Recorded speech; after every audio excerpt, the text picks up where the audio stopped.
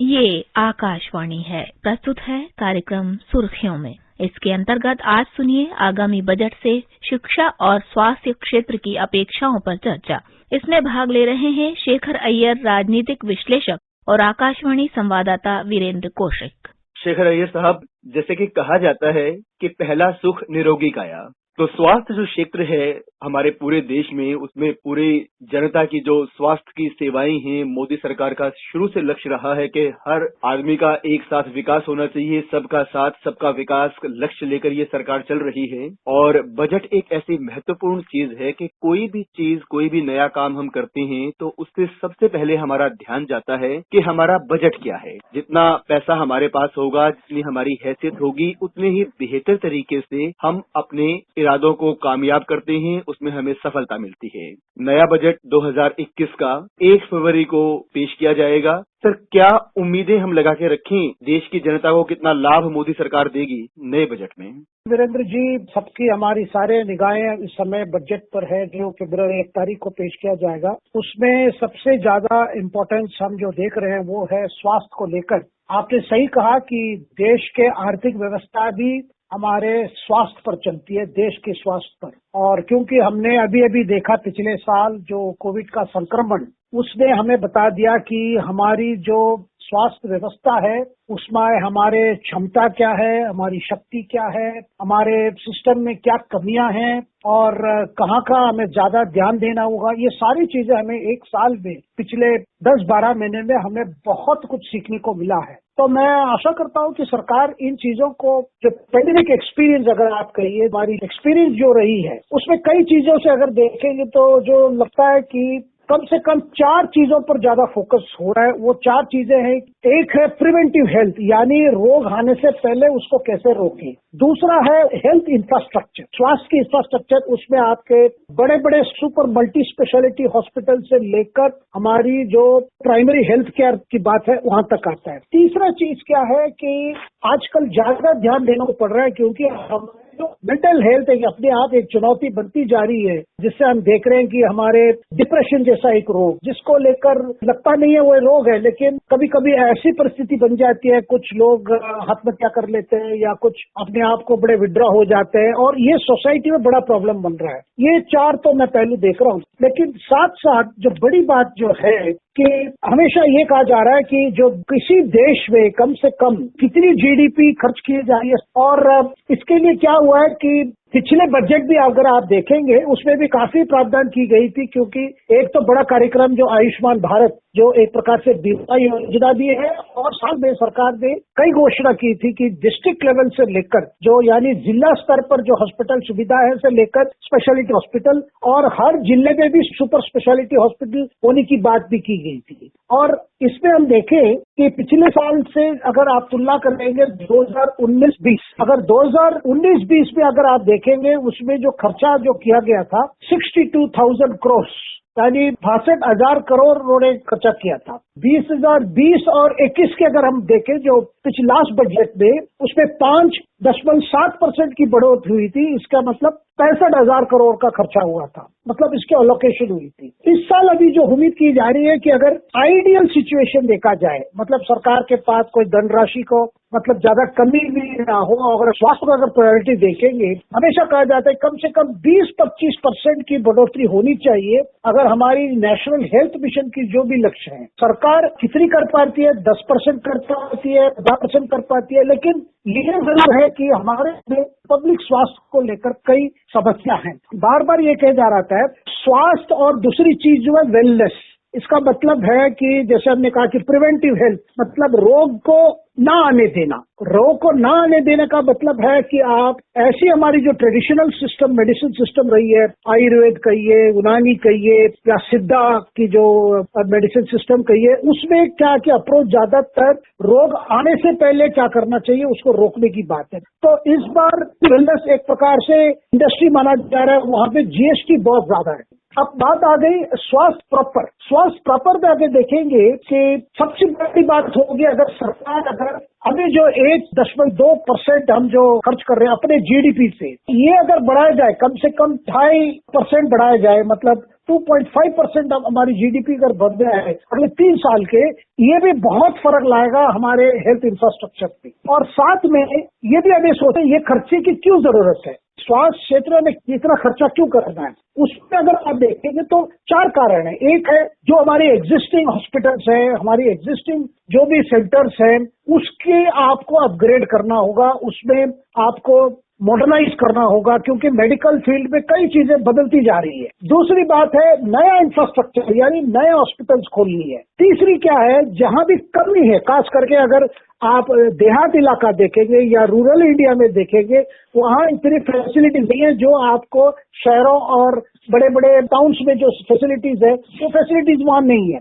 और इसमें सरकार का ध्यान हमेशा रहा है कि जो 4 मिशन जो चल रहे हैं, एक है आपके नेशनल डिजिटल हेल्थ मिशन, और दूसरा है तो हमने जैसे बताया आयुष्मान भारत, तीसरा कोविड को लेकर भी एक बड़ा मिशन शुरू हुआ है जिसको कहते हैं मिशन कोविड सुरक्षा। तो ये 3 मिशन में लगता है कि इतना खर्च हो रहा है, कम से कम अगर दुगुण भी ना कर पाए हमें और ज्यादा भी करने की बहुत आवश्यकता है। शेखर साहब, ऐसा कहा जाता है कि एक स्वस्थ शरीर में ही एक स्वस्थ मस्तिष्क जो है वो विद्यमान होता है। हमारा दिमाग तभी स्वस्थ होता है जब हम शारीरिक रूप से स्वस्थ होते हैं, और सरकार काफी कुछ इस दिशा में कर रही है। दूसरा, आपने बताया कि जो प्रिवेंटिव हेल्थ यानी कि परहेज बेहतर है इलाज से। इसके साथ साथ मोदी सरकार के जो दूसरे कार्यों का अगर मैं उल्लेख करूं कि स्वास्थ्य बीमा योजनाओं के क्षेत्र में भी सरकार काफी ध्यान देती है, और जहां प्राथमिक जो स्वास्थ्य केंद्र हैं उनको भी स्वास्थ्य और कल्याण केंद्र उन्होंने बनाने की घोषणा की है और दिशा में बेहतर काम कर रही है।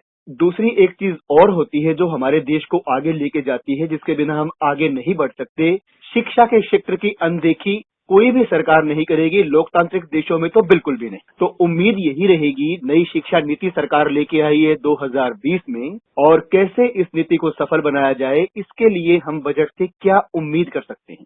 पिछले साल हमने देखा कोविड की वजह से सारे स्कूल्स और कॉलेज बंद हो गए थे, और अभी भी पूरे खुले नहीं है। अभी भी कई राज्यों ने 9th क्लास की, कोई 10th क्लास की, कोई 12वीं, कोई 11वीं, ऐसी करके धीरे धीरे, इसका मतलब पिछले 10 महीना बच्चे स्कूल नहीं जा पाए। इस बीच में उनकी बोर्ड एग्जाम्स भी दे दिए, लेकिन पढ़ाई रुकी नहीं, कम से कम शहरों में रुकी नहीं। इसका कारण ये था ई लर्निंग या कंप्यूटर के माध्यम से ऑनलाइन तक शिक्षा दी गई थी। इसमें हमारे टीचर्स भी अपने घर से ही पढ़ाई भी की है और बच्चे भी अपने घर से पढ़ाई की है। इसमें एक बड़ी बात क्या है कि ऐसी ऑनलाइन एजुकेशन जो है, जो हमें पेंडेमिक में एक मजबूरी से हमें करना पड़ा, उस ऑनलाइन में भी एक बड़ा गैप हुआ, क्योंकि हमेशा शिक्षा एक चीज ऐसी है, इसकी राइट एक्सेस होनी चाहिए और सबको एक्सेस मिलनी चाहिए। इसमें गरीब परिवारों को बहुत दिक्कत हुई, क्योंकि उनके पास कंप्यूटर नहीं है, लैपटॉप नहीं है। कई परिवार में ये सब नहीं है। कुछ परिवार में, गरीब परिवार में अपने मोबाइल के माध्यम से बच्चे ने पढ़ाई की है। लेकिन सवाल आता है कि क्या ये कोविड के बाद हम ऐसे पैसे इसके लिए लॉकेट कर सके जहां पे एक परमानेंट ऑनलाइन के सुविधा और एक मजबूती से एक डिजिटल एक इंफ्रास्ट्रक्चर बना सकते हैं। शेखर साहब, मैं ध्यान दिलाना चाहूंगा एक फैक्ट की तरफ कि केंद्र और राज्य सरकार के सहयोग से शिक्षा के क्षेत्र में देश की जीडीपी के लगभग 6% हिस्से के बराबर को जो है वो निवेश का लक्ष्य रखा गया है। तो क्या इस बजट से हम उम्मीद करते हैं कि उस लक्ष्य की प्राप्ति सरकार करना चाहेगी? देखिए, अभी तो 3.1% की बात अभी तो है। आज जीडीपी खर्चा इतना ही है, और वो खर्चा भी ज्यादातर गवर्नमेंट एडेड स्कूल्स की जाता है। और हमने देखा कि पिछले साल 5% जो लोकेशन पिछले साल से ज्यादा बढ़ा, यानी अभी बन गया था 99,000 करोड़, यानी लगभग 1 लाख करोड़ तक पहुंच गया था। और क्योंकि शिक्षा नीति इस बार लागू हुआ है, इसमें जो प्रावधान है, इसको इम्प्लीमेंट करने के लिए जो नए तरीके से जो भी शिक्षा की जो टेक्नोलॉजी कहिए, नए कोर्सेस कहिए, और भी जो इंस्टीट्यूशन की जो मदद की जरूरत है, इसका मतलब 1 लाख करोड़ का तो ज्यादा पार करना ही है एलोकेशन। आपका बहुत बहुत शुक्रिया, धन्यवाद। अभी आप सुन रहे थे आगामी बजट से शिक्षा और स्वास्थ्य क्षेत्र की अपेक्षाओं पर चर्चा। इसमें भाग ले रहे थे शेखर अय्यर, राजनीतिक विश्लेषक, और आकाशवाणी संवाददाता वीरेंद्र कौशिक। ये कार्यक्रम आकाशवाणी के समाचार सेवा प्रभाग द्वारा प्रस्तुत किया गया। इसे आप हमारे mobile app news on AIR पर भी सुन सकते हैं। इस कार्यक्रम के संबंध में अपनी प्रतिक्रिया आप हमें ईमेल कर सकते हैं। पता है airnsdtalks@gmail.com। ये कार्यक्रम फिर से सुनने के लिए लॉग ऑन करें हमारी website newsonair.com। This is All India Radio. In the program Spotlight, now we bring you a discussion on economic survey. The participants are A.K. Bhattacharya, economic analyst, and Shishir Sinha, journalist. Mr. Bhattacharya, my first question to you, what is the biggest takeaway from the economic survey for fiscal year 2020-2021? The biggest takeaway from the economic survey for 2020-21 is about what is going to be the fiscal policy strategy for not only next year, but also a couple of years ahead. I will explain to you why I say that. This survey has been presented just 3 days before the budget for 2021-22 will be presented in Parliament, that is on Monday, 1st February. Now, there has been a debate that preceded it and still continuing, which is that should the government be spending more money or not to not only revive growth, but also capitalize on the early signs of recovery that one has seen in different parts of the economy. As you would know, that the current year, the government's additional expenditure has been very, very small on the government account. The government account additional expenditure is just about less than 2% of GDP. And even if you take a look at the government expenditure in the current year so far, for which data is available till November, the increase in government's total expenditure compared to what the government spent in the same time in 2019-20, the increase is only about less than 5%. So there is this debate going on, and I think the economic survey sets at rest this debate over should the government be spending more or not. The economic survey in unequivocal terms says that there is need for maintaining an expansionary fiscal policy. In plain English language, this means that the government should not really worry about its fiscal deficit. That is, to my mind, is the biggest takeaway. And along with that, it says that if you want to take advantage of the revenue buoyancy that is likely to happen because of 11% real terms growth that is expected next year, you must maintain expenditure support and initiate more reforms. So this, to my mind, is the biggest takeaway from the economic survey that was presented a day ago. Mr. Bhattacharya, you are talking about fiscal expansion, but do you think that we have room available for that?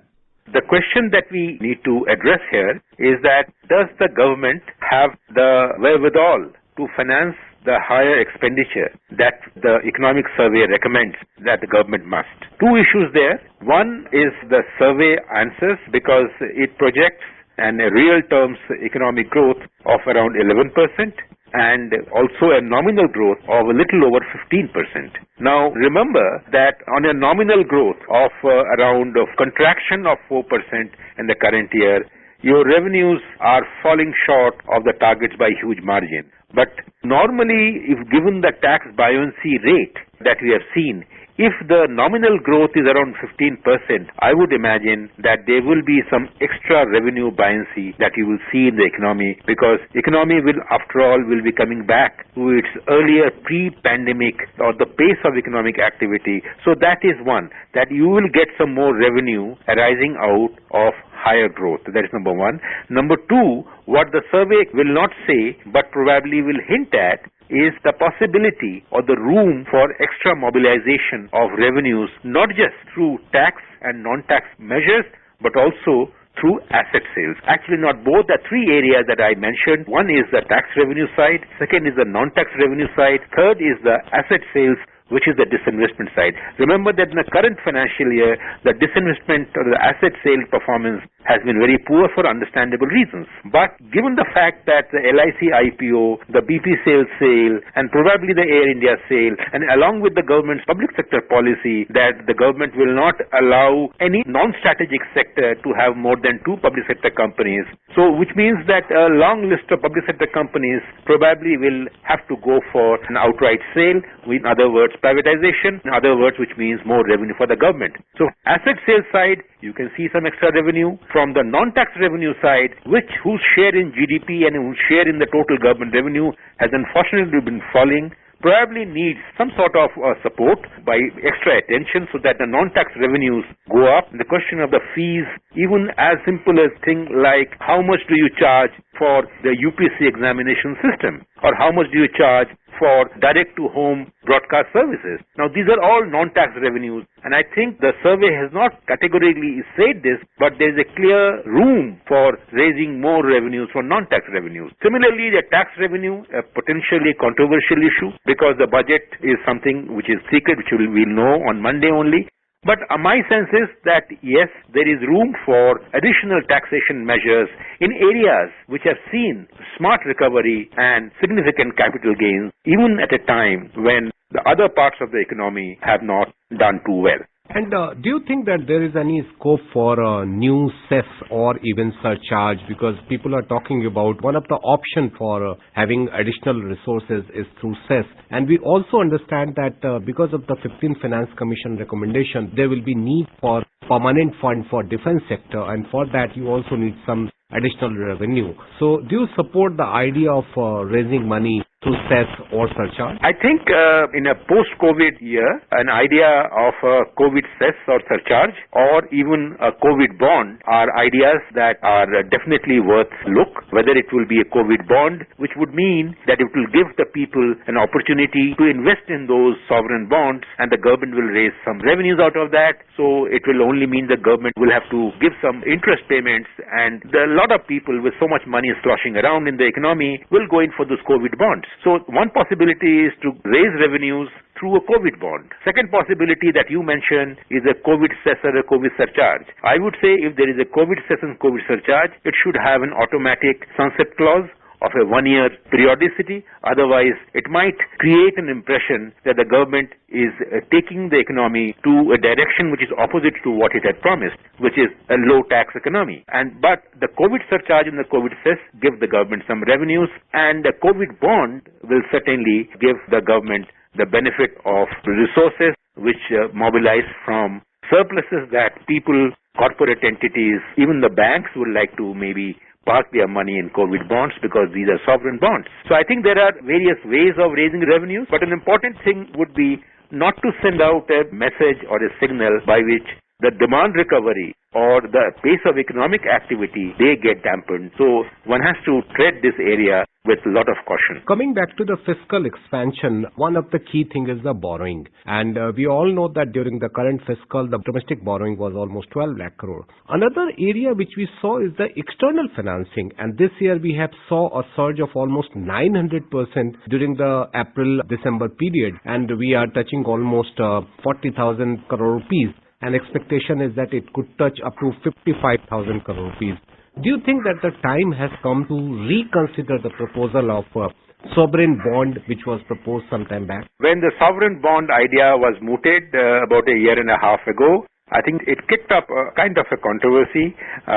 It raised concerns over the Indian economy or the Indian government's exposure to risks arising of external financing of the government activity to that extent. Even without those sovereign bonds, as you rightly pointed out, the government's share in external financing in overall borrowing requirement of the government has seen dramatic rise. My view is at this point in time, it's a small amount compared to overall borrowing level of 12 lakh crore. But I think given the fact that you are exposing the sovereign to international financial risks, I would tread such a path very cautiously. And most important thing is that you must borrow it for productive purposes. But unfortunately, we have not always borrowed only for productive purposes. So therefore, one has to tread it with caution. Having said that, let me also say that the economic survey does prepare the ground for more external financing for meeting the fiscal deficit by raising this issue of how international credit rating agencies have actually not done justice inherent fundamentals of the Indian economy and how their ratings do not reflect the basic strength of the Indian economy, the kind of factors that go into the rating of other countries at a similar stage of economic development have not been extended to the Indian economy. So I think the survey touch upon this issue in an indirect way and probably suggests that the rating agencies not being fair to us.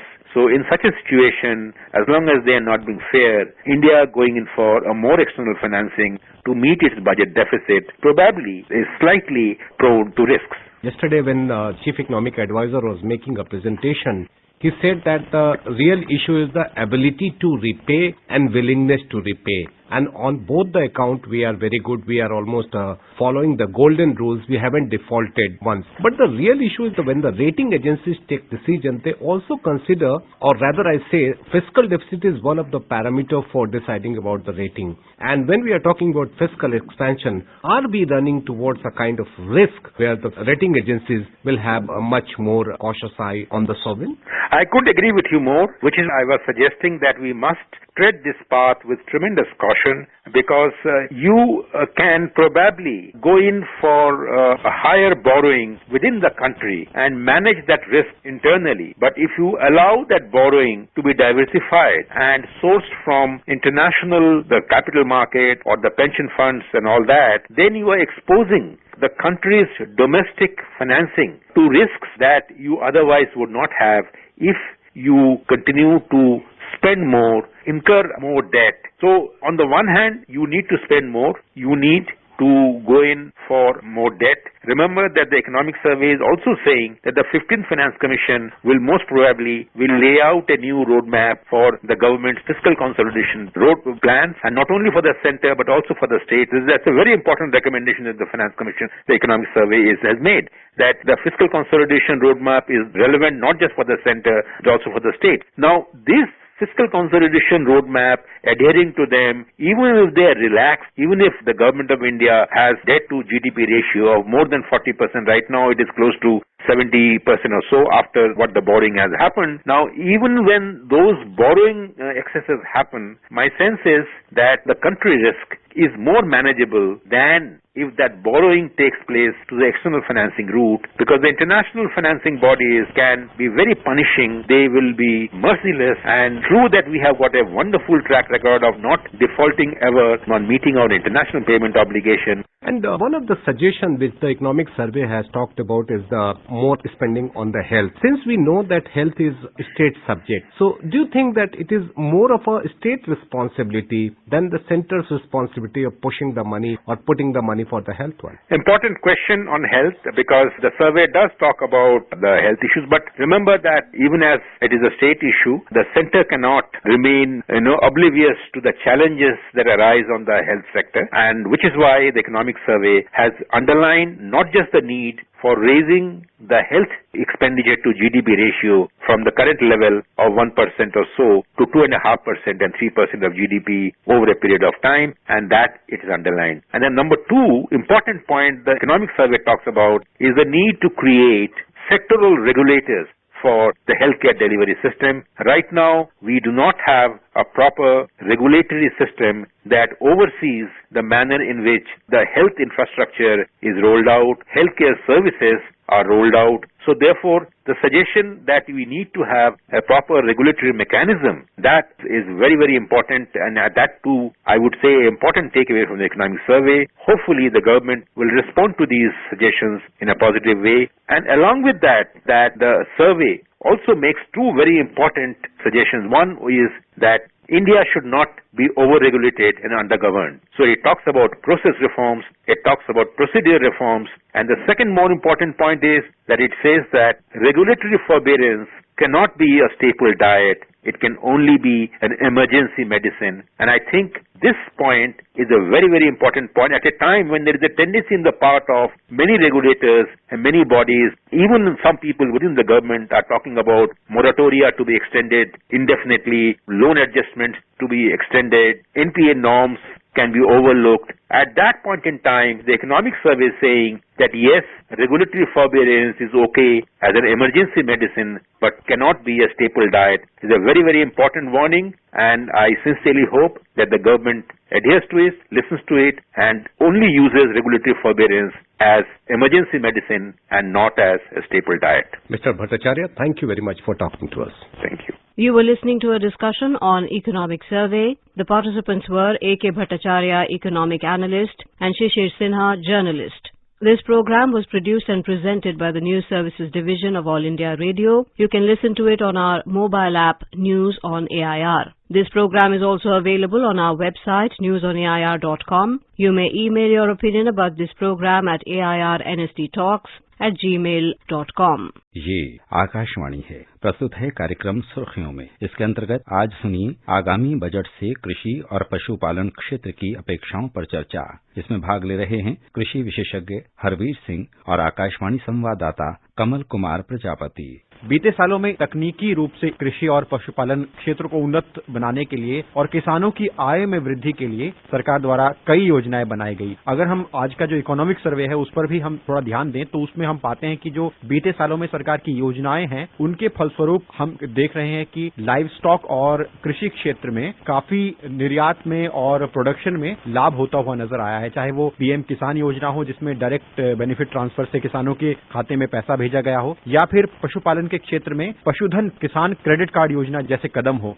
Harvir Singh ji, अगर हम पिछले budget का अवलोकन करें तो हम पाते हैं कि वित्त मंत्री द्वारा पिछले बजट में जो सरकार की योजनाएं हैं उन्हें विस्तार दिया गया था और 16 बिंदु प्रस्तुत किए गए थे जो इस बात पर जोर देते हैं कि कृषक सिर्फ फसल उपजाने वाला न रहे बल्कि तकनीकी रूप से सशक्त हो और बाजार तक उसकी पहुंच हो। तो ये आने वाला बजट है, इसमें हम कृषि क्षेत्र से खासतौर पर क्या अपेक्षाएं रख सकते हैं?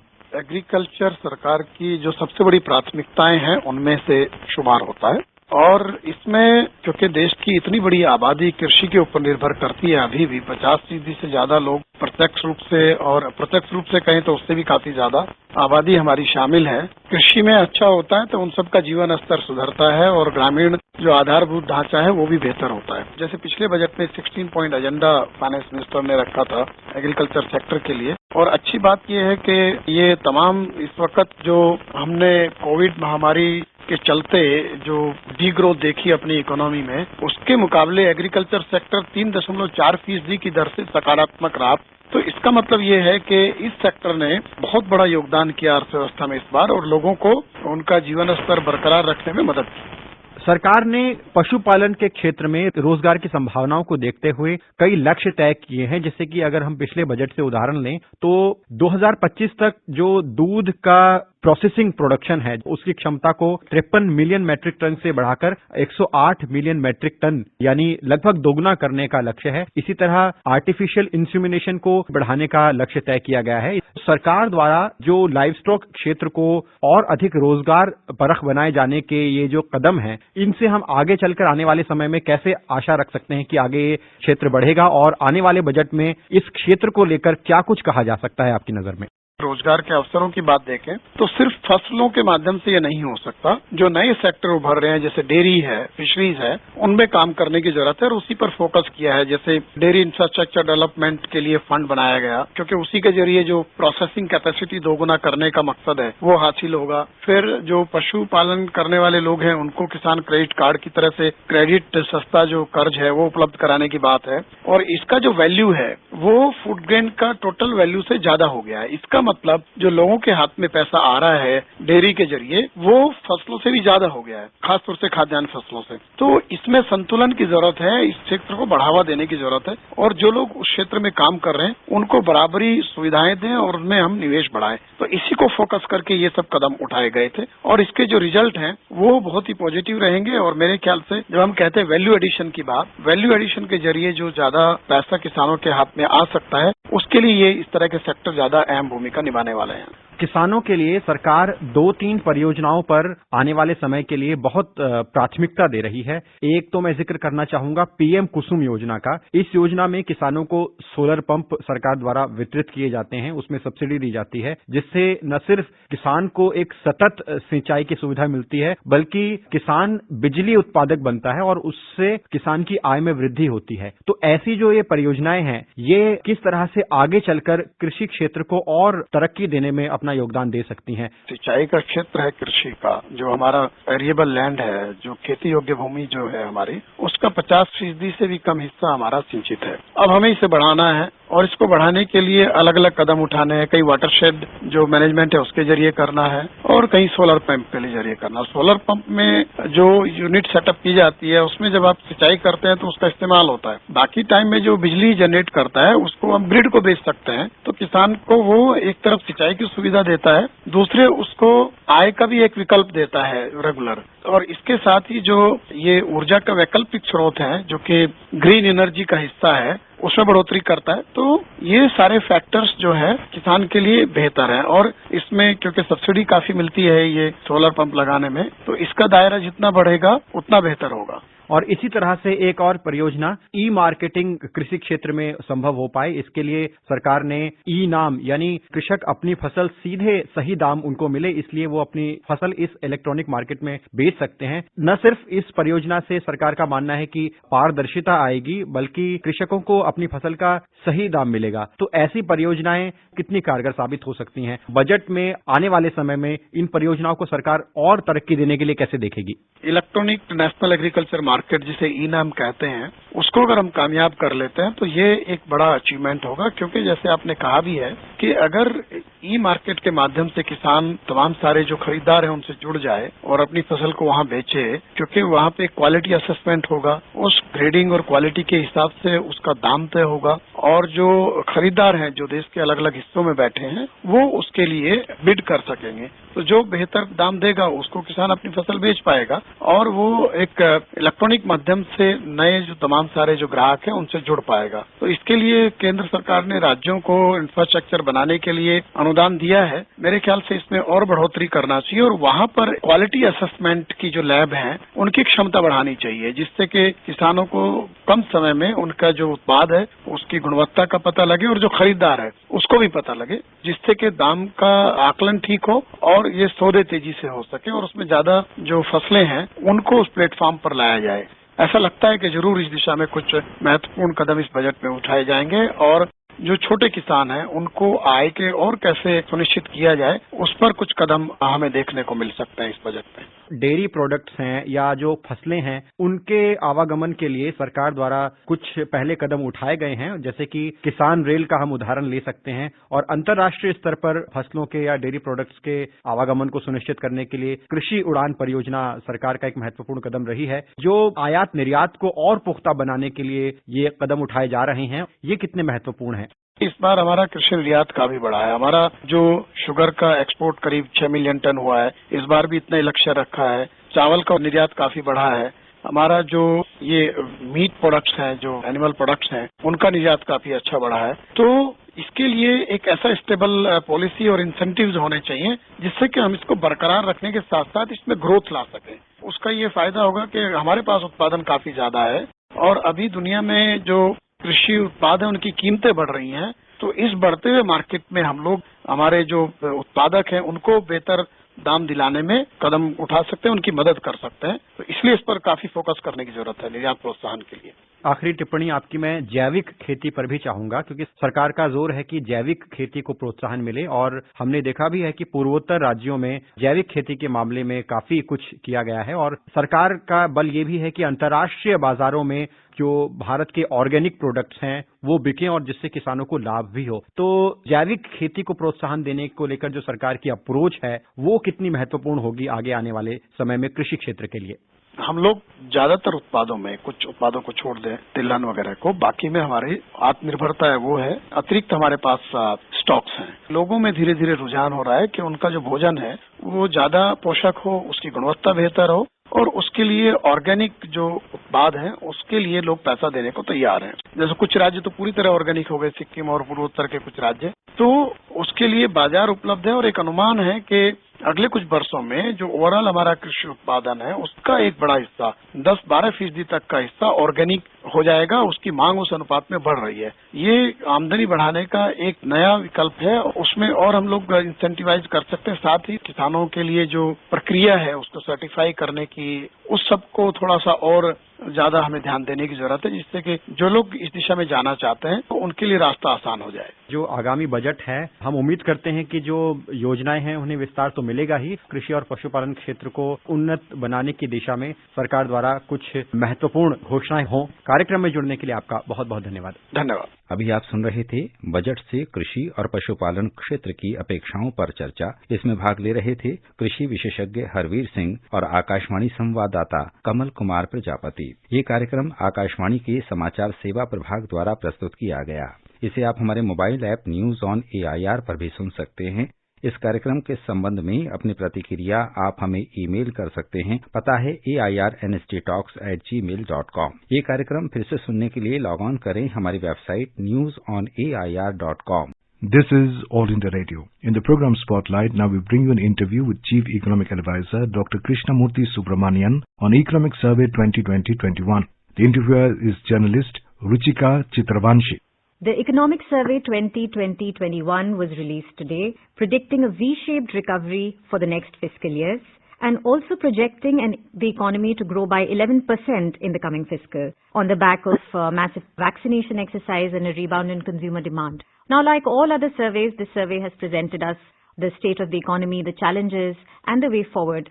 The survey has talked about India's pandemic response, which has been focused on saving lives and livelihood. And also it has talked about the benefits of the lockdown in containing the spread of the pandemic in the country, which helped us get back to reviving the economy, and also talks about the 4-pillar strategy of containment, fiscal, financial, and long-term structural reforms that the government took to get control over the situation.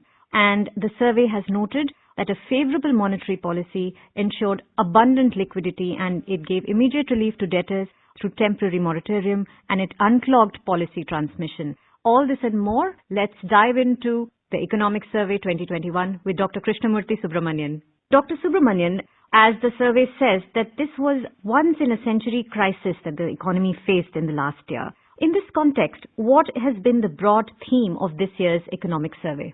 The response that the government came up with was a very mature, measured one, based on some key principles that India has faced to since the ages. One of those, in the Mahabharata mentioned that apadi pranaraksha hi dharmasya pratham ankuraha. What that means is, apada means difficulty. So when a life is in danger, saving those lives is the origin of dharma, something that we all take very seriously, dharma. So faced with this unprecedented pandemic, our dharma was to actually save human lives. Now, this is also backed by economic research, which I had the privilege of learning at the University of Chicago, and Robert Hanson and Tom Sargent in their paper in 2001, which actually was part of the Nobel Prize citation, both of them Nobel laureates, who taught me at the University of Chicago, say that when faced with enormous uncertainty, the right policy is to minimize large losses. And when faced with the pandemic, that large loss was the loss of life. And that's where India, by combining what the Mahabharata advocates as the right dharma and the learning from economic and epidemiological research, implemented a very, very, very early and strict lockdown. India implemented that lockdown even before we had crossed 100 cases. Right. Because epidemiological research shows that the early lockdown is what really generates the bang for the buck. And in all this, India actually was willing to take some short-term pain for long-term gain. So that is, I think, what is the fundamental principle that has guided India's response. And, history will look back at this, and not only India, but other countries also will learn from the way in which, policy response was done in a mature manner. Absolutely. The survey talks of an expansionary fiscal policy. What should be done to derive benefits out of such a policy? So, first aspect that the chapter recognizes is that intrinsically there are ups and downs in an economy, and counter-cyclical fiscal policy essentially the idea is that when the economy is doing well, and the private sector therefore is doing well as well, the government can step back, does not need to actually spend as much. That's a good time for fiscal consolidation. But when the economy is not doing well, if it's a slowdown or a recession, that is when the government needs to step in to actually fill the void, because the private sector is typically not doing very well. So our kings and nawabs also used to implement such policies, which is, those of you who are from Lucknow and others also would know. Yes, in fact, yes. Lucknow's Imambada was built when there was a famine, in 1874 by Nawab Asaf-ud-Dawla as a famine relief program. That's basically the government spending when there is a bad time. That's the basic idea that the survey is recommending. In fact, that gave the slogan, the Jisko na de Maula usko de Asaf-ud-Dawla. I am from Lucknow, so I'm aware of that story, Dr. Subramaniam. But there is also a danger of inflation, you think, and what can be done about it? How serious could the threat of inflation be if the policy is expansionary? So here's where I think, again, India's policy response was a holistic one. India recognized that the impact on the economy is both from the demand side and from the supply side. And supply side, therefore, there were a lot of reforms that were implemented, structural reforms, to ensure that supply side problems are taken care of.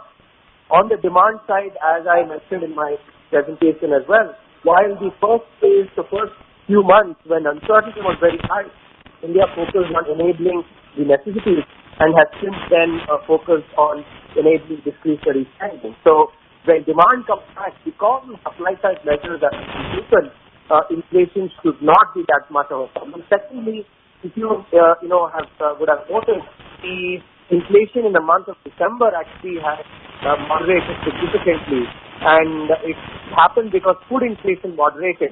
It was food inflation that actually led to CPI inflation itself, and the moderation of that food inflation has in turn moderated CPI inflation. And here's where the emphasis on the agricultural reform, I think, is very important, because that really enables supply in the food economy and can thereby actually avoid episodes of inflation that translate into CPI inflation. So going forward, I do actually expect that the food inflation should ease, because it was caused by the lockdown and the impact of that on food supply. And as the unlock phase has been proceeding, I think this should definitely come under control.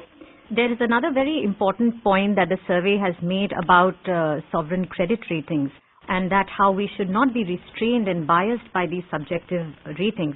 What should be done to get out of rating agencies which are not reflecting India's fundamentals? India should focus on what is right, and that is fiscal policy and focus on growth. That's the key point. You've also talked about that how regulatory forbearance is an emergency medicine and not a staple diet. Can you elaborate on what should be the strategy going forward for the banks in terms of the NPAs, etc.? So the key idea here is that if emergency medicine gets converted into a staple diet, then instead of doing good to the system, it actually harms the system, and that is something that has to be avoided. During the global financial crisis, there was regulatory forbearance that was provided, and the lessons that are learned from that episode must be implemented, because there's another forbearance that has been provided now, and therefore we should ensure that timing of the withdrawal of the forbearance is such that the health of the banking sector is enabled. Also, you talk about the process reforms, and the survey says that India overregulates the economy, which results in regulations being ineffective, even with relatively good compliance with the process. What are the steps that can be taken in order to balance discretion with transparency and not be an overregulated economy? So I think the first thing to understand is that, as the Nobel Prize winning research on incomplete contracts has highlighted, that real world contracts are never complete, and as a extension, therefore, real world regulations are also not complete. In our effort to try and create a complete piece of regulation, we keep adding more and more features, and thereby make regulation very, very in excess leads to lower to an opaque discretion in particular, and that is something. So the origin is from excessive regulation. This is something that we have to avoid. The other thing that that the survey talks about are the major structural reforms that have been undertaken as part of the Atmanirbhar Bharat package. And we've seen that in several tranches, government has announced the Atmanirbhar package. Does the survey believe that the Atmanirbhar Bharat should encourage high tariffs? The emphasis on the survey is on, a high level of spending at this point in time. Tariff is something that last year's economic survey had covered on, the network products. The main idea was that enabling network product industries is something that is important. I think if you look at the Atmanirbhar Bharat initiative, it is about two key aspects. On the tariff front. One is that the tariffs have been imposed primarily on finished goods, not on intermediate or raw materials, which basically makes export uncompetitive. Secondly, it is also important for us to take into account that fair competition is not about allowing an 18-year-old to actually compete with a 5-year-old. I think it is important that fair competition is one where the 5-year-old is allowed to grow to become an 18-year-old, but make it very clear to the 5-year-old that we're not going to pretend you to be a 5-year-old all the time. The survey, in a very fitting manner, after the country has been through the worst of the pandemic, has said that the healthcare is finally on the center stage. Now, the survey also talks about how states have a big role to play. And we've been talking about how the share of health spend needs to increase as part of the GDP. How do you see this happening? How will the state and the center come together to achieve this goal? So, on healthcare, because health is a state subject, the onus is a lot more on states to enhance their spending. If you look at the collective spending of center plus states, on healthcare, it is about 1% of GDP, and what the survey is saying that it needs to be increased to 2.5% of GDP, so that the out-of-pocket expenses that households have to bear, goes down from about 60% of overall healthcare spending to about 30%.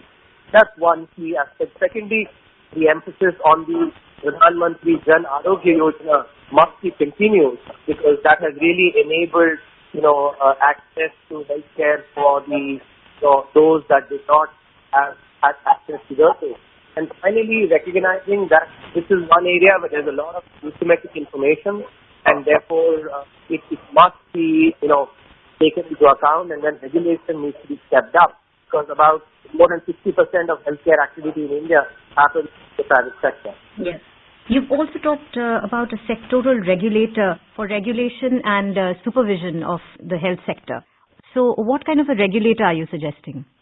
We're drawing a parallel. For instance, if you take the banking sector, the financial, in general finance itself, it's a regulated sector because there's a lot of asymmetric information problems, and this leads to failure of markets, of free markets, just free markets. A similar, thing is also required in healthcare. Countries across the globe have actually now recognized this, and therefore, have gone towards having a sectoral regulator. I think that is important in the healthcare context as well. The survey has laid out our strengths and also some of the challenges that we are facing, suggesting some very specific measures that the government has to take in terms of its fiscal policy, not bothered about what the credit rating agencies are saying, and also continue on this growth path with investment in infrastructure, healthcare sector, and also the structural reforms as part of the Atmanirbhar Bharat package that need to be taken forward. Thank you so much, Dr. Subramaniam, for taking out the time and putting in perspective so many ideas that have been put forth in this economic survey. Thank you so much. Thank you. You were listening to an interview with Chief Economic Advisor Dr. Krishnamurthy Subramanian on Economic Survey 2020-21. The interviewer was journalist Ruchika Chitravanshi. This program was produced and presented by the News Services Division of All India Radio. You can listen to it on a mobile app, News on AIR. This program is also available on our website, newsonair.com. You may email opinion about this program at airnsdtalks@gmail.com. ये आकाशवाणी है। प्रस्तुत है कार्यक्रम सुर्खियों में। इसके अंतर्गत आज सुनिए 2021 में भारत के लिए संभावित 11.5% आर्थिक वृद्धि दर पर चर्चा। इसमें भाग ले रहे हैं शुभमोय भट्टाचार्य जी और आकाशवाणी संवाददाता कमल कुमार प्रजापति। अंतर्राष्ट्रीय मुद्रा कोष ने इस वर्ष भारत की आर्थिक वृद्धि दर 11.5% रहने का अनुमान व्यक्त किया है। यदि यह अनुमान सही साबित होता है तो कोविड-19 के संकट में भारत दुनिया का एकमात्र ऐसा देश होगा जिसकी वृद्धि दर 10% से ज्यादा होगी। इस अनुमान ने फिर से भारत को सबसे तेजी से विकसित हो रही अर्थव्यवस्था वाला देश बना दिया है। अगर दूसरे देशों से तुलना देखें तो मुद्रा कोष द्वारा बताए गए ताजा अनुमान में चीन की वृद्धि दर 8.1% आंकी गई है, जबकि स्पेन की 5.9 और फ्रांस की 5.5% आर्थिक वृद्धि दर रहने का अनुमान है। मिस्टर भट्टाचार्य, ये आर्थिक वृद्धि दर का अनुमान अंतर्राष्ट्रीय मुद्रा कोष द्वारा आंका गया है। इसमें दो बातों पर खासतौर पर आज सुबह से अखबारों में और आर्थिक विश्लेषकों द्वारा टिप्पणियां देखने में आ रही हैं। एक तो जो IMF के मैनेजिंग डायरेक्टर हैं, उनका जो कोट था हाल ही में, भारत ने कोविड महामारी के दौरान जो प्रोत्साहन दिया है इकोनॉमी को और इस संकट में जिस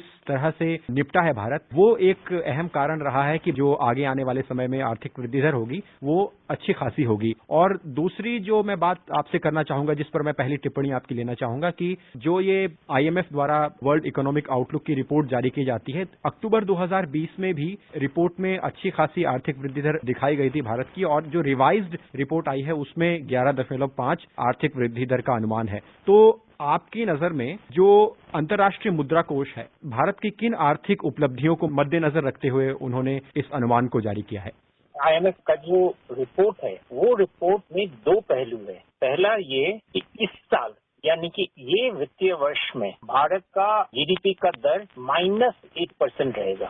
अगले साल यानी कि 2021 में, जो इसको हम मोटा मोटी मानते हैं हमारे जो 21-22 का जो फाइनेंशियल ईयर है उससे हम ऑलमोस्ट एक साथ मान के चलते हैं। हालांकि IMF कैलेंडर ईयर लेता है और इधर हम लोग फाइनेंशियल ईयर लेते हैं जो अप्रैल से मार्च तक का पीरियड होता है। इन तीनों को एडजस्ट करते हुए अगले साल के लिए उन्होंने आंका है कि ये 11% से ऊपर रहेगा। तो इसमें दो चीज बन जाता है। एक कि हमारा इस साल का जो उन्होंने फिगर दिया है उसको मैं ज्यादा इम्पोर्टेंस इसलिए देता हूं क्योंकि एक समय में ये सोचा गया था कि भारतीय अर्थव्यवस्था कोविड के झटके की वजह से माइनस इसकी जो कंट्रैक्शन होगी वो डबल डिजिट में होगी, यानी कि वो 10% से ज्यादा, कुछ हद तक कई सारे अंक आ गए थे। उसमें इम्प्रूव करके IMF अभी कह रहे हैं कि -8% का ग्रोथ रहेगा, -8% का GDP का कंट्रैक्शन रहेगा। यानी कि GDP में संकोचन तो होगा, लेकिन वो संकोचन सिर्फ उतना ही होगा जितना इकोनॉमी अपने आप को संभलते हुए काफी एक मुश्किल जगह से निकलते हुए जितना कर पाए, उसका एक छवि है। क्योंकि यही छवि बताता है कि अगले साल अगर इसी रफ्तार से, इसी बेस से अगर हम चले तो चेहरा पूरा बदल जाता है। IMF का कहना है कि ये जो कंट्रैक्शन है, अगले साल की जो ग्रोथ है उसमें ज्यादा उछाल देखी जाएगी, लेकिन ये तो सारे देशों में उछाल देखी जाएगी। सभी देशों का करीब करीब नेगेटिव चल रहा है। तो IMF का रिपोर्ट का इम्पोर्टेंस ये है कि IMF ये कह रहे हैं वर्ल्ड इकोनॉमिक आउटलुक में कि भारत में, जिसका आपने जिक्र किया, कई ऐसी चीजें किए गए हैं जो आर्थिक गतिविधि को फिर से पटरी पे लाने के लिए काफी सहायतापूर्ण सिद्ध हुआ है। और इसी वजह से अगले साल ग्रोथ का जो फिर से जो रिबाउंड आएगा, वो रिबाउंड, भारत का रिबाउंड बाकी दूसरे देशों से काफी ज्यादा उछाल आएगा। Mister Bhattacharya, reserve bank of India ने भी हाल ही में कुछ ऐसी वजहें गिनाई जिनसे प्रतीत होता है कि कोविड महामारी के बावजूद जो हमारी अर्थव्यवस्था है उसका प्रदर्शन बेहतर है। जो GST कलेक्शन है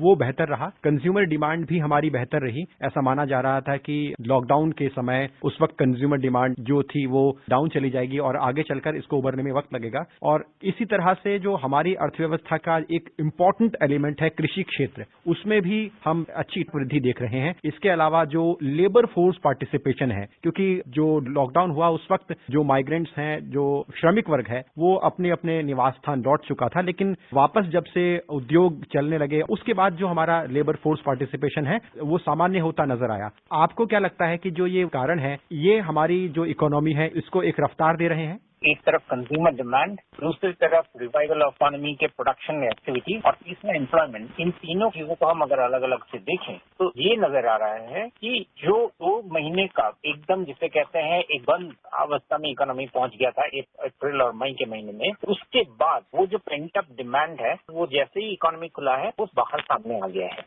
लेकिन खुशी की बात यह है कि उसकी वजह से जो उछाल आया है, उछाल से उसी की वजह से नहीं चल रहा है। दिसंबर महीने के जो डेटा दिख रहे हैं उससे ये प्रतीत होता है कि इकोनॉमी में सचमुच ही कई सारे बिंदुओं में रिवाइवल ऑफ प्रोडक्शन काफी गति पकड़ दिया है। साथ में एक चीज का पकड़ना बहुत जरूरी है, वो है कंज्यूमर डिमांड। हम एक्सपेक्ट कर रहे हैं कि कंज्यूमर डिमांड जो रिवाइवल हुआ था फेस्टिवल सीजन में कई सारे क्षेत्रों में, वो और विस्तृत हो जाएगा। अभी उसको आने के लिए सबसे बड़ी जो जरूरी है वो ये कि एम्प्लॉयमेंट में, जिसका आपने जिक्र किया था कि बहुत सारे माइग्रेंट लेबरर्स और भी बहुत सारे जो लो इनकम वर्कर्स हैं जिनके नौकरी चले गए थे, जिनका सेल्फ एम्प्लॉयमेंट के यूनिट से बंद हो गए थे, एमएसएमई क्षेत्र में प्रेशर आया था, वो प्रेशर कुछ हद तक रिलीफ हो रहा है। जैसे कि कंस्ट्रक्शन सेक्टर, रियल एस्टेट के बाकी सारे सेक्टर, इन सारे रिटेल सेक्टर में यहाँ पे जब काम का दौर आगे बढ़ता है तो निश्चित ही वहाँ पर बहुत और लोगों का एम्प्लॉयमेंट के चांसेस आएंगे। यानी कि हमारी इकोनॉमी में इस वक्त प्रोडक्शन का दौर फिर से वापस आ गया है। डिमांड कुछ कुछ क्षेत्रों में जाग उठा है और काफी अच्छी तरह से जाग उठा है, कुछ कुछ क्षेत्रों में अभी भी जागना बाकी है और इसमें एक बहुत बड़ा रोल प्ले कर रहा है ये जो वैक्सीनेशन का जो खासकर इसमें सरकार का जो बहुत बड़ा इनिशिएटिव अभी सब काम कर रहा है। जिस तेजी से वैक्सीनेशन का दौर चल रहा है ये जनजीवन में बहुत कॉन्फिडेंस का स्रोत धीरे धीरे पैदा कर रहा है। जिस तरह से वैक्सीनेशन अभी 2 मिलियन से ज्यादा लोगों को लग चुका है, ये एक बहुत बड़ा एफर्ट है सरकार का, खासकर सर्विसेज सेक्टर में जहाँ पे लोगों को एक दूसरे के साथ मिलकर काम करना पड़ता है। होटलों में, रेस्टोरेंट में, इवेंट्स में, किसी भी जगह पे छोटे से छोटे दुकानों या बड़े जगहों जहाँ पे लोगों को एक दूसरे के साथ खड़ा होना जरूरी होता है, वहाँ पर इसका पॉजिटिव इफेक्ट काफी नजर आएगा। आखिर में एक छोटी सी टिप्पणी मिस्टर भट्टाचार्य आपकी मैं आत्मनिर्भर भारत अभियान पर भी चाहूंगा, क्योंकि 12 मई 2020 को प्रधानमंत्री द्वारा इस अभियान का आह्वान किया गया और जैसा कि आपने वैक्सीनेशन का जिक्र किया, इसी तरह से इस अभियान में भारत की फार्मास्यूटिकल सेक्टर को और विकसित करने और जो हमारा रॉ मटेरियल होता है उसके उत्पाद को और बढ़ाने पर जोर दिया गया और भी कई बातों पर इसमें जोर दिया गया, जैसे कि जो हमारा कृषि क्षेत्र है उसके लिए एग्री इंफ्रास्ट्रक्चर फंड यानी उसमें 1 लाख करोड़ रुपए के पैकेज का प्रावधान किया गया। व्यापार क्षेत्र के लिए इमरजेंसी क्रेडिट फैसिलिटी 100% उसकी घोषणा की गई। तो आत्मनिर्भर भारत अभियान के जो प्रावधान है उसमें जो विजन है उसको आप आगे चलकर भारत की जो इकोनॉमी है उस दृष्टि से कैसे आप इस अभियान को महत्वपूर्ण मानते हैं? बहुत ही महत्वपूर्ण है और सबसे बड़ा रोल बन जाता है प्राइवेट सेक्टर का। सरकार अपनी तरफ से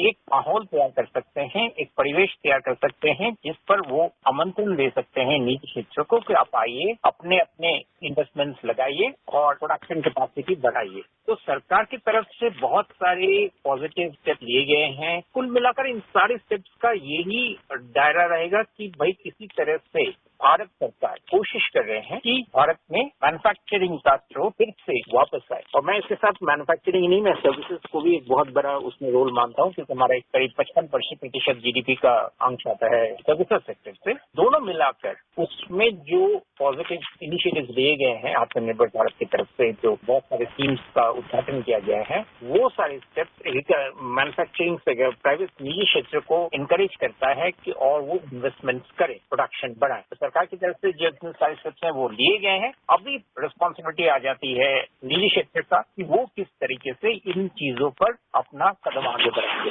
अंतर्राष्ट्रीय मुद्रा कोष की जो ये रिपोर्ट है, ये अनुमान है, एक हमारी अर्थव्यवस्था के लिए प्रोत्साहन जरूर है और आगे चलकर जो कदम है उनके हम परिणाम सही साबित होते हुए भी देखेंगे इस अनुमान में जो कहा गया है। और जो आने वाला बजट है उसमें भी हम कई और आर्थिक सुधारों को लेकर जो सरकार का विजन है, बजट में भी हमें वो विजन देखने को मिलेगा। कार्यक्रम में जुड़ने के लिए आपका धन्यवाद। धन्यवाद। अभी आप सुन रहे थे 2021 में भारत के लिए संभावित 11.5% आर्थिक वृद्धि दर पर चर्चा। इसमें भाग ले रहे थे शुभमोय भट्टाचार्य जी और आकाशवाणी संवाददाता कमल कुमार प्रजापति। ये कार्यक्रम आकाशवाणी के समाचार सेवा प्रभाग द्वारा प्रस्तुत किया गया। इसे आप हमारे mobile app news on AIR पर भी सुन सकते हैं।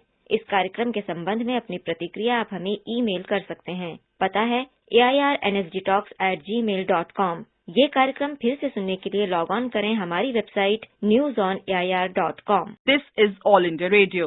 In the program Spotlight, now we bring you a discussion on prospects of 11.5% growth rate for India. The participants are Shubhmoy Bhattacharjee, Economic Analyst, and Arjun Chaudhary, EIR Correspondent. Today we will have our discussion on the revision of the 2021 forecast as far as India's economy is concerned by the International Monetary Fund, the IMF.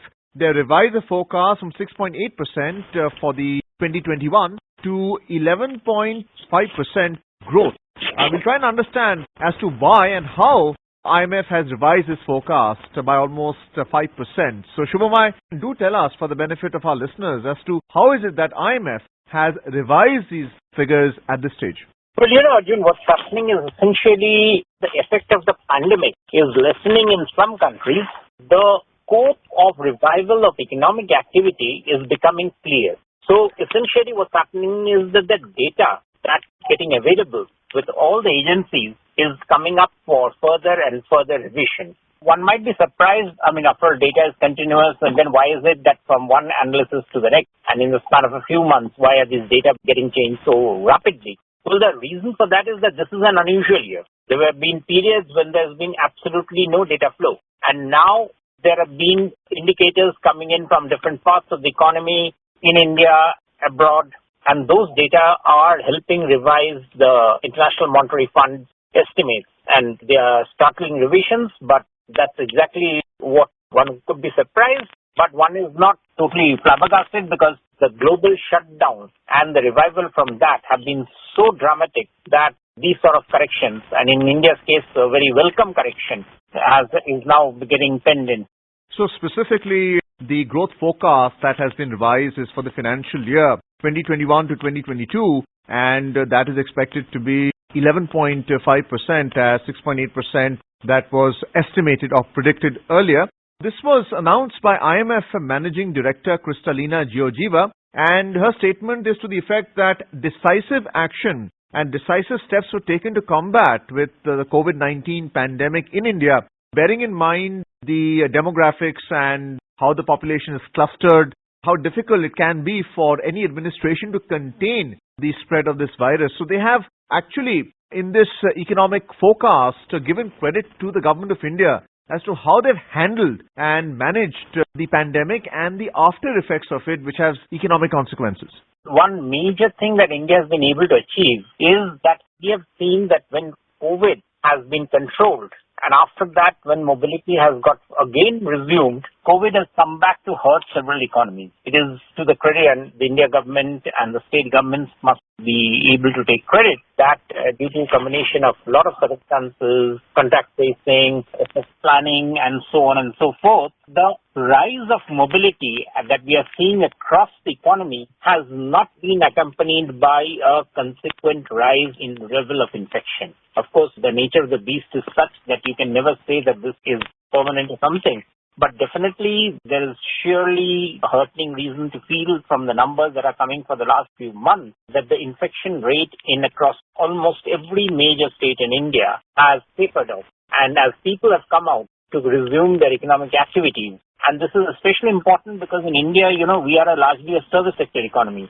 About 54%, 55% of our economy's GDP is largely services sector. Now, services, in most cases, excepting in sectors like IT and others, requires people to be in close proximity. Yet, despite that proximity rising up, the level of infection has not come back to haunt.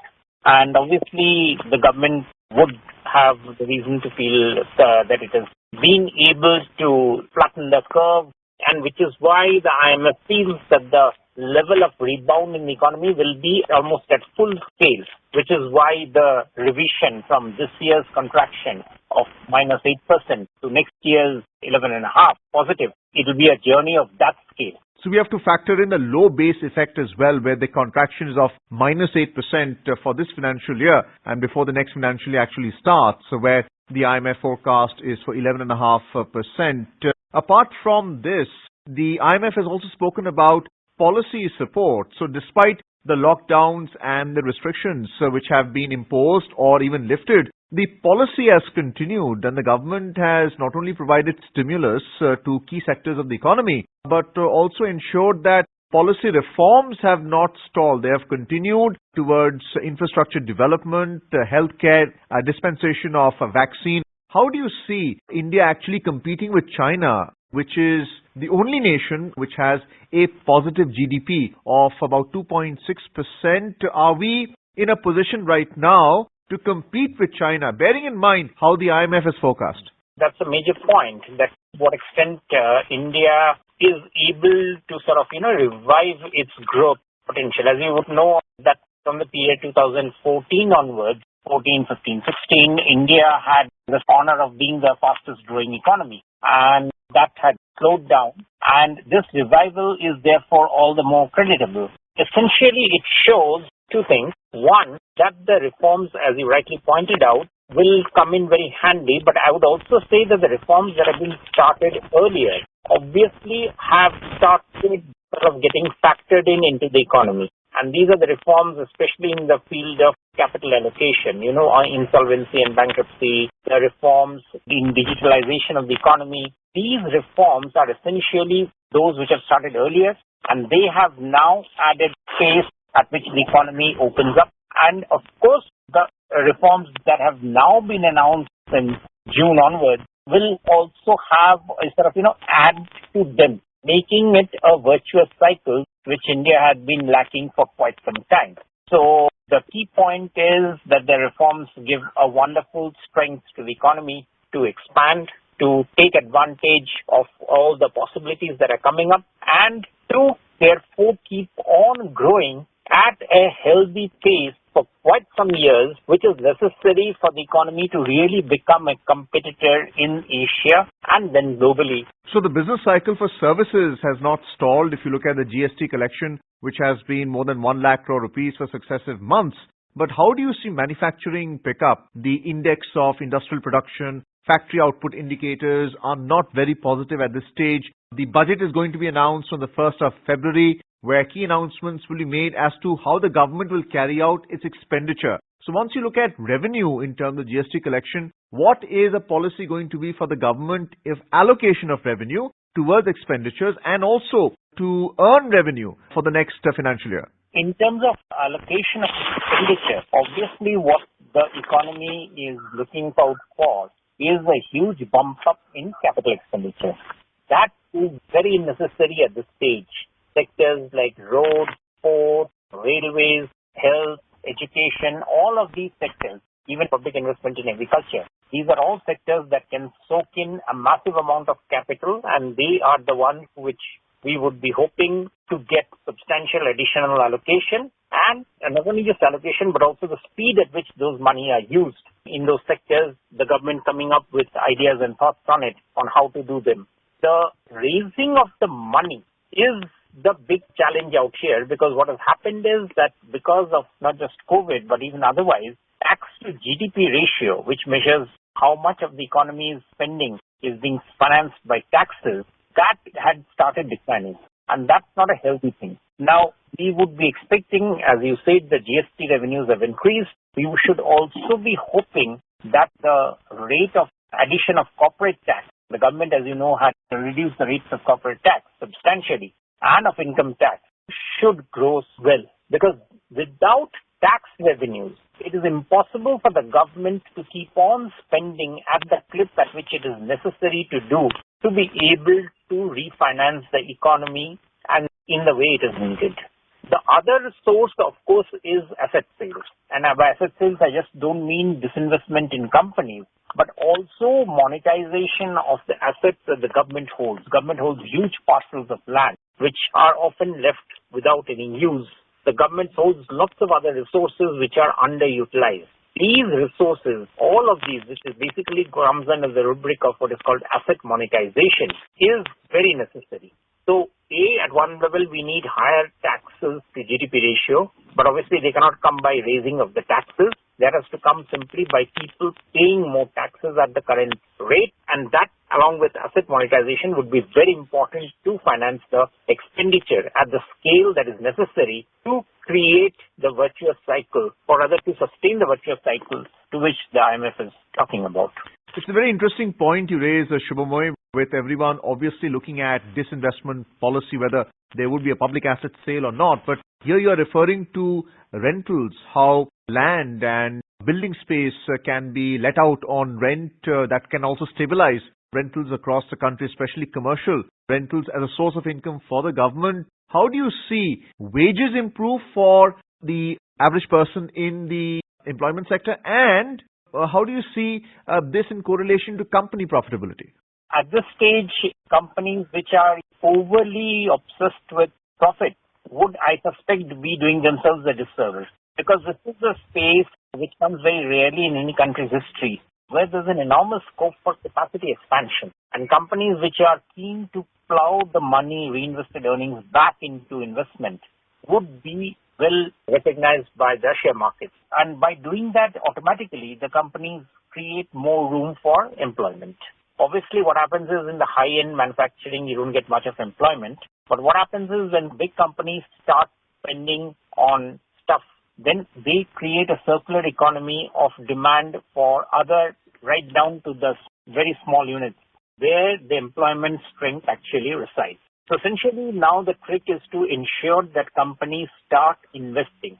Well, Shubhamoy, another factor linking both employment and tax collection is FDI investment into the economy. The December figures for FDI have actually fallen by almost 50%. But if you compare it to the global FDI inflow, India has done certainly very well. How do you see the FDI collections picking up and that investment being converted into factory output, into employment, into tax collections, and more importantly, the shifting of manufacturing from China to countries like India?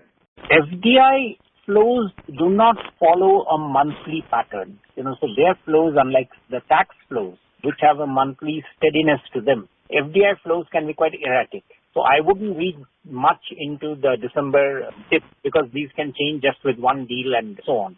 But what has happened is there's a lot of companies which are finding reasons to expand their production capacity in India. In terms of global possibilities, they are still very limited, which means that the possibilities are intense. So basically, brownfield projects are more likely to succeed than greenfield projects, and we've already effectively spoken about financing of infrastructure projects that will come out from the coffers of government, but private sector lending toward these kind of projects and brownfield projects. Do you think maybe that will be announced in the union budget? Right from 2018, we have actually made it very clear that we are much more keen towards brownfield investment. Greenfield investment, for many reasons in India, takes time to take off because of, initial delays, land clearances, and so on and so forth. So yes, one can't be surprised that the private sector typically and FDI typically wants to move on into brownfield investment. But of course, it raises the question as to what happens to fresh manufacturing capacity expansion. Well, that is where the budget will have, I'm sure, some things to say, because there are lots of sectors where the government, as the primary builder, can create projects which may be difficult for the private sector to start off and do. So once the government creates and brings the project to completion, then the private sector can take over from there for the running of the project, which is the brownfield project, and execute and run them properly. There are plenty of examples of those. The airport privatization is one of good example of those. We can have lots more. The ports themselves, for instance, are waiting for, and there's a great opportunity there for monetization of the port properties. There are so many others. This is something where a large amount of FDI basically gets attracted. So fiscal prudence is just as important as the union budget will look to ensure that expenditures don't exceed revenues and they're within the fiscal responsibility and Budget Management Act. Thank you so much, Shubhamoy, for being with us on this program. Thank you. You were listening to a discussion on prospects of 11.5% growth rate for India. The participants were Shubhamoy Bhattacharjee, Economic Analyst, and Arjun Chaudhary, AIR Correspondent. This program was produced and presented by the News Services Division of All India Radio. You can listen to it on our mobile app News on AIR. This program is also available on our website newsonair.com. You may email your opinion about this program at airnsdtalks@gmail.com. ये आकाशवाणी है। प्रस्तुत है कार्यक्रम सुर्खियों में। इसके अंतर्गत आज सुनिए भारत और अमेरिका के द्विपक्षीय संबंधों पर चर्चा। इसमें भाग ले रहे हैं पूर्व राजनयिक अशोक सज्जनहार और पत्रकार सिमरन सोढ़ी। भारत और अमेरिका के रिश्तों को हमने देखा है कि पिछले सालों में एक बहुत ही मोमेंटम मिला है और दोनों देशों ने, चाहे वो डिफेंस है, सिक्योरिटी है, बहुत से एरिया में कोऑपरेट किया है और अपने रिश्ते को एक पॉजिटिविटी से आगे लेकर गए हैं। हमने ये भी देखा है कि डीसी में कल ही एक नए प्रेसिडेंट ने अपना ओथ लिया है। प्रेसिडेंट बाइडेन अब अमेरिका के नए राष्ट्रपति होंगे और भारत और अमेरिका का जो रिश्ता है, जो पिछले सालों से इतनी पॉजिटिविटी पे चलता आ रहा है, एम्बेसडर सज्जनहार, जब हम ये एक चेंज देखते हैं जो हम अमेरिका में देखते हैं और उसके साथ ही हम भारत और अमेरिका के रिश्ते को भी नजर में डालते हैं, तो क्या आपके ख्याल में ये जो एक चेंज हम देखते हैं, इससे भारत और अमेरिका का जो एक अच्छा मजबूत रिश्ता है उस पे कोई फर्क आता है या हमको लगता है कि ये रिश्ता अपनी मजबूती में आगे चलता रहेगा? मेरे विचार से सिमरन, ये जो संबंध हैं भारत और अमेरिका के बीच में, ये बहुत सुदृढ़ हैं, बहुत गहरे हैं। पिछले 20 साल में अगर हम देखें तो चाहे कोई भी पार्टी का राष्ट्रपति हो व्हाइट हाउस में, परंतु हमारे जो संबंध हैं वो आगे ही चलते जा रहे हैं, वो बढ़ते जा रहे हैं। ये मैं कहूंगा शुरुआत हुई थी तब के राष्ट्रपति, डेमोक्रेटिक राष्ट्रपति बिल क्लिंटन भारत में आए थे मार्च 2000 में, और तब से ये ऊंचाई पर जाना, हमारे जो संबंध थे वो शुरुआत हुई उनकी। उसके बाद हम देखते हैं जो बिल क्लिंटन के बाद 8 साल तक राष्ट्रपति जॉर्ज डब्ल्यू बुश रहे जो कि रिपब्लिकन पार्टी से हैं। उसके बाद 8 साल बराक ओबामा रहे जो डेमोक्रेट हैं, और उसके बाद 4 साल के लिए राष्ट्रपति डोनाल्ड ट्रंप रहे। परंतु भारत के साथ जो संबंध है वो और बेहतर से बेहतर होते जा रहे हैं, अच्छे होते जा रहे हैं। सभी राष्ट्रपति जो आए हैं उन्होंने अपना योगदान दिया है इस सहयोग को, इस साझेदारी को आगे बढ़ाने में, और मैं पूरा उम्मीद करता हूं जो राष्ट्रपति जो बाइडेन आए हैं वो भी इसको और नई ऊंचाइयों तक ले जाएंगे, क्योंकि जो बाइडेन, उनका अनुभव बहुत अधिक है। 1970 की शुरुआत में 29 साल की उम्र में वो सेनेटर बने थे। 6 उन्होंने टेन्योर्स किए हैं सेनेटर के, मतलब 36 साल उन्होंने सेनेट में गुजारे हैं, सभी को वो जानते हैं, और 8 साल वो उपराष्ट्रपति के पद पर भी रहे हैं। तो उस हैसियत से वो भारत भी आए थे 2013 में। उन्होंने 2006 में कहा था जो हम संबंधों को 2020 तक वो उम्मीद करते हैं जो भारत और अमेरिका के संबंध बहुत ही ऊंची पराकाष्ठा पर होंगे। और अब ये संयोग की बात है जो स्वयं वो राष्ट्रपति की उन्होंने शपथ ग्रहण की है कल, और जैसा वो भारत को जानते हैं, जैसा भारत के बारे में उनका नजरिया है, और जैसे लोगों को उन्होंने अपॉइंट किया है, जैसे 1-2 मैं आपको उदाहरण दूं, एंथनी ब्लिंकन जो कि सेक्रेटरी ऑफ स्टेट, विदेश मंत्री बनेंगे, और जेक सालिवन जो नेशनल सिक्योरिटी एडवाइजर हैं, विलियम बर्न्स जो CIA डायरेक्टर हैं, ये सब भारत के साथ बड़ी अच्छी तरह काम कर चुके हैं, भारत को अच्छी तरह जानते हैं। हमारे अपने जो सीनियर लोग हैं, उच्च पदों पर हैं, वो सब इनको बड़ी अच्छी तरह जानते हैं। राष्ट्रपति बाइडेन जब वो उपराष्ट्रपति थे, उनकी मुलाकात हुई थी प्रधानमंत्री मोदी से जब वो वहां पर गए थे 2016 में, और उससे पहले भी 2014 में भी उन्होंने उनको होस्ट किया था स्टेट डिपार्टमेंट में जब वो वाइस प्रेसिडेंट थे। तो मुझे ये पूरी उम्मीद है और पूरा विश्वास है जो हमारे रिश्ते और सुदृढ़ होंगे और मजबूत बनेंगे। एम्बेसडर सज्जनहार, जब हम भारत और अमेरिका के रिश्तों की बात करते हैं तो कहीं पर हम चीन की भी बात करते हैं, तो क्या हम उम्मीद कर सकते हैं कि जैसे अब हम आगे बढ़ेंगे, एक नया प्रेसिडेंट अमेरिका में जोसेफ बाइडेन, तो जो चीन का जो एक फैक्टर है, क्योंकि उसमें हमारा भी थोड़ा स्ट्रेन है और अमेरिका का भी थोड़ा स्ट्रेन है, तो क्या ये एक फैक्टर है जिस पर दोनों अमेरिका और भारत अपना जो नजरिया है वो एक तरह इकट्ठा चलते हुए अपने रिश्ते को भी आगे लेके जा सकते हैं? देखिए सिमरन, हमारे जो संबंध हैं चीन के साथ, उनमें तो ट्रस्ट डेफिसिट आ गया है। तो जब हम बात करते हैं भारत और अमेरिका के रिश्तों में, तो हमारे बहुत सारे ऐसे हित हैं जो मिलते हैं। हमारे दोनों देशों के मूल्य तो एक ही हैं, हम दोनों लोकतंत्र हैं, जनतंत्र हैं, परंतु मूल्यों के साथ हमारे निजी हित जो हैं, देशों के हित हैं, वो भी मिलते हैं। अमेरिका ने भी यही देखा है। अमेरिका देख रहा है जैसे वो मसल फ्लेक्सिंग कर रहा है, साउथ चाइना सी में कर रहा है, और जैसे उसने रिसेप्शन किया है। परंतु अब जो बाइडेन आए हैं, नए राष्ट्रपति आए हैं, तो मेरे विचार से वो भी यही पॉलिसी फॉलो करेंगे। चीन के विरुद्ध, जिसे पुशबैक कहा जाए, उसके विरुद्ध जरूर ये उनकी नीति रहेगी, परंतु शायद इतना कॉन्फ्रंटेशनल नहीं हो। वो ज्यादा अलायंसेस के साथ मिलकर काम करेंगे, वो ज्यादा थोड़ा डिप्लोमेसी के साथ मिलकर काम करेंगे, तो स्टाइल में शायद थोड़ा सा बदलाव आ जाए, परंतु मेरे विचार से सब्सटेंस में वही टफनेस रहेगी। शुरुआत में मैं नहीं समझता हूं जो उन्होंने टैरिफ्स लगाए हैं राष्ट्रपति डोनाल्ड ट्रंप ने, या फिर जो टेक्नोलॉजी के ऊपर या ज्यादा इन्वेस्टिगेशन चाइनीज कंपनीज के ऊपर, उसमें मेरे ख्याल से इन शॉर्ट टर्म कोई तब्दीली नहीं आने वाली। पॉलिसीज वही वो फॉलो करेंगे जो कि पहले राष्ट्रपति ट्रंप ही फॉलो करते रहे थे। मिस्टर सज्जनर, बहुत से लोगों का ये मानना है कि जो एक नई टीम आई है अमेरिका में, और हम देखते हैं कि वाइस प्रेसिडेंट कमला हैरिस बनी है, और उनका एक जो हेरिटेज है, उनकी मदर इंडिया से गई थी पढ़ने अमेरिका और फिर वहां जाके सेटल हुई हैं, तो एक उनका जिसको हम रूट्स कहते हैं, रिश्ता है भारत के साथ। क्या आप मानते हैं कि ये जो एक हेरिटेज है या एक रूट है, ये एक पॉजिटिविटी होगा भारत और अमेरिका के रिश्ते को, या आपको लगता है कि शायद हमको इस चीज को ज्यादा सोचना नहीं चाहिए? मेरे ख्याल से हमारे दोनों देशों के जो संबंध है और जो साझेदारी है, वो उसमें इंट्रिंसिक स्ट्रेंथ है, उसमें वो इंट्रिंसिकली स्ट्रांग है, रोबस्ट है, विगरस है, वाइब्रेंट है। तो उसमें जब कमला हैरिस हैं, या अभी हमने ये भी देखा है जो वहां के राष्ट्रपति जो बाइडेन ने अपने व्हाइट हाउस में 20 से ज्यादा इंडियन अमेरिकन को उन्होंने वहां पर रखा है। विवेक मूर्ति हैं, सर्जन जनरल हैं, नीरा टंडन है, और बहुत सारे उन्होंने सिलेक्ट किया है जो कि वो वहां पर काम करेंगे। तो देखिए, सबसे पहला उनका जो इंटरेस्ट होगा, उनका जो आइडिया होगा, वो है वो अमेरिका के नागरिक है, तो वो अमेरिका के हितों के लिए काम करेंगे, अमेरिका को और ज्यादा ताकतवर बनाने के लिए काम करेंगे।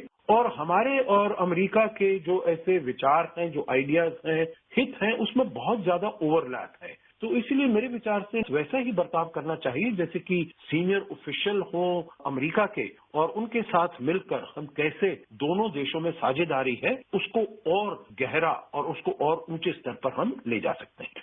मिस्टर सज्जनर, जब हम आगे देखते हैं भारत और अमेरिका के रिश्ते को लेकर, और हम देखते हैं कि पिछले कुछ सालों में ये रिश्ता काफी मजबूत हुआ है, बहुत सी नए एरिया आए हैं जिसमें कोऑपरेशन हो रहा है, तो आगे चलते हुए अगर हम कहें कि ये 3 ऐसे एरिया हैं जिसमें भारत और अमेरिका अगर फोकस करें तो ये जो रिश्ता जो मजबूती पर चल रहा है ये और भी मजबूत हो जाएगा, तो आप ऐसे 3 कौन से सेक्टर या एरिया पिक करेंगे?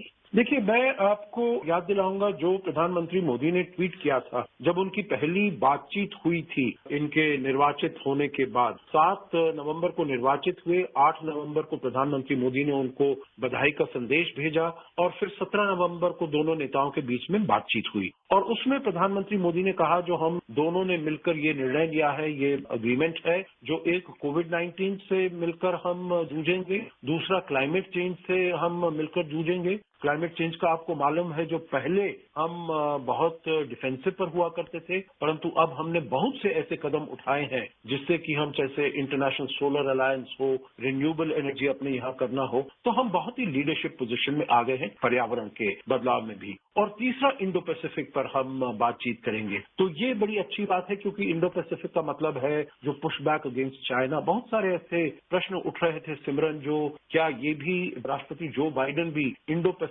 क्वाड में उतना ही इन्वेस्टेड होंगे, उसको उतनी ही ध्यान देंगे, उतनी ही अहमियत देंगे जितनी राष्ट्रपति डोनाल्ड ट्रंप देते थे। और अब हमने देखा है जो उन्होंने एक इंडो पैसिफिक कोऑर्डिनेटर को नियुक्त किया है, कर्ट कैम्पबेल, जो कि बहुत वहां के सीनियर स्टेट डिपार्टमेंट ऑफिशियल हैं। तो ये मुझे पूरी उम्मीद जगाता है जो चीन के साथ भी उनका बर्ताव वैसा ही रहेगा जैसे हम पहले बात कर रहे थे, जैसे राष्ट्रपति डोनाल्ड ट्रंप का है। तो ये 2-3 चीजें हैं जो कि मेरे विचार से बहुत ही महत्वपूर्ण होंगी जब दोनों देश अपने संबंधों को और साझेदारी को आगे बढ़ाएंगे। और आने वाले दिनों में हम अपनी बातचीत जारी रखेंगे भारत और अमेरिका के रिश्ते को लेकर। शुक्रिया, धन्यवाद। अभी आप सुन रहे थे भारत और अमेरिका के द्विपक्षीय संबंधों पर चर्चा। इसमें भाग ले रहे थे पूर्व राजनयिक अशोक सज्जनहार और पत्रकार सिमरन सोढ़ी। ये कार्यक्रम आकाशवाणी के समाचार सेवा प्रभाग द्वारा प्रस्तुत किया गया। इसे आप हमारे mobile app news on AIR पर भी सुन सकते हैं। इस कार्यक्रम के संबंध में अपनी प्रतिक्रिया आप हमें ईमेल कर सकते हैं। पता है airnsdtalks@gmail.com। ये कार्यक्रम फिर से सुनने के लिए लॉग ऑन करें हमारी website newsonair.com। This is All India Radio. In the program Spotlight, now we bring you a discussion on India-US strategic partnership. The participants are Ashok Sajjanhar, former diplomat, and Simran Sodhi, journalist. Ambassador Sajjanhar, when we see the India-US relationship, and we have seen that in the last few years, this relationship has really grown, whether we talk of defense cooperation or we talk of cooperation in other regional matters, how do you feel that this changes or it doesn't change as the US sees a change of guard as we see President Trump leaving and a new President, Joseph Biden, take over? Simran, you are very right when you say that the bilateral partnership between India and the United States has been on an upward trajectory. Actually, since March 2000, when President Bill Clinton visited India. So from that time onwards, irrespective of the fact as to which party has occupied the White House, Bill Clinton was a Democrat. He relinquished office at the beginning of 2001. For 8 years, we had George Bush, who was a Republican. Then we had 8 years of Barack Obama, again a Democrat, and then 4 years of Donald Trump. So in the tenure of all these presidents, our relationship has grown.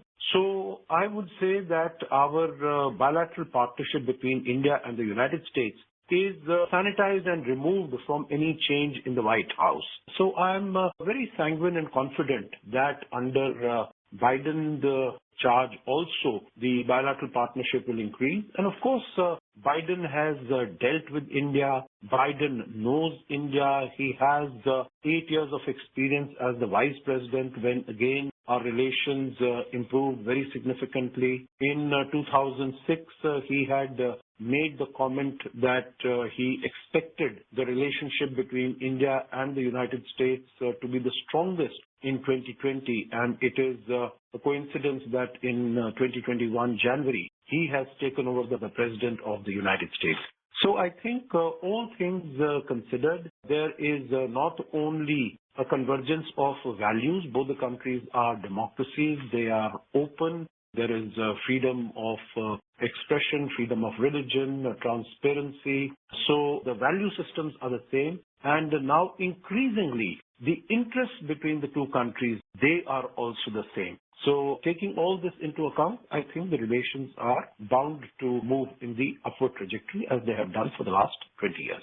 Ambassador Sajjanhar, as you pointed about Joseph Biden and how he has always been positive when it comes to India, do you feel that the fact that his Vice President Kamala Harris is also of South Asian descent, her mother went from India to California to study, and the linkages that she has maintained with her heritage, do you feel that this will potentially play a positive role in adding positivity to the India-US ties? Well, it could give an impetus to the already expanding India-US relations. But I would not frankly like to put either much hope or many expectations from the fact that Kamala Devi Harris has taken over as the vice president. Because you would recall that during the campaigning, she focused much more on her African American descent, and she spoke about her South Asian or Indian origins only when she was addressing a gathering or group of Indian people. Maybe that is correct for her politically, but still I think we should treat her as the leader, as number 2, the vice president of the most powerful country and a very most significant partner as far as India is concerned. Her primary interest would be to advance and promote American interests. And as I said, the interest by and large of United States and India, they converge. There is a huge overlap.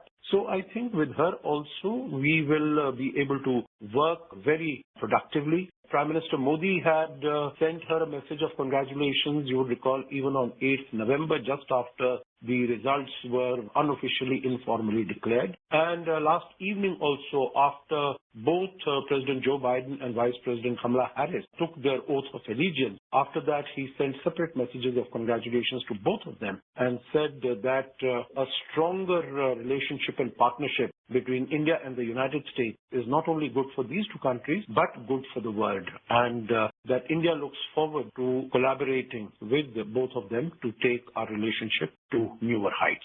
Ambassador Sajjanhar, we have seen that the China factor has played quite a bit of a role when it comes to the India-US ties, especially when we look at the year gone by and the coronavirus. And we also saw that President Trump was quite blunt about his criticism of China, about the role he felt that China had played globally, and Trump also pushed back at China at various levels. We've also seen that the India-China relationship has had its own share of strain. Do you feel, one, that the U.S. attitude or U.S. policy towards China under Biden is likely to stay the same as Trump's, or we would see a difference? And does that then difference also play a factor in the India-US relations overall? Simran, when you say that China is an important element, I will not say that it is the only element in terms of getting India and the United States, because there are large number of other interests which both India and the United States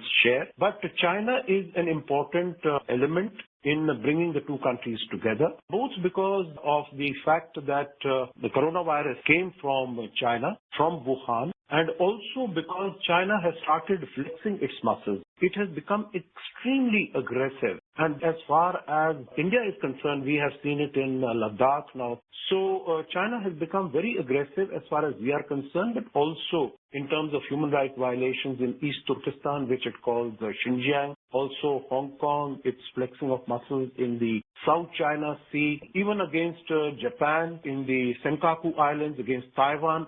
So the United States has pushed back against China. And I think the policy of Joe Biden is also going to be tough. It might not be confrontational. There might be a difference of nuances. The other aspect would be that the United States under Biden, I don't think is going to act alone. It will act in alliance with its partners, whether they are European allies or as far as its allies in East Asia are concerned. So this has been one of the themes of President Joe Biden, that he is going to enhance and strengthen the alliances which had grown very weak because of the disdain with which President Donald Trump held them. As far as NATO is concerned, as far as the transatlantic alliance is concerned, as far as partnership with Japan, Australia, South Korea. So President Joe Biden is going to focus on those aspects also. And he started his first set of calls after he was announced as the winner on the 7th of November were to the partners in Europe, and next were to partners in East Asia, and then he also spoke to Prime Minister Modi. So the partnership with India also stands quite high in the pecking order as far as the new Biden administration is concerned. Ambassador Sajjanhar, do you feel that international organizations also offer India and the US another opportunity where they can cooperate, they can work together on various policy issues as India sits on the UNSC? And also because Joe Biden, unlike Donald Trump, will be looking at international organizations for solutions and will not be turning away from them, as we have seen happening in the case of US in the last 4 years. No, you're absolutely right, because the challenges that the world today faces can be resolved only through multilateral action. We have seen the coronavirus pandemic that I think all the countries really needed to come together to deal with it, first in terms of testing, in terms of tracing, trying to find a vaccine. But what we have seen is that all the countries have been working separately, working individually, working on their own. So I think this multilateralism has to be brought in. And the fact that India for the next 2 years is going to be on the UN Security Council as a non-permanent member, that is going to be very important. The other aspect, whether it is the climate change, again, Donald Trump, he had moved out of the Paris Accord, and one of the executive orders signed immediately after assuming charge yesterday by President Joe Biden was to accede both to the Paris Accord as also to the WHO. So I think multilateralism is going to be extremely important in all these cases, even as far as trade issues are concerned, because Donald Trump did not approve any of the members of the appellate body of the World Trade Organization in December 2019. So since that time, it has really been a moribund organization because none of the trade complaints can really be taken to the ultimate resolution. So I think multilateralism is definitely going to be an area where both countries and other partners like United Kingdom, like France, they can cooperate. And India is also going to be chairing the G20 in 2023. So I think there is a possibility for the Biden team and India to work together and to be on the same wavelength and same platform. Mr. Sajjanwar, we've also seen that as the Trump administration comes to an end, one of the things that people of his administration have pointed out is that the Trump administration did not start fresh wars in any part of the world. And they've also gone on to point that it was Donald Trump who actually withdrew U.S. troops from around the world, and they've said that this is a big positive. When we see the region near us, especially Afghanistan, where we have seen this withdrawal of the troops, we've also seen in parallel the peace talks which are going on. Do you feel that the policies of Joseph Biden might start changing in Afghanistan? We might see a slowdown of this withdrawal, because this is something which affects India's security, it affects India's regional infrastructure, and in effect, it also comes between India and the United States relations, because Afghanistan becomes a common point where the U.S. has concerns and India has concerns. No, you're absolutely right.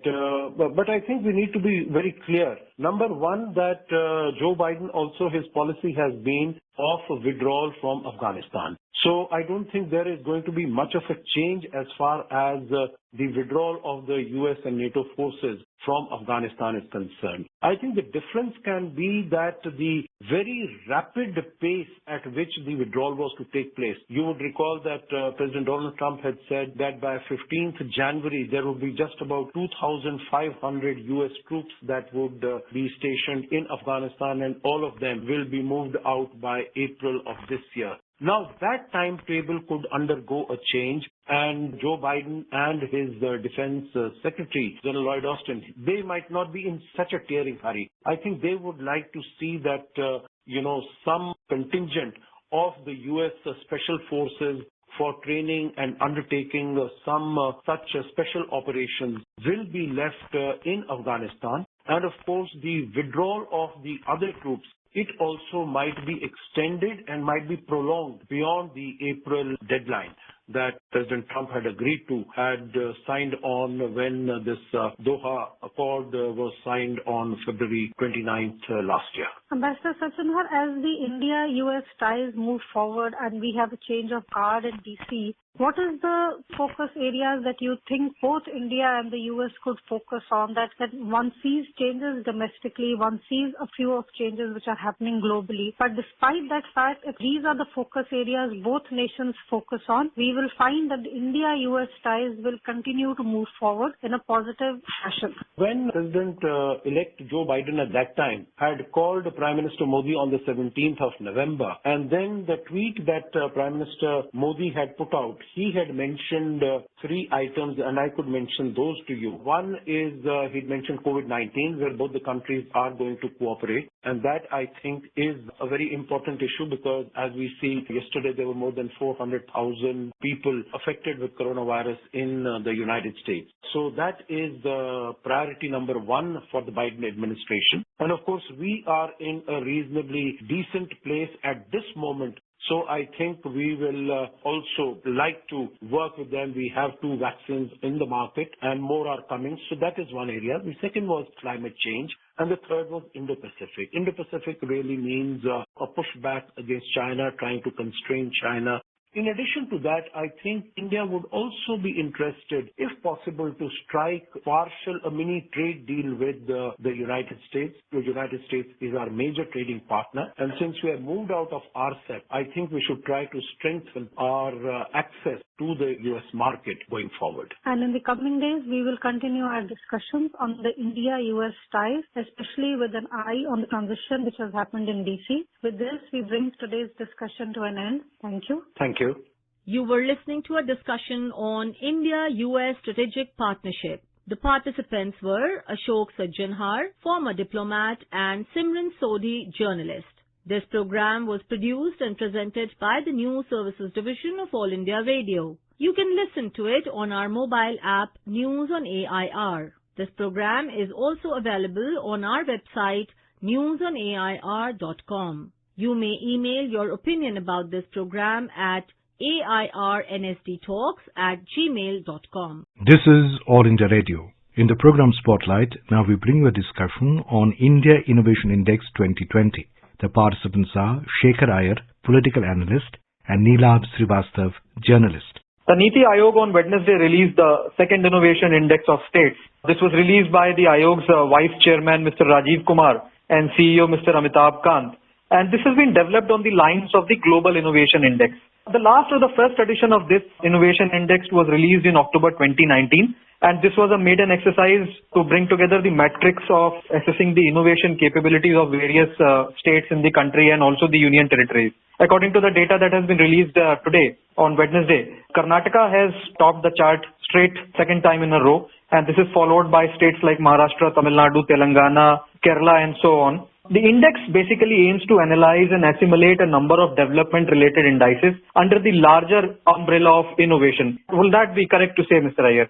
Indeed, because innovation, need to encourage innovation, and what exactly we mean by innovation. All these things are now gaining importance because India's vision of becoming a $5 trillion economy is intricately linked with this innovation-oriented approach to economic growth. See, in this pandemic crisis, what has come very clear is most countries are looking inward. India should also use this opportunity to build its own innovative capabilities to meet future global demand so that we are able to produce a range of novel products, create novel services and processes. And what happens normally when there is an economic crisis, people don't look for innovation. They rather try to conserve whatever is there. Because a good example is one of the depressing years in America when actually the number of patents that were being filed, whether individual or firm-based patents, they came down. But in the present scenario, what has happened is, after the government has come up with this Atmanirbhar Bharat and Make in India campaign, you are seeing there is a strong push to empower local manufacturing sector so that we can produce innovative products at an economical rate and then go for competition. So in this context, the idea of going for an India Innovation Index has gained very much importance. And the other important aspect is India has just broken into the top 50 nations of Global Innovation Index. In fact, the World Intellectual Property Organization, they have declared India as one of the leading innovators in the Central and Southern Asia region. So therefore, I think this second edition of this index is going to give us a detailed insight into what all goes into making the best innovation ecosystem, both at the national level and also at the state level. Mr. Iyer, you said this is more often looks like to be more of a healthy competition because when we have different kind of states competing for excellence, there is where you get solutions to day-to-day problems of the life, overall the regime of doing business. And I would like to ask you a question. Is this also to do with the overall government's philosophy or the agenda of ensuring ease of doing business? I was listening to Mr. Rajiv Kumar. He was speaking and he said that this is also aimed at cutting the red tape in different processes that the government has and also step to ensure or to probably pave a way to bring back talent to India which can manufacture, innovate and contribute to the national mainstream.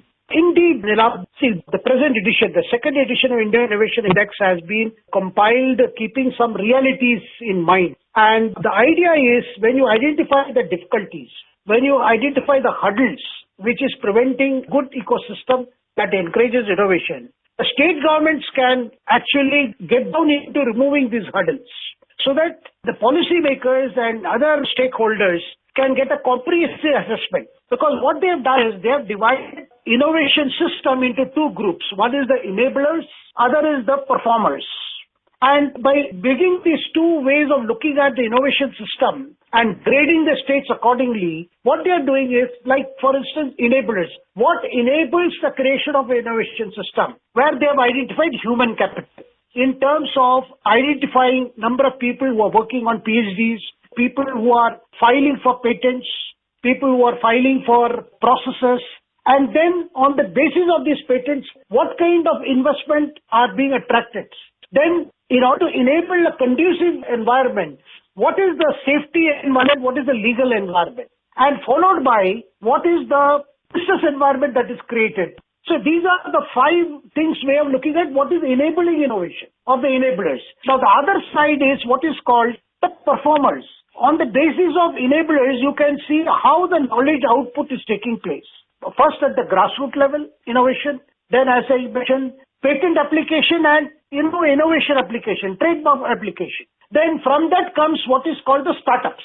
Government of India has gone in a very big way to promote startups in terms of giving them tax concessions, in making capital available. So how are the startups growing in these various states on the basis of the environment? Then most important thing is how is the knowledge of innovative products, innovative practices and innovative processes, how are they being diffused? What kind of indications are coming by way of what exports are taking place? What are the geographical indications? What are the industry-based indications? So on these parameters, both enablers and performers, the states have been ranked this time. So therefore, what we are seeing is each state government is free to create the kind of environment to attract these innovators. The Prime Minister has always been saying that our federalism must also mean there is a competition among states to attract talents, to attract startups. And for the other service sector, which will come obviously when the startups start coming up with very economic models. The enablers and performers. 2 very important words you said, Mr. Iyer. Also, such an exercise, a stock-taking exercise, or we may call it a SWOT kind of an exercise where you analyze your strengths, weaknesses, opportunities and threats. The exercise also aims to identify the gaps and the human resources that are available with us and probably what can be hired from the open market or from dipping into the talent pool. No talk today, Iyer Saab, has a background of the COVID-19 pandemic that is still raging. We have seen that the vaccines are now out, but still the pandemic is still here. And we are talking of a new normal across the globe. So these kind of innovations, are we also linking it to the self-reliant or the Atmanirbhar Bharat kind of a concept where we are also looking at reducing our dependence on imports? Absolutely. In fact, I will draw your attention. The fact that, the way we tackled the COVID itself. For instance, when the COVID outbreak was noticed, our first challenge was finding the necessary personal protection equipment, which initially we had to import because we didn't have local manufacturers. But within a couple of months, we saw that number of local entrepreneurs got into making this personal protection equipment, what is called the PPE, for our health workers to handle the COVID cases. That is an example of urgently created innovation. And within 6 months, we were actually exporting PPE to different countries. That is one. Second example of innovation I can see is COVID vaccine. One vaccine is what is your Covishield, which has been developed by the Serum Institute in collaboration with Oxford. Now the other one which has come, Covaxin, which is actually an innovative program of biotech company and the Indian Council of Medical Research. Now, this itself shows, when it comes to tackling pandemic, you need this kind of innovative sticks.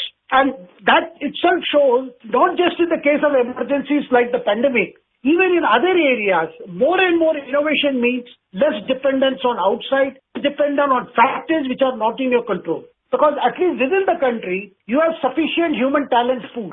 You have the available financial assistance. And you have governments, state governments who actually do their part to encourage such startups and such innovative processes. So this is very important. And the other thing we must remember is, why is this innovation index looking at it in terms of states? Because the whole innovation landscape as we see it today has to take into account the differences or disparities in states. Some states have very good infrastructure facilities, but other states are far lagging behind. So the idea is we have to maximize their innovative capacities and we'll have to provide solutions. That can come only when you have some kind of a parameter, some kind of standardization to look at their problems. So that across states you can see which are the states which are having problems and what can be solution. Now an index like this produced by NITI Aayog helps the state governments because these state governments can look at states which are doing well and also pick up the best practices from there and implement in their own states. Their own local innovators can be encouraged to utilize whatever is available and do the best. While one understands that the unique geographical location or a demographic dividend for a particular state may act very favorable or pose a challenge to a particular state, Mr. Iyer, vis-a-vis innovation capabilities. But what could be the indices that could be uniform for all the states? For example, easing restrictions, cutting taxes or bottlenecks, ensuring better roads and rail connectivity and infrastructure development. Where is there also a scope within this innovation indices or the index where you can collaborate multiple states who share borders or who do not? Can there be a scope for that also? So, well, I think the states are realizing and are going to realize more that innovation is not a process limited to a particular firms or particular industry. Rather, it is a multi-sectoral process involving various actors, various institutions and organizations. If we have created an economy that is steered by innovation across all sectors, it means that you have to create a conducive innovation ecosystem. And that will mean what? You will have to be very inclusive and sensitive to the aspiration and needs of this country. Demand is always created when you are able to identify what is it that people are aspiring for. What kind of processes can bring about the ease of business or ease of life, which you mentioned at the beginning.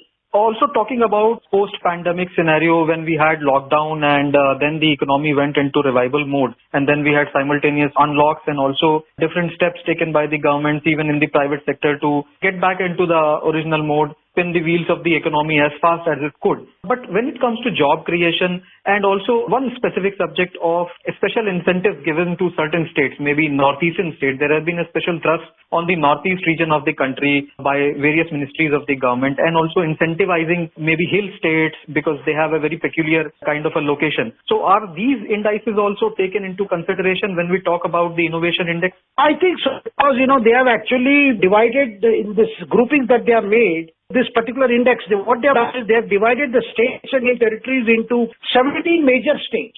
States which have fairly a rather rich resource base in terms of infrastructure, in terms of finances, and 10 northeast and hill states. They have put all the hill states which have problems in terms of logistics, in terms of accessibility. They have put them in separate category, and then they have put 9 city states like Delhi or Chandigarh and union territories are coming in this. Now, these 3 categories can be seen in terms of the outcome and governance. Because the Prime Minister keeps on saying that let us not be process-oriented, let us be outcome-oriented. Let us work for a system that looks at what is the final outcome. Now, when you look at the final outcome, obviously, employment generation will be a very important indicator of what kind of innovative practices are being encouraged by the respective state government. Now, hill states, whatever is in the digital era, these hill states can actually go for a lot of schemes which, taking the help of centers approach, that these backward regions must get a lot of financial assistance and encourage local talent to go for more startups and processes which the hill states can easily create at a short span of time. My last question to you, Mr. Iyer. Again, I will talk about COVID-19 and in that context, this innovation index. It is going to be a new normal. We need to look at out-of-box solutions, rely very heavily on technology because the WFH or so to say work from home and WFA work from anywhere. That regime has kicked in. More and more institutions are looking forward to adopting these. And for a country like India, which is aiming to be a 5 trillion economy, how do you see this innovation index helps out and also pans out the kind of invitation to the investors from across the globe and also within the country to boost manufacturing and domestic manufacturing capabilities by way of Make in India, Made in India? So, well, the reality today, Nilab, is that India and the world have undergone a tectonic shift due to this COVID-19 pandemic. Now, many of countries have seen shutdown, economic shutdown, and they are recovering from that. Now, because of this scenario, the role of innovation as an important tool or an agent to revitalize the economy has never been more important. Therefore, this 2020 edition of this innovation index is definitely going to be a new way of looking at things, new way of giving that booster dosage that is required for the economy. Therefore, I feel that with this kind of new ways of looking at and measuring up the economy in terms of innovation and encouraging more startups, more process and more entrepreneurs to look at innovation as a way of economic growth, I think it's a very important indicator for in the times to come, and there is never going to be a go back to old ways of doing things. Right, never going back to the things, and obviously the first ratings when the world has not seen the COVID-19 pandemic, the second ratings have come at a time when we are already battling and now emerging out from the shadow of what we have gone through in the year 2020. Thank you very much for sharing your thoughts, Mr. Iyer. Thank you very much. You were listening to a discussion on India Innovation Index 2020. The participants were Shekhar Iyer, political analyst, and Neelav Srivastav, journalist. This program was produced and presented by the News Services Division of All India Radio. You can listen to it on our mobile app, News on AIR. This program is also available on our website, newsonair.com. You may email opinion about this program at airnsdtalks@gmail.com. ये आकाशवाणी है। प्रस्तुत है कार्यक्रम सुर्खियों में। इसके अंतर्गत आज सुनिए भारतीय नवाचार सूची के दूसरे संस्करण पर चर्चा। इसमें भाग ले रहे हैं शेखर अय्यर, राजनीतिक विश्लेषक, और आकाशवाणी संवाददाता कमल कुमार प्रजापति। नीति आयोग द्वारा आज भारतीय नवाचार सूची का दूसरा संस्करण जारी किया गया। इस नवाचार सूची को जारी करने का मकसद राज्यों और केंद्र शासित प्रदेशों के नवाचार से जुड़ी नीतियां कितनी प्रभावी हैं, उनका आकलन करना है। साथ ही इसका उद्देश्य ये भी जानना है कि तय मापदंडों पर राज्य नवाचार के मामले में अपनी क्षमता को किस तरह बढ़ा रहे हैं। 29 अक्टूबर 2019 को इंडेक्स का पहला संस्करण जारी हुआ था। भारतीय नवाचार सूची 2020 में राज्यों और केंद्र शासित प्रदेशों को 3 श्रेणियों में रखा गया है। पहली श्रेणी में 17 बड़े राज्य हैं। इस श्रेणी में नवाचार के मामले में कर्नाटक का पहला स्थान है। पूर्वोत्तर और पर्वतीय राज्यों की दूसरी सूची में हिमाचल प्रदेश का स्थान पहला है। इसी तरह शहरों और केंद्र शासित राज्यों की श्रेणी में दिल्ली का पहला स्थान है। शेखर जी, आज नीति आयोग के उपाध्यक्ष राजीव कुमार जी प्रधानमंत्री के वक्तव्य का जिक्र कर रहे थे कि समस्याओं का समाधान नवाचार से है और नवाचार से लोगों की आकांक्षाओं को पूरा किया जा सकता है। तो सरकार या नीति आयोग की इंडेक्स के माध्यम से देश के इनोवेशंस की क्षमता के आकलन की जो ये पहल है, इसको आप किस रूप में देखते हैं? पहले तो हमें समझना चाहिए कि इनोवेशन की जरूरत क्या है, इसके मापदंड भी क्यों होनी चाहिए। अगर हम इन बातों को पहले समझ ले, तब आज की ये जो इंडेक्स जारी हुआ है, इसका हम महत्वता समझ पाएंगे। पहली बात है कि इनोवेशन इसलिए ज्यादा जरूरी हो गया जब से भारत ने और प्रधानमंत्री के आह्वान पर एक मेक इन इंडिया कार्यक्रम का जारी किया है और साथ में आत्मनिर्भरता के लेकर एक बड़ा इनिशिएटिव शुरू हुआ है। तो इसके लिए हमें इनोवेशन की बहुत जरूरत है ताकि हमारी आर्थिक स्थिति में बदलाव आए। और इस बदलाव और भी ज्यादा जरूरत हुआ ये कोविड-19 आने के बाद, जब हमने देखा कि जिस तरह हम चला रहे थे हमारे आर्थिक सिस्टम को, उसमें बहुत प्रेशर पड़ा और इतना आवश्यकता पड़ा है कि हम नया प्रोसेस करें। उसकी पहले हमने देखा कि जब पैंडेमिक शुरू हुआ, पहले पर्सनल इक्विपमेंट को लेकर शुरू हुआ। मास्क तो हमने बना लिया, लेकिन बाकी जो पर्सनल प्रोटेक्शन इक्विपमेंट है, जो हमारी हेल्थ वर्कर्स, डॉक्टर्स, पैनीर की बहुत जरूरत थी, वो हमारे पास नहीं था, वो बाहर से मंगवाना पड़ा। उसके बाद हमारे लोकल इंडस्ट्रीज ने अपना इनोवेट करके भारत में ही बनाना शुरू किया। वो एक अच्छा उदाहरण है कैसे नवाचार को अगर उस प्रिंसिपल को अडॉप्ट करेंगे, किस तरह अपने आप आत्मनिर्भरता बन सकेंगे। तो पहली बात जो है कि ये जो हम कहते हैं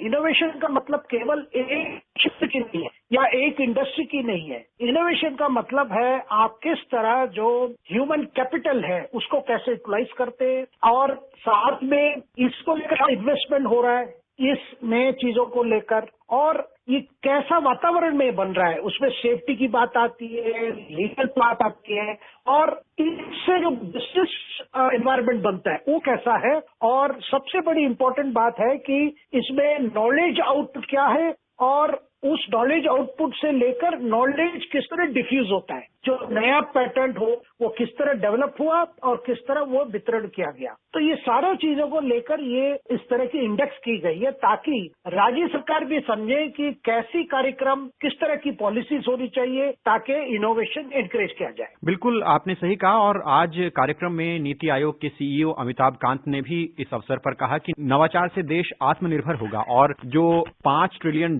की अर्थव्यवस्था होने की ओर हम अग्रसर हैं, उसमें नवाचार की बड़ी भूमिका है। तो इनोवेशन से हम दूसरी आर्थिक प्रगति या दूसरे आर्थिक सुधारों को कैसे देखते हैं? देखिए, कोविड को रोकने के लिए जो वैक्सीन यहाँ बनाया गया, उसमें एक वैक्सीन है जो भारत में ही बन रहा है, जिसको बायोटेक और Indian council of medical research दोनों ने मिलकर जो शुरू किया काम। एक वैक्सीन जो है सीरम इंस्टीट्यूट और ऑक्सफोर्ड यूनिवर्सिटी के बीच में शुरू हुआ, दूसरा ये वाला है अपना वैक्सीन जो शुरू हुआ है। इस तरह किसी क्षेत्र ले लीजिए, पैंडेमिक के बाद हम देख रहे हैं कि न केवल भारत, बाकी विदेश में भी आप देख रहे हैं हर देश जो है अपने अंदर झोंक रहा है कि किस तरह अपने अंदर की जो ताकत है, अंदर की जो क्षमता है, उसको कैसे एक्सप्लॉइट करे, उसको कैसे यूटिलाइज करे और कैसे उसको पॉपुलराइज करे। तो जब सारे विश्व में लगे हुए कि पैंडेमिक के बाद अपने पैर में खड़े होने के लिए, और ज्यादातर ये भी उनके मन में है कि एक कंट्री जो डोमिनेट करता था इकोनॉमी, खास करके चाइना, सारी चीजें वहां से आते थे, सारे इनोवेटिव वहीं बनता था। तो अब माहौल बदल गया है, जो माहौल बदला है उसमें भारत का भी बड़ा भूमिका है।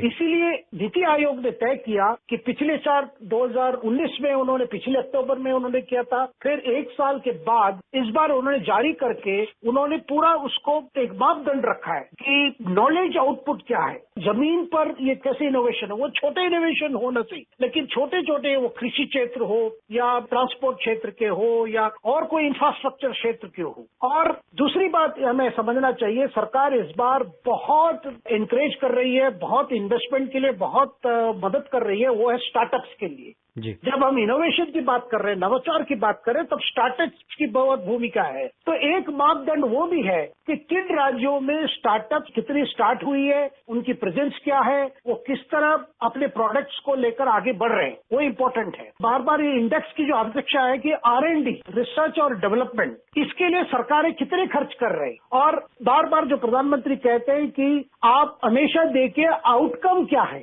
तो इस तरह की एक मापदंड रख के केंद्र सरकार चाहती है कि राज्य सरकार आपस में कॉम्पीट करे, क्योंकि ये बड़ी बात यही है कि आपस में कॉम्पीट करे, एक फेडरलिज्म की एटमॉस्फेयर में कॉम्पीट करे, ज्यादा ह्यूमन कैपिटल उसमें यूटिलाइज हो और इन्वेस्टमेंट ज्यादा आए। शेखर जी, आज के कार्यक्रम में नीति आयोग के उपाध्यक्ष राजीव कुमार जी ने एक बड़ा महत्वपूर्ण वक्तव्य दिया। उन्होंने कहा कि देश में जो भी विज्ञान और प्रौद्योगिकी के क्षेत्र में काम कर रही कंपनियां हैं, सरकारी और निजी कंपनियों के आपसी समन्वय की आवश्यकता है। अगर इस लक्ष्य को हम पा लेते हैं और सभी सरकारी और जो निजी कंपनियां हैं उनकी भागीदारी सुनिश्चित हो जाती है, तो इससे इस क्षेत्र में रिसर्च और जो इनोवेशंस हैं, जो शोध हैं, उनको और कितनी मदद मिलेगी? देखिए, कोई भी इंडस्ट्री ये सोचे कि भैया वो जो भी कर रहे हैं कि बस अपने क्षेत्र ही करे, तो इसका मतलब है कि आप एक सीमित एरिया में काम करेंगे। सरकार चाहती है कि इस तरह की एक आर्टिफिशियल कोई दीवार न हो, कि जो भी काम हो उसका बाकी सेक्टर्स का भी इन्फ्लुएंस क्या है, उनसे भी मदद ले, उनसे भी इनपुट ले,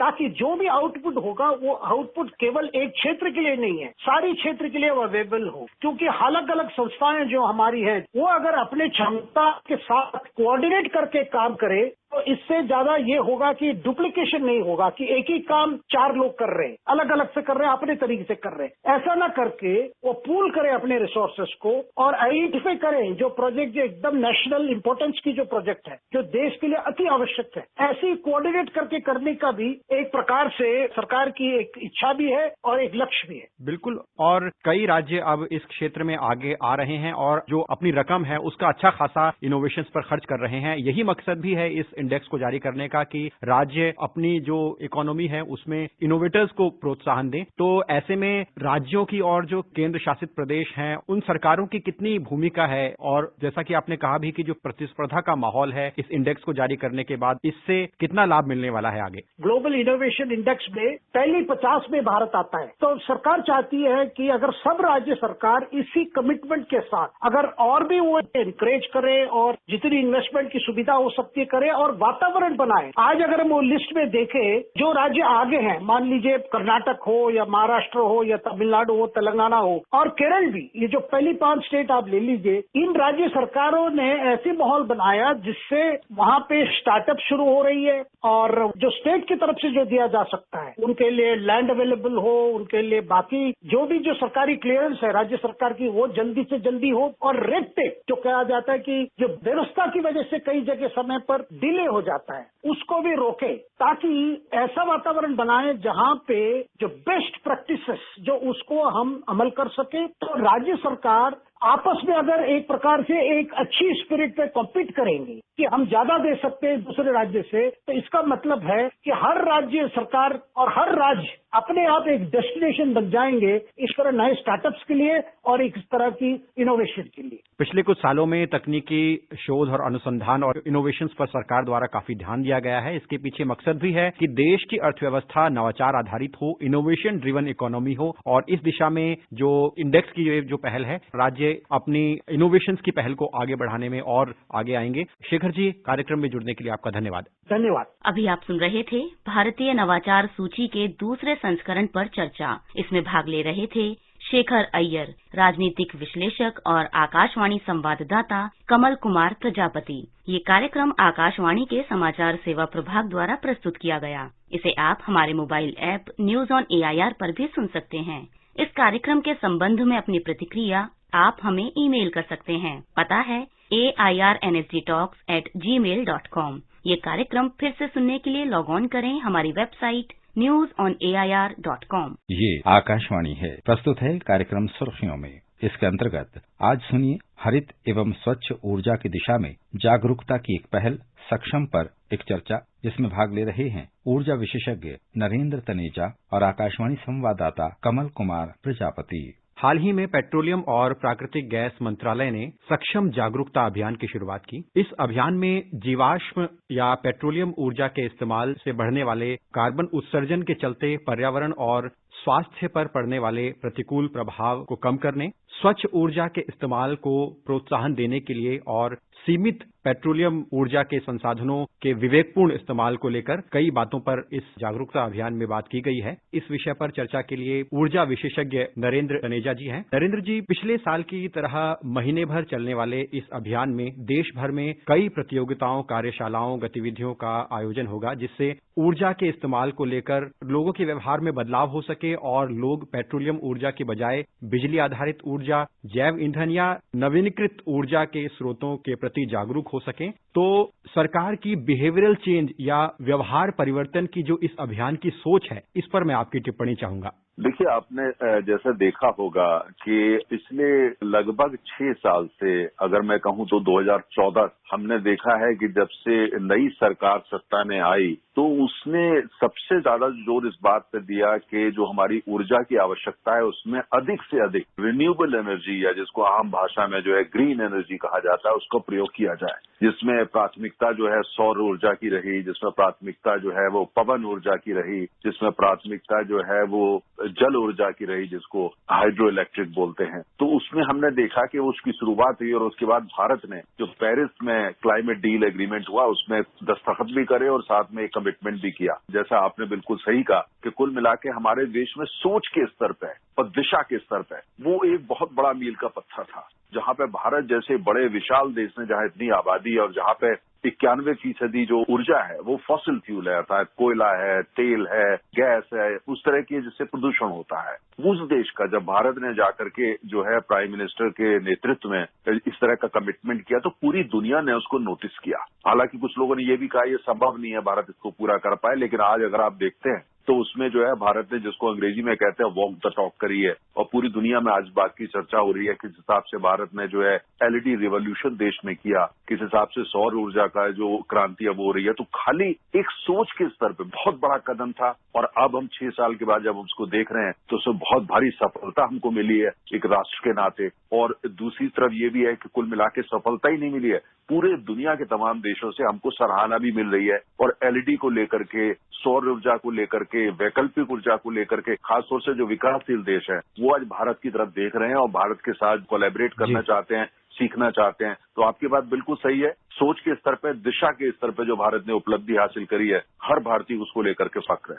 और इस विषय में हाल ही में प्रधानमंत्री द्वारा स्वच्छ ऊर्जा से होने वाले फायदों पर 7 महत्वपूर्ण बिंदुओं के बारे में भी कहा गया था, जिनमें जैव ईंधन तैयार करने के लिए घरेलू स्रोतों के इस्तेमाल पर निर्भरता, बिजली से चलने वाले वाहनों का ज्यादा इस्तेमाल जिससे कार्बन उत्सर्जन में कमी हो, और एक महत्वपूर्ण बात जो उन्होंने कही कि ऊर्जा उत्पादन और वितरण की व्यवस्था को डिजिटल रूप से मजबूत किया जाए और उसमें इनोवेशंस हो, तो जो प्रधानमंत्री द्वारा ये बातें कही गई, उन बातों को किस तरह से ये अभियान आगे बढ़ाता है? उसी अभियान का उद्देश्य है कि देश के स्तर पे जो भारी परिवर्तन हुए हैं उसको जन जन तक पहुंचाना, हर भारतीय को उसके बारे में पता हो, और साथ में वो भारतीय, हर भारतीय, चाहे वो बच्चा है, चाहे वो बुजुर्ग है, चाहे वो गांव में रहने वाला है, चाहे वो महिला है, चाहे वो शहर का निवासी है, चाहे वो एक अट्टालिका में रहता है या झोपड़ी में रहता है, हर एक के पास है, जिससे कि वो इस महायज्ञ में, इस बड़ा मिशन के अंदर शामिल हो सके। इसका असली उद्देश्य वो है। आपने देखा है इसके अंतर्गत जो है तमाम जगह ऐसे कंपटीशन हो रहे हैं, स्कूल में कंपटीशन हो रहे हैं,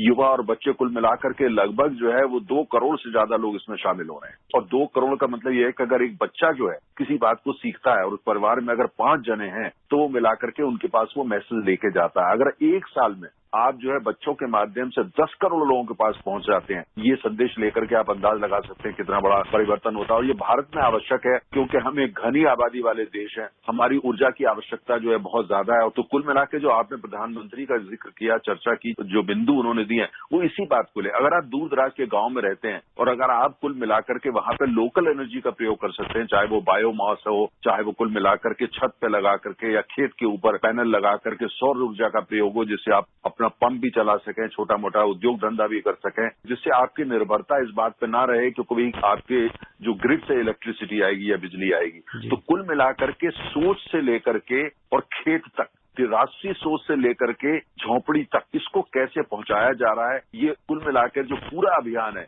ये एक उसका हिस्सा है। इस अभियान के उद्घाटन के अवसर पर मंत्रालय के सचिव और पीसीआरए संस्था के अध्यक्ष श्री तरुण कपूर ने ऊर्जा कंपनियों को उनके स्वच्छ और हरित ऊर्जा के प्रयासों के लिए पुरस्कृत भी किया और इस दिशा में ऊर्जा कंपनियों के योगदान की सराहना भी की। स्वच्छ ऊर्जा को बढ़ावा देने के लिए उद्योगों की क्या भूमिका हो सकती है और जो उद्योग इस दिशा में बेहतर काम कर रहे हैं, जो ऊर्जा कंपनियां इस दिशा में सकारात्मक कदम उठा रही हैं, उनके योगदान को आप आगे कैसे देखते हैं? आप जो भी व्यक्ति देश में जगह जगह जाता है, भ्रमण के लिए जाता है, पर्यटन के लिए जाता है, तीर्थ यात्रा के लिए जाता है, वो एक चीज नोटिस करता है कि हमारे देश में कई ऐसे इलाके हो सकते हैं जहाँ कभी कभी पानी न मिलता हो या पानी की दिक्कत हो जाती हो, लेकिन आपको देश भर में आप कहीं भी चले जाइए, आपको पेट्रोल और डीजल का पंप जो है जरूर मिल जाएगा। ये सार्वजनिक कंपनियां हैं, अर्थात जनता की कंपनियां हैं। कैसी भी परिस्थितियां हो, 16,000 फीट की ऊंचाई से लेकर के और राजस्थान के वो इलाके जहाँ 52 डिग्री टेम्परेचर हो जाता है गर्मी में, वहां भी तेल पहुंचता है। तो ये वो कंपनियां हैं जिनकी पहुंच है, और वही कंपनियां जो है, ये इन्होंने बड़ा सराहनीय काम कर रहा है कि वही कंपनियां जो कुल मिलाकर के पेट्रोल और डीजल लेके जाती हैं, वो आज जो है वैकल्पिक ऊर्जा या ग्रीन एनर्जी की बात कर रही हैं और उसका विस्तार कर रही हैं, उस मैसेज को भी लेके जा रही हैं। उसके लिए उनको पुरस्कृत किया गया, क्योंकि अगर भारत के अंदर कोई ऐसी कंपनीज हैं जिसकी पूरे देश के अंदर पहुंच ही नहीं है, बल्कि पूरे देश की पकड़ है, जो देश के चप्पे चप्पे को जानती हैं, एक एक किलोमीटर को जानती है, 3 बड़ी सार्वजनिक कंपनियां हैं। तो इसलिए इनके माध्यम से वो संदेश को पहुंचाना और साथ में जो परिवर्तन की बात हो रही है कि ग्रीन एनर्जी, उसका मैसेज भी जाए और उसका प्रयोग भी हो, जिससे हमारे देश में, जैसे आपने चर्चा करी, कि जो कार्बन एमिशंस हैं उसको कम किया जा सके, चाहे वो पानी हो, चाहे वो हवा हो, चाहे वो धरती हो, जहां भी प्रदूषण होता है, पेट्रोल से होता हो, डीजल से होता हो, कोयले से होता है या अन्य कारणों से, उसको मिनिमाइज किया जाए, कम से कम किया जाए। उसमें इन्हीं कंपनियों की भूमिका आज बहुत बड़ी है और ये इसके लिए उनको पुरस्कृत किया गया, और ये भी इसलिए जिससे इनको जो है प्रोत्साहन मिले और ये उस मैसेज को और सुदृढ़ तरीके से आम आदमी के पास ले जा सके। भारत का लक्ष्य है कि 2030 तक नवीनीकृत ऊर्जा से लगभग 450 गीगावाट ऊर्जा का उत्पादन किया जाए। ऐसे में आप विश्व पटल पर क्लीन और ग्रीन एनर्जी उत्पादन में भारत की इस प्रतिबद्धता को कैसे देखते हैं? देखिए, भारत की जो प्रतिबद्धता है, आप इससे अंदाज लगा सकते हैं कि जब 2014 के अंदर भारत की ये स्थिति कि भारत के अंदर सौर ऊर्जा का उत्पादन मात्र 3000 से लेकर के 3500 मेगावाट होता था, और जो कुल मिला के जो सौर ऊर्जा है, जिसका भारत में अपार भंडार है, आज पूरी दुनिया के तमाम देश हैं, उन्होंने वो ला करके जो एक संगठन बनाया जिसका नाम है इंटरनेशनल सोलर अलायंस, जो भारत की पहल पे बना, जिसमें फ्रांस के राष्ट्रपति आगे आए, भारत के प्रधानमंत्री, फ्रांस के राष्ट्रपति, इन दोनों ने मिलकर इसको बनाया। आज उसका हेडक्वार्टर दिल्ली के नजदीक गुरुग्राम में है और पूरी दुनिया का वो नेतृत्व कर रहा है। तो कुल मिलाकर के हम ये देख रहे हैं कि किस तरीके से सारा ये परिवर्तन आ रहा है, और साथ साथ हम ये भी देख रहे हैं कि हमारे देश के अंदर आज स्थिति ये है कि जो आज हर गांव में बिजली पहुंच चुकी है। अब प्रयास इस बात का है कि जिस गांव के अंदर सौर ऊर्जा का या पवन ऊर्जा का वहां अपना उत्पादन गांव वो कर सकता है या पंचायत कर सकती है, उसको प्रोत्साहित किया जाए, जिससे कि उसको अपना बिजली का निर्माण करें, अपने हिसाब से उद्योग धंधे लगाएं और आत्मनिर्भर हो जाएं। वैकल्पिक ऊर्जा एक ऐसा स्रोत है, तो उस ओर सरकार का काफी प्रयास है। कई राज्य सरकारें वो भी बहुत सराहनीय काम कर रही हैं। सरकार जो है एलपीजी सिलेंडर में उज्ज्वला स्कीम लेकर के आई है, बिजली के अंदर भी ऐसी स्कीमें चल रही हैं। तो कुल मिलाकर प्रयास ये है कि एक तरफ तो बिजली का विस्तार हो, सौर ऊर्जा का विस्तार हो, और दूसरी तरफ हर भारतीय नागरिक सक्षम हो जाए कि वो उसके लिए जो दाम चुकाने की स्थिति में वो आ सके। इसमें सौर ऊर्जा, वैकल्पिक ऊर्जा मुख्यतः बहुत बड़ी भूमिका निभा रही है और देश उसी ओर बढ़ रहा है। बिल्कुल, आप जैसे ये विशेषज्ञ कहते हैं कि अगर ऊर्जा संपन्न होगा हमारा देश तो हमारी सामाजिक आर्थिक स्थिति भी सुधरेगी, और अगर हम नवीनीकृत ऊर्जा, क्लीन और ग्रीन एनर्जी की ओर बढ़ेंगे तो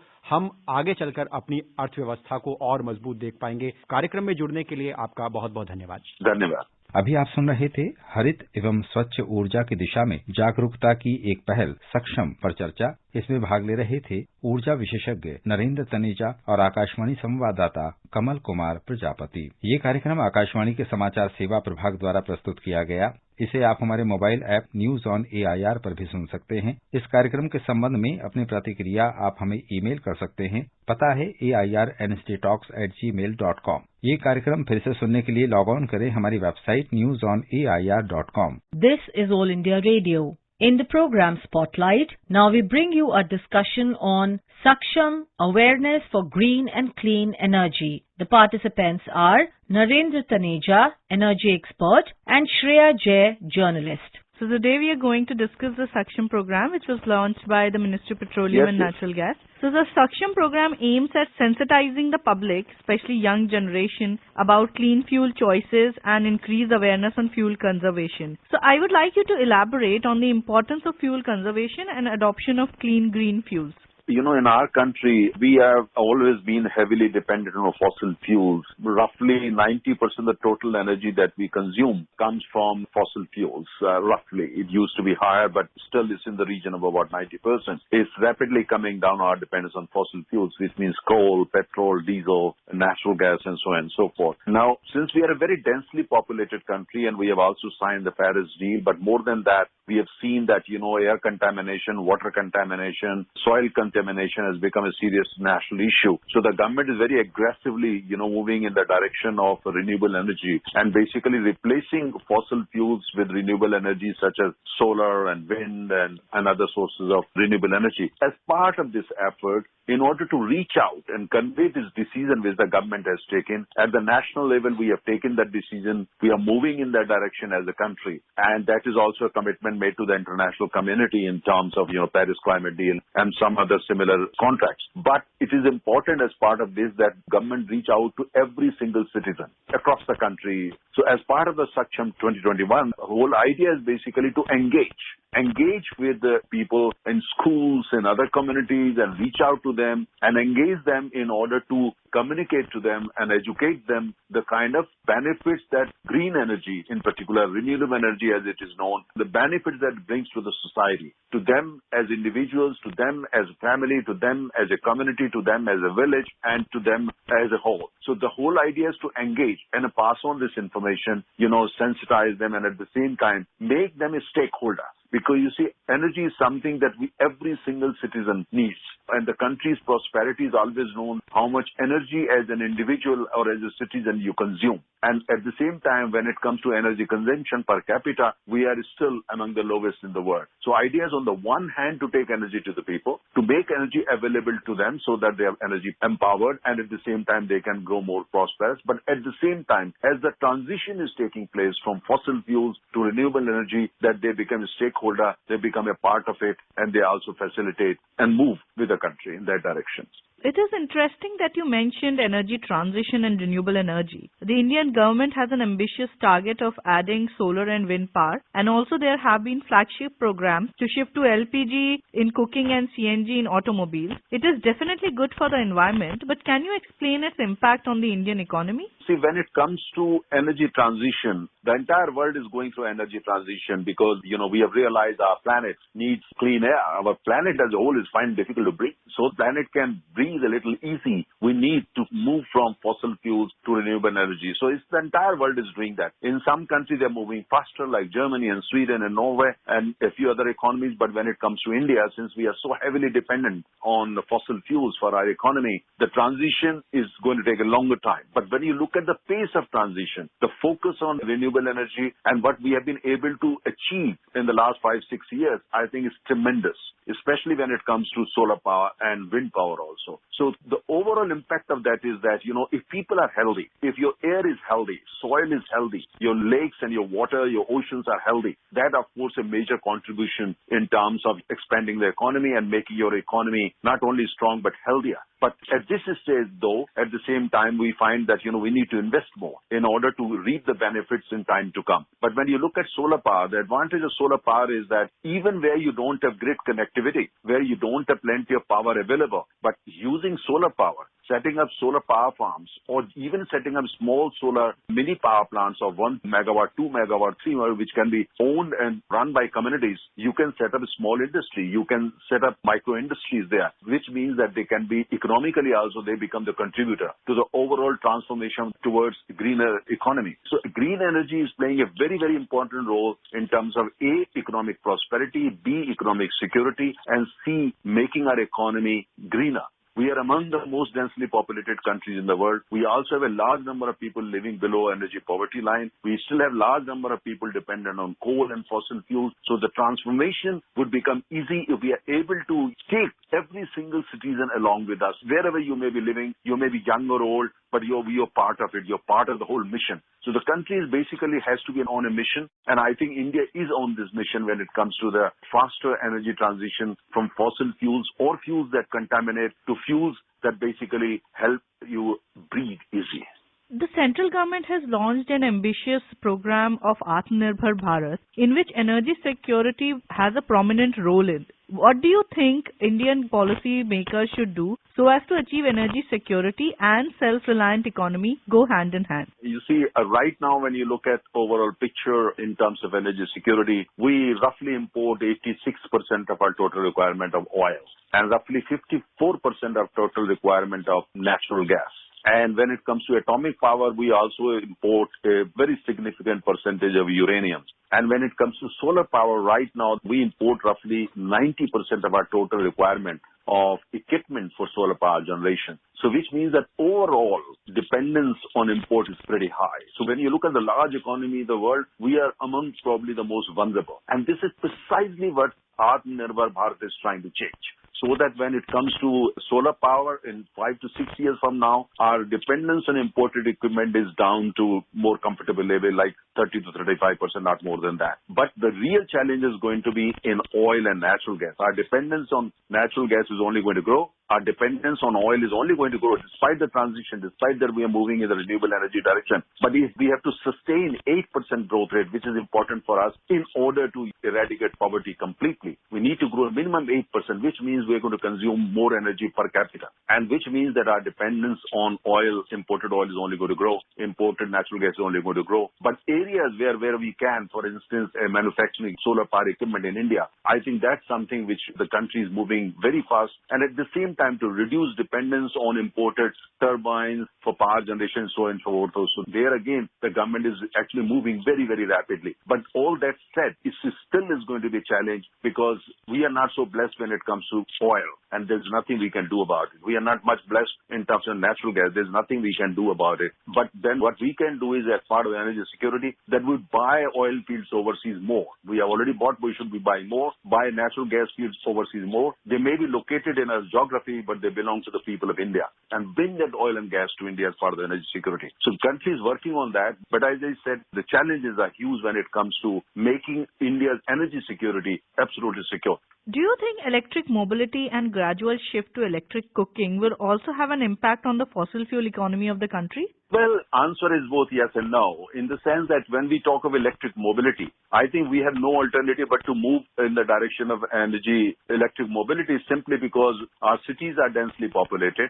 So we really have no other alternative but to move in that direction. But at the same time, let's not forget one thing. If we need more electricity, where is that extra electricity going to come from? You need oil. You need natural gas. You need coal. You need uranium in order to produce more electricity. So more we move in the direction of electric mobility or using electricity for cooking, more we will need fuel in order to generate electricity. Of course, solar is there, but then solar has its own limits. So we need to kind of invest more in solar energy and biomass and other local sources of energy so that at the time when monsoon season is there, you can switch to other sources of energy. But at the same time, I think it's going to be a long time before we can completely achieve that kind of goal that we have set for ourselves. But the important thing is that electric mobility, it's not a luxury for us, it's a necessity since we are a densely populated country, and to make sure that people have a healthy life, we have no alternative but to move from petrol and diesel, especially in big cities, to electric mobility. I think that the country has already taken a decision in that direction, but all that we need to find more is that to find fuels, affordable fuel, so that we can generate more electricity. When we talk of electricity, let's not forget that behind that, you still need fossil fuel or you need some sources of fuel. As you rightly mentioned, as the economy grows, so will the energy consumption. So how do you think the general perception toward conserving fuel, electricity and water can be changed, especially that a large section of population expects them to be free, which is the root of wastage?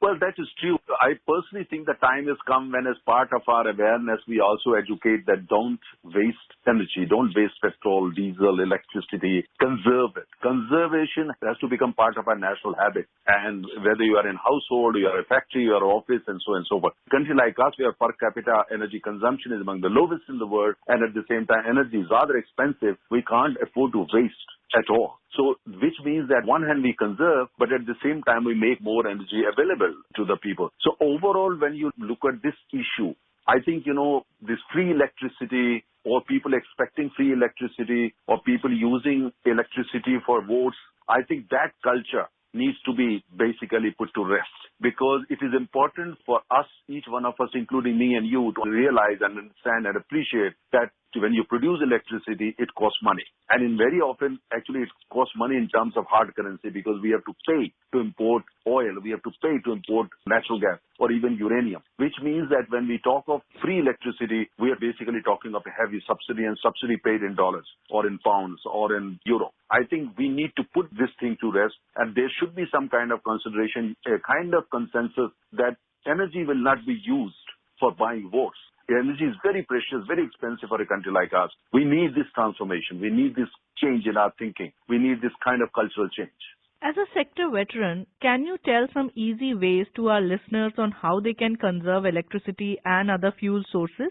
Well, it's very simple. 3 points, quickly. Number one is, when you are not in that room, make sure that you have switched off the light. And if you are watching television, you don't need much light. And at the same time, use renewable energy wherever you can. If you are living in an area where you have access to solar power, or you can go for a kind of one-panel solar so that you can do that. And if you can use solar for cooking, solar for irrigation, please do that. Secondly, take your car out when you need to and use public transport to the extent possible. In some places it may be difficult, but try that. Or use other more sources, including bicycle, if you think your road is safe enough for bicycles. And third thing is that even if you can afford to run 4 air conditioners in your house or 20 electricity bulbs in your house, please don't do that. Because when you're wasting electricity, you're basically robbing others, of energy. Don't do that. And use LED bulbs to the extent possible. Use 5-star or fuel-efficient air conditioner. Use more fuel-efficient cars and automobiles and so forth. Remember one thing, energy that you are using, you may have money to buy it, but keep in mind that when you misuse it, you rob other people of that energy which they may need just for simple reading, may need just for their simple survival, or somebody may need it in hospital just to live or to survive. So keep that in mind. And it's not that you have money which gives you a license to waste energy. Energy is the most precious commodity, most precious thing you've got. It's a national asset. So use it very, very prudently, use it very, very carefully and very responsibly. There's a general perception that whatever is energy efficient is actually costlier. So can you break that myth to our listeners? Well, I give you one example. Look at LED bulb. LED bulb used to cost 300 rupees and 280 rupees, or in some cases even 500 rupees. What has happened in the last 5 years? India is the world leader today in LED revolution. So no, it does cost. Actually, when you use LED bulb, it is the safest and the most economical. At the same time, if you're buying an air conditioner or you're buying a car which is fuel efficient, look at your monthly budget. actually the overall cost of it, including the cost that for money that you spend to buy it, overall economics is actually very favorable. So when you buy something, it may cost you 1% extra or 2% extra, but overall your economy actually contributes. It gives you healthy air, healthy water, healthy soil, at the same time give you a healthy pocket because it helps you save money. So look at the overall economics. But at the same time, when you look at fuel efficient gadgets and all that, prices have come down rapidly. What has happened to a bulb in terms of LED is going to happen to other gadgets and equipments as well. Thank you so much for talking with us and giving us this important information. Thank you. You were listening to a discussion on Saksham Awareness for Green and Clean Energy. The participants were Narendra Taneja, energy expert, and Shreya Jay, journalist. This program was produced and presented by the News Services Division of All India Radio. You can listen to it on our mobile app, News on AIR. This program is also available on our website, newsonair.com. You may email your opinion about this program at airnsttalks@gmail.com. This is All India Radio. In the program Spotlight, now we bring you a discussion on Prarambh Startup India International Summit. The participants are Anil Agarwal, Joint Secretary, Department for Promotion of Industry and Internal Trade, and Ruchika Chitravanshi, journalist. In the last few years, the number of startups in India has increased very fast. Now there is more policy support available to budding entrepreneurs, more avenues of financing innovative ideas. There has been the Startup India initiative by the Department of Promotion of Industry and Internal Trade, the DPIIT. And more recently, there was a Startup India International Summit, Prarambh, which was organized by the department, which saw participation from over 25 countries and had over 200 global speakers. Mr. Anil Agarwal, one of the big announcements in this summit was the rupees 1,000 crores of seed fund that the Prime Minister said, which will be made available to new entrepreneurs. Can you tell us a bit more about who will get this fund and how will they be able to access it? This Startup India Seed Fund that has been announced yesterday, this will be available to all the entrepreneurs across the country. This will be absolutely an online application process and it will be routed through the incubators that we have across the country. Now, we are going to an online application portal, Startup India portal for this. And what happens is, first of all, we will select the incubator. And we have laid down very strict criteria of which of the incubators would qualify for getting grants under the Startup India Seed Fund. So once an incubator qualifies for getting a grant, they get a grant of up to 5 crores to be spent in a period of 3 years. Then, at the next step, once we select incubators for giving them grants, we have an online process for all the startups to apply for these grants. The best thing is, it is going to be one single application form and it is going to be across the country, one single application form. So if you want to apply to one incubator or the next incubator or the third incubator, you can simply say that these are priority 1, priority 2 and priority 3. All the incubators will evaluate the applications and then based on their priorities, startups will be selected. The amount of money that one startup can get out of the seed fund is up to rupees 20 lakhs as a grant. So it can be given as a grant for them to develop an idea into a proof of concept or for product development or, getting into a market for the commercialization stage. That is part one. And if they have done this, if they already have a prototype or a proof of concept, then if they want to plan, they are planning a little bigger thing, then they can get up to 50 lakhs of another investment from the incubator, which will be done as debentures or debt-related equity, so that it is not a very costly affair for the startup. So this is how the whole thing has been designed. Is there a timeline to when they can get each of these funds? Absolutely, yes. So we are launching, we have already started developing the tech platform and this will be available to everyone from the starting on the 1st of April 2021. One of the things that the Prime Minister has talked about is internationalization of startups and mobilizing the global capital for Indian startups. And obviously there is aim that India has to make companies to have startups which can make a mark in the global market. How can we help them from the policy side? Over the last 5 years, we've seen a number of startups coming of age. Many of them have acquired global status. Yesterday, the PM spoke about how now we have 36 unicorns out of this country. When we had started, there were only 4 in 2014. Now, it will require assistance in terms of accessing the international markets. They will also need support in terms of acquiring intellectual property there. They will need support of understanding the local ecosystems. Over the last 1 year, we have requested all our embassies and missions abroad to work primarily across 3 objectives. So the first objective is identify global venture funds and engage with them, tell their strengths of the Indian ecosystem to try to mobilize global venture capital for investments into Indian startups. That is part 1. The second is we are looking at supporting our startups accessing international markets. So when we realize that we have a number of products which are actually made for the world, then if we can support them in terms of institutional support, in terms of mentoring support, in terms of strategy, then they can easily access international markets. For example, we have these National Startup Awards very recently. 36 winners were identified. Out of them, 18 expressed the desire to gain access to international markets. That's a large number. And we did a survey of how many companies wanted to access which markets. And then we realized a number of companies, they wanted to go to USA, UAE, many companies want to go to European markets, South Asian markets. So the companies and the young entrepreneurs today, they have very focused. They know what is the product that they have and where is the market for them. Some of our satellite companies are looking at markets in Africa. So this is something that we already have, and we have created an institutional mechanism through our missions abroad to support these companies access those markets. The third objective of this exercise is that we have our innovation is actually very frugal. We are, as a nation, as a people, we are very frugal in our approach, and the innovations that we have are actually very, very economical.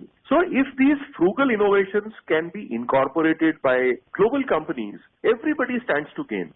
We are not only serving citizens better, we are not only serving the population of the world better, also the startup and the corporation, they stand to make more mutually beneficial relationships. So these are the 3 main pillars on which we are looking at supporting our Indian businesses and Indian startups to go global. In fact, you talked about going global, and pandemic has seen a lot of these startups make full use of this crisis and use it as an opportunity to come up with so many small ventures. What was the whole idea behind the Praram that DPIIT launched, especially because it is coming in the context of the pandemic, which has been very difficult for businesses and entrepreneurs? See, Praram was conceptualized essentially as a commitment that the Honorable Prime Minister made in the BIMSTEC Summit in 2018. And then we said the BIMSTEC nations would like to learn from us. We would be very willing to support them. What we did actually was, day one we supported BIMSTEC countries. On day one we expanded our horizons. And we invited the best of all the stakeholders from the global ecosystems to come and exchange their notes on the global best practices. So the sessions were organized around everything that different stakeholders need. So, for example, if you are a policymaker at the Government of India level or at the state government level, and you would like to know what is it that you can do which you have not done as yet, which others have done, and how can I do it in my own context. So, for policymakers, there are a number of sessions. There are startups. Now, startups from idea to proof of concept. Once they have a product, they need to go to market. They also need to access global market. For each of these subjects, there were experts from across the globe. We had participation from 56 countries actually, finally, in terms of delegates and in terms of speakers. So that's been a hugely interactive event. The density of interaction has been very, very high in this event. Then we had our ambassadors, 5 ambassadors of India to Japan, Germany, UAE, Russia and Korea, speaking about how they are supporting Indian startups access markets in their geography. They also spoke about how they have been able to mobilize VCs from their geographies for investing into India. So this is all very real now. I also wanted to ask you about the Fund of Funds for Startups, which was also put in place through SIDBI. So the seed fund that has been announced now, how does it work differently from the Fund of Funds that already exists? The seed fund has a very limited purpose, supporting startups which are in the initial stages. So as I said, the seed fund will support only up to 10 lakhs or up to 50 lakhs for supporting startups when they are initially trying to develop an idea, trying to develop a product, trying to getting into the market. The Fund of Funds supports mature startups. So the average investment in a fund of funds is about 12 crores, the number of deals that have been done. The average ticket size is about 12 crores. So these are those startups which have already established themselves in the market and now they are trying to scale up. They have markets, for example, in one state, they want to grow to 10 states. So that is the kind of assistance that fund of funds gives. So one is an absolutely initial stage, what we call as the valley of death for the startups. So we are supporting startups in the valley of death so that they come out of the valley successfully. The second is those who already are successful, we are supporting them scale up by the fund of funds. So these are two absolutely different concepts. One of the interesting things that has been announced is a TV show as well, the Startup Champions. Is this going to be India's sort of Shark Tank? When do we see it on air? Yesterday, the show has already been aired. The first episode went live in Hindi at 9 a.m. The English version was telecast at 10 p.m. yesterday. And, the idea of this show was, initially we are concentrating on the National Startup Award winners. We have 36 winners. And, what we've done is we've divided them into 12 different episodes. Each episode tries to cover the struggle and the success stories of 3 different startups. Yesterday, they covered agriculture and food. The next episode, which will be coming on next Saturday, is concentrating on the space. And, the stories of these entrepreneurs, how they built up their organization, shared with everyone. And we believe that this is going to touch chords with a lot of our youth, and they will be inspired to realize their own dreams in terms of doing something for themselves.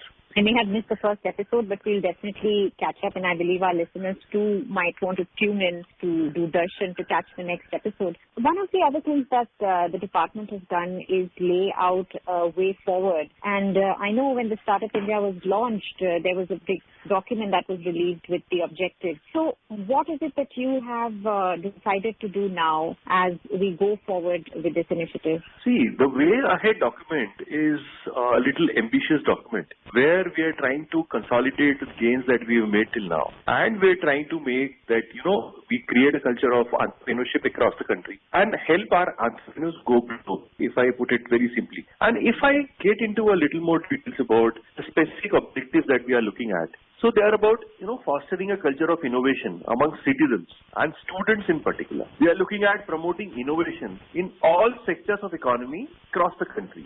Then, we are looking at supporting innovative ideas through incubators.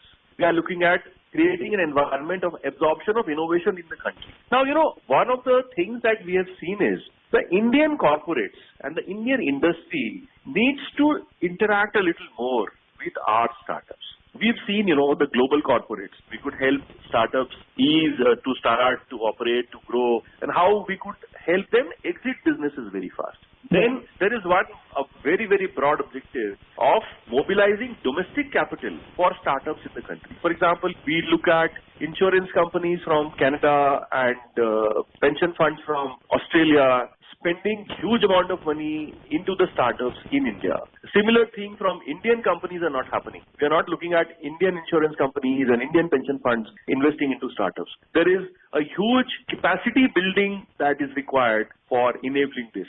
That is another thing that we are looking at. Finally, we already spoke about how we are looking at supporting startups go global. So broadly, if I summarize, these are the different objectives that we are looking at for startups in the Way Ahead document. It's very interesting that you mentioned regulatory easing and mobilizing domestic funds. I believe there is a proposal to allow foreign listing for startups as well very soon. That's in the pipeline. If you can tell us something about that, and also when you say regulatory easing, what are the steps that you would like to see being taken in the coming months, coming years? See, as a run-up to this Prarambh, what we have done is we have identified all issues in consultation with various stakeholders. So we've spoken to startups.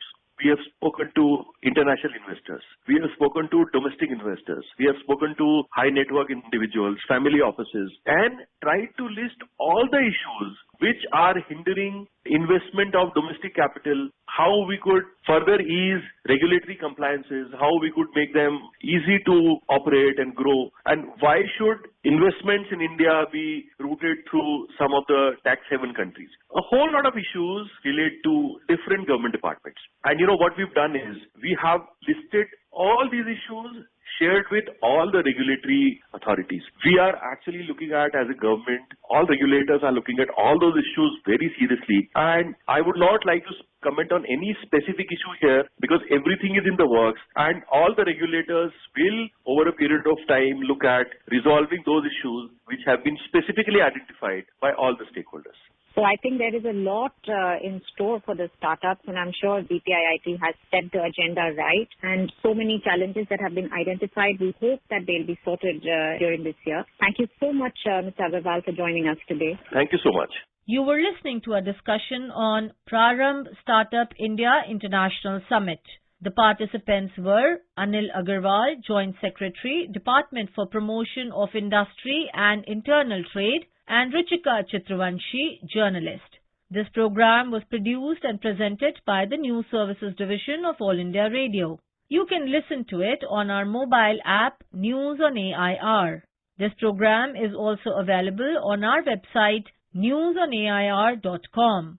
You may email your opinion about this program at airnsdtalks@gmail.com.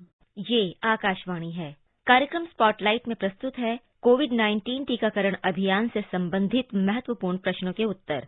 इसमें भाग ले रहे हैं नीति आयोग के सदस्य doctor VK. Paul और आकाशवाणी संवाददाता आनंद कुमार। राष्ट्रव्यापी कोविड-19 टीकाकरण अभियान 16 जनवरी से शुरू हो रहा है, जिसकी शुरुआत देश के प्रधानमंत्री नरेंद्र मोदी करेंगे, जो कि विश्व का अब तक का सबसे बड़ा टीकाकरण अभियान होगा। 2 स्वदेशी टीका कोविशील्ड तथा कोवैक्सीन आपात उपयोग के लिए मंजूरी दी गई है। नीति आयोग के सदस्य स्वास्थ्य डॉक्टर वी.के. पाल, जो कोविड-19 टीकाकरण से संबंधित विशेषज्ञ समूह के अध्यक्ष भी हैं, उन्होंने कोविड-19 टीकाकरण से संबंधित रणनीति और क्रियान्वयन के लिए बहुत ही अहम भूमिका निभाई है। डॉक्टर पाल, जैसा कि 16 जनवरी से जो टीकाकरण अभियान शुरू हो रहा है वो विश्व का अब तक का सबसे बड़ा अभियान होगा और इस सारी स्थिति को मॉनिटर करने के लिए सरकार ने कोविन ऐप का निर्माण किया है। कोविन ऐप की खासियत क्या है? क्या यह आसानी से एक्सेस हो सकता है? कोविन ऐप एक आईटी प्लेटफॉर्म है और उसमें कई तरह से काम लिया जा रहा है वैक्सीनेशन को आगे बढ़ाने के लिए। इसमें एक तो लॉजिस्टिक्स है कि वैक्सीन कहाँ से चल के कहाँ पहुंच गए, कितना वैक्सीन कौन सी जगह पे है, कौन से गांव में है, कौन से हेडक्वार्टर पे है, उसकी कोल्ड चेन का क्या हाल है। एक तो ये पहला हिस्सा है। दूसरा हिस्सा ये है इसमें कि अब हमने एक वैक्सीनेशन सेशन लागू करना है, कहाँ लगाएं, कौन जाएगा, कितने लोगों को करेंगे, उसके लिए जो सिस्टम बनाना है वो लॉजिस्टिक्स उस तरह के उसको देखता है। तीसरा और सबसे महत्वपूर्ण है कि इसके ऊपर जो व्यक्ति चिन्हित होंगे, जो रजिस्टर होंगे, उसका हिसाब किताब रखेंगे, उनको सेशन कहाँ जाना है वो अलॉट किया जाएगा, उनको याद दिलाई जाएगी। टीका पहला लगने के बाद में उनको बताया जाएगा दूसरी डेट उनकी कौन सी है, कहाँ आना है, किस वक्त आना है, होने के बाद एक सर्टिफिकेट इशू किया जाएगा। तो ये बड़ा कॉम्प्रिहेंसिव आईटी सिस्टम है। इसको हम अपने वैक्सीनेशन प्रोग्राम की बैकबोन मानते हैं और इसके दम से बहुत अच्छे तरीके से, सुचारू तरीके से वैक्सीनेशन प्रोग्राम होगा, आगे चलाया जाएगा। बहुत ही महत्वपूर्ण है और इसके चलते हमारा देश करके दिखाएगा सबसे बड़ा दुनिया का टीकाकरण कार्यक्रम। कोविड-19 टीके की कितनी डोज होगी और इसे कितने अंतराल में लेना पड़ेगा? कोविड-19 के दोनों ही वैक्सीन, कोविशील्ड व कोवैक्सीन की 2 डोज होंगी और इन डोज में एक के बाद दूसरे में 4 हफ्ते का अंतराल होगा। टीका लेने के बाद एंटीबॉडी कब तक विकसित हो जाएगी? टीका लगने के बाद एंटीबॉडी बनना शुरू हो जाती हैं 10-12 दिन में, लेकिन पूर्ण रूप से और बचाव के लिए जितनी एंटीबॉडी चाहिए वो दूसरी डोज के कम से कम 2 हफ्तों के बाद बनी होंगी। टीका लेने के लिए पंजीकरण कराने के वास्ते पात्र लाभार्थियों को कौन कौन से दस्तावेज देने होंगे? इसके बारे में लाभार्थियों को बताया जाएगा।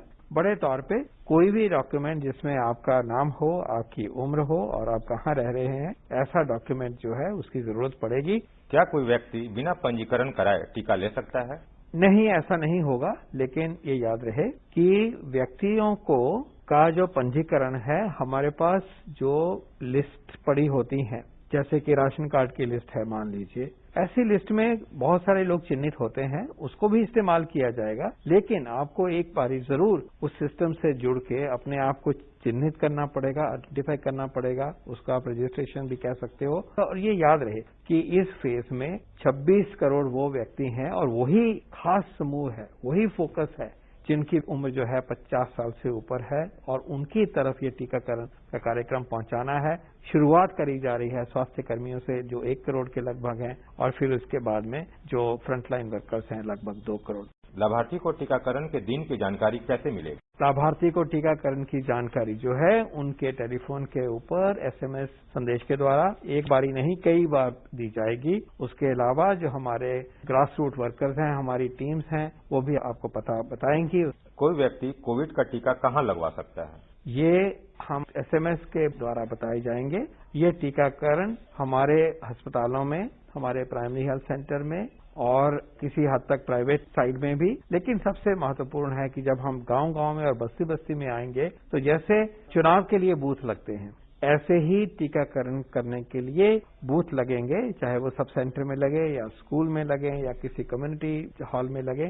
कोविड के टीके को एक जगह से दूसरी जगह ले जाने, रखने और लगाने की क्या व्यवस्था की गई है? हम टीकों को एक जगह से दूसरी जगह ले जाने का हमारे देश में बहुत ही एक्सपीरियंस है और उसको कोल्ड चेन में लेके जाना भी अच्छी तरह से संभव हो रखा है और उसका सिस्टम बना हुआ है। अगर कोई व्यक्ति कैंसर, मधुमेह और उच्च रक्तचाप जैसी बीमारियों की दवा ले रहा है तो क्या वह कोविड का टीका लगवा सकता है? हाँ जी, वो टीका लगा सकता है और उसको लगाना भी चाहिए क्योंकि उसको टीके की जरूरत और भी ज्यादा है। क्या सबको एक साथ कोविड का टीका लगाया जाएगा? कोविड का टीका जो चिन्हित समूह है उनको कवर करने के लिए उसकी प्रक्रिया बनेगी। ये बता दिया जाएगा कि आज इस टीकाकरण के बूथ पर या साइट पर कौन 100 लोग आएंगे लगभग, और उन 100 लोगों को बिल्कुल सुचारू तरीके से देखभाल करते हुए टीका लगाया जाएगा। डॉक्टर पाल, क्या कोविड का टीका लेना अनिवार्य है? कोविड का टीका जिन समूहों के लिए चिन्हित किया गया है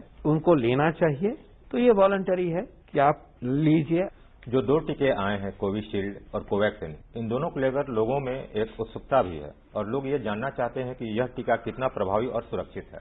दोनों टीके बहुत सोच विचार के हमारे देश के एक्सपर्ट्स ने और रेगुलेटर ने इमरजेंसी ऑथराइजेशन के रूप में उनको जारी किया है। तो हमें ये जान के खुशी होनी चाहिए कि हमारे पास 2 टीका अपने देश में ही बने हुए उपलब्ध हैं इस महामारी से लड़ने के लिए, और इन दोनों को इमरजेंसी प्रावधान में लिया गया है। ये वैसे ही है जैसे कि बाहर के देशों में फाइजर का टीका है या मॉडर्ना का है, वो भी इमरजेंसी प्रावधान के अंदर ही किए गए हैं। उनके भी फेज 3 अभी चल रहे हैं, पूरे नहीं हुए हैं। तो इस असाधारण सिचुएशन से जूझने के लिए, महामारी को खत्म करने के लिए जो रेगुलेशन है वो अडेप्ट की जाती है, साइंस को अडेप्ट किया गया और दुनिया भर ने किया है कि क्या फायदा जो है वो इतना बड़ा है और नुकसान है ही नहीं, तो क्यों नहीं इन वैक्सीन को आगे जारी किया जाए। इसी सोच से हमारे देश की संस्थाओं ने, रेगुलेटर ने और एक्सपर्ट्स ने इन दोनों वैक्सीन को जारी किया है।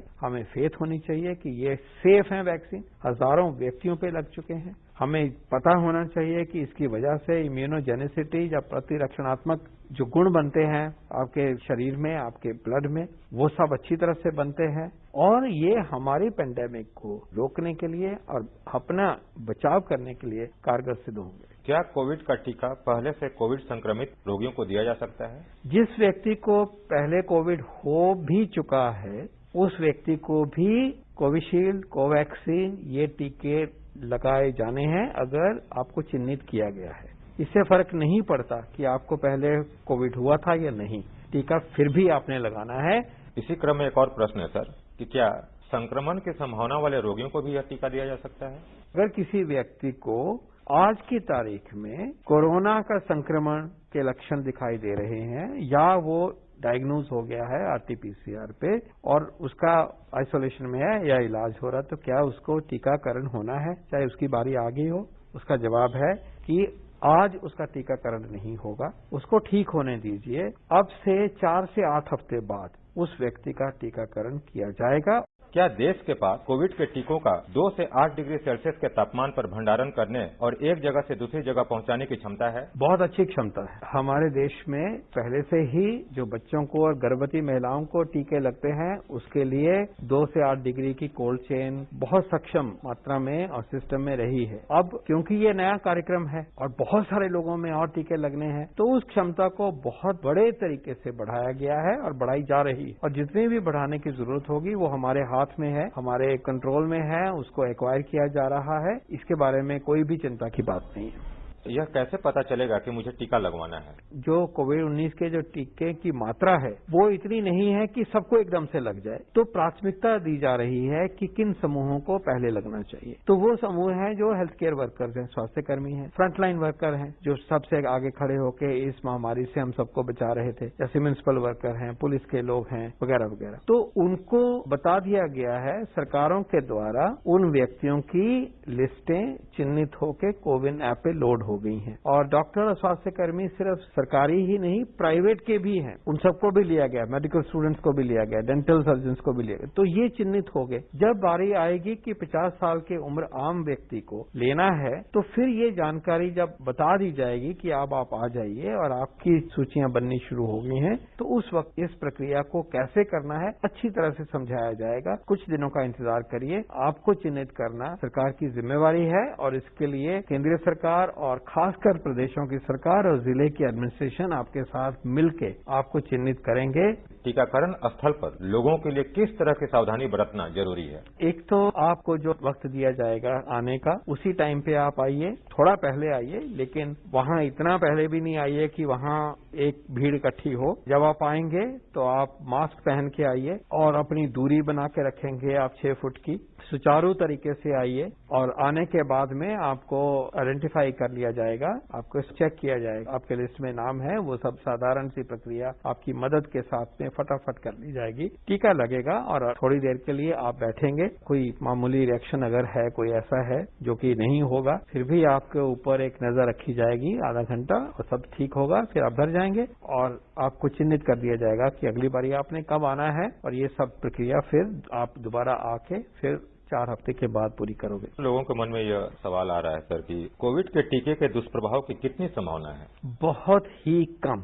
ये जो दोनों ही टीके हैं, जो दुनिया के सबसे सेफ टीके होते हैं सब बीमारियां मिला के, ये उनमें है। मामूली दर्द हो सकती है जहां टीका लगा, मामूली सी बुखार आ सकती है, हरारत हो सकती है। इसके अलावा लगभग कोई भी खास कोई साइड इफेक्ट नहीं है और ये हम हजारों की तादाद में कोवैक्सीन में भी और कोविशील्ड में भी अब देख चुके हैं। कोई घबराना नहीं होगा। यह टीका कोवैक्सीन और कोविशील्ड जो आए हैं, ये किन किन लोगों को नहीं लगना है? ये महत्वपूर्ण सवाल है कि आप चिन्हित हो, स्वास्थ्य कर्मी हो और टीका लगाने आप आए हो, तो कुछ व्यक्तियों में, बहुत थोड़े से व्यक्तियों में कोविड-19 का टीका नहीं लगाया जाएगा।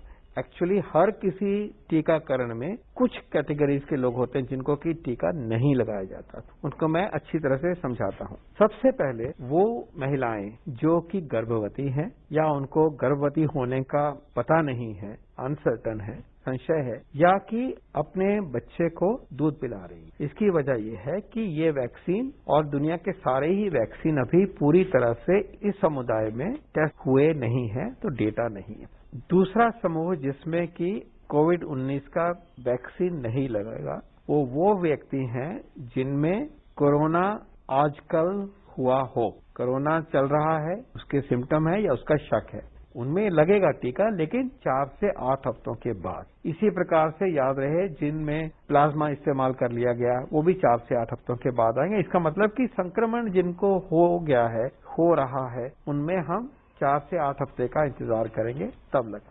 इसी प्रकार अगर आज आपकी तबीयत खराब है और मामूली नहीं, ज्यादा ही है, किसी और वजह से भी, तो ये एक जनरल रूल है कि कोई भी टीके, वैक्सीनेशन वगैरह उस टाइम पे नहीं लगाया जाता। ठीक होने के बाद 4 हफ्ते के बाद लग जाएंगे। इसके अलावा अगर आपको पहली डोज मिली कोविड-19 के वैक्सीन की और उस दिन कोई रिएक्शन हुआ, तो आपको हम दूसरी डोज के लिए आपको इनकरेज नहीं करेंगे और ये बहुत ही कम लोग होंगे तो उनमें भी ये वैक्सीन नहीं लगेगा। अब जबकि शनिवार से यह प्रक्रिया शुरू हो रही है, तरह तरह की भ्रामक खबरें आ रही हैं। ऐसे में आपका जनता के लिए क्या संदेश है? मेरा जनता के लिए संदेश यह है कि ऐसी खबरों को मत मानिए। सरकार की तरफ से जो सूचना दी जा रही है, जो गाइडेंस दी जा रही है, उसी पे ही बिलीव करिए, उसी को ही मानिए और उसी में ही फेथ रखिए। अगर आपको संशय होता है तो सरकारी स्वास्थ्य कर्मियों से, सरकार के जो और नुमाइंदे हैं उनसे पूछिए, नहीं तो जो हमारी हेल्पलाइंस हैं वहां पे देखिए।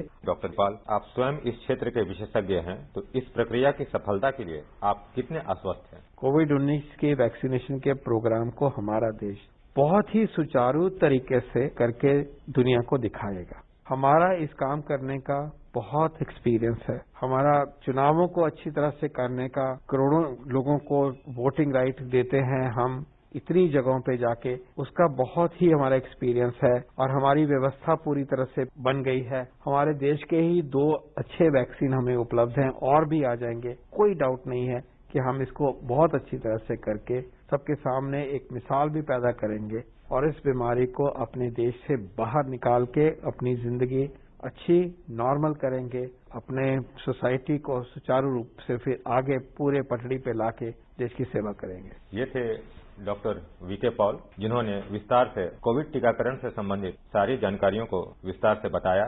आकाशवाणी के कार्यक्रम में बातचीत करने के लिए आपका बहुत बहुत स्वागत। नमस्ते। अभी आप सुन रहे थे कोविड-19 टीकाकरण अभियान से संबंधित महत्वपूर्ण प्रश्नों के उत्तर। इसमें भाग ले रहे थे नीति आयोग के सदस्य डॉक्टर वीके पॉल और आकाशवाणी संवाददाता आनंद कुमार। ये कार्यक्रम आकाशवाणी के समाचार सेवा प्रभाग द्वारा प्रस्तुत किया गया। इसे आप हमारे mobile app news on AIR पर भी सुन सकते हैं। इस कार्यक्रम के संबंध में अपनी प्रतिक्रिया आप हमें ईमेल कर सकते हैं। पता है airnsdtalks@gmail.com। ये कार्यक्रम फिर से सुनने के लिए लॉग ऑन करें हमारी website newsonair.com। This is All India Radio. In the program Spotlight, now we bring you a discussion on completion of 5 years of Pradhan Mantri Fasal Bima Yojana. The participants are Dr. Tajamul Haq, former Chairman, Commission for Agricultural Costs and Prices, and Sanjeev Banerjee, journalist. Pradhan Mantri Fasal Bima Yojana has completed 5 years, and to discuss all the aspects around the scheme and its achievements and performance so far, we have with us Dr. Tajamul Haq, one of the most eminent agriculture economists. Dr. Haq, what is the main achievements and successful of the Pradhan Mantri Fasal Bima Yojana, which completes 5 years according to you? One thing I think I will say that very good scheme in the sense the greatest challenge of Indian agriculture today is to de-risk agriculture. I think agriculture is becoming more and more risky for 2 reasons. One thing is weather factor. Weather variation. Sometimes you have drought, sometimes flood, sometimes cyclone, sometimes hail, sometimes pest attacks, all kinds of problems you have. So this agriculture has become a very risky occupation. So unless you can de-risk agriculture from this angle, I think average yield levels of farmers will continue to be low as compared to most other countries, as you know. Second thing is the price risk. Price risk, of course, due to market fluctuations in prices, and also we are now linked with the global markets. If there is more volatility, we are also subjected to volatility. So because of these 2 risks, the farmers are in real trouble and trap, I should say, low income trap. And the Fasal Bima Yojana at least tries to minimize the risk in terms of covering the weather related yield risk. So far actually, and this is a good scheme, I will say, because premium rate is very low. It is only 2% for kharif crops, 1.5% for rabi crops, and for commercial and horticultural crops it is only 5%. And after that, I should say that only 10% of the premiums are paid by the farmers. The remaining 90% are by the government, central and state governments.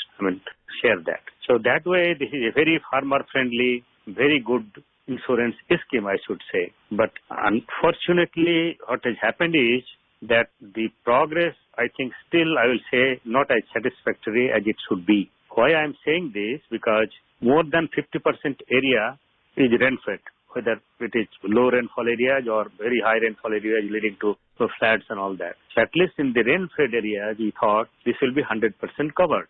All the farmers and all the areas will be covered by this. But so far we find in the country as a whole, hardly 26 to 28% of the total area is covered by your Fasal Bima Yojana. So that way, I think we thought at least 50% area should be covered, but achievement is 27 to 28% coverage. So I think that way progress is there. Some of the things have been improved quite substantially. For instance, earlier the average payment was 15,100 per hectare, now 40,700 per hectare and so. So things have improved, no doubt. And also the payments are little more timely than what it used to be earlier. Initially, in fact, the payments used to take 2 to 3 years. Now I think it is little less. But still, I will say there is a scope for improvement in the sense, you see, now, for instance, the yield estimates, the time taken is still not as fast as it should be. Every season, there should be immediately in the season itself, that should be estimated and the payment should be done. But that does not take place so far. We thought we'll use satellite imagery, we'll use drone technology, mobiles and things like that. But somehow it is being done, but not on a scale which we thought it will be there and it will help improve. Area coverage also depends on if the farmers get timely payment, they will be more motivated to take up this. And also there is lack of awareness, no awareness campaign among the farmers in many states, I should say, by the state governments. So it is a centrally sponsored scheme. Sometimes state governments also will play politics. So central state collaboration, cooperation also in some cases will be or is lacking. So I think all these things taken together, the overall progress I should say is not bad, but there is scope for improvement and we have a long way to go in terms of making our and the farming risk-free. One thing which was said about Fasal Bima scheme is that it's a big previous insurance scheme.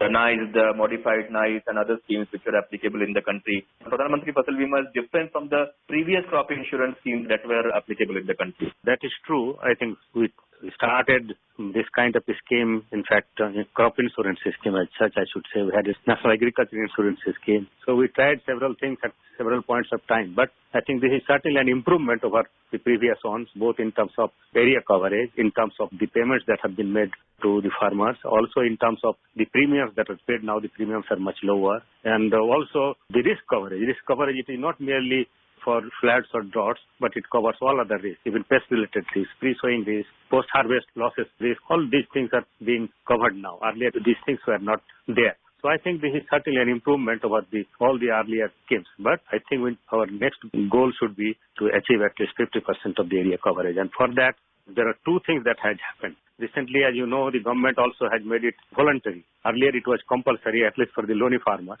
And non-loany farmers, it was optional. But as a result, it was mostly the loany farmers who used to be covered by this. But now if it is optional, so that depends again on how you motivate the farmers, non-loany farmers, to adopt this scheme or go for this scheme. And also, the state governments have to play a very important role in terms of creating awareness. Earlier, whether there is awareness or not, at least if you take loan from the banks, it is covered under this scheme. So now that is a big challenge, I should say. It is good in the sense if it is voluntary, it is market driven, it is all, any players come, many insurance companies come and go for insurance in a competitive manner. I mean, those are the things which are needed. But I think still we have to work on this and things should improve. Talking about voluntary, in the last 5 years, as we are all, the scheme has undergone a lot of changes also. No? There were a lot of guideline changes. There were penal provisions introduced for companies who paid, they delayed paying compensation.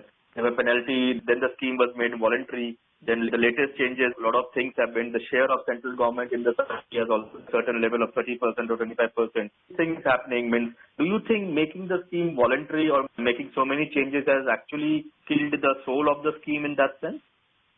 Things are evolving. We do not know what will be finally the outcome. But at least the impact, initially I was worried, particularly when it was made voluntary, because many times farmers may not be immediately motivated to take up this scheme. The problem with any private company going for insurance coverage is that unless it is on a big scale and it is profitable for them, they will not go for it. And unless there is maximum number of people come into the picture. The point is with a smaller number, there is no way the private business can be viable.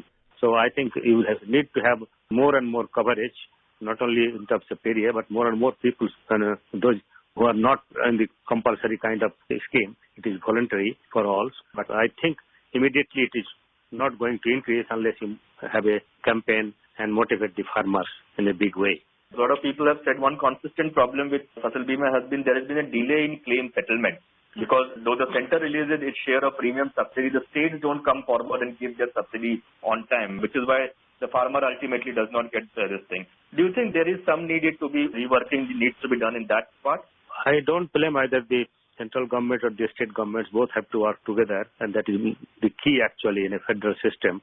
If the money has to be routed that way, or the state has to share part of it, then both have to pay in time this kind of thing to the companies and so that the company can reimburse and all that. I think that is important. But then sometimes even the private companies I have seen, they don't pay in time. They say the estimates of loss and all that, whether that was accurately done or whether it was timely done or not. All those issues are still there. But I think things have improved even, I find, both among the private and the companies. I think it is much better than before. But as I said, we still need to do more. Another thing Fasal Bima Yojana also advocates is a strong use of technology for yield estimation and crop cutting experiments. CC is what we talk about, and which is the most the vital part of crop insurance scheme. How do you think Fasal Bima has leveraged the crop technology for its CCEs and other thing? How the states have moved, the other players have moved in this? Some of the states have gone ahead, but not again to the extent it is needed. Andhra people say I think they are doing very good work. So, but then there are other states which still are lagging in that point. I think I really surprised why this is happening this way, because if you go to any European country, you will find the use of drone, for instance, technology. It's so common. Every farmer that way has a drone of different sizes depending on the need. And here we are skeptical about it. And then even at the institutional level, whether it is panchayat level or even at the governmental block or subdivision level, there is not much emphasis on this. And it is not very costly. It is quite cost effective that way, I should say. And it is quite time saving. But somehow, despite the fact that we thought we'll be able to do it, we have not been able to do it. So I think there is need for improvement again here in terms of technology doing this job, whether it is satellite imagery or drone technology or use of mobile, whatever. And secondly, another problem comes in terms of payment is that not that all farmers have bank accounts. Now things have improved immensely. Second thing is that also for the earlier, if you are a loany farmer, then it was automatic. It is compulsorily included. But now it is voluntary. And in the case of voluntary adoption of the scheme, the farmers must have a proper land record in their name. They really want to apply and get the insurance benefit. And in many cases, it is not only updated land record and digitized land record. And till now, there are several states where at least I should say 50 to 60% of the land records have not been digitized. So how do you do this? Similarly, the scheme does not discriminate between owner farmers and tenant farmers. But tenant farmers, in reality, they don't get because they are not recognized, they are not registered, they is not recorded, and there is no way you can include them, even though the scheme does not say, they say this all kinds of farmers will be covered. But in practice, they are not covered. So these are the issues which need to be challenged, which need to be addressed in the coming days. One thing which many people say is that why should we have a centralized scheme of crop insurance? Why can't each state have its own crop insurance scheme? Which the latest guidelines also do give some kind of leeway to the states that they can come up with their own insurance products and within the certain limitations of this thing. Do you think that is a better way of going forward? I will say centralized scheme has its own problems, and at the same time decentralized system also has its own problems, because in some of the states, if the state governments do not take any interest or initiative, then the farmers in those states lose. We have seen this in the case of several things. So that is one problem. How do you motivate that? Yes, true, it is agriculture in general is a state subject, state government should be doing their job well. But if they don't do it, central government has to do it. But then it cannot be only state specific that because Bihar is not doing it for Bihar, other states are doing it for themselves. So we don't do anything. So that is not possible in a federal system. So I think the problem is it should be market-driven insurance. Let it be the private companies wherever they want to go. There should be awareness and incentive for the private companies also to enter into this in a big way on their own. There should be incentive and motivation. It is not that now because the government says the government will pay 90% of the premiums, so they are coming. Even if they don't pay 90% of the premium, the insurance companies should be able to function on their own viable basis. And for that, most of our marginal and small farmers, I think, will find it, of course, difficult to pay the premium. But in that case, the subsidy can go for them. But open-ended subsidy of this kind has two problems. One problem is the inefficiency kind of thing. The coverage will be less. And second thing is corruption will be there. So I think in order to address both these issues, I think it should be led to the market. And everything, if the government wants to do everything this way or that way, it is not possible. Or I will suggest that only state government should do it. Central government should compensate them. And it should be covering not just the yield risk, but also the price risk. In fact, I suggested long back that it should be a farm income insurance policy, not just so that the both price and yield risk are covered. There is no need for some other schemes for that matter. You don't need PM Kisan. You don't need even MSP for that matter because their price risks are covered here. And if all the farmers are covered by this, I think farmers will be very happy. That could be an option to move forward in the days to come. And as you rightly said, though the scheme has been made voluntary, but the number of non-loanee farmers, the percentage in the total enrollment, have also sharply increased since the scheme was introduced. And now almost, I was seeing the data somewhere that almost 38% of the total enrollments are from non-loanee farmers, which is earlier it was 7-8% rather. So hopefully in the days to come, in the months to come, the scheme will be further modified and further more made farmer friendly. So that the basic intention of any crop insurance, or for that matter any insurance, is that as soon as the damage happens, the farmer get a adequate and a fair amount of compensation, because the other alternative that we have in the form of damages, your compensation under the relief, NDRF or SDRF relief, that is not adequate for the farmer. Thank you, Dr. Haq. Thank you. You were listening to a discussion on completion of 5 years of Pradhan Mantri Fasal Bima Yojana. The participants were Dr. Tajamul Haq, former Chairman, Commission for Agricultural Costs and Prices, and Sanjeev Banerjee, journalist. This program was produced and presented by the News Services Division of All India Radio. You can listen to it on our mobile app, News on AIR. This program is also available on our website, newsonair.com. You may email opinion about this program at airnsdtalks@gmail.com. This is All India Radio. In the program Spotlight, now we bring you a discussion on Pravasi Bharatiya Divas contributing to Atmanirbhar Bharat. The participants are Skand Ranjan Tayal, former diplomat, and Simran Sodhi, journalist.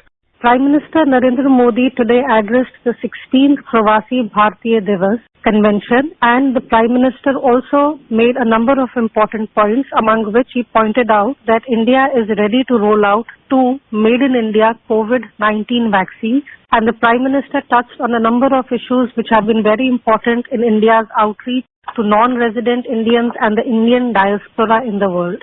Ambassador Tayal, when we see the Prime Minister's outreach to the Indian diaspora, and we have also seen how actively India has reached out to the diaspora, how significant has been the participation of the Indian diaspora in India's development and foreign policy outreach?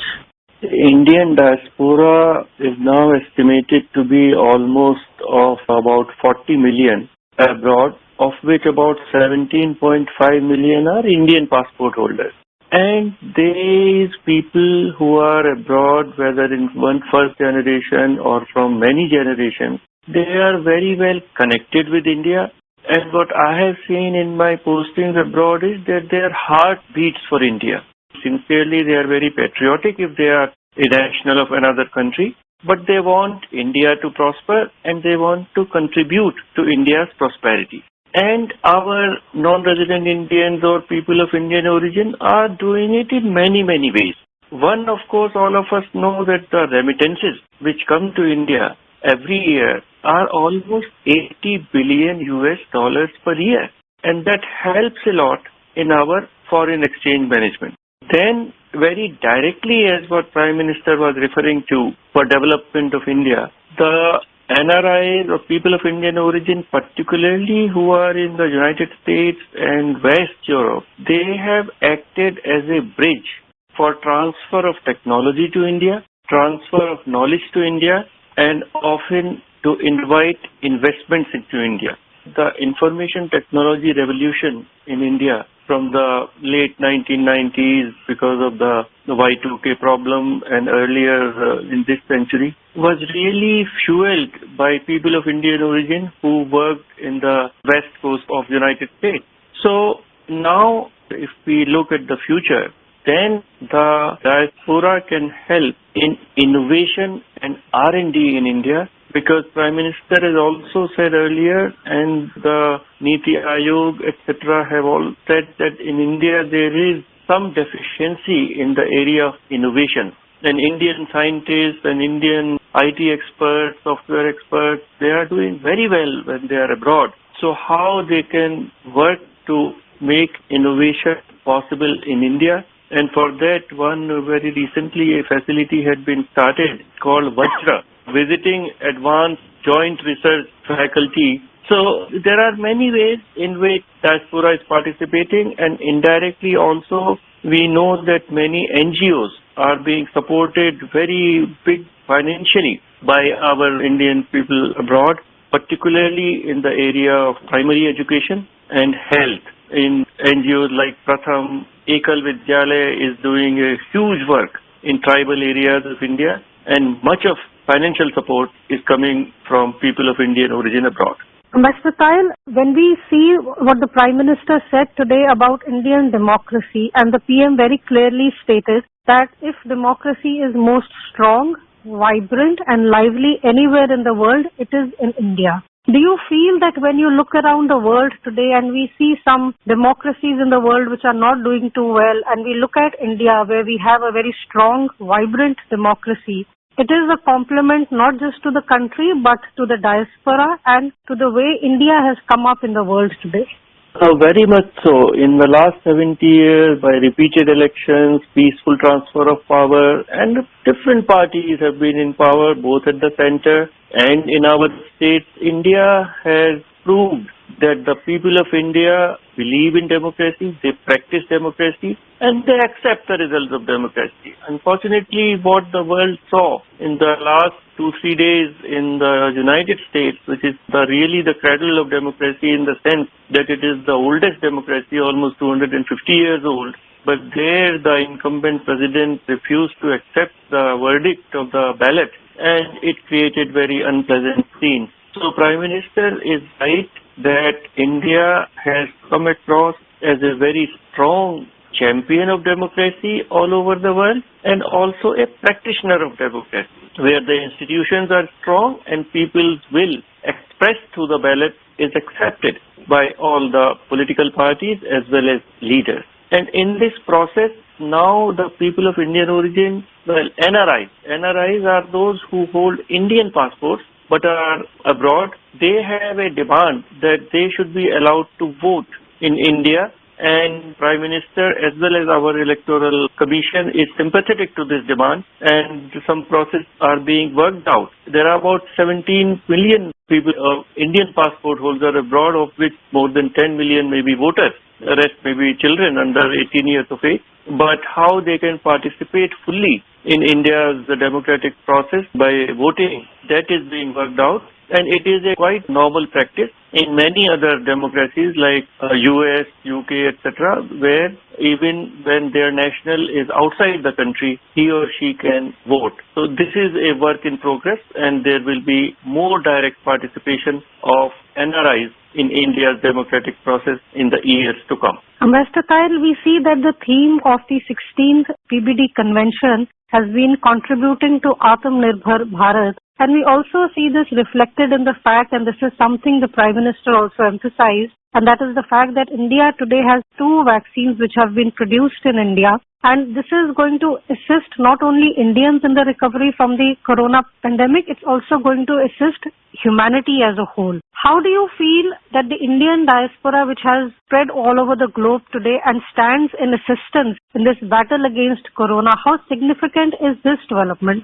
India's progress, India's future, and also for employment of very young population of India, it is very important that there is more and more manufacturing in India, and that is really the root of this call of Atmanirbhar Bharat, which Prime Minister has given. And in that process, of course, all the people of India will be working, but people of Indian origin abroad, our diaspora, can also make a very tangible and very direct contribution by 2 or 3 ways. One, by channelizing investments into India and making it possible for more direct transfer of technology for investments into India, and also by supporting innovation and research and development in India. The 2 vaccines, one is being totally developed in India, Covaxin, and COVID Shield has been developed abroad but will be produced in India. It is a huge achievement for India's vaccine producing capacity and our scientific community. And as is being said, that India is poised to emerge as the pharmacy of the world, and that is the path on which we are moving, and in that our diaspora abroad can be a partner and can help move faster and farther in that direction. Mr. Tayal, we also see that the Prime Minister touched on the Vande Bharat mission, and we have seen that this has been a very successful project under the government. The PM told that the Indian diaspora, that the country always stands with them, And the PM pointed out that over 45 lakh people were rescued under the government's Vande Bharat mission during the pandemic. How important is it that India continued its mission of getting people back home, people of Indian origin who are working in various parts of the world? And when the need was there, we were able to run special flights and bring people back home. How important do you think this is for establishing the trust that India as a country has with its people who are working or are studying or for some reason are outside their own country? India's diaspora very well knows that if they are in trouble, then Mother India will reach out to help them, and they can always find comfort in the lap of Mother India. We remember when there was a problem in Iraq 20-30 years ago, then how lakhs of Indians were rescued from there on special flights. And repeatedly, whether it is Lebanon, whether it is any other country where there has been some internal problem, Indian government, Indian airlines, ships, people of India have reached out to rescue our Indian diaspora from there and bring them back safely and very fast to India.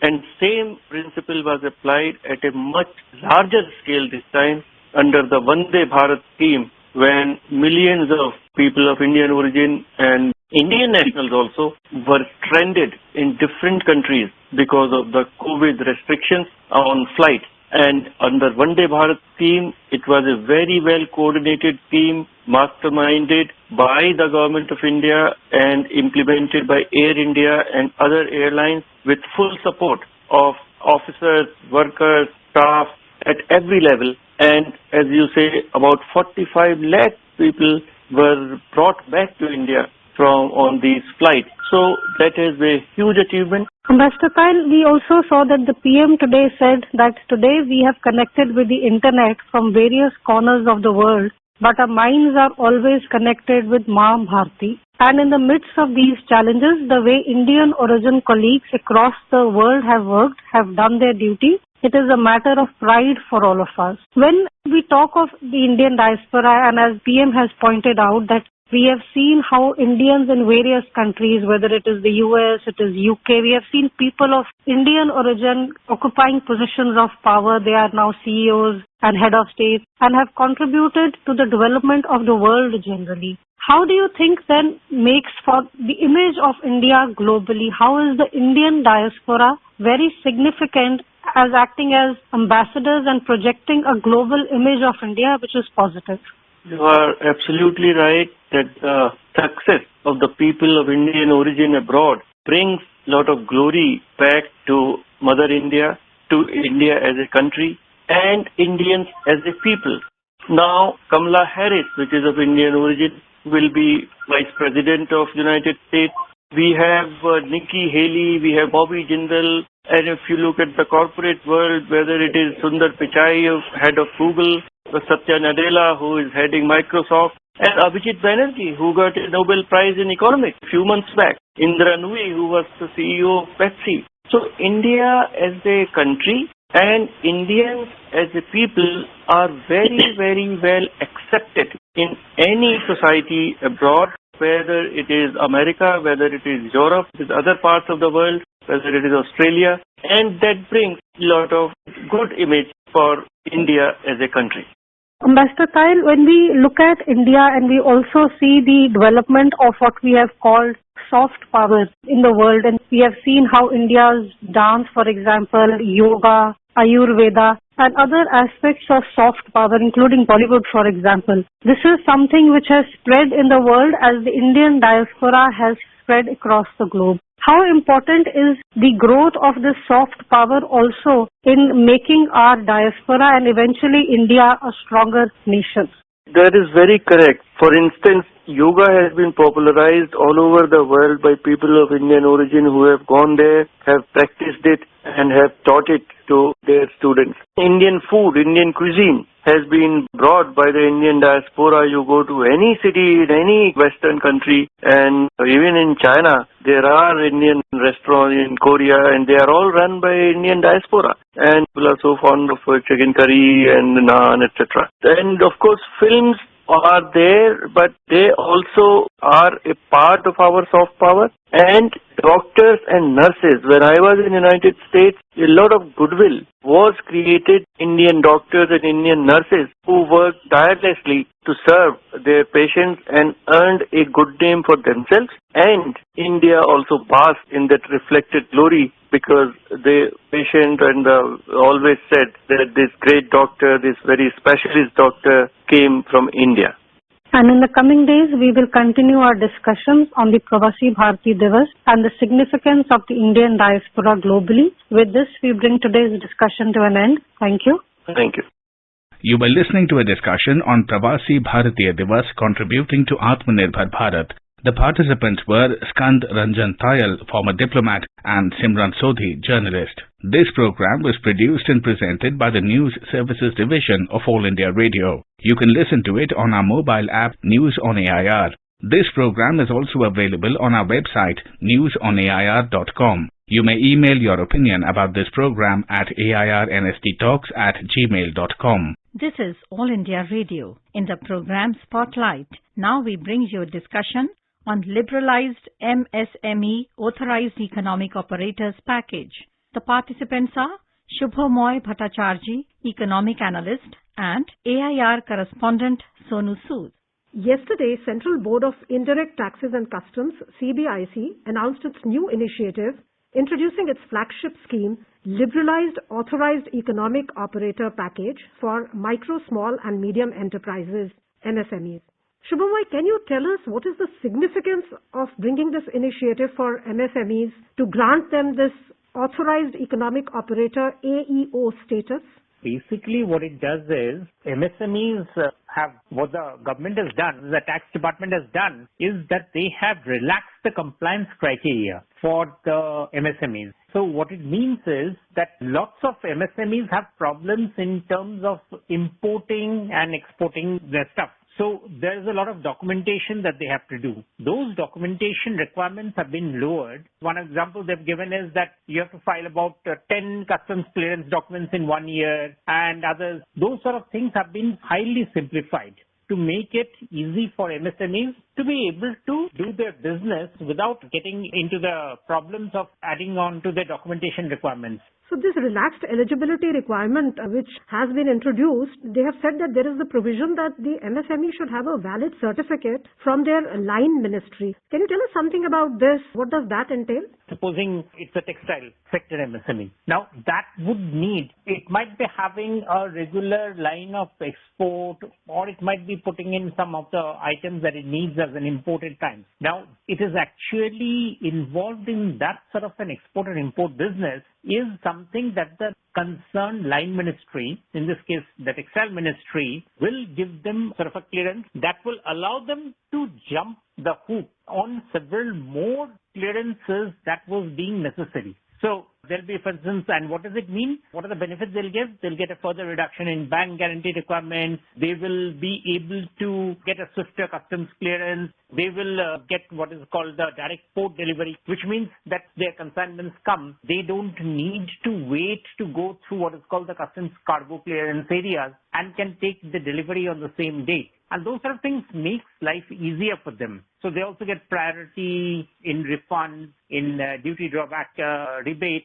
All of these sort of stuff comes in useful for the MSMEs. Essentially, as I said, it is basically a means to allow them to carry on their business without getting involved in too much of documentation problems, which the work often forces them to get into. So Shubhamoy, which are the sectors of the economy whose MSMEs will benefit most from this liberalized AEO scheme? Well, if you look at our MSMEs, they are there in most of the sectors. I mean, MSMEs, for instance, are there right from auto sector, right down to textile sectors. And in fact, now MSMEs are getting on into even sectors which were not thought that they would be there. For instance, many of them are also involved in defense as ancillary productions. So there are lots of sectors where they can be and they will be able to get into. And they do get into. So there is plenty of, it cuts across the economy wherever there is, I mean, MSMEs in India, and in fact that is what you expect also in a large economy, that they straddle several sectors.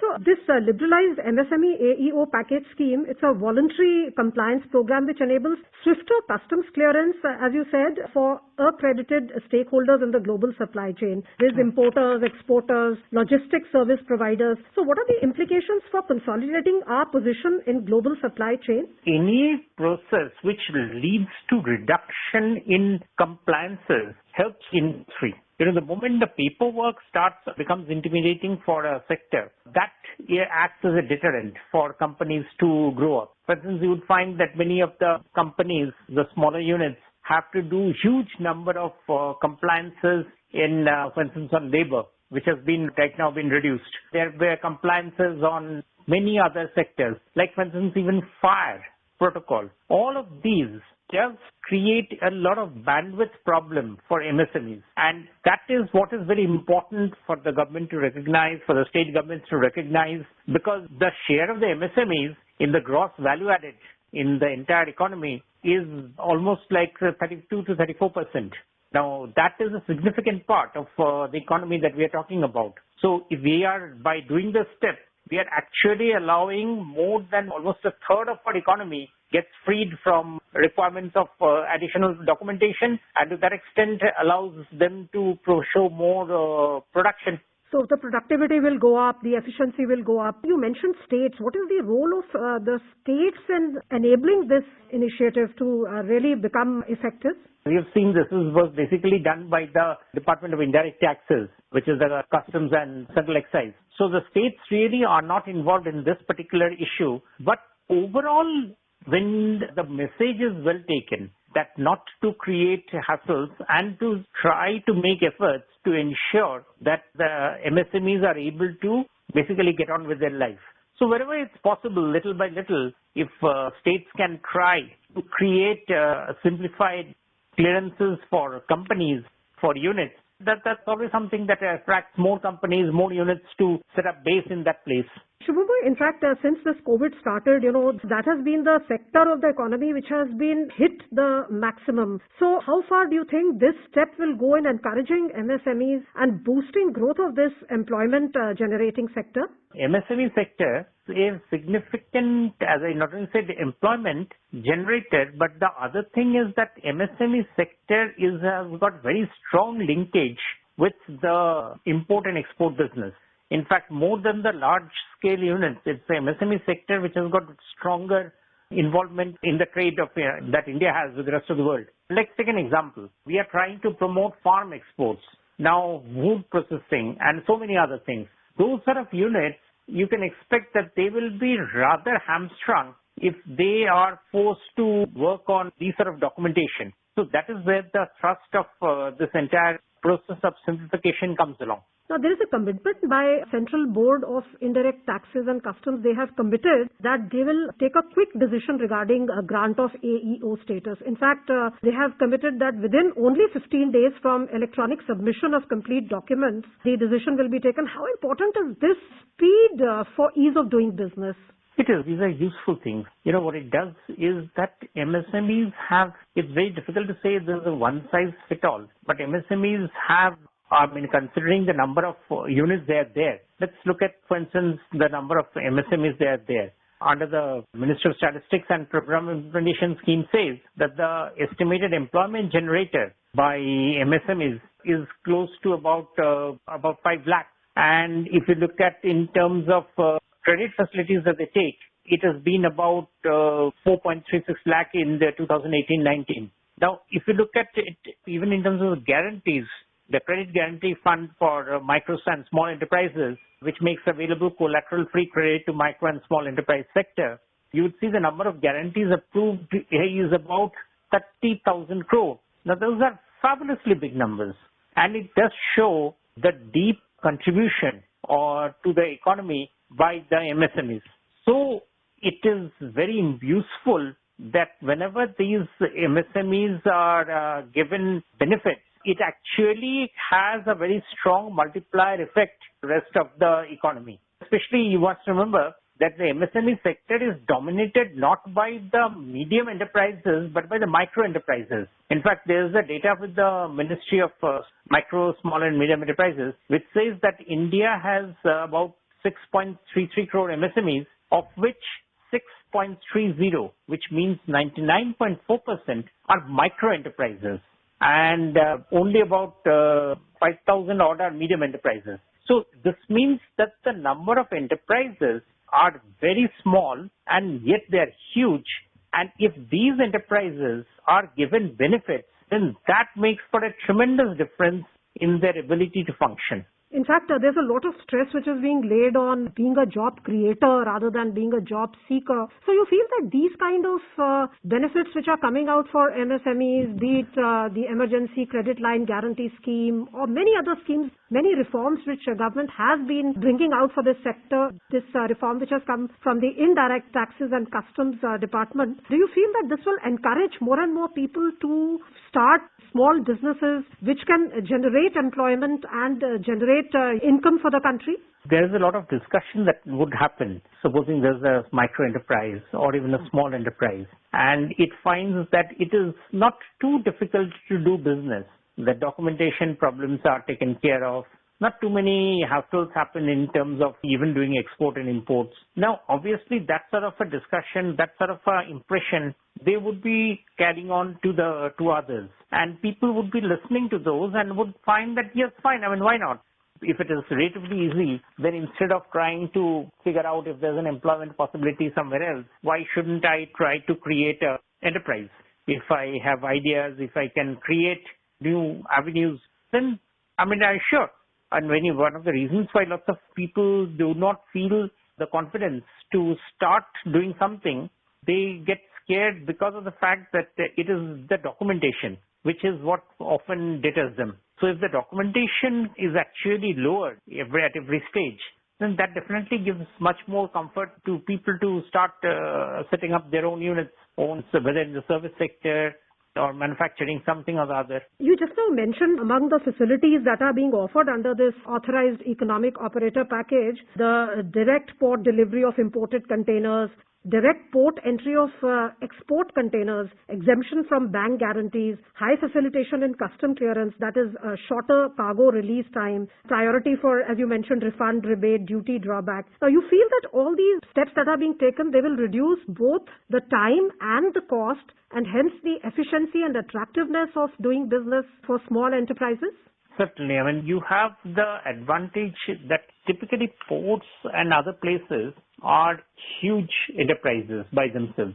And what they do or their work often gets focused on the large operators, the large companies who are coming in there. And there it's difficult often for micro enterprises and, well, even if we don't talk micro enterprises, even about small enterprises, to get a word in about something that's happening with them, about their requirements of paperwork and so on. Now, if the government itself says that fine, I mean, we realize that you've got a problem and so we will ensure that you do not have to fill up those details, then that makes for a lot of advantage. Then that gives, again, I said, in those intimidating circumstances, it becomes easier for the MSME sector, for these enterprises, to start looking at opportunities that can be created. They can find that it's almost like creating a different channel for them.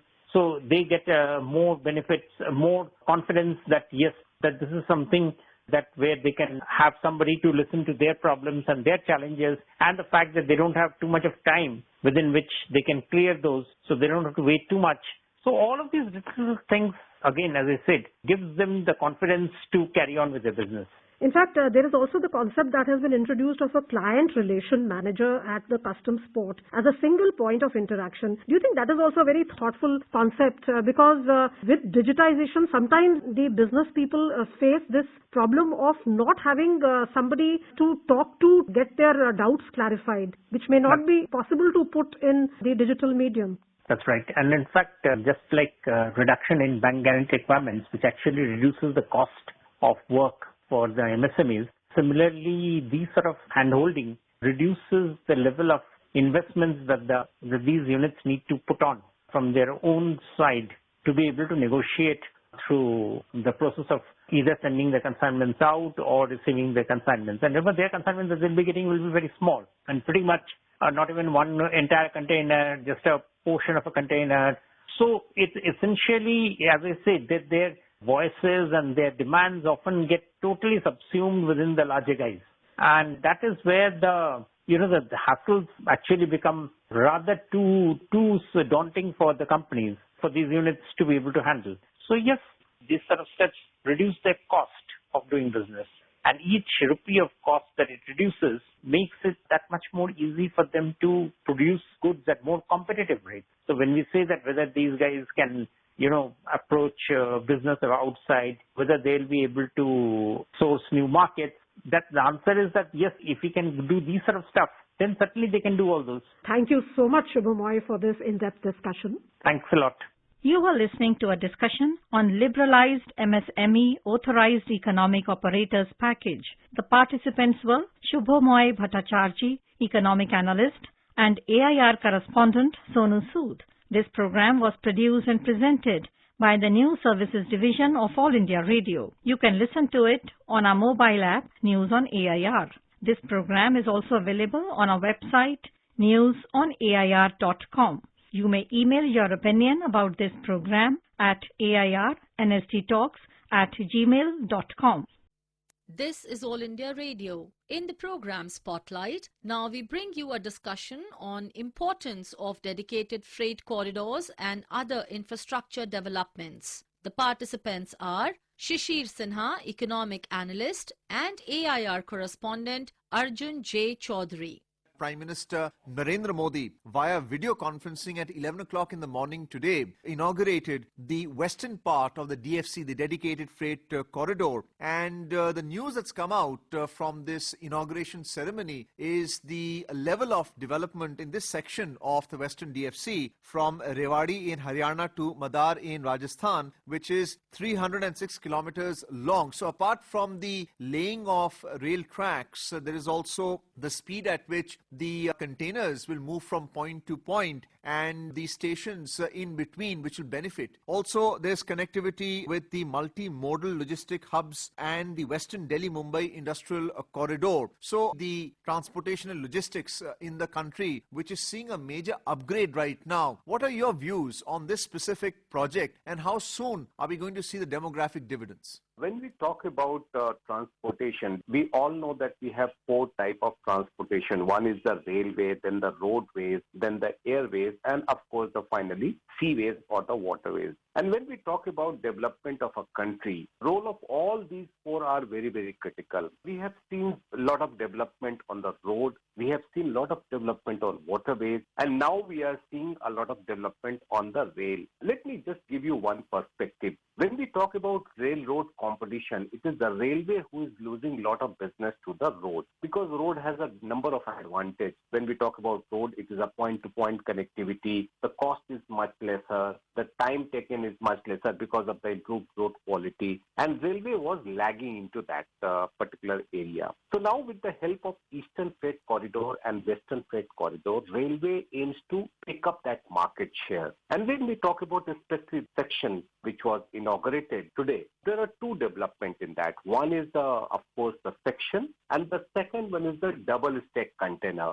These two are going to give a boost to the freight corridor. And please remember, when we talk about Western Corridor, it is starting from UP and it is ending in Mumbai. So it is covering a lot of states. It is giving a lot of business opportunity. And we are not just developing the railway track or the railway infrastructure. We are also developing the industrial development, industrial areas which are in the vicinity of the freight corridor. And of course, the time taken will be much lesser. Just imagine when we are transporting perishable goods and it takes 3 days or 4 days to reach. You can imagine the quantum of loss because of the time taken and because of the slow speed. Now we are in a situation when the goods can be transported in a dedicated corridor in much lesser time. This is one advantage. The second advantage is the passenger train. Many a times we have seen a situation when the single track is used for passenger transportation as well as for the freight transportation. So when you have a dedicated corridor for the freight transportation, there will be much more scope available for the passenger transportation. So So the speed will be much higher, time will be much less for the freight, and there will be similar situation for the passenger. So it is not just the goods transportation which is going to get benefit, it is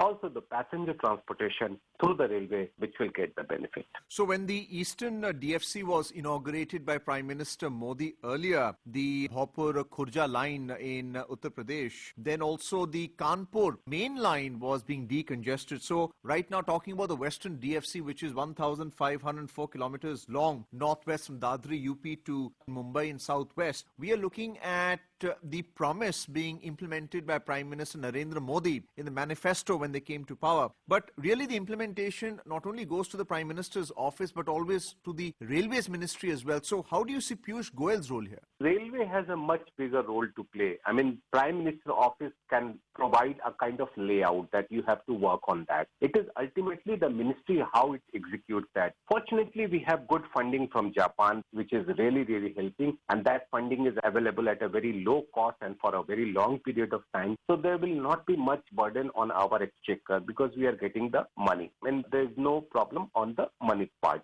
The second is the land acquisition. That is the most critical part. And what we have observed, what we have seen in these two corridors, if I can remember correctly, 98 to 99% land has already been acquired. So this is another development. Third is the engineering and the technological part of that. We are getting good support not just internally but also from the external side. So all these are helping to achieve the completion of projects according to the timeline. So I think the completion of project, the first phase is likely to be completed by the end of this calendar year, December 2021. And we expect that more and more goods will start moving on this particular corridor. There's a western one and the eastern one. And the second part which you mentioned in the beginning, that the speed at which the good is to be transported, that is very, very critical because the freight movement has always a complaint that it takes a lot of time. Now that time will be reduced and that is going to help the freight movement and it will help the railway to regain the market share in the freight movement. So the claim is that the freight trains will travel at 100 kilometers per hour as compared to 75 kilometers earlier, and also the load capacity is 4 times more because of a stronger axle in the container trains. So we're also looking at procurement practices here, the submission of bids electronically, and therefore are we seeing the project's completion within a defined time frame? Certainly, and you rightly mentioned about the various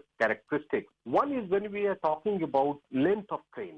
So at this moment, when we talk about the ordinary freight train, maximum length of a train is a 700 meters. But on a dedicated freight corridor, the length is 1500 meters. So it is almost double than what you have today. The second one is the load. How much load freight train can take on a dedicated freight corridor? It is around 13,000 tons. And if we take the existing one, it is just 5,000 tons. So it is almost 3 times of the existing capacity. So if you take these two features, certainly things will be in a bigger quantity, can be transported in lesser time. And since we are connecting the entire country through the eastern and through the western, of course, the southern part will be taken in due course of time. But at least large part of country will be covered with these two freight corridors with a common station at Dadri. Certainly that is going to help the logistic and the freight movement in a much bigger way. So when we discussed about the Eastern DFC, we spoke about the beneficiaries along that line from Dhakuni in West Bengal all the way to Sanewal in Ludhiana, Punjab, which is near it. Then you go through Jharkhand, Bihar, UP, Haryana. So what are the demographic dividends as far as Western DFC is concerned? In UP, for instance, we saw the aluminium industry, dairy farming, textile, glassware, locks, asafida, pottery products, really getting the benefit of freight movement. What do you see that Western DFC benefiting from, especially with the connectivity to the Gujarat ports? See, most of the states, when we talk about the northern India, they are the landlocked one. I mean, they do not have any access to ports.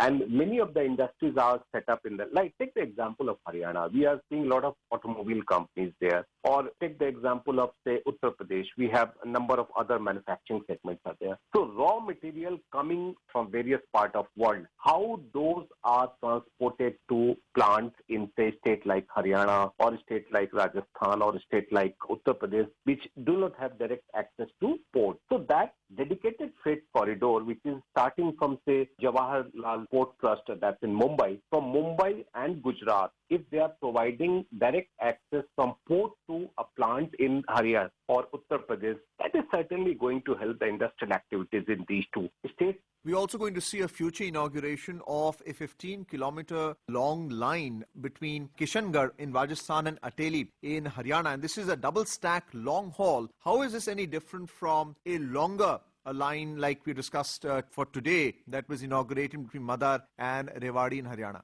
So double-stack container is always going to be very, very beneficial. And that means in a limited kind of capacity, you are in a position to carry more and more goods. So whether we talk about today inauguration or the future inauguration of double-stack container, India is one of the few countries in the world which is going to have the double-stack container. We have heard about double-decker passenger trains. Now we are going to have double-decker freight trains, freight vehicles. And that is certainly going to help larger quantity of goods to be carried from one place to other place. I understand that the Research, Design and Standard Organization, RSDO, for the wagon department has a very strong role to play. You spoke about the capital funding that's coming from Japan, but also a quality control from within the Ministry of Railways. Certainly, technology is one area. I mean, you can have money, but you need good technology also to use that money. And there you are in a position, you have the expertise, you have seen how the railway people have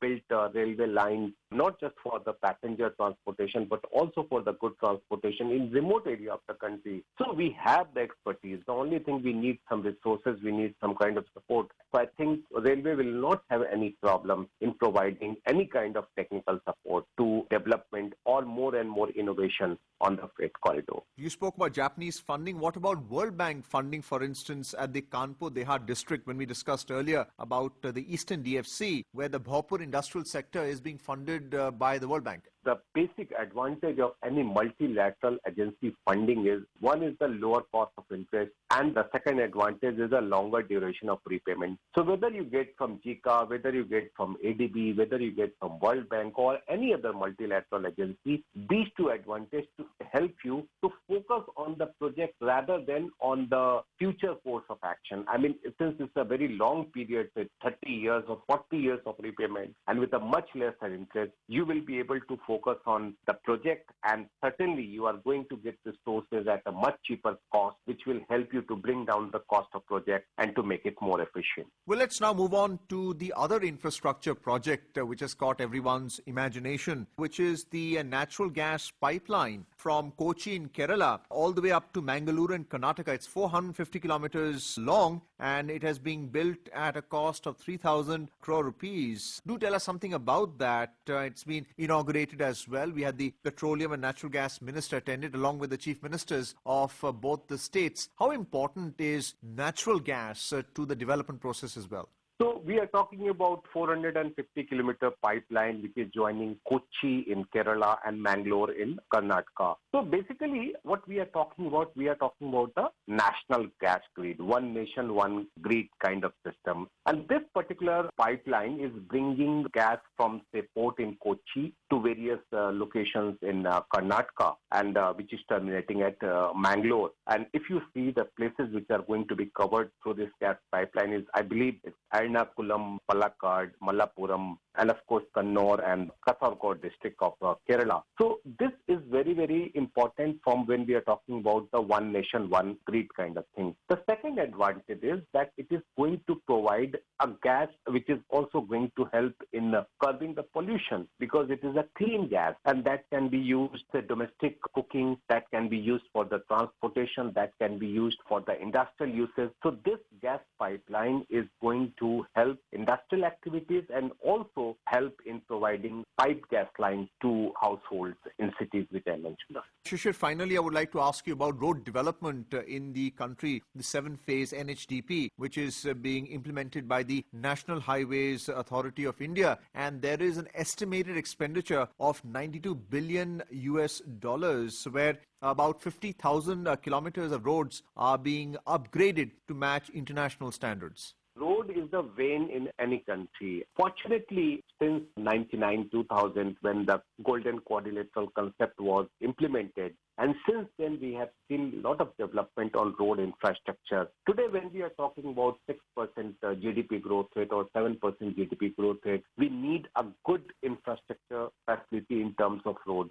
And let me tell you one more thing about the road development. Road development is one area where we see multiplier effect. One is, of course, the transportation. When it is under construction, it gives maximum number of jobs. The third benefit is that when a road is developed, the areas which are on both sides of road also get a lot of support. If we talk about, say, a highway, there are cities which have become a kind of industrial cluster because reaching that city or reaching that area is much easier if you have a good road network. So I believe more and more spending on road infrastructure and equally giving attention to the railway as well as waterways, and of course do not forget about the airways. So combination of all these will certainly help the economic development at a faster pace. Thank you so much, Shishir Sinha, for being with us on this program. Thank you very much.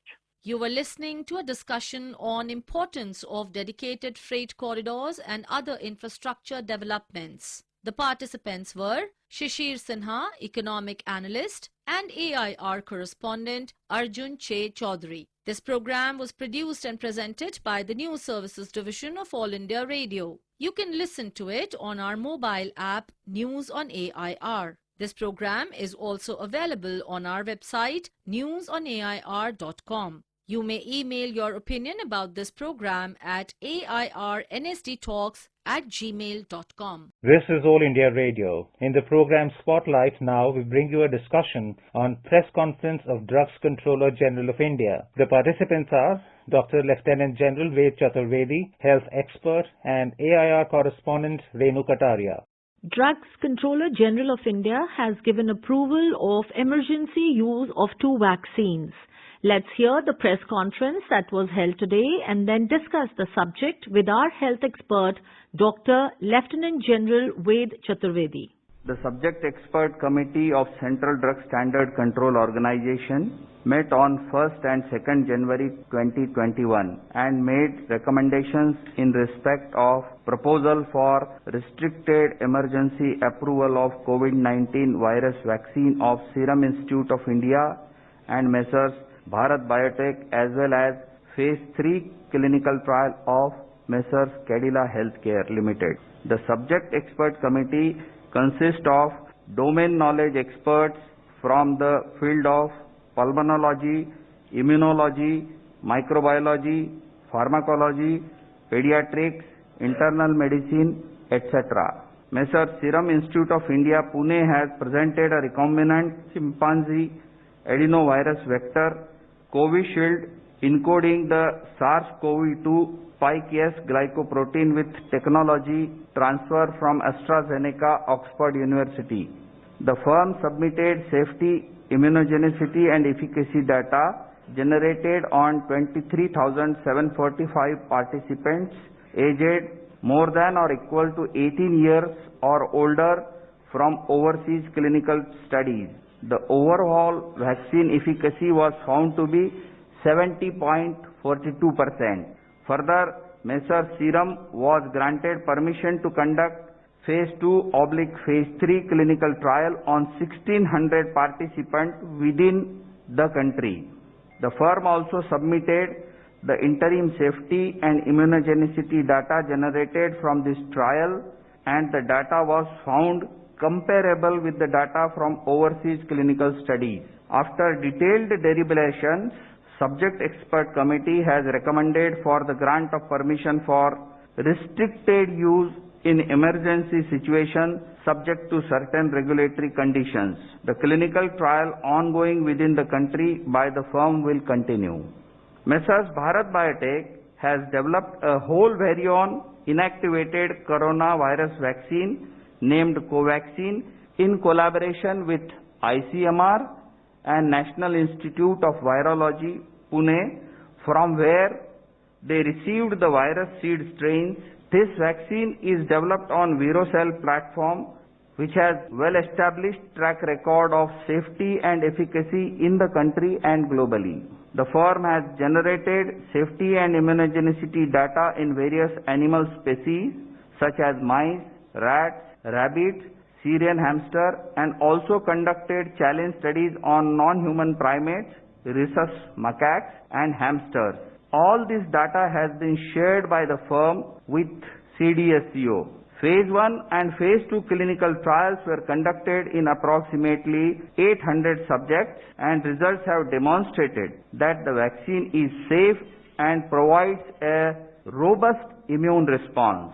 The Phase 3 efficacy trial was initiated in India in 25,800 volunteers, and till date, approximately 22,500 participants have been vaccinated across the country, and the vaccine has been found to be safe as per the data available till date. The subject expert committee has reviewed the data on safety and immunogenicity of the vaccine and recommended for grant of permission for restricted use in emergency situation in public interest as an abundant precaution in clinical trial mode to have more options for vaccination, especially in case of infection by mutant strain. The clinical trial ongoing within the country by the firm will continue. The Cadila Healthcare Limited has developed a novel coronavirus 2019 nCoV vaccine using DNA platform. The firm initiated Phase 1/Phase 2 clinical trial in India in more than 1,000 participants, which is ongoing. The interim data suggests that the vaccine is safe and immunogenic with 3 doses when administered intradermally. Accordingly, firm has sought permission to conduct further Phase 3 clinical trial in 26,000 Indian participants, which has been recommended by subject expert committee. Messrs. Serum and Messrs. Bharat Biotech vaccines have to be administered in 2 doses. All the 3 vaccines have to be stored at 2 to 8 degrees centigrade. After adequate examination, the CDSCO has decided to accept the recommendations of the expert committee, and accordingly, vaccines of Messrs. Serum and Bharat Biotech are being approved for restricted use in emergency situation, and permission is being granted to Messrs. Cadila Healthcare for conduct of Phase 3 clinical trial in India. Thank you. Doctor, today the DGCI said the Central Drug Standard Control Organization gave its approval, followed by the recommendation of the Subject Expert Committee that recommended both the vaccines for emergency use. It is a moment of great pride and honor to have approval to indigenously made vaccine in our fight against COVID-19. So my question is, how has the journey been for our scientists and innovators in these past few months? And another, taking our country one step closer to being Atmanirbhar. Very important question actually. Not many Indians understand that we do talk about our poverty, we talk about so many things, but we must remember, as well as the medical science goes, we are world leader. The medical services in US and in UK, almost 60-70% are Indian doctors. As well as vaccination is concerned, we are also leader in manufacturing vaccine. Not only COVID vaccine, we have about 2 crore childbirth, and all children need vaccination. So we have a very strong, robust vaccination program already in place. So as well as the vaccination delivery is concerned, we already have things are in place. Our target initially is to give about 3 crore frontline workers. Infrastructure is concerned, we have already Bharat Biotech and Serum Institute, they were already making vaccine in other field. Now coming to technology, the Oxford and AstraZeneca, this technology was taken by Serum Institute, and they made this vaccine, which is a genetically modified virus, while the other vaccine by Bharat Biotech, it is an inactivated viral vaccine. One is called as Covax and another is called as Covishield. So name is not important. What is important, that we could show the world that we can make the vaccine in time, almost shoulder to shoulder with the more developed nation. Even Prime Minister has tweeted, because it is something like Chandrayaan. I can tell you, any vaccine against any virus or bacteria, it takes a lot of time. So we could feel that during pandemic, we can do a fast track and we could produce safe and effective vaccine. Doctor, how important will be immunization against COVID-19 with the vaccines now available, and how will immunization help in stopping the spread of the virus? Will we be immune to COVID-19 after the vaccine? As we have made the vaccine, now coming to the efficacy of the vaccine, whether the vaccine is effective or not. That's why it took about 8-9 months, because phase 1 trial, phase 2 trial and phase 3 trial, we were lucky that Oxford and AstraZeneca vaccine had a very robust trial in Europe and they had a phase 3 trial completed. We also did in our country, and their phase 3 trial is complete, which shows that it is effective about 70 to 80%. So efficacy, any vaccine which is more than 50% effective in the medical science, it is considered a successful vaccine. Now what vaccine does?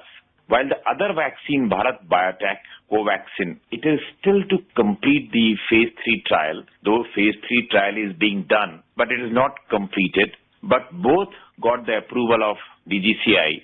So both can be used. Both vaccines are effective. That is number one. Both vaccines are about 60 to 70% effective, more than 50%. And first dose gives some immunity, and the second dose gives more booster to that immunity. What it does actually, suppose I give vaccine to someone, even if he gets infected, the first thing probably he may not develop any symptom. Even if he develops symptoms, the disease will not be that much virulent. So the mortality will be less. As long as the transmission of the disease is concerned, probably those kind of studies are yet to be done. So people say probably the transmission may not be stopped. But what I say, if your disease is less virulent, you will infect less number of people. So indirectly, the transmission will also be affected. So no doubt about it that individual protection is quite effective. We were talking about dry run and trials. What were the challenges that were faced during the dry run, and how were the challenges identified? And what are the main challenges that lie ahead in administering the vaccines with our burgeoning population? The huge 130 crore people has to be vaccinated. Initially, about 30 crore people, as our health minister was speaking, July or maximum till September, we expect that we must have a infrastructure to vaccinate about 30 crore people. So a good registration process is needed. As yesterday, AIMS director was also telling, probably what will happen after we finish with the health workers, probably better strategy will be age-wise. Another challenge we'll face is the cold chain. In the far-flung areas, we have issues regarding electricity. Sometimes the fridge does not work. Even the both vaccine require about 2 to 5 degrees. That is normal fridge. But even in a small village, to keep that temperature is not easy. So biggest issue will be cold chain. Safety won't be much issue. The reaction won't be much of the issue. The issue will be the cold chain and managing the numbers, because we have to train the vaccinators. So you can imagine the government of India has already trained about 90,000 vaccinators. We already have people, those who are trained for the children immunization program, but we have additionally required, because it's a huge task to vaccinate the 30 crore people in the first phase. So we require more and more vaccinator. Otherwise, the process is very simple, like any other vaccine. Sir, what is the new UK mutant COVID strain, and how does the new variant cause more serious illness? We have seen with the influenza. Now, influenza vaccine is already there in the market. Even we take every year. And every year there is a mutation of the influenza vaccine. But you must remember that the vaccine which Bharat Biotech and the Oxford vaccine, these are vaccines which are basically working in a very broad manner. Means even if there is some minor mutations of the virus, they'll be still affected. unlike probably the RNA vaccine, which may not be, so as long as the mutations are concerned, efficacy of this vaccine will still be there, even if the virus is mutated. But suppose tomorrow there is another strain of the virus comes, which is highly mutated, then probably the scientist has to think more about making a new vaccine against this virus. Minor mutations will go on. And it is not only with this virus. We have seen with mutations with the influenza virus and even with some bacteria like pneumococcal. So these variations, mutations are known in the medical science. So with that, we come to the end of our discussion. Thank you so much for connecting with us, sir. Thanks, Jen. You were listening to a discussion on Press Conference of Drugs Controller General of India. The participants were Dr. Lieutenant General Ved Chaturvedi, health expert, and AIR correspondent Renu Kataria. This program was produced and presented by the News Services Division of All India Radio. You can listen to it on our mobile app News on AIR. This program is also available on our website newsonair.com. You may email your opinion about this program at airnsdtalks@gmail.com. This is All India Radio. In the program Spotlight, now we bring you a discussion on India beginning its term as non-permanent member of United Nations Security Council. The participants are Ashok Sajjanhar, former diplomat, and Simran Sodhi, journalist.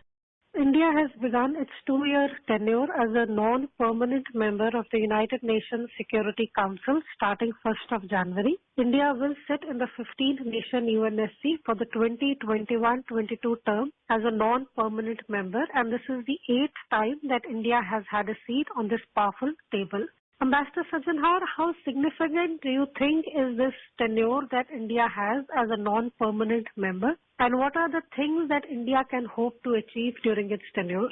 Simran, India has been a founding member of the United Nations. So it has contributed, it has proactively worked towards achieving the goals and the objectives of the United Nations. Its presence on the UN Security Council, which is basically mandated to preserve and promote the stability, security, peace in the world, is going to be extremely significant and extremely critical. The reason for this is at any time it would be important, it would be very vital. But particularly when we talk of the time today, there is a huge churning that is taking place in the world today. We see that the center of power, of global authority, of dominance, which used to happen in the transatlantic region, United States, Europe, it has surely shifted to the Indo-Pacific region, to Asia, to the western coast of Pacific, and this particular region. So this is a big churning that has taken place. The second is that China has become very aggressive and very domineering. So this is another change that the world has to come to terms with. And lastly, we have seen that the United States is withdrawing. That, of course, could see a change when President Biden takes over on the 20th of January. And in that context, multilateralism has been hit very badly. We have seen it ourselves earlier in 2020 when we had the COVID-19 pandemic raging through the world. Multilateral institutions, and particularly the United Nations, was really not able to deal with it. So that is how to bring multilateralism in the front and center of this stage.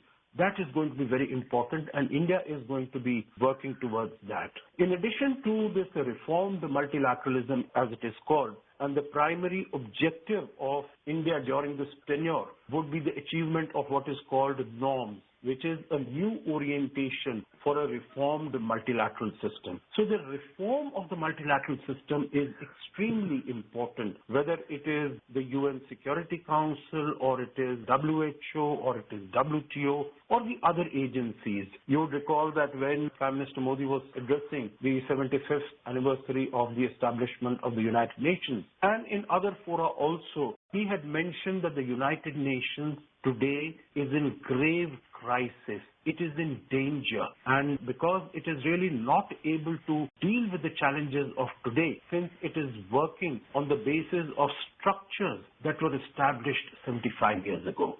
So reform of multilateralism. Second, I would say, would be terrorism. Terrorism is an extremely important aspect. It is a critical threat to international peace and security. There are linkages across borders, across regions and continents in terms of recruitment, in terms of financing and operations. And India, as the listeners would know, had proposed comprehensive convention on international terrorism way back in 1996. So this is again an issue that India is going to be focusing on. Then, of course, bringing human being at the center of development, at the center of technology, and making all development human-centric, bringing the benefits to the people. I think those are issues that India is going to be focusing on and working on. Ambassador Sajanar, as you talked about China and the fact that the world today is witnessing a very aggressive China, and India has seen how aggressive China can be when we see the conflict and China's very aggressive behavior across our borders. How do you feel India and the rest of the world can deal with China when it comes to an organization like the United Nations? Whether it is at the bilateral level or at plurilateral level or even at the multilateral level in the United Nations or the United Nations Security Council, no single country or a group of countries can really take on China, so to say. In the UNSC, it's a permanent member, it has a veto. So these are problems. So if India were to think that it would be able to take on China singly or with one or two other countries, that would not be possible. I think what we really need to do is we need to ensure that the rule of law is followed. And I think on that basis, we will be able to get a large number of countries together. How China uses its veto, not only for itself, but also to help some of its partners, like we have seen in the case of Pakistan when it was the issue of Masood Azhar, designating him as a terrorist. Then we saw that from 2009 onwards, China kept on either putting a technical hold on this issue or utilizing its veto so that Masood Azhar would not be designated as an international terrorist. And we know that it was doing that basically to help out Pakistan. The whole world knew that Masood Azhar and his organization Jamaat-ud-Dawa, that had been identified as a terrorist organization as long back as 2002. But then China wanted to ensure that Pakistan would not lose face. But then we saw that after India had moved the designation and did not yield any positive result, then we had countries like the United States, like United Kingdom, like France. They applied pressure on China saying that either you come out with the reasons why you are putting this veto, or we will take it to the full UN Security Council, not only in the 1267 committee. So I think India will need to work with other countries to ensure that rule of law is protected and promoted. And India, of course, during this period of COVID also, notwithstanding the fact that we have had problems with multilateralism and the UN Security Council, was really missing in action when it was required the most. You would recall that in March of last year, 2020, coronavirus was raging. At its worst was the world in the month of March. But not even a meeting of the UN Security Council could be organized because China was the president of the UN Security Council, and it took the plea that it was a health problem and it was not a peace and security problem. So no meeting in March, but it took place in April. And there also it could not result in anything significant or meaningful because there was fighting and bickering between the United States and China. Now the new administration that is coming in the United States, that will be strengthening and cementing the alliances. And India will need to work, and India has very good track record. Its voice of moderation, it is a proponent of international law, it is an advocate of dialogue. So I think with all these attributes, we should be able to get number of countries together, whether in the UNSC or in other plurilateral fora, so that we ensure that international law is respected and taken forward. Ambassador Sajjanhar, we also see that the work that India plans to do in the UN Security Council, it will be guided by Prime Minister Narendra Modi's call for a reformed multilateralism and the dynamic 5S vision for foreign policy, namely Samman, that is respect, Samvad, dialogue, Sahyog, cooperation, and Shanti, peace, to create conditions for universal prosperity, Samriddhi. Do you feel, Master Sajjanhar, that when we take this approach and we move towards a new orientation for a reformed multilateral system, India can actually push for reforms in the UNSC, which have kind of not really been happening on the ground for a long time? We have been reading and talking about it, but do you think it is now possible to provide it an additional thrust? I think definitely India will try to give it an additional thrust, because we know that there is a wide measure of support and there is a huge mass of number of countries in the United Nations. I think out of 193 countries, a preponderant number is in favor of an expansion of the UN Security Council and other reforms in the functioning of the United Nations, like the UN General Assembly, the role of the UN Secretary General, etc. So there is a growing body of voice which is supporting this. But we know that there are certain vested interests which do not want any change whatsoever in this. So I think we will have to work together with the countries. We have been asking for a text-based negotiation, but we have known that basically it is China which has been standing in the way of these text-based negotiations. Today we can see that there is a huge pushback against China. We can see that the world over, in terms of the reputation loss, China has suffered greatly. It might not have suffered very much in terms of its economic or political or military prowess or its bilateral relations. But in terms of its reputation, that it is emerged as a bully, that it is muscle flexing and being very, very aggressive and not respecting international law. So I think that is the sort of image that now we have of China. So I think if India is able to work with other countries, get text-based negotiations, because otherwise the danger there is, Simran, that the United Nations will get increasingly marginalized and become irrelevant. You would recall that last year in August 2020, President Trump had invited Prime Minister Modi because he was to host the G7. And he had said that in addition to the permanent G7 members, he would invite India, Australia and South Korea and expand it to G10.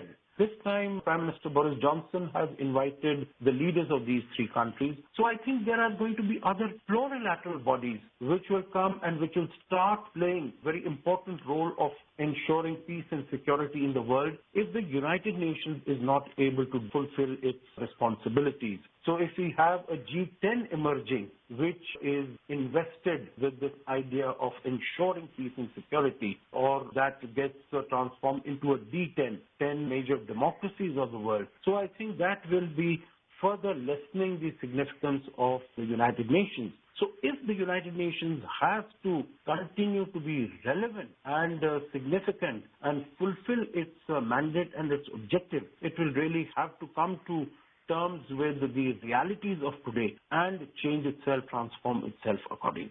Ambassador Sajjanhar, as you also talked about the fact that the UN has to become the primary body which takes on the issue of international terrorism and how to deal with it. And this is something that India has been raising at various international forums, including the UN. In 2011-2012, when India had chaired the United Nations Counter-Terrorism Committee and had also introduced the concept of zero tolerance for terrorism. Do you feel that this tenure provides India also to push the world towards a better, greater understanding of what terrorism is doing to harm the world, and also to push home the fact that the countries which are using terrorism as a state policy need to be reined in? Again, I think the problem might there be China, which is supporting Pakistan. So how does one go about this entire process? I think basically, again, trying to build a group of like-minded countries which are on the same page. And I think that as far as Europe is concerned, we have seen what has happened in France. Recently, we have seen what has happened in Belgium. We've seen what has happened in Austria, in Germany. So I think many of these countries would be on the same page as far as dealing with terrorism is concerned, that not only the sponsors, the groups that are organizing, that are behind these terrorist bodies, all of them need to be reined in, the money laundering, the terror financing. So I think if we are able to get all of them together, and then there can be a pushback. And even as far as the instrument of the Financial Action Task Force and what its objective, what its role and its responsibilities are, I think if we can work together on that, bring a larger measure of countries, because the scourge of terrorism today is expanding, and now it is not only an India-specific or South Asia region-specific issue, it's a global issue. So India will definitely try to work with other like-minded countries, and I'm hopeful that we will be able to make progress in this field. With this, we bring today's discussion to an end. Thank you. Thank you. You were listening to a discussion on India beginning its term as non-permanent member of United Nations Security Council. The participants were Ashok Sajjanhar, former diplomat, and Simran Sodhi, journalist. This program was produced and presented by the News Services Division of All India Radio. You can listen to it on our mobile app News on AIR. This program is also available on our website newsonair.com. You may email your opinion about this program at airnsdtalks@gmail.com. ये आकाशवाणी है। प्रस्तुत है कार्यक्रम सुर्खियों में। इसके अंतर्गत आज सुनिए बजट 2021 समग्र आशाओं पर चर्चा। इसमें भाग ले रहे हैं शिशिर सिन्हा, आर्थिक विश्लेषक, और आकाशवाणी संवाददाता वीरेंद्र कौशिक। उम्मीदें और आशाएं हमें विकास के पथ पर आगे बढ़ाने में ईंधन का काम करती हैं। उम्मीद पर दुनिया टिकी हुई है और देश भर की निगाहें और उम्मीद टिकी हैं केंद्रीय बजट पर। बजट 2021 में क्या कुछ खास है आम आदमी के लिए, उद्योगों के लिए और तमाम क्षेत्रों के लिए जो हमारे देश की अर्थव्यवस्था की धुरी हैं। सर, आपसे जानना चाहेंगे कि यशस्वी प्रधानमंत्री नरेंद्र मोदी के नेतृत्व में मोदी सरकार सबका साथ सबका विकास के मंत्र पर आगे चलते हुए देश को आगे बढ़ाने के काम में दिन रात लगी हुई है। केंद्रीय वित्त मंत्री निर्मला सीतारामन 2021-22 का बजट कल पेश करेंगी। सर, क्या उम्मीदें हैं? देखिए, उम्मीदों की जहां तक बात है, आप केवल देश मत कहिए, विदेश भी कहिए। देश विदेश की उम्मीदें जगी हुई हैं इस बजट से, और उसके पीछे दो वजह है। देश की उम्मीदों की जहां तक बात करें तो हम सभी जो महामारी के चपेट में रहे और अभी भी हैं, उससे किस तरीके से हमें ज्यादा से ज्यादा राहत मिले, हमारी अर्थव्यवस्था को गति मिले, हम सभी का विकास हो और विकास का फायदा सब तक पहुंचे, ये मूल मंत्र होगा इस बजट का। और जहां तक विदेश की बात है, आपको पता होगा कुछ समय पहले आत्मनिर्भर भारत और वोकल फॉर लोकल की बात कही गई थी। उसमें यह था कि किस तरीके से हम अपने देश के उद्योग को बढ़ावा दे सकते हैं। तो उसके लिए जरूरी है कि हम कच्चा सामान कैसे हम सस्ता करें, और जो तकनीक और पूंजी की जरूरत है विदेशों से, उसे हम कितना आसानी से ला सके। बजट में इस बात की उम्मीद की जा रही है कि इस मामले में कुछ नई नीतियों का ऐलान हो सकता है जिससे कि पूंजी और तकनीक आने में सहूलियत हो। एक पहलू ये है। जहां तक सवाल देशवालों का है, देशवासियों का है, उसमें सबसे ज्यादा नजर जो है वो मध्यम वर्ग की है, क्योंकि पिछले एक साल के दरमियान देखें तो मध्यम वर्ग बहुत बुरी तरह से प्रभावित हुआ है, खासतौर पे वो जो कि वेतनभोगी है। और उसकी वजह भी है। उसकी वजह यह है कि उनकी नौकरी पर जो है वो परेशानी हुई, तनख्वाह में कटौती हुई। उसके बावजूद भी अगर उन्होंने जिसे कहते हैं कि योगदान देना जारी रखा, तो अब समय आ गया है कि हम उनकी मदद कैसे कर सकते हैं। अब ये बात साफ है कि आयकर की दर में आप कोई फेरबदल की उम्मीद करें, ये गलत होगा। लेकिन हाँ, आयकर की व्यवस्था में कुछ बदलाव की बात की जा सकती है, जिसको हम लोग स्लैब कहते हैं। आपको पता है कि 2.5 लाख रुपए तक जो आपकी आमदनी है, उस पर आपको कोई टैक्स नहीं देना होता है। 2.5 से 5 लाख के बीच में 5% है, 5 से 10 के बीच में 20% है, और 10 लाख के ऊपर जो है वो 30% है। ये दर में आप बदलाव ना करें, लेकिन स्लैब अगर 2.5 लाख से 3, 3.5 लाख या 4 लाख कर दे, जो बहुत समय से उम्मीद की जा रही है, मुझे लगता है कि ये बजट है जो इस मामले में कुछ स्थिति साफ करेगा। दूसरा ये है कि जो आपको रियायतें मिलती हैं, जैसे आप घर के लिए कर्ज लेते हैं, उसकी ब्याज की अदायगी करते हैं या मूल की अदायगी करते हैं, उस पर कर में राहत मिलती है। वहां पर कुछ अतिरिक्त सुविधाएं आपको दी जा सकती है। अगर इस तरह की व्यवस्था हो तो जो मध्यम वर्ग है वो थोड़ी राहत की सांस ले सकता है। सर, वित्त मंत्रालय ने वित्तीय और पूंजी बाजार, स्वास्थ्य, शिक्षा, ग्रामीण विकास जैसे मुद्दों पर सेक्टर, इंडस्ट्री के प्रतिनिधि, service sector, labour and trade union और अर्थशास्त्रियों से भी सलाह मशवरा किया है।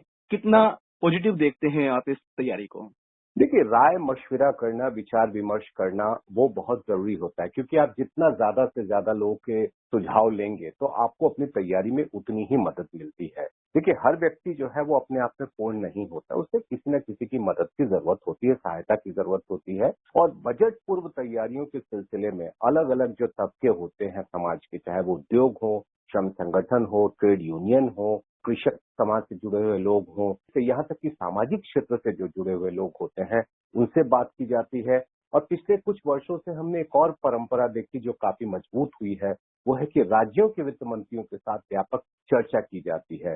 तो चूंकि हम जब संघीय ढांचे की बात करते हैं तो राज्यों की बातों को भी किस तरह से बजट में शामिल किया जाए, इस पर जोर दिया जाता है। सर, कुछ विशेष पहलू हैं जैसे राजकोषीय नीति, इनकम टैक्स, इंश्योरेंस सेक्टर, बीमा क्षेत्र जिसे हम कहते हैं, और बॉन्ड मार्केट। ये प्रधानमंत्री नरेंद्र मोदी के एजेंडे में शामिल हैं। और इसके अलावा देखें हम सामाजिक सुरक्षा, कुशलता प्रोग्राम और ढांचागत जो व्यवस्था है हमारी, साफ सफाई और जल के साथ साथ पब्लिक जो वितरण प्रणाली है, क्या उसमें भी सुधार के लिए बजट 2021 में कुछ खास प्रावधान होने की उम्मीद है?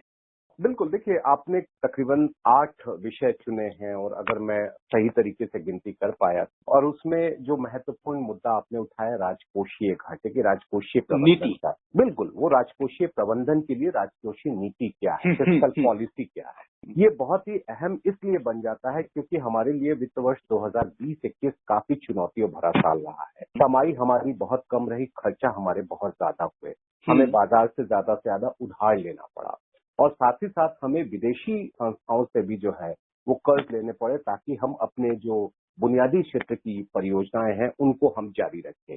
उनके नतीजे आपको आने वाले समय में अच्छा दिखेगा।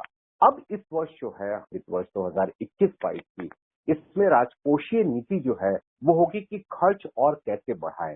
ये खर्च बढ़ाने का समय है, खर्च पर नियंत्रण या खर्च पर लगाम लगाने की बात इस समय कतई नहीं की जा सकती है।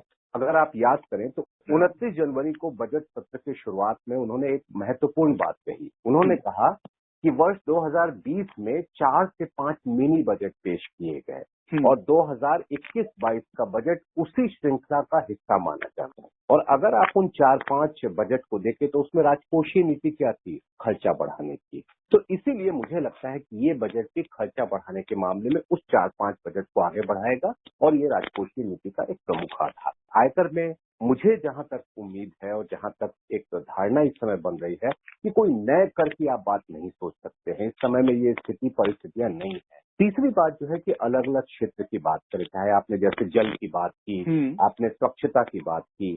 आपको याद होगा कि कुछ समय पहले हमारे यहाँ हर घर के लिए जल की बात कही गई थी, उसके लिए एक विशेष योजना की बात कही गई थी। अब उसी को और आगे बढ़ाना है, स्वच्छता को और आगे बढ़ाना है, क्योंकि स्वच्छता जो है वो प्रधानमंत्री के एजेंडे में काफी ऊपर है। तो उसके लिए क्या कुछ नई व्यवस्था दे, लोगों को प्रोत्साहित करे कि स्वच्छता अभियान में और बढ़ चढ़ करके हिस्सा ले, उनके लिए कोई नई योजना लाए, उनके लिए खर्च बढ़ाए।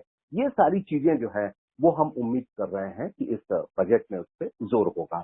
अलग अलग क्षेत्र के लिए अलग अलग नीतियां, चाहे वो ग्रामीण क्षेत्र की बात हो, चाहे मीडियम एंड स्मॉल कैटेगरी की इंडस्ट्री जो मझोले और छोटे आकार के उद्योग होते हैं उनके लिए बात हो, या फिर शहरी इलाकों में घर बनाने की बात हो, इन सब के लिए भी बहुत जरूरी है कि आप नई प्रोत्साहन योजना कैसे लाते हैं। जैसे घर का मैं आपको छोटा सा उदाहरण दूं, एक घर बनता है एक आदमी के लिए, एक परिवार के लिए, लेकिन उससे 400 तरह की आर्थिक गतिविधियां प्रत्यक्ष या अप्रत्यक्ष तरीके से लाभान्वित होती हैं।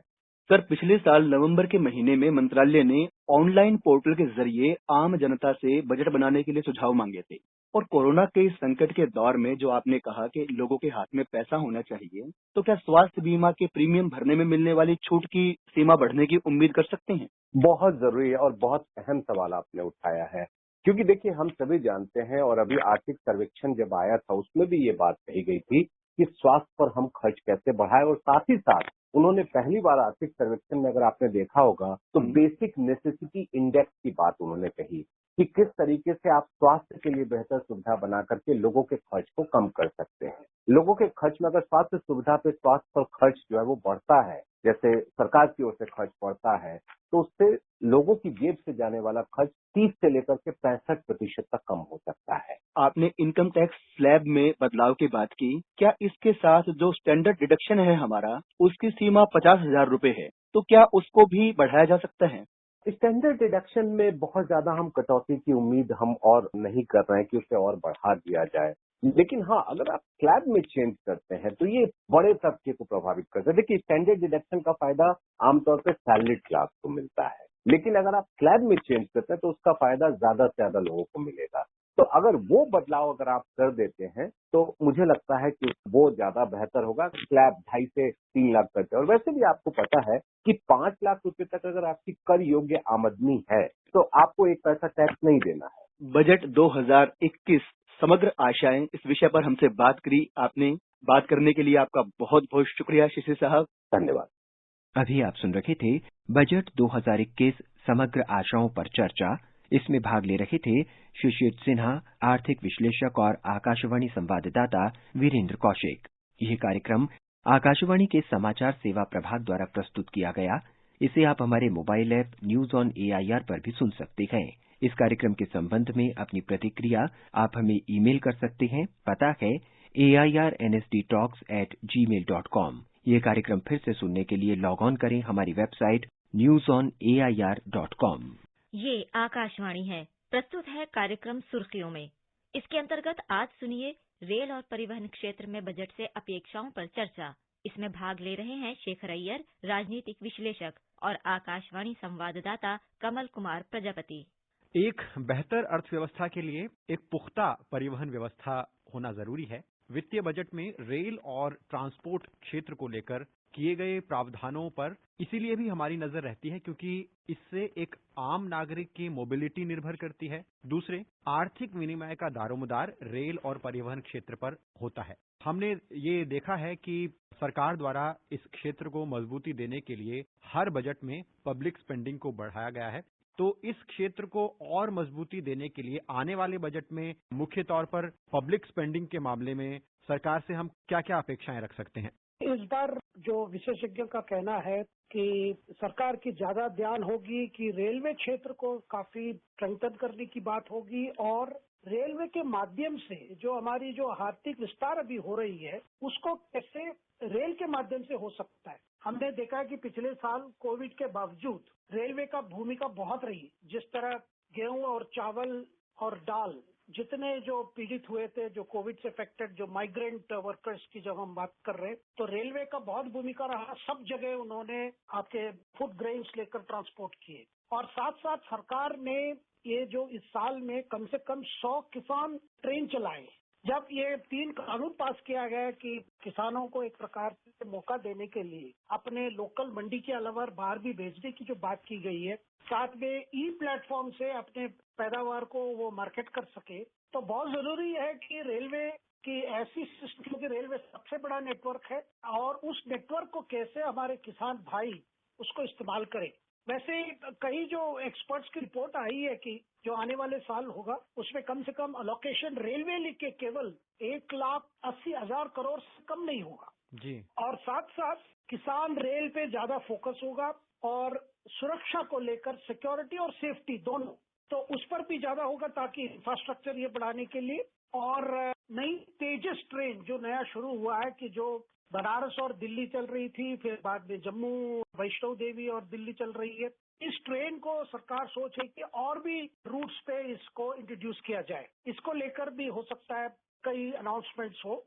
और दूसरी चीज हम देख रहे हैं कि सरकार ने दिसंबर महीना में उन्होंने एक नेशनल रेल प्लान की घोषणा की थी, यानी नेशनल रेल प्लान 2030, ताकि जो डिमांड होगी पैसेंजर की या फ्रेट की 2030 में, उस डिमांड के लिए अभी से हम काम शुरू करें, ताकि ऐसे हम कैपेसिटी बढ़ाएं, वो आपके ट्रैक के माध्यम से हो या कोचेस के माध्यम से हो या फ्रेट मतलब मालगाड़ी की कैपेसिटी बढ़ाने के लिए हो। ऐसी सोच के हम कार्यान्वयन करें ताकि 2050 में जो डिमांड होगी उसके लिए अभी से हम तैयारी करें। क्योंकि सबसे बड़ी जो हमारी चुनौती रही है कि रेलवे की डिमांड बढ़ती गई लेकिन उतने हमारे पास धनराशि नहीं थी।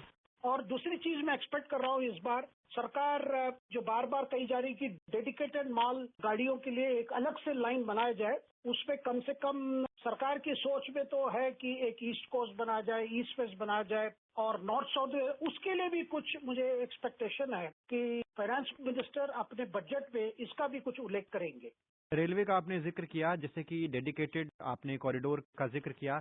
लोकोमोटिव के मैन्युफैक्चर के लिए भी सरकार ने बहुत से कदम उठाए हैं और उम्मीद करते हैं कि इस बजट में भी उस पर विस्तार होगा। स्टेशनों का विकास हो और जो वर्ल्ड क्लास एक स्टेशन होते हैं रेलवे, उस तरह की सुविधाएं उसमें दे, इस तरह के इंफ्रास्ट्रक्चर को डेवलप करने पर सरकार जोर दे रही है। तो सरकार निजी क्षेत्र की हिस्सेदारी को प्रोत्साहन इसलिए भी दे रही है क्योंकि इससे जो पूंजी है वो निजी क्षेत्र की भी लगे और सरकार और निजी क्षेत्र मिलकर रेलवे के सेक्टर को बेहतर बनाए। तो निजी क्षेत्र की हिस्सेदारी को आप किस दृष्टि से देखते हैं? सरकार बार बार इस पर फोकस कर रही है कि कैसे प्राइवेट और सरकार के बीच में से पार्टनरशिप बढ़े। हमने देखा कि एक प्रपोजल जो पिछले जनरल बजट में ये उल्लेख किया गया था वो है कि प्राइवेट कंपनीज को इनवाइट किया जाएगा ताकि वो प्राइवेट ट्रेन नहीं होगा लेकिन प्राइवेट कोचेस होंगे जिसको उसमें सारा सुविधा वगैरह कैटरिंग से लेकर बेडिंग हो या बाकी जो पैसेंजर्स के लिए जो भी कंफर्ट है वो सारे वो देंगे। एक प्रकार से वो सारा वही मैनेज करेंगे और मतलब रेलवे अपने कर्मचारी बाकी सारी सुविधा देंगे। क्योंकि सरकार के सामने देखिए 3 बड़े काम है। एक है ट्रैक वर्क, जो पुराने ट्रैक्स हैं उन ट्रैक्स को बदलना है। दूसरा है सिग्नलिंग, क्योंकि आजकल टेक्नोलॉजी इतनी बढ़ चुकी है, उस टेक्नोलॉजी में कैसे नए टेक्नोलॉजी लाए। आप एक उदाहरण ले लीजिए, आज दिल्ली में जो मेट्रो रेल चल रही है वो सबसे मॉडर्न मेट्रो है। खास करके प्रधानमंत्री बार बार यही कहते हैं कि जो भी हम बनाएंगे, नए सर्विसेज जो लाएंगे वो वर्ल्ड क्लास होनी चाहिए। तो जब वर्ल्ड क्लास होनी चाहिए तो उसकी तैयारी हमें करना है। तो इसीलिए मैंने कहा कि वो ट्रैक का काम हो, सिग्नलिंग का काम हो या नए इंजिन जो इन ट्रेनों को खींचेंगे और डिब्बे कोचेस वो भी एकदम वर्ल्ड क्लास की होनी चाहिए। इसीलिए सरकार चाहती है कि उसमें प्राइवेट पार्टनरशिप आ जाए ताकि उसमें हमको वर्ल्ड क्लास टेक्नोलॉजी भी अवेलेबल हो जाए और इंडिजिनस भी हम डेवलप करें। क्योंकि रेलवे का अपना R&D है जो लखनऊ में बेस्ड है, वो अपने बहुत काम कर रहे हैं। तेजस ट्रेन की हमने बात की, खास करके वंदे भारत की ट्रेन जो है, एक मांग है कि और ज्यादा वंदे भारत चले। हमने एक रिपोर्ट देखी जहां पे सरकार की सोच है कि कम से कम 20 वंदे भारत ट्रेन चले। अभी काम मुंबई और अहमदाबाद के बीच में बुलेट ट्रेन का काम चल रहा है। सरकार चाहती है कि आने वाले वर्षों में कम से कम 8,000 किलोमीटर का बुलेट ट्रेन के उस पर काम शुरू किया जाए। बिल्कुल। और जब तक बुलेट ट्रेन ना आते तो जो अभी जो गाड़ियां चल रही है, जितने ट्रेन हैं आपके सुपरफास्ट ट्रेन है, उसकी स्पीड बढ़ाने की बात हुई है और धीरे धीरे करके हम देख रहे हैं कि कई ट्रेन की स्पीड बढ़ाई गई है। एग्जिस्टिंग सिस्टम है, जो अभी सिस्टम है उसी पे। सबसे बड़ी इंपॉर्टेंट काम जो है कि सरकार चाहती है कि जितने लेवल क्रॉसिंग है उस सारे लेवल क्रॉसिंग को, पहले तो था कि जो लेवल क्रॉसिंग है उसको मैन्ड लेवल क्रॉसिंग किया जाए, लेकिन मोदी सरकार ने आगे भी सोचा है कि किस तरह इसको हम एलिमिनेट कर दें। यानी आप अंडरपास बना दीजिए या ओवरब्रिज बना दीजिए ताकि ट्रेन के लिए कोई आना जाने के लिए कोई दिक्कत ना हो और कोई विलंब ना हो। और सरकार के सामने एक रोड मैप है, उस रोड मैप का हम देख सकते हैं झलक इस बजट पे। शेखर जी, अब हम दूसरे परिवहन क्षेत्रों का अगर जिक्र करें तो अर्बन ट्रांसपोर्टेशन को और बेहतर करने के लिए हाईवेज पिछले सालों में बनाए गए हैं और सड़कें और तेजी से बनाई जा रही हैं जिससे कि बड़े शहरों की छोटे शहरों से कनेक्टिविटी हो सके। मेट्रो का तो आपने जिक्र किया ही, और इसके अलावा मैं जिक्र करना चाहूंगा वाटरवेज का भी। सागरमाला परियोजना के तहत सरकार का लक्ष्य है कि जो मल्टी मोडल ट्रांसपोर्ट सिस्टम है उस अप्रोच को लाया जाए, एक ही तरह से जो व्यापारिक गतिविधियां हैं उनको भी पूरा किया जा सके और पूरे सिस्टम को एक प्लेटफॉर्म पर लाने से एक्स्ट्रा कॉस्ट है उस पर कटिंग हो सकती है। तो इन वाटरवेज और जो अर्बन ट्रांसपोर्टेशन है इसको लेकर जो आने वाला बजट है उसमें क्या कुछ प्रावधान किए जा सकते हैं? नहीं, प्रधानमंत्री ने अभी इंट्रोड्यूस किए एक सर्विस केवड़िया तक, मतलब Sabarmati Ahmedabad water river front से लेकर तक एक सी प्लेन की इन्होंने इंट्रोड्यूस किया। इस तरह बहुत जगह है जहां पे सी प्लेन इंट्रोड्यूस हो सकते हैं और सर्विसेज हो सकते हैं जिसमें डोमेस्टिक टूरिज्म को बढ़ावा मिल सकता है। सरकार जो सोच रही है इनलैंड वाटरवेज, क्योंकि इतनी नदियां हैं, जहां हो सके हम क्यों अपने फ्रेट जो है वो इनलैंड वाटरवेज से क्यों कैरी ना किया जाए। मोदी सरकार की जो पहले 5 साल कार्यकाल में आपने देखा है कि बनारस से लेकर वो गंगा में पटना तक और पटना से नीचे जाके कलकत्ता तक वाटरवेज की इंट्रोड्यूस की गई थी। ऐसे कई नदियां हैं जहां पे ये वाटरवेज हो सकता है, बराज सर्विस हो सकता है। लेकिन और भी बड़ी बात जो सरकार सोच रही है वो है कि धीरे धीरे करके जो हमारी जो डिपेंडेंसी है फॉसिल फ्यूल यानी पेट्रोल डीजल, इससे हम अपने आप को कन्वर्ट कर ले इलेक्ट्रिक पे। तो हमने देखा पिछले बजट में भी काफी इंसेंटिव दिए गए इलेक्ट्रिक व्हीकल्स के लिए, क्योंकि भारत का एक कमिटमेंट है। क्लाइमेट कॉन्फ्रेंस जो पेरिस में हुआ था उसमें हमने कार्बन इमिशन लेवल है उसको हम काम करें ताकि पोल्यूशन को हम रोके। तो इस बजट में मैं उम्मीद करता हूँ सरकार इलेक्ट्रिक गाड़ियों के लिए और इलेक्ट्रिक गाड़ियों में इस्तेमाल होने वाली बैटरीज मैन्युफैक्चर के लिए और वो चार्जिंग स्टेशंस, पिछले बजट में भी सरकार ने काफी टैक्स इंसेंटिव्स भी दिए थे जो कंपनीज चार्जिंग स्टेशंस बनाएंगे और हाई कैपेसिटी चार्जिंग स्टेशन, ये भी एक बड़ा इम्पोर्टेंट है ट्रांसपोर्ट की दृष्टि से। शेखर जी, आप कार्यक्रम में हमारे साथ जुड़े, इसके लिए आपका धन्यवाद। बहुत बहुत धन्यवाद। अभी आप सुन रहे थे रेल और परिवहन क्षेत्र में बजट से अपेक्षाओं पर चर्चा। इसमें भाग ले रहे थे शेखर अय्यर, राजनीतिक विश्लेषक, और आकाशवाणी संवाददाता कमल कुमार प्रजापति। ये कार्यक्रम आकाशवाणी के समाचार सेवा प्रभाग द्वारा प्रस्तुत किया गया। इसे आप हमारे mobile app news on AIR पर भी सुन सकते हैं। इस कार्यक्रम के संबंध में अपनी प्रतिक्रिया आप हमें ईमेल कर सकते हैं। पता है airnsdtalks@gmail.com। ये कार्यक्रम फिर से सुनने के लिए लॉग ऑन करें हमारी वेबसाइट newsonair.com। ये आकाशवाणी है। सुर्खियों में प्रस्तुत है विशेष कार्यक्रम भारतीय गणतंत्र के 71 साल।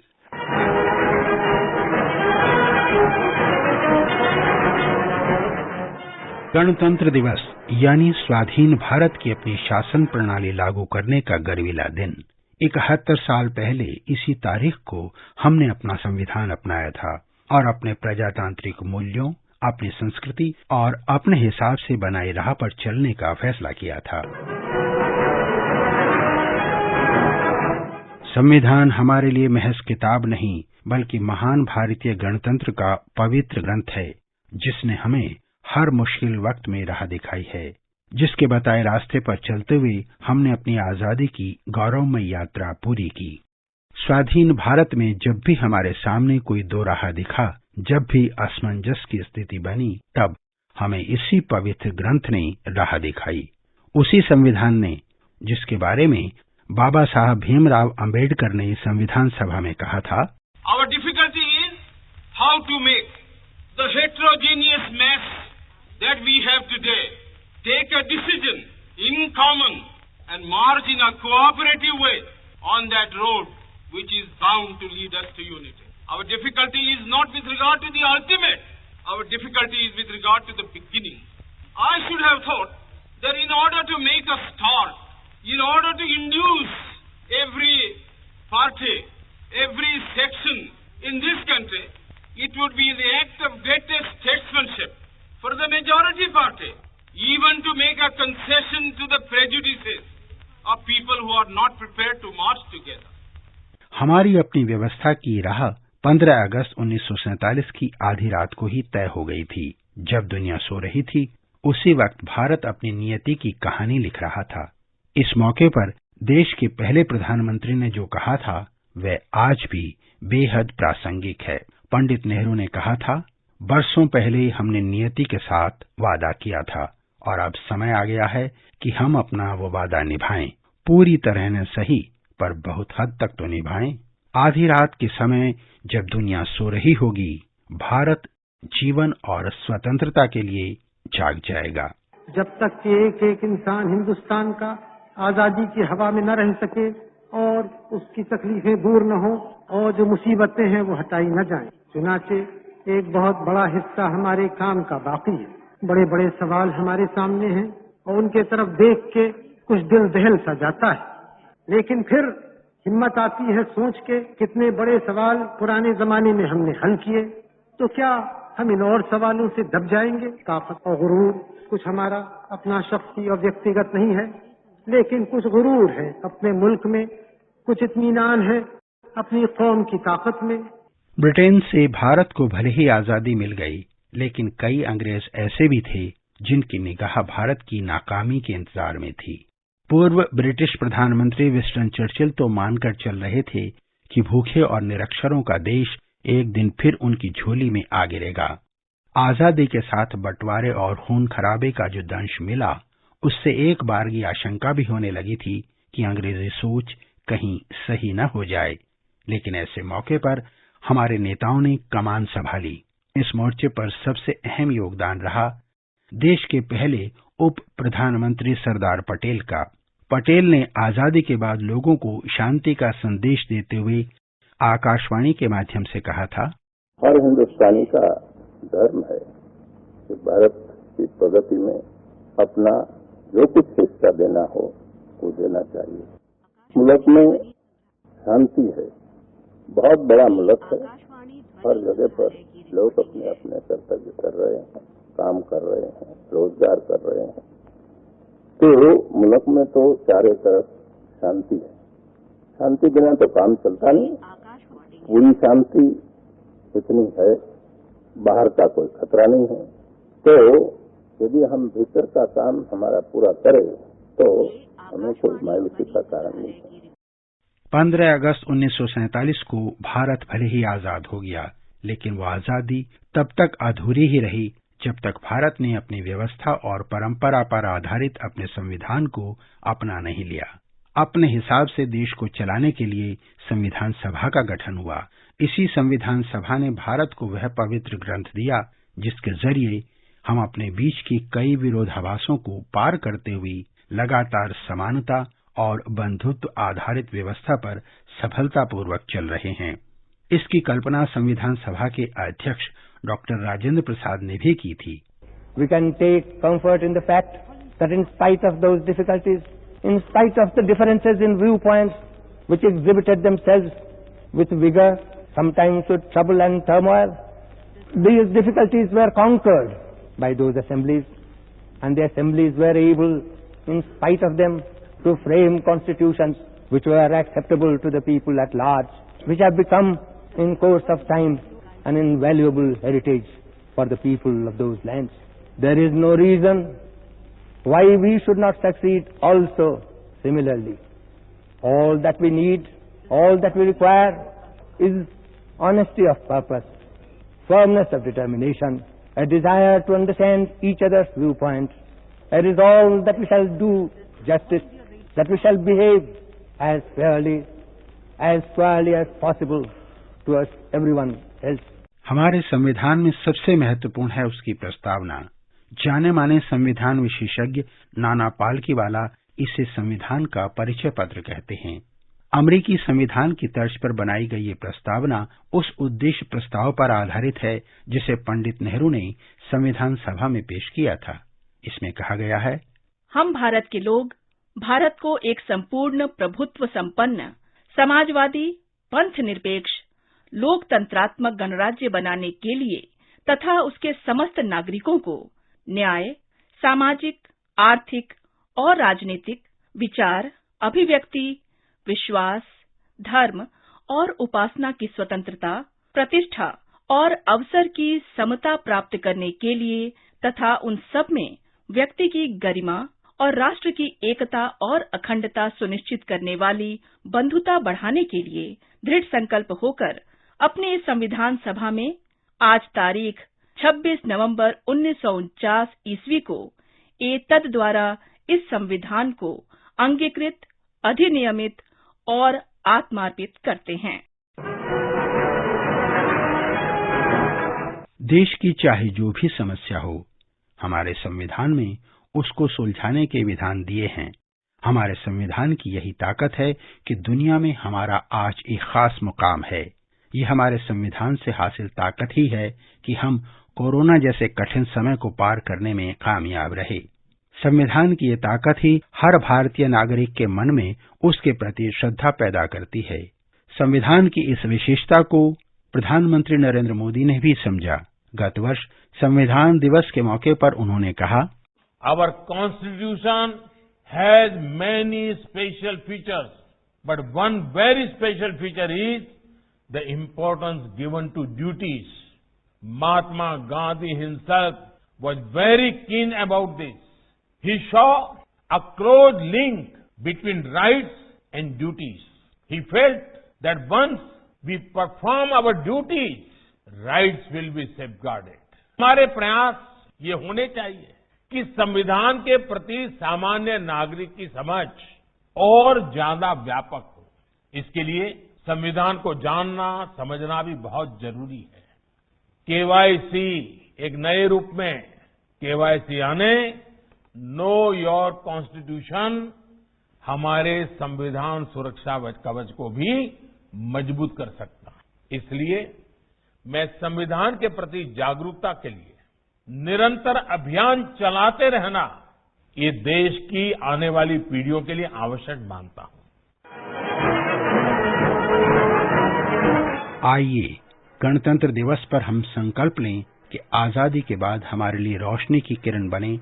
हमारे संविधान में लिखे हर शब्द का हम सम्मान करेंगे, उसका मान बढ़ाएंगे और समानता और भाईचारे पर आधारित व्यवस्था को बनाए रखने में अपना योगदान देंगे।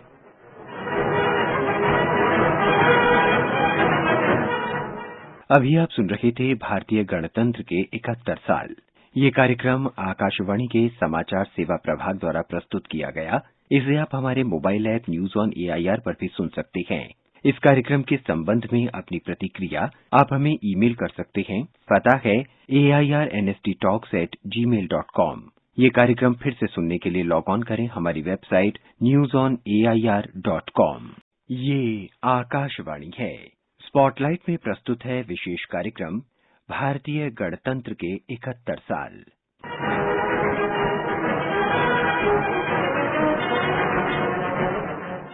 गणतंत्र दिवस यानी स्वाधीन भारत की अपनी शासन प्रणाली लागू करने का गर्वीला दिन। 71 साल पहले इसी तारीख को हमने अपना संविधान अपनाया था और अपने प्रजातांत्रिक मूल्यों, अपनी संस्कृति और अपने हिसाब से बनाई राह पर चलने का फैसला किया था। संविधान हमारे लिए महज किताब नहीं, बल्कि महान भारतीय गणतंत्र का पवित्र ग्रंथ है, जिसने हमें हर मुश्किल वक्त में राह दिखाई है, जिसके बताए रास्ते पर चलते हुए हमने अपनी आजादी की गौरवमय यात्रा पूरी की। स्वाधीन भारत में जब भी हमारे सामने कोई दो राह दिखा, जब भी असमंजस की स्थिति बनी, तब हमें इसी पवित्र ग्रंथ ने राह दिखाई। उसी संविधान ने, जिसके बारे में बाबा साहब भीमराव अंबेडकर ने संविधान सभा में कहा था, Our difficulty is how to make the heterogeneous mess that we have today take a decision in common and march in a cooperative way on that road which is bound to lead us to unity. Our difficulty is not with regard to the ultimate. Our difficulty is with regard to the beginning. I should have thought that in order to make a start, in order to induce every party, every section in this country, it would be the act of greatest statesmanship for the majority party, even to make a concession to the prejudices of people who are not prepared to march together. हमारी अपनी व्यवस्था की राह 15 अगस्त 1947 की आधी रात को ही तय हो गई थी। जब दुनिया सो रही थी, उसी वक्त भारत अपनी नियति की कहानी लिख रहा था। इस मौके पर देश के पहले प्रधानमंत्री ने जो कहा था, वह आज भी बेहद प्रासंगिक है। पंडित नेहरू ने कहा था, बरसों पहले हमने नियति के साथ वादा किया था और अब समय आ गया है कि हम अपना वो वादा निभाएं। पूरी तरह न सही, पर बहुत हद तक तो निभाएं। आधी रात के समय जब दुनिया सो रही होगी, भारत जीवन और स्वतंत्रता के लिए जाग जाएगा। जब तक कि एक एक इंसान हिंदुस्तान का आजादी की हवा में न रह सके और उसकी तकलीफें दूर न हो और जो मुसीबतें हैं वो हटाई न जाएं। चुनाचे एक बहुत बड़ा हिस्सा हमारे काम का बाकी है। बड़े बड़े सवाल हमारे सामने हैं और उनके तरफ देख के कुछ दिल दहल सा जाता है, लेकिन फिर हिम्मत आती है सोच के कितने बड़े सवाल पुराने जमाने में हमने हल किए, तो क्या हम इन और सवालों से दब जाएंगे। ताकत और गुरूर कुछ हमारा अपना शख्सी और व्यक्तिगत नहीं है, लेकिन कुछ गुरूर है अपने मुल्क में, कुछ इत्मीनान है अपनी कौम की ताकत में। ब्रिटेन से भारत को भले ही आजादी मिल गई, लेकिन कई अंग्रेज ऐसे भी थे जिनकी निगाह भारत की नाकामी के इंतजार में थी। पूर्व ब्रिटिश प्रधानमंत्री विंस्टन चर्चिल तो मानकर चल रहे थे कि भूखे और निरक्षरों का देश एक दिन फिर उनकी झोली में आ गिरेगा। आजादी के साथ बंटवारे और खून खराबे का जो दंश मिला, उससे एक बार की आशंका भी होने लगी थी कि अंग्रेजी सोच कहीं सही न हो जाए। लेकिन ऐसे मौके पर हमारे नेताओं ने कमान संभाली। इस मोर्चे पर सबसे अहम योगदान रहा देश के पहले उप प्रधानमंत्री सरदार पटेल का। पटेल ने आजादी के बाद लोगों को शांति का संदेश देते हुए आकाशवाणी के माध्यम से कहा था, हर हिंदुस्तानी का धर्म है कि भारत की प्रगति में अपना जो कुछ हिस्सा देना हो वो देना चाहिए। मुल्क में शांति है, बहुत बड़ा मुल्क है, हर जगह पर लोग अपने अपने कर्तव्य कर रहे हैं, काम कर रहे हैं, रोजगार कर रहे हैं। तो मुल्क में तो चारों तरफ शांति है। शांति बिना तो काम चलता नहीं। पूरी शांति इतनी है, बाहर का कोई खतरा नहीं है। तो यदि हम भीतर का काम हमारा पूरा करें तो हमें कोई मायूसी का कारण नहीं है। 15 अगस्त 1947 को भारत भले ही आजाद हो गया, लेकिन वो आजादी तब तक अधूरी ही रही जब तक भारत ने अपनी व्यवस्था और परंपरा पर आधारित अपने संविधान को अपना नहीं लिया। अपने हिसाब से देश को चलाने के लिए संविधान सभा का गठन हुआ। इसी संविधान सभा ने भारत को वह पवित्र ग्रंथ दिया जिसके जरिए हम अपने बीच की कई विरोधाभासों को पार करते हुए लगातार समानता और बंधुत्व आधारित व्यवस्था पर सफलतापूर्वक चल रहे हैं। इसकी कल्पना संविधान सभा के अध्यक्ष डॉक्टर राजेंद्र प्रसाद ने भी की थी। We can take comfort in the fact that in spite of those difficulties, in spite of the differences in viewpoints which exhibited themselves with vigor, sometimes with trouble and turmoil, these difficulties were conquered by those assemblies, and the assemblies were able, in spite of them, to frame constitutions which were acceptable to the people at large, which have become, in course of time, an invaluable heritage for the people of those lands. There is no reason why we should not succeed also similarly. All that we need, all that we require is honesty of purpose, firmness of determination, a desire to understand each other's viewpoints, a resolve that we shall do justice, that we shall behave as fairly, as squarely as possible towards everyone else. हमारे संविधान में सबसे महत्वपूर्ण है उसकी प्रस्तावना। जाने माने संविधान विशेषज्ञ नाना पालकीवाला इसे संविधान का परिचय पत्र कहते हैं। अमेरिकी संविधान की तर्ज पर बनाई गई ये प्रस्तावना उस उद्देश्य प्रस्ताव पर आधारित है जिसे पंडित नेहरू ने संविधान सभा में पेश किया था। इसमें कहा गया है, हम भारत के लोग भारत को एक संपूर्ण प्रभुत्व संपन्न समाजवादी पंथ निरपेक्ष लोकतंत्रात्मक गणराज्य बनाने के लिए तथा उसके समस्त नागरिकों को न्याय, सामाजिक, आर्थिक और राजनीतिक विचार, अभिव्यक्ति, विश्वास, धर्म और उपासना की स्वतंत्रता, प्रतिष्ठा और अवसर की समता प्राप्त करने के लिए तथा उन सब में व्यक्ति की गरिमा और राष्ट्र की एकता और अखंडता सुनिश्चित करने वाली बंधुता बढ़ाने के लिए दृढ़ संकल्प होकर अपने इस संविधान सभा में आज तारीख 26 नवंबर 1949 ईस्वी को एतद द्वारा इस संविधान को अंगीकृत, अधिनियमित और आत्मार्पित करते हैं। संविधान को महान बनाने में संविधान सभा के कई सदस्यों का महत्वपूर्ण योगदान रहा। इनमें से एक रहे श्यामा प्रसाद मुखर्जी।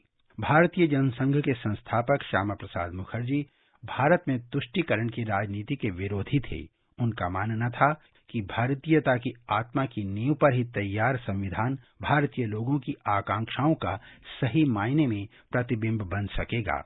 संविधान सभा में श्यामा प्रसाद मुखर्जी ने कहा था, It is for the first time in the history of our country since we came under British rule that we have met to frame our own constitution. It is a great responsibility. In fact, as the honourable mover of the resolution reminded us, it is a solemn and a sacred trust which we Indians have agreed to perform, and we propose to do so to the best of our ability. The amendment which has been moved by Dr. Jaikar raises certain questions of fundamental importance. I am sorry I cannot support the amendment.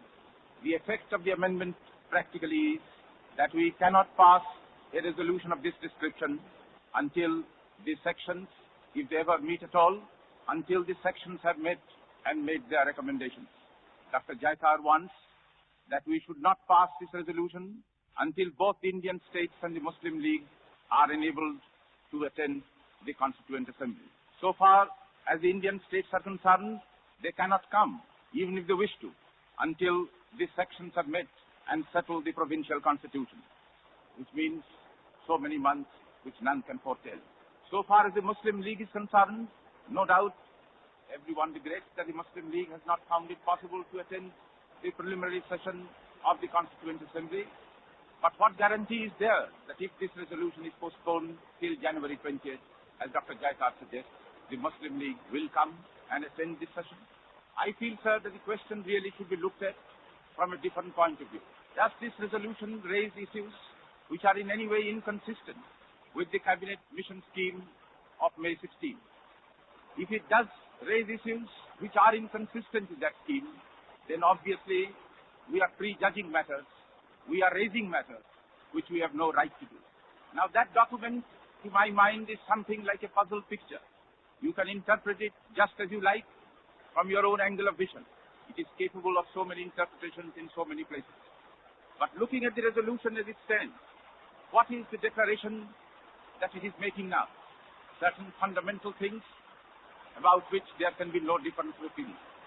I know, sir, that when we go into some details, we have referred to at least one matter on which many of us hold divergent views. That is the question of residuary powers. Because that is a matter which the Cabinet Mission Scheme has included within the framework of the Constitution that it contemplates. That is a matter on which the Indian National Congress has expressed its opinion. That is a matter, I believe, on which the Muslim League also has expressed its opinion. संविधान सभा में 300 से ज्यादा सदस्य थी, लेकिन संविधान को रचने में सबसे महत्वपूर्ण भूमिका रही संविधान सभा की प्रारूप समिति की, जिसके अध्यक्ष थे बाबा साहब भीमराव आम्बेडकर। इस समिति में कन्हैया लाल माणिक लाल मुंशी समेत 8 सदस्य थे। इसी अहम समिति के सदस्य थे तमिलनाडु के एन गोपालसामी अयंगार। गणतंत्र दिवस के मौके पर संविधान को लेकर कही उनकी बात को भी याद कर लेना चाहिए।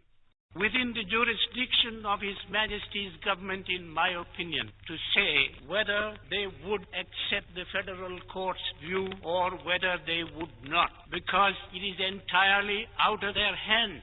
The Constituent Assembly makes the reference to the federal court, and it is for the Constituent Assembly to say before it makes the reference that it will abide by the decision of the federal court. What will happen? Assuming that the federal court's decision is in favor of the view taken by His Majesty's government, what will be the position of those who have taken a contrary view? The only thing they can do, in view of all the commitments they have made to individual provinces and communities.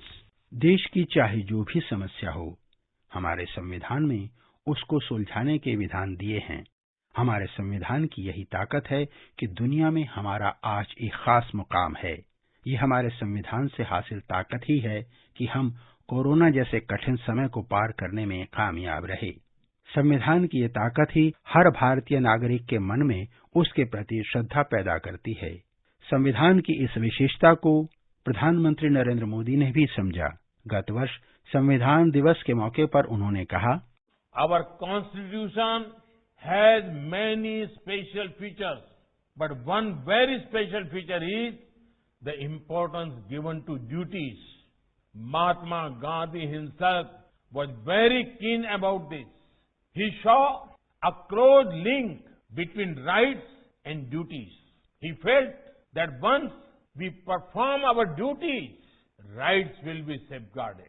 हमारे प्रयास ये होने चाहिए कि संविधान के प्रति सामान्य नागरिक की समझ और ज्यादा व्यापक हो। इसके लिए संविधान को जानना, समझना भी बहुत जरूरी है। केवाईसी एक नए रूप में, केवाईसी यानी नो योर कॉन्स्टिट्यूशन, हमारे संविधान सुरक्षा कवच को भी मजबूत कर सकता है।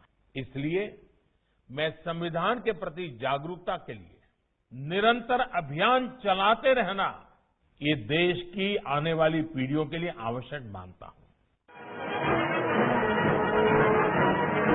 आइए गणतंत्र दिवस पर हम संकल्प लें कि आजादी के बाद हमारे लिए रोशनी की किरण बने। हमारे संविधान में लिखे हर शब्द का हम सम्मान करेंगे, उसका मान बढ़ाएंगे और समानता और भाईचारे पर आधारित व्यवस्था को बनाए रखने में अपना योगदान देंगे।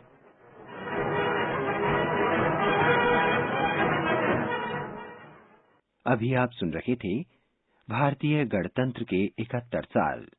ये कार्यक्रम आकाशवाणी के समाचार सेवा प्रभाग द्वारा प्रस्तुत किया गया। इसे आप हमारे mobile app news on AIR पर भी सुन सकते हैं।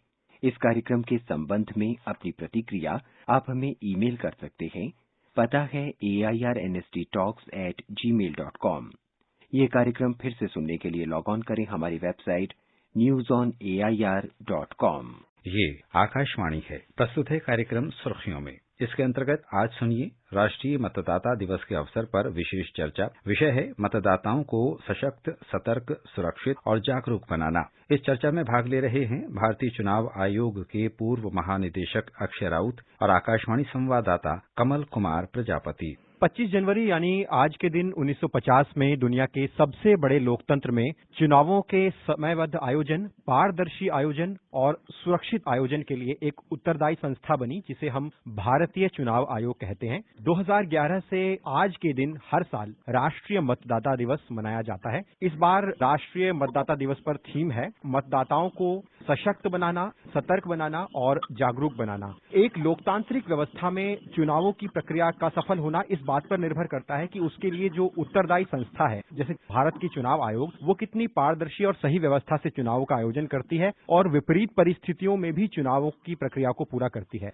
भारत के संदर्भ में हम देखें तो पिछले हमने इस कोविड महामारी के दौरान देखा कि विधानसभा और उपचुनावों का सफलतापूर्वक आयोजन किया गया और इस बात को इंश्योर किया गया कि जो वोटर्स हैं, मतदाता है, वो पोलिंग बूथ पर सरकार द्वारा दिए गए दिशा निर्देशों का पालन करते हुए मत दे और उनका उल्लंघन ना करे। मैं आपके अनुभव से जानना चाहूंगा कि जो चुनाव आयोग की इस स्तर की सक्रियता है, जिससे कि एक मतदाता मत देने के लिए पोलिंग बूथ पर आता है, ये कितनी अहम है और ये व्यवस्था, ये प्रबंधन किस तरह से बन पाया है?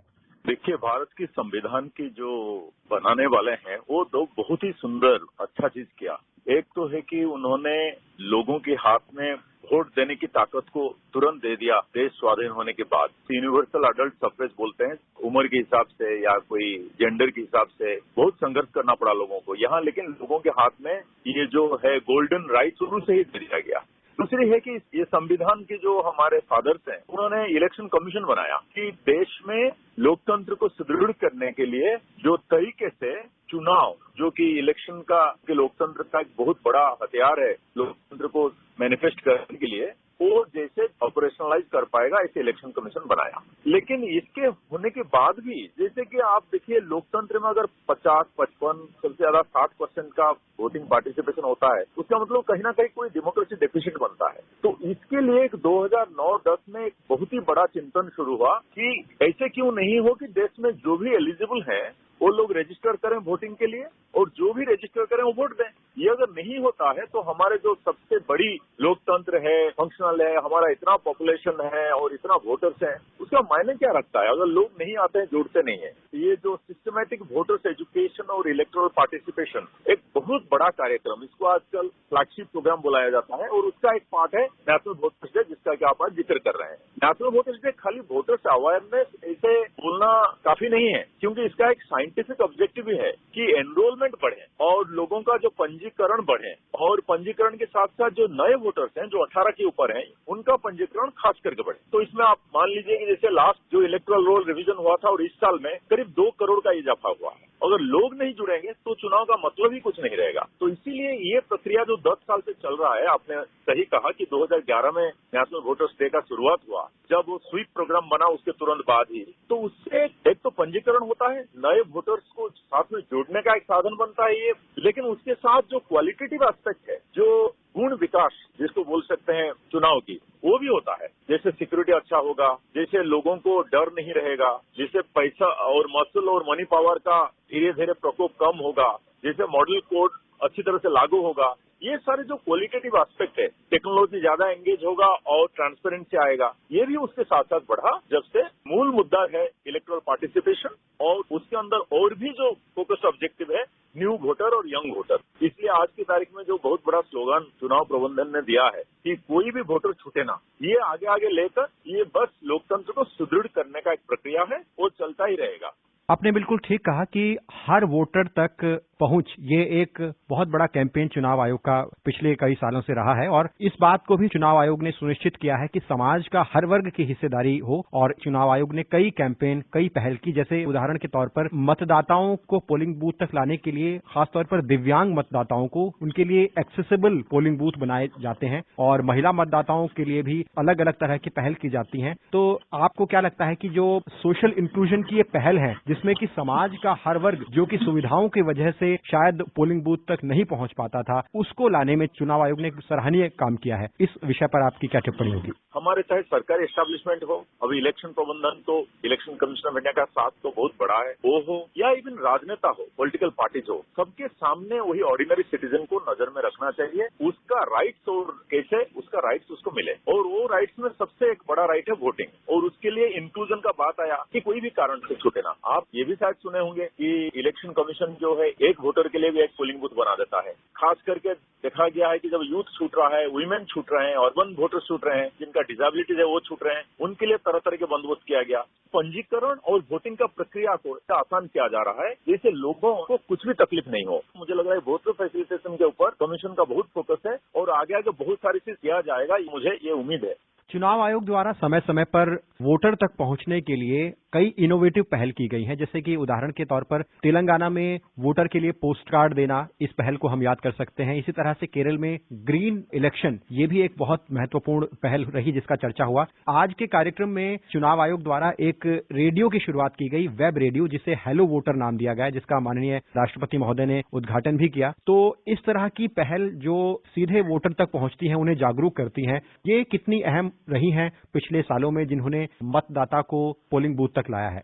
लोगों के पास पहुंचने के लिए जो जो चीज करना है वो सारी चीज करना जरूरत है, और इलेक्शन कमीशन पहचानता है। और अच्छा है कि हम लोग रेडियो पर बात कर रहे हैं। जो वो भी रेडियो का लॉन्च हुआ, उसका मतलब है कि रेडियो आज की तारीख में कितना रिलेवेंट है, और चुनाव प्रबंधन उसको समझता है कि रेडियो के जरिए में लोगों को पहुंचना और लोगों का सारे डाउट्स और क्लैरिफाई करना, और चुनाव की प्रक्रिया, चुनाव के प्रबंधन और लोगों के बीच में संपर्क, कम्युनिटी के बीच में वो ट्रस्ट को सीमेंट करना। क्योंकि कई कई चीजें रहता है, जैसे कि आप मान लीजिए थोड़ी देर पहले बात चल रहा था, ईवीएम क्या रिलायबल है, क्यों वीवीपैट, उसका एक प्रूफ होना चाहिए, तो वीवीपैट लगाया गया। वीवीपैट फिर लोगों को समझाना पड़ेगा। तो ये सब चीज करने के लिए एक रेडियो के जरिए में संवाद एक बड़ा चीज है। और आपने बहुत सारे चीज भी, एक केरला का आपने जिक्र किया, ऐसे बहुत सारे स्वीप के अंदर इतना सारा एक्टिविटीज है। कहाँ फेस्टिवल चल रहा है, कहाँ वोटिंग ट्री चल रहा है, कहाँ खाने की मेन्यू और खाने के ऐप के अंदर भी वोटिंग का मैसेज आ रहा है। जितना तरह के मैसेज करके लोगों के चारों तरफ इर्द गिर्द पहुंचना और लोकतंत्र का मैसेज पहुंचाना कि इलेक्टोरल पार्टिसिपेशन जो है, वोटिंग एक पॉजिटिव चॉइस है, वो सारे इलेक्शन कमीशन कर रहा है।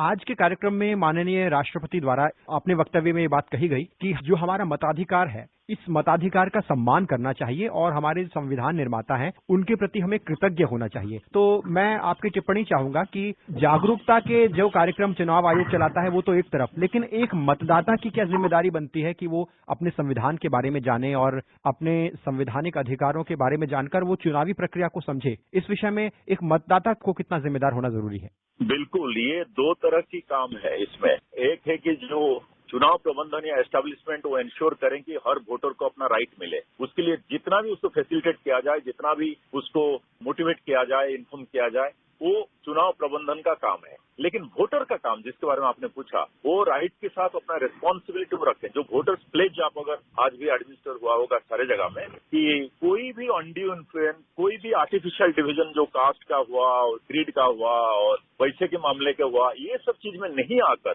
अपना कॉन्सर्न्स और ओपन माइंड एक्सरसाइज करके जो अपना फ्यूचर के लिए best candidate, best party, best agenda दिमाग लगा के वोट करें, बहुत ही एथिकल वोटिंग जिसको बोलते हैं वो करें। ये वोटर की तरफ से एक बड़ा दायित्व बनता है, क्योंकि खाली राइट से बात नहीं बनता है, वोटर का भी दायित्व बनता है। तब राष्ट्रीय चुनाव, लोकतंत्र और राष्ट्रीय मतदाता दिवस, ये तीनों का जो ऑब्जेक्टिव है वो सार्थक होगा। प्रधानमंत्री ने भी आज अपने ट्वीट संदेश में ये कहा कि हमारे लोकतंत्र को मजबूती प्रदान करने में चुनावों के स्मूथ कंडक्ट यानी सुचारू रूप से उनके संचालन के लिए हमें आज के दिन अपने चुनाव आयोग के प्रति हमें आभार व्यक्त करना चाहिए, और साथ ही ये दिन जो युवा मतदाता हैं वो अपने एनरोलमेंट के प्रति जागरूक हों, इस मामले में भी जागरूकता फैलाने का दिन है।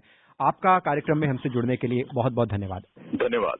अभी आप सुन रहे थे राष्ट्रीय मतदाता दिवस के अवसर पर विशेष चर्चा। विषय था मतदाताओं को सशक्त, सतर्क, सुरक्षित और जागरूक बनाना। इस चर्चा में भाग ले रहे थे भारतीय चुनाव आयोग के पूर्व महानिदेशक अक्षय राउत और आकाशवाणी संवाददाता कमल कुमार प्रजापति। ये कार्यक्रम आकाशवाणी के समाचार सेवा प्रभाग द्वारा प्रस्तुत किया गया। इसे आप हमारे mobile app news on AIR पर भी सुन सकते हैं। इस कार्यक्रम के संबंध में अपनी प्रतिक्रिया आप हमें ईमेल कर सकते हैं। पता है AIRNSDtalks@gmail.com।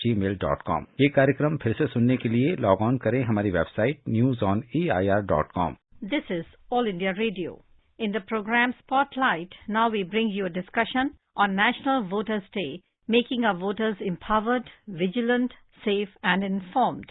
The participants are Akshay Raut, former Director General of Election Commission of India, and Nilab Srivastav, journalist. July 25th is observed and celebrated as the National Voters' Day.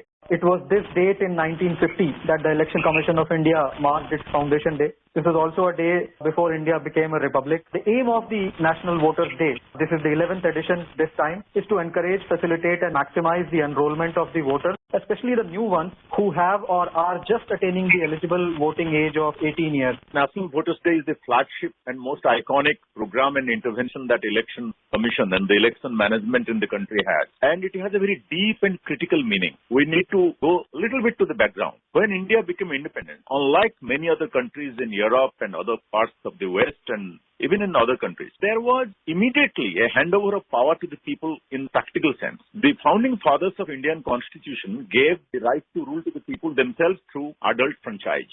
There was no difference between caste, between age, between gender, but it was given universal adult suffrage. It's a big gamble because India's literacy was not very high. After partition, the level of poverty was very high. So a lot of people across the world are very skeptical. But founding fathers had confidence in people. So it was given to people. Then there has been periodic, correct, and credible elections from 1950-51 onwards. So it has been going on very well. India is the largest functional democracy. But is that sufficient?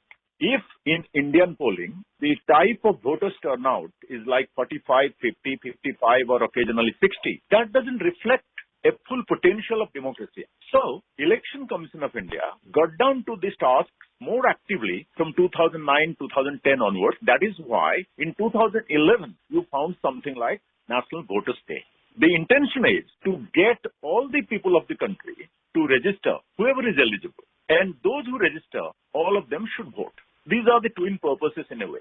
Particularly the National Voters' Day is to maximize enrollment, all types, particularly the young and newly eligible voters who are now 18 plus and who enroll. That is why about perhaps 2 crore voters have been enrolled in this last year of revision. And 200 million have been enrolled between, say, 2009 general election and 2019. There is a massive emphasis on the participation, which started with a program called SWEEP, Systematic Voters Education and Electoral Participation, that started in the year 2010. And National Voters' Day, which is to recognize new enrollment, mobilize them and get them on board, is happened on 2011. So we have completed 10 years, and the Honorable President of India presided over the event today. And this really touches the heart how the young are getting involved, like giving, you said about activity, giving the epic cards to newly enrolled voters, that itself has a huge symbolism. And with that also other things got added, like giving national awards to those who have done best in election, particularly in difficult COVID-19 times in Bihar and other places. Also make sure that the aspects like security, IT, outreach, and also the expenditure control, these also get due focus. The qualitative aspects of election also get a focus on National Voters' Day. It is basically all said and done to put things in a succinct manner. It is bringing back the focus on the most important part of elections, which is people. Because you and I should know, and our listeners I'm sure will know, that elections do not belong to the Election Commission. They don't belong to political parties. They belong to the people. The heart and soul of Indian elections and democracy is in the people. So if people are not involved, I mean, it's just like a stadium without the player. You just line up EVM and put the people in the queue and people go and vote in 5%, 10%, 20%. So these have been somehow been tried to taken care of in the instrument of National Voters' Day, and there has been sufficient improvement in all types of electoral participation in the last 10 years, and the country and the electoral process, which Lady Hillary Clinton described as the gold standard of election management in the world, I think has a reason to be proud of. The President, Mr. Ramnath Kovind, as you mentioned, did address the 11th National Voter Day celebrations today in New Delhi. He spoke to the delegates and to the Election Commission by a virtual medium. And if I can quote the President, his speech was centered around the valuable right to vote. The President did say that the right to vote is not a simple right. People around the world have struggled a lot for this. And since independence, our Constitution has given equal voting rights to all the citizens without discrimination on the basis of merit, religion, race or caste. I think the inclusive feeling of the country and voting as one, I think that is what the President was speaking about, and that is what the entire scheme of elections in the country mean, Mr. Rao. That philosophy, the Honorable President has so nicely portrayed it in his address. That is the core of Indian democracy functioning, that everyone, a single vote counts. It's not a coincidence that in election management, even there is a polling booth for a single voter in many places. And now this inclusiveness, Election Commission has taken to the next step forward. You know, there are three things. One is information, one is motivation, one facilitation. These are the three things on which rests the total story of voters' participation in Indian elections. People must know what, when, where and how. People must be motivated. They must know the reason why they are voting, and they must be looking forward very eagerly to the time of the polls. And then secondly, as much we can facilitate Indian electors, still it is less. We must give them all minimum facilities, whether it is a shade from the sun, the water in the queue, or even people who come with child in their arms, like a creche for them. We have gone into the new era of model polling booth. We have gone into the new era of mobile polling booths, except for Buddhist monks. So there are gradually the election management working on bringing the migrant voters, the NRI voters into the fold. Basically, the facilitation is not a limited exercise. People who are on the frontier, our soldiers, their voting must be made very smooth and friendly. So all these three aspects, IMF, they are moving together, and that gives actually a functional right. What President talked about is a right which is in principle, which is great. But to operationalize it is not easy. It requires a lot of hard work, and election management is doing. I'll give you another example. We now went through the COVID-19 pandemic, and hopefully we're gradually getting to overcome. Many parts of the world were reluctant to hold an election. But in Bihar, it was the largest election ever in COVID-19 times. There was scare. There was apprehension. But things moved with a lot of preparation. The health department was by the side. Social distancing was kept. The masks were on. But at the same time, we got a record voting. That shows the inner faith of Indian people in democracy practice and democratic elections. And that is what the whole right is all about. Now, I would add one element of responsibility. We have a voters' pledge which talks about to vote using our conscience, using our proper ethical, moral scape, by not taking into account divisive things like caste, creed, money power, undue influence and all that. So from the voter side, that has to be an exercise in which there is a purity in the exercise of voting. Right and responsibility both put together can fulfill our Indian democratic elections much more than ever before. You were talking about the kind of facilitation that the Election Commission does, and talking about COVID-19 pandemic. We have seen how hugely we have relied on technology, and the Election Commission also, by way of technology, is trying to ease and smoothen the process of polling and the entire electoral process as such. We are talking about now, very soon the Election Commission is launching the EPIC or the electronic elector voter ID card. The first time the electoral photo picture cards were launched in 1993, and also about remote voting. So I think, Mr. Raut, is this to ensure that the smooth, fair and inclusive elections are, with the help of technology, is taken to the every nook and corner of the country? As you said, there are cases where even polling booth has been established even for one voter. Technology is the best facilitation, as we all know. And COVID-19 has proved it more than ever before. And in India, the election management has to touch something like 93 crore voters, electors on a roll, if I am not incorrect. So with that type of scale, it is not easy to do most of things offline. So we are going to online mode. EVM in itself was a starting marvelous and most important starting point of use of technology to facilitate a large election. Sometimes there is a question that why certain countries are not using it. Look at their scale. We are the size of elector which combines many continents' population. So if we don't have the EVM, we spend tons and tons and tons of paper and we keep counting them night after night after night. So that was the starting point. Now, with a huge power backup of IT in a country like India, if we don't go for e-EPIC, which has been launched today, so then what all technology is for? And with Aadhaar having come up, I think we are going to see a very new era of technology-based elections in the coming days. But one thing cannot be forgotten is safety and security of election, because the single vote, the people's mandate, is respected so much, and that holds so important in the process of election. Technology, when it is being used, has to be done in a manner that there is no breach of security of voting. That's one important point. That is why I think the Election Commission and the management has been taking every step with a lot of care. The remote voting, the internet voting after that, and people pressing a button to vote from some place. All these are being seen in the context of how security and secrecy of voting can also be maintained. For example, we had certain doubts about EVM. So the VVPAT came on, and VVPAT has become a force multiplier in making sure, because finally it is the credibility or it is the perception.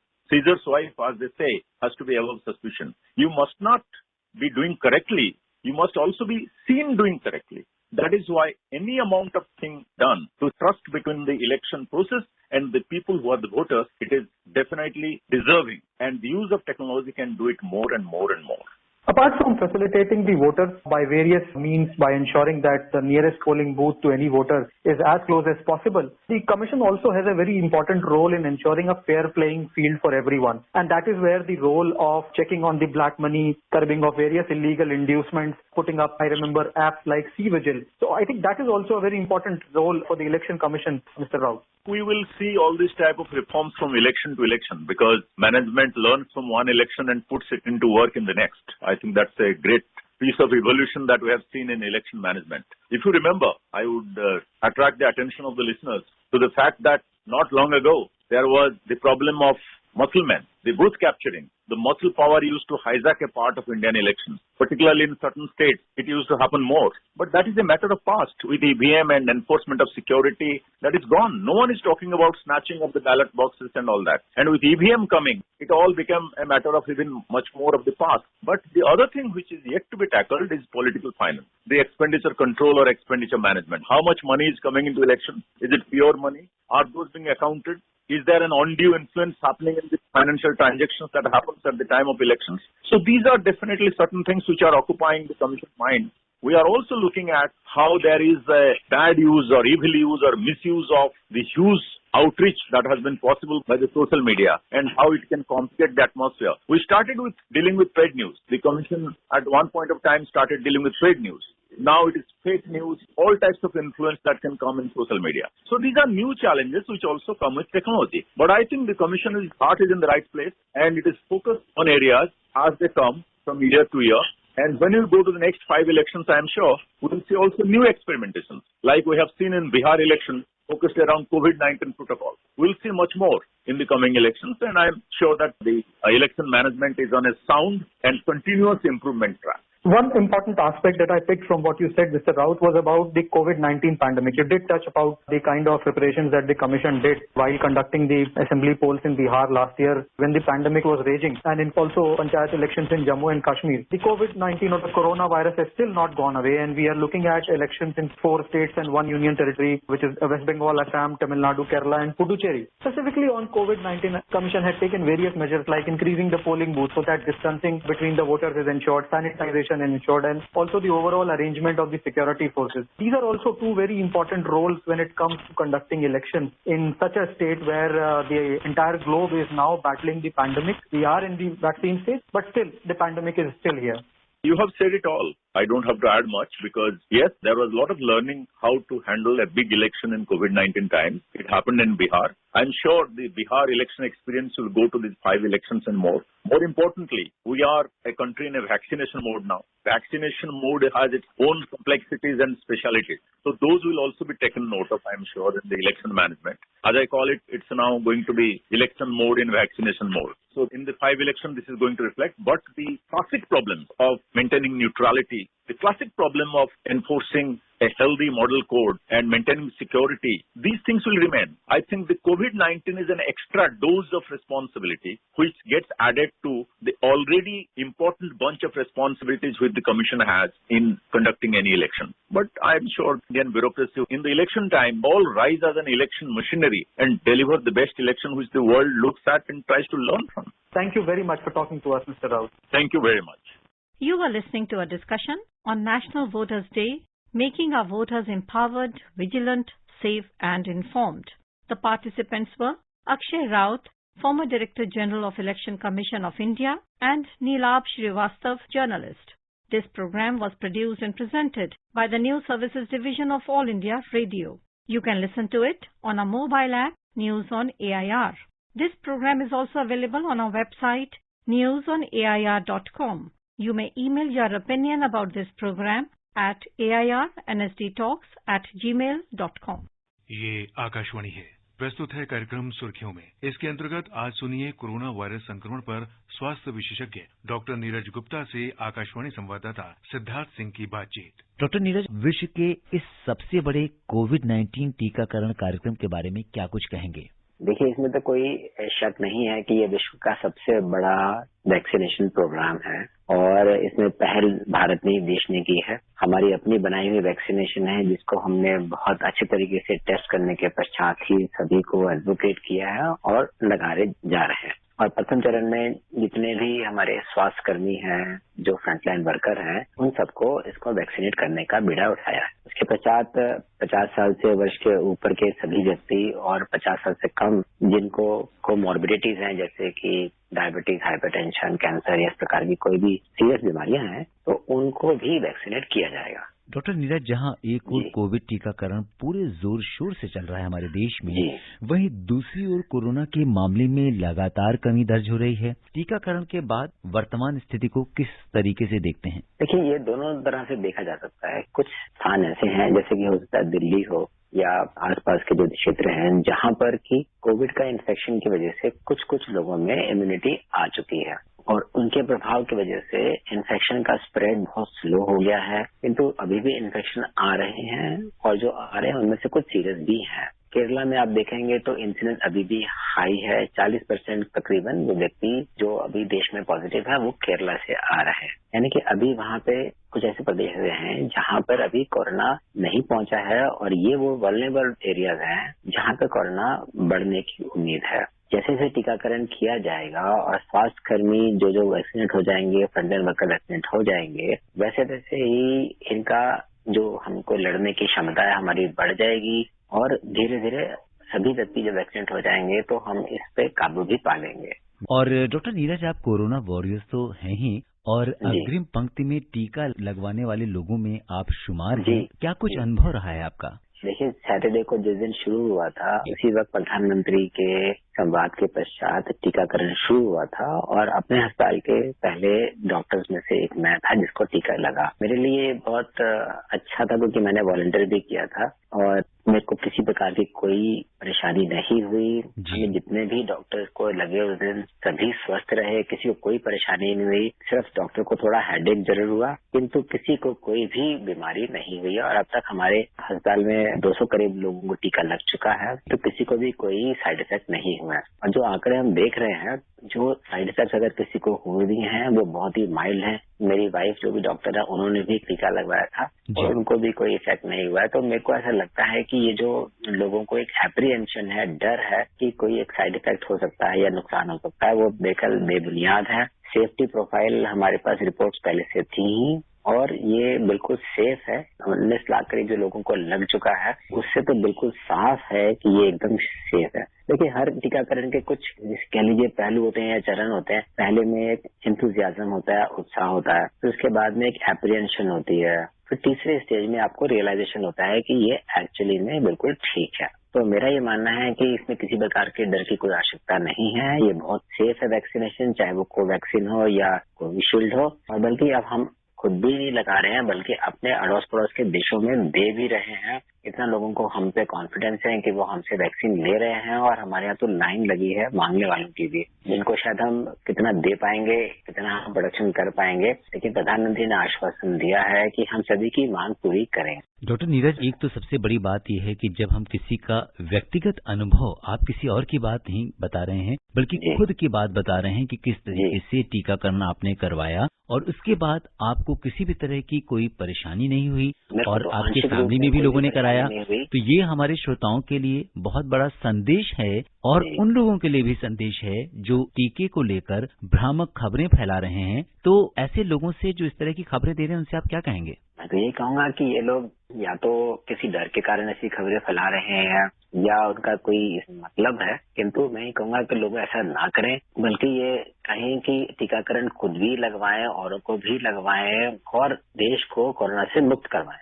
Doctor Neeraj, आपसे जानना चाहेंगे अगर किसी व्यक्ति को Covid vaccine लगवानी है, जैसे कि अगर हम अग्रिम पंक्ति के व्यक्ति की ही बात करें, तो इसकी पंजीकरण या रजिस्ट्रेशन प्रोसेस क्या होगी? देखिए, रजिस्ट्रेशन जो इंस्टीट्यूशन हैं उन्होंने अपने अपने इंस्टीट्यूशन से रजिस्ट्रेशन कराए हैं। सरकार ने कोविन ऐप इसके लिए सुविधा उपलब्ध कराई है जिसमें इन सभी का रजिस्ट्रेशन होगा और रजिस्ट्रेशन के समय कुछ फोटो आईडीज की जरूरत पड़ती है, वो दिखाने के साथ पंजीकरण होगा। किंतु ये क्लियर कर देना चाहूंगा कि प्रथम चरण में केवल health care worker, frontline worker को ही लगाए जाएंगे और शायद आम जनता को अभी अवेलेबिलिटी के बेसिस पे ही उनको उपलब्ध कराया जाएगा। जब प्रथम चरण का ये जब लोग का पूरा हो जाएगा तो फिर 50 साल से ऊपर के सभी व्यक्तियों को लगाने का काम शुरू होगा और उसमें जनता का भी नंबर आएगा। डॉक्टर नीरज, आपसे जानना चाहेंगे अगर किसी व्यक्ति ने कोविड-19 वैक्सीन के लिए रजिस्ट्रेशन नहीं किया है तो क्या उसे वैक्सीन लग पाएगी? अगर हम फ्रंटलाइन वॉरियर्स की ही बात करें तो हाँ, फ्रंटलाइन वॉरियर्स में ऐसा है कि सरकार ने ये नए इंस्ट्रक्शन जारी कर दिए हैं कि ऑन द स्पॉट रजिस्ट्रेशन भी कर रहे हैं। रजिस्ट्रेशन के लिए उनके फोटो आईडी की आवश्यकता होगी, चाहे वो पैन कार्ड हो, आधार कार्ड हो, इलेक्शन वोटर कार्ड हो, बैंक पासबुक हो। जो उनको आई कार्ड मिलते हैं वो आई कार्ड भी उनके रजिस्ट्रेशन कराने आवश्यक होंगे और उस रजिस्ट्रेशन के पश्चात उनको दिया जाएगा। अभी अवेलेबिलिटी करा रहे हैं कि जिन लोगों का रजिस्ट्रेशन हुआ है उसके बाद भी अगर कोई ऐसे व्यक्ति हैं जो इच्छुक हैं तो वो व्यक्ति रजिस्ट्रेशन सेंटर पे जाकर के रजिस्ट्रेशन करवा के अपना वैक्सीनेशन करवा सकते हैं। इस प्रकार की भी बंदोबस्त किया जा रहा है। डॉक्टर नीरज, ये बहुत आम सवाल है कि एक बार वैक्सीनेशन होने के पश्चात क्या हमें जो कोविड अप्रोप्रिएट बिहेवियर है, चाहे वो मास्क लगाना हो या सामाजिक दूरी या सुरक्षित दूरी बनाए रखना हो, तो क्या इनका पालन हमें करते रहना पड़ेगा? बिल्कुल, इस बारे में कोई शक शुबा नहीं है कि ये कोविड अप्रोप्रिएट बिहेवियर जैसा आपने जिक्र किया है इसको मेंटेन करना होगा। मैं ये क्लियर कर देना चाहूंगा कि वैक्सीनेशन के 2 डोज हैं। पहली डोज के पश्चात 28 दिन के बाद दूसरी डोज लगेगी और दूसरी डोज के 15 दिन के पश्चात ही मानेंगे कि इसका इम्यूनाइजेशन कंप्लीट हुआ है और आपके अंदर इसके लड़ने की क्षमता सफिशिएंट क्वांटिटी में आ चुकी है। किंतु जब तक ये नहीं आती है तब तक तो आपको बिहेवियर रखना ही है, यानी कि हैंड वॉशिंग, मास्क और 6 फीट की दूरी आपको रखनी है। लेकिन इसके बाद भी अगर ये जारी रखें तो ये समाज के लिए आपकी एक सेवा ही होगा और अपने को तो बचाएंगे ही, दूसरे को भी इससे प्रोटेक्शन देंगे। डॉक्टर गुप्ता, अगर हम देखें कि जब से कोविड का समय आया है, हम ये कह सकते हैं कि मार्च के बाद से लोगों ने मास्क का प्रयोग करना शुरू किया है या हैंड हाइजीन पर बहुत ज्यादा ध्यान दिया जा रहा है। आप चूंकि रेस्पिरेटरी डिजीज को पूरे डिपार्टमेंट को हैंडल करते हैं, बहुत सारे पेशेंट्स के साथ आप रूबरू होते हैं, तो आपका व्यक्तिगत अनुभव क्या रहा है कि क्या इन दिनों इस तरह की इन्फेक्शियस डिजीज जो दूसरी बीमारियां हैं, क्या उनमें भी गिरावट आई है? बिल्कुल। खैर अभी आंकड़े तो मैं आपको नहीं दे पाऊंगा, वो तो हम एनालिसिस कर रहे हैं, किंतु मास्क लगाने से और हैंड हाइजीन से हमारे को न केवल एक पेशेंट से दूसरे पेशेंट में जो बीमारी फैलती थी या डॉक्टर के माध्यम से कि वो भी कम हुई है, बल्कि जो रेस्पिरेटरी बीमारियां इन दिनों में सर्दियों में देखी जाती थी वो भी इतने नहीं देखने में आई है। हमारी ओपीडीज में जो हम लोग रूटीनली फेस कर रहे थे वो भी अब कम हो रहा है और मेरे को ऐसा लगता है कि जो कम्युनिकेबल डिसीजेज हैं वो उनका भी स्तर थोड़ा सा कम हो रहा है। आंकड़े आएंगे तो उसे स्पष्ट हो जाएगा, किंतु मेरा ऐसा मानना है कि इसमें गिरावट आई है। डॉक्टर नीरज, बड़ा अहम सवाल है कि अगर कोई व्यक्ति खून को पतला करने वाली दवा ले रहा है, जैसे बहुत सारे कार्डियक पेशेंट्स या दूसरी बीमारियों में लेते हैं, तो क्या वो वैक्सीन लगवा सकते हैं? उन्हें कोई दिक्कत तो नहीं होगी? हाँ, इसमें ये प्रिकॉशनरी है कि जो हम इंट्रामस्कुलर इंजेक्शन लगाते हैं तो उसमें अगर कोई व्यक्ति अगर खून पतला करने की दवाई ले रहा है और उसकी वजह से अगर इसका खून क्लॉटिंग टाइम अगर चेंज होता है तो उससे ये नुकसान हो सकता है, तो इसलिए ऐसे व्यक्ति को थोड़ी प्रिकॉशन के साथ इंजेक्शन लगाई जाएगी। जी डॉक्टर नीरज, ये जो खून पतला करने वाली जो दवाएं होती हैं, हम किस तरह की बीमारियों में लेते हैं इन्हें? सर देखो, एक तो हार्ट पेशेंट लेते हैं जो एस्प्रिन या क्लोपिडोग्रेल लेते हैं, दूसरे वो व्यक्ति जिनको हम बोलते हैं थ्रोम्बोटिक डिसऑर्डर्स, इसमें पैरों में क्लॉट बन जाते हैं, इससे हमारे लंग्स में क्लॉट चले जाते हैं या किसी और बीमारी की वजह से भी क्लॉट बनने की टेंडेंसी पैदा होती है, तो ऐसे व्यक्तियों को मेडिसिन बंद कर सकते हैं, फिर हम वैक्सीनेशन करा के दोबारा भी शुरू कर सकते हैं। डॉक्टर नीरज, आपका बहुत बहुत धन्यवाद। अभी आप सुन रहे थे कोरोना वायरस संक्रमण पर स्वास्थ्य विशेषज्ञ डॉक्टर नीरज गुप्ता से आकाशवाणी संवाददाता सिद्धार्थ सिंह की बातचीत। ये कार्यक्रम आकाशवाणी के समाचार सेवा प्रभाग द्वारा प्रस्तुत किया गया। इसे आप हमारे mobile app news on AIR पर भी सुन सकते हैं। इस कार्यक्रम के संबंध में अपनी प्रतिक्रिया आप हमें ईमेल कर सकते हैं। पता है airnsgtalks@gmail.com। ये कार्यक्रम फिर से सुनने के लिए लॉग ऑन करें हमारी website newsonair.com। This is All India Radio. In the program Spotlight now, we bring you a discussion on National Girl Child Day, ensuring equal opportunities. The participants are Dr. Ranjana Kumari, Director, Center for Social Research, and Aditi Tandon, Journalist. India has been celebrating the National Girl Child Day since 2008. Ranjana ji, this year the theme is draw the attention of all citizens towards the fact that the child sex ratio in the country is declining very fast. Prime Minister Narendra Modi today hailing the women and girl power of India with the hashtag Desh Ki Beti. What is your overall view? Any nation, if you want to really assess its level of development, then you have to look at their women and girl children especially. And when we see 5 issues on which India every time has been pushed down by the UN development indicator, most important the question of girl children. What I'm saying is that one, that we are having less girl 5 age group less than boys, children who are born and survive, especially in the context of female usage, child sex ratio is declining. And then the other issues which are very important to pay attention to are the education of girl children. It has been a big challenge to make them enter the school. In fact, the entry in the school has increased, but at the same time, retention in the school after primary to middle level has still been very, very challenging. Now, the third very important issue which we know about the health of girl children, especially when they reach the menstrual age. And then all kinds of question of health and hygiene comes very, very clearly before all of us. Important thing to note at this stage during especially COVID pandemic is the increase in the girl-child marriage.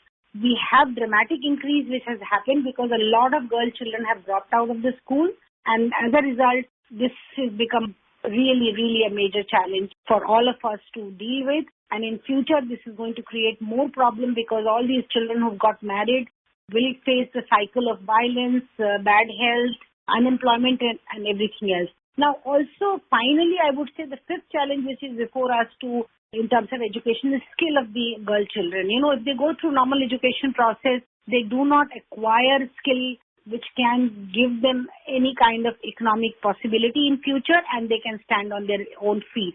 So these are the things I feel are very important, these 5 challenges before us in the context of girl children. Beti Bachao, Beti Padhao has been a very important initiative of government. We have participated working in 5 districts of Haryana. Fortunately, very intensive work and our comprehensive strategy has worked, and the data is now changing in favor of the girl children. But still, it's a huge, huge challenge before us, because now the next census is going to come just within this year. It should start now, and then we will have to see how much all these efforts has really made sense at the end of the day. A very important report was brought out by the Ministry of Statistics and Implementation a while ago, and it had projected that although in 2011 census, the sex ratio of the country was 939, which is 939 women as against 1,000 men. It is projected to actually fall to 898 by 2031. You have been working on the ground with the government in terms of the Beti Bachao, Beti Padhao Andolan, and the messaging has been very sharp. The Prime Minister himself had launched that program. Is the law failing us because long-term projections don't seem to be improving yet? There are multiple reasons, of course. I have been also a member of the PCPNDT board, which makes the assessment. Unfortunately, meetings have not taken place to review for almost over a year now, where we would get information from all over the country, from all the states, about the number of cases detected in terms of sex selection, the kind of nursing homes which are really engaging themselves in it, and also doctors, sonographers. All those information will be collated together and presented, and we came up with many strategies in the past. But pandemic again has, in our own experience, slowed down the whole process of, one, that the appropriate authority at the district level has not been as proactive. Everything has been left to ASHA workers. Now, that's not really having much impact because they have very little say in the system. So, certainly we may get a big shocker when the new census comes, especially in certain states. I would say the picture will never the same in everywhere in the country, but in some states we may get a big shocker that the really sex ratio has further gone down. But certain states have done definitely better, where implementation has been robust. That would mean that law has been implemented. People who engage in gender-based sex selection have been punished, where we have had, regular meetings because every quarter you are supposed to meet and review. So the states which have gone for regular meeting and agencies like us, which have gone to the grassroots level and tried to create the groups of community people, elected women representative, elderly of the village. So this kind of group has helped in really doing a good public campaign. But, pandemic again has been a big blocker in terms of what we could do really in terms of public campaigns. So I would think that unless the law is really very, very seriously implemented and a lot of people get punished for doing this practice is not going to be stopped. And it's not just the practices because we have the mindset. We have some preference mindset, which is changing but not really changing the way it should be changing in terms of welcoming the girl children. Still, we are not welcoming our girl children, and that is why a lot of parents go for sex-selective abortions. Ranjanaji, there's a very important research that has taken place. Although we know already that women tend to live longer than men almost everywhere in the world, in some countries by more than a decade. But now we also know through study of centuries of historical records that women don't just outlive men in normal times, they are also more likely to survive the worst of circumstances, especially famines and epidemics. Do you think the women workforce and women generally would survive the pandemic better, and that would be one way of going forward?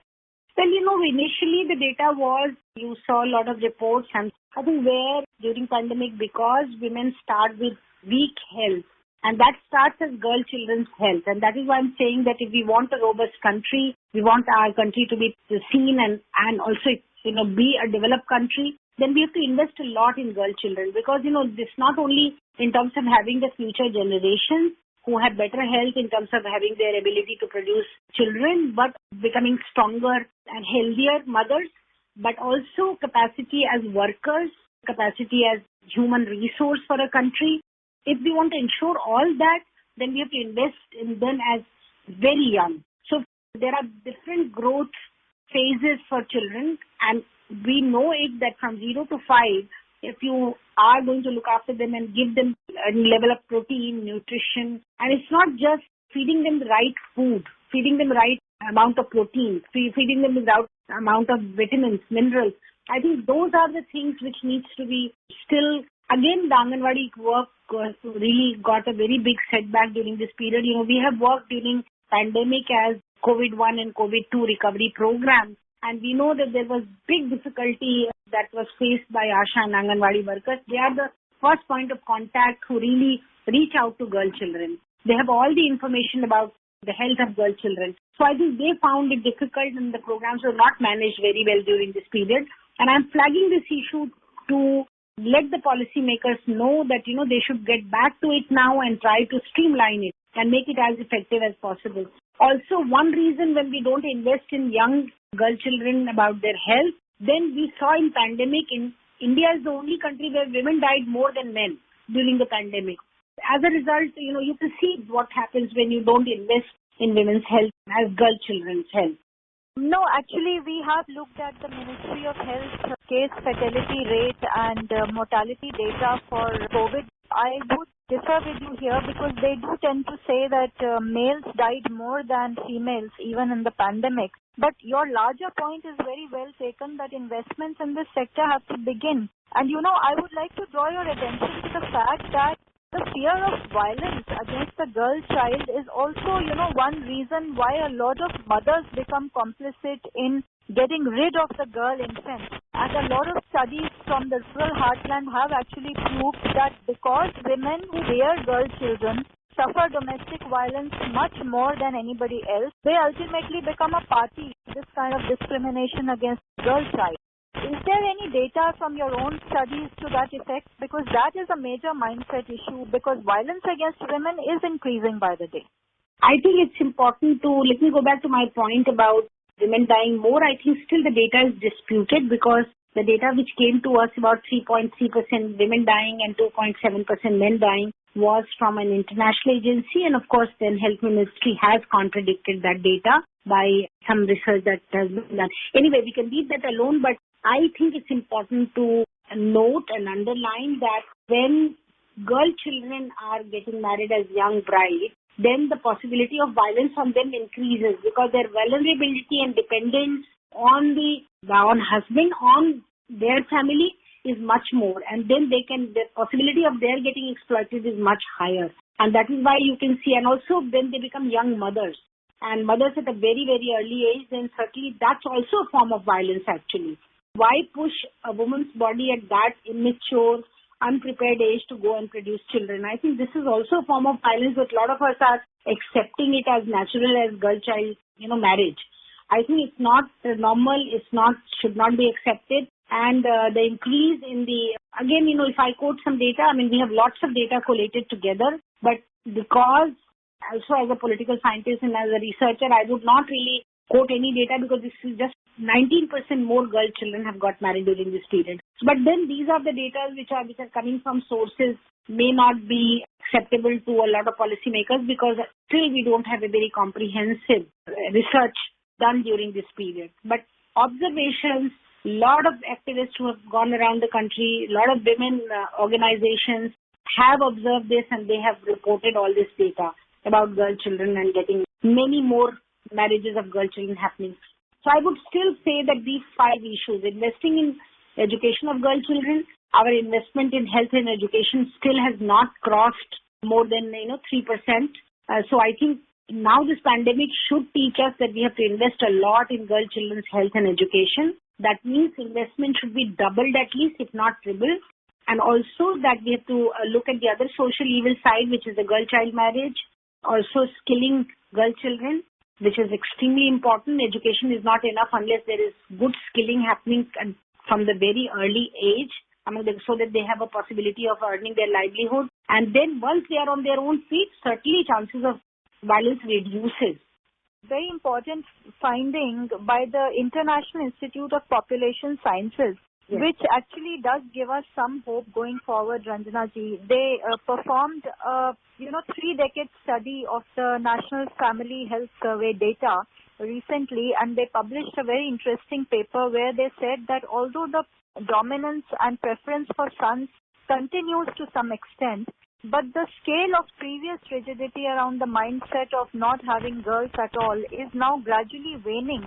Even in high son preference states of Punjab, Haryana and Maharashtra, they actually found that the proportion of couples with only 2 daughters who accepted sterilization grew between National Family Health Survey 1, which was conducted in 1992, to NFHS4, which was conducted in 2016. So that's a very interesting trend. So that means somewhere we are succeeding.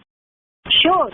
That's where we take a little bit of credit for very intensive work for so many years as nodal agency in Haryana. And I told you the district we work, data has reversed. And the data has reversed means that there has been an impact on the mindset of people about son preference. But overall, when you look at the country, UP, Bihar, Odisha, states which have Madhya Pradesh, we have so many cases which have come to our notice about violence against women, about, girl child marriage. Rajasthan, there are critical states. And I think in this phase, it is important, and especially on the Girl Child Day, we should reinforce our will to really directly make plans where direct benefit reaches to girl children, and the issues which are really critical in the context of girl children are addressed, especially in the states which are critical states. So that very area focus, strategic focus has to be kept in mind when we want to go and make some change in the states. But there are certainly, you are absolutely right, and I've gone through the research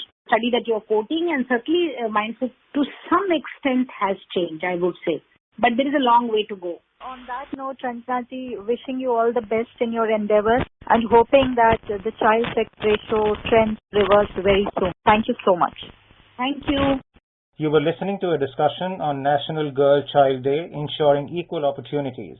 The participants were Dr. Ranjana Kumari, Director, Center for Social Research, and Aditi Tandon, Journalist. This program was produced and presented by the News Services Division of All India Radio. You can listen to it on our mobile app, News on AIR. This program is also available on our website, newsonair.com. You may email your opinion about this program at airnsdtalks@gmail.com. ये आकाशवाणी है। प्रस्तुत है कार्यक्रम सुर्खियों में। इसके अंतर्गत आज सुनिए कोरोना वायरस संक्रमण पर स्वास्थ्य विशेषज्ञ डॉक्टर राजेंद्र के धमीजा से आकाशवाणी संवाददाता सिद्धार्थ सिंह की बातचीत। डॉक्टर धमीजा, आप विश्व के सबसे बड़े कोविड-19 वैक्सीनेशन प्रोग्राम के बारे में क्या कहेंगे? देखिए, ये एक पूरे वर्ल्ड में सबसे बड़ा प्रोग्राम है इंडिया में वैक्सीनेशन का, और इसके लिए बहुत सारी तैयारियां भी की गई हैं, और इसके जो शुरुआती जो लोगों में उत्साह देखने को मिला है वो काफी अच्छा लग रहा है। मेरा ये मानना है कि ये सिर्फ शॉट इन द आर्म नहीं है, ये shot in the arm to stop the march of the virus है, और मैंने इसके बारे में लिखा भी है नेशनल न्यूज़पेपर्स में। और ये एक बहुत बड़ा ऐतिहासिक कदम है पैंडेमिक को खत्म करने के लिए। और जैसे जैसे ये वैक्सीनेशन के डे बढ़ते जा रहे हैं, जैसे आपने देखा होगा पहले दिन, सेकंड डे, थर्ड डे और फोर्थ डे, तो ये दिन प्रतिदिन लोगों में और ज्यादा जो है आगे फ्रंट पे आ रहे हैं लोग वैक्सीन लगवाने के लिए। और मेरे ही अस्पताल में मैं देख रहा हूँ कि पिछले 4 दिनों में जो संख्या है निरंतर बढ़ रही है। और डॉक्टर धमीजा, इसमें जहां ज्यादातर लोग इस टीकाकरण कार्यक्रम को लेकर खासा उत्साहित हैं, वहीं दूसरी ओर एक ऐसा तबका भी है जो अभी भी संशय में है। ऐसे लोगों से आप क्या अपील करेंगे? ये ऐसा देखा गया है, दूसरे वैक्सीन में भी देखा गया है कि कुछ लोगों को मिस इन्फॉर्मेशन जो हमारा सोशल मीडिया से और दूसरे तरीके से चलता है, उसके बहकावे में आके कुछ लोगों के मन में संशय जरूर होगी। लेकिन मैं उन लोगों को ये कहना चाहता हूँ कि बिल्कुल भी किसी चीज की चिंता मत करें, वैक्सीन बिल्कुल सेफ हैं। ये क्लिनिकल ट्रायल्स, मॉनिटरिंग, एनालिसिस और रेगुलेटरी रिव्यूज के बाद में अप्रूव की गई हैं, और इसमें बड़े रिगरसली स्क्रूटनी हुई है, और एक ट्रांसपेरेंट तरीके से जो एक्सपर्ट्स की कमेटी है उन्होंने इसको देखा है, और उसके बाद ही ये अप्रूवल मिला है। जो बहुत इंपॉर्टेंट चीज ये है कि जो अगर नेगेटिव कॉन्सिक्वेंसेज हम देखें तो एपिडेमिक के कंट्रोल पे बहुत फर्क पड़ता है, और डिजीज के स्प्रेड पे भी बहुत फर्क पड़ता है। अगर आप रिस्क और बेनिफिट देखें तो रिस्क जो है ना लगवाने का बहुत ज्यादा है। अगर आपको बीमारी हो गई तो फिर सीरियस भी हो सकती है, चाहे वो 1% या 2% हो तो जान भी जा सकती है। तो अपनी जान के लिए सबसे पहले टीका जरूर लगाएं और फिर सोसाइटी की रक्षा के लिए आप सिर्फ अपने लिए ही प्रोटेक्शन नहीं ले रहे हैं, हम दूसरों को भी प्रोटेक्ट करने के लिए टीका लगाते हैं। तो बहुत जरूरी है कि हम हर्ड इम्यूनिटी के लिए सब लोग जो है जितने ज्यादा लोग हो सकते हैं टीका लगवाएं, ताकि जो बचे हुए लोग हैं उनकी भी हम सुरक्षा कर पाएं। डॉक्टर धमीजा, किसी भी वैक्सीन को लगवाने पर कुछ नॉर्मल, हम ये कह सकते हैं कि शॉर्ट टाइम और टेम्परेरी साइड इफेक्ट्स होते हैं। कोरोना वैक्सीन को लेकर किस तरह के साइड इफेक्ट्स हैं और लोग इसे सामान्य रूप से क्यों नहीं स्वीकार कर रहे हैं? बहुत ही कम संख्या में, बहुत मिनिमम 0.002% के लोगों को जो इसके एडवर्स इफेक्ट आफ्टर इम्यूनाइजेशन आए हैं, और वो सभी वैक्सीन के साथ हैं, सभी टैबलेट्स के साथ, सभी दवाइयों के साथ थोड़े बहुत इफेक्ट हो सकते हैं, क्योंकि ये दवाई है। तो एक तो ये हेल्दी इंडिविजुअल्स में लगती है, तो हो सकता है कि छोटा कहीं रेडनेस हुई है, इंजेक्शन इंट्रामस्कुलर लगता है, दूसरे इंजेक्शन के बाद भी ऐसा ही देखने को मिलता है, कहीं शोर हुआ है, कहीं पेन हुआ है, एक आध दिन माइल्ड फीवर हो सकता है। तो ये सब चीजें बच्चों को भी जब वैक्सीन लगाते हैं तब भी हो सकती हैं और होती हैं और बताया जाता है।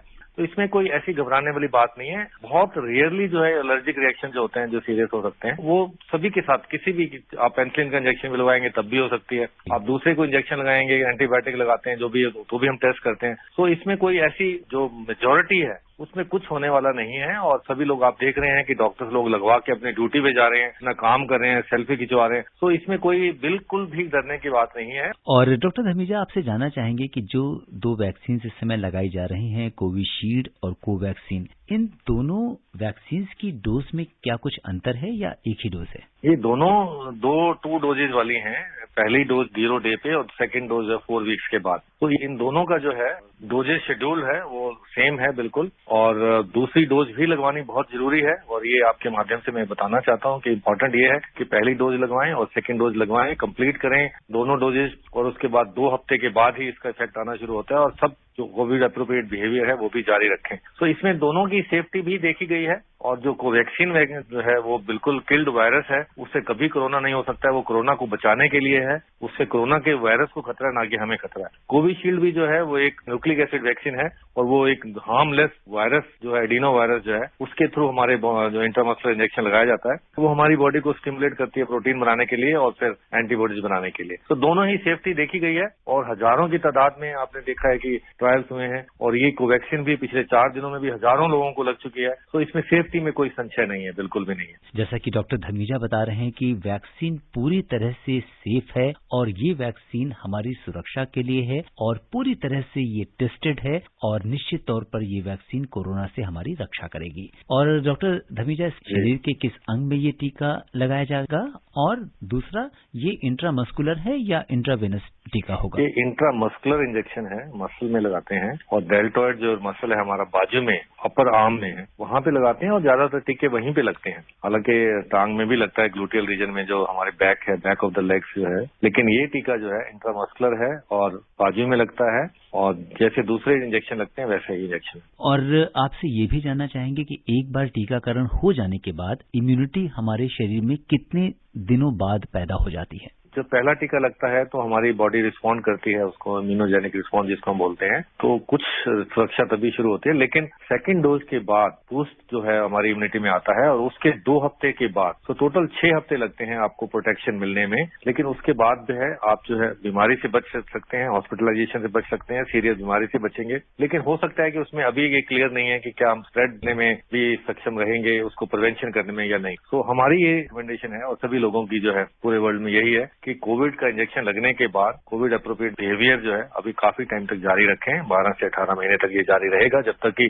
काफी सब्सटेंशियल लोग जो हैं टीकाकरण में नहीं आते हैं या टीका नहीं लगवाते हैं। और डॉक्टर धमीजा, ऐसा भी देखा जा रहा है कि कई बार लोग जब टीकाकरण करवाते हैं तो किसी अन्य कारण से भी, क्योंकि हर चीज का कारण वैक्सीनेशन नहीं हो सकता, क्योंकि आपकी बॉडी में पहले से क्या प्रॉब्लम है क्या नहीं है, तो उसको भी लोग इससे रिलेट कर देते हैं टीकाकरण से। इसके बारे में आप क्या कहेंगे? देखिए, टीके की वजह से कोई प्रॉब्लम नहीं होती है, और प्रॉब्लम्स हो सकती हैं कि पहले प्री एग्जिस्टिंग किसी को इलनेस है और उस वजह से किसी को इन्फेक्शन और वो दूसरी हो गई, या बुखार हो गया, या कुछ और हो गया। लेकिन वैक्सीन की वजह से ऐसा नहीं होने वाला है, कि वैक्सीन तो एक डेड वायरस है, वो हमारी बॉडी में जो जाएगा तो बॉडी उसको फौरन बॉडी समझ के अपनी प्रोटेक्शन बनाएगी, जबकि एक्चुअल जो वायरस का अगर अटैक होता है तो उसमें वो प्रोटेक्शन काम आती है। तो इसलिए कोई चिंता वाली बात नहीं है। जितने भी सोशल मीडिया में या दूसरे प्रोपोगेंडा हैं जो ये बताते हैं कि इसे ये प्रोडक्ट है या उससे कुछ नुकसान हो सकता है, ये सब फेक न्यूज हैं। ये इनसे बचना चाहिए, रिफ्रेन होना चाहिए, और ये सिर्फ हमारे यहाँ पे नहीं है, बाकी पूरी दुनिया में भी वैक्सीन हेजिटेंसी एक वेल नोन फिनोमेना है और 90 देशों में एक्चुअली ये देखा गया है।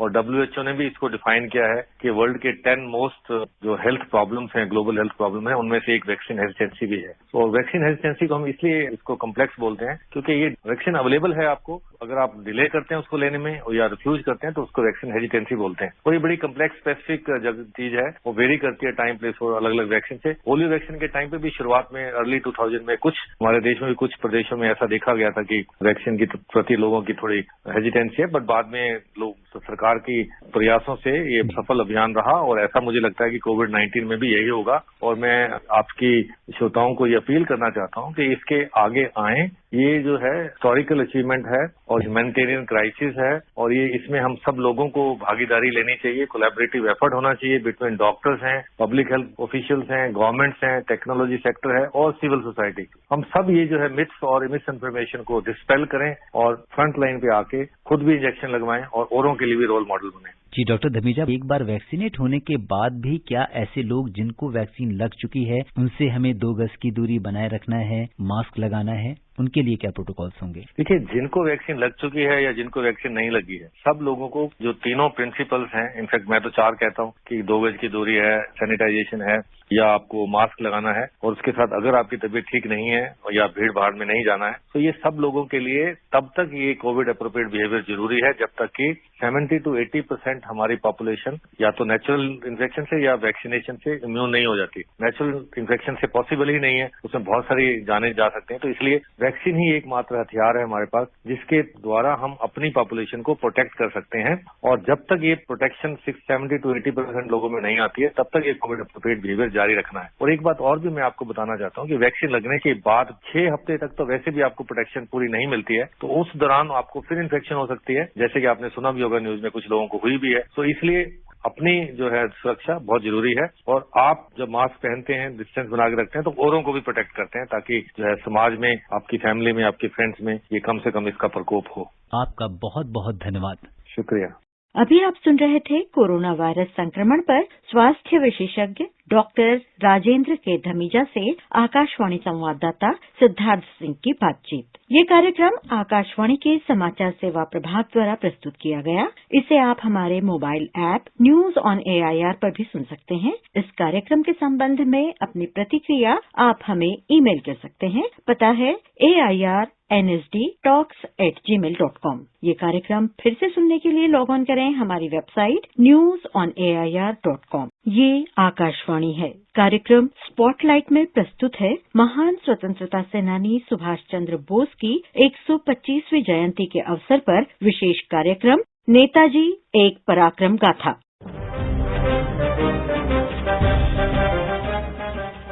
जय हिंद, जय हिंद।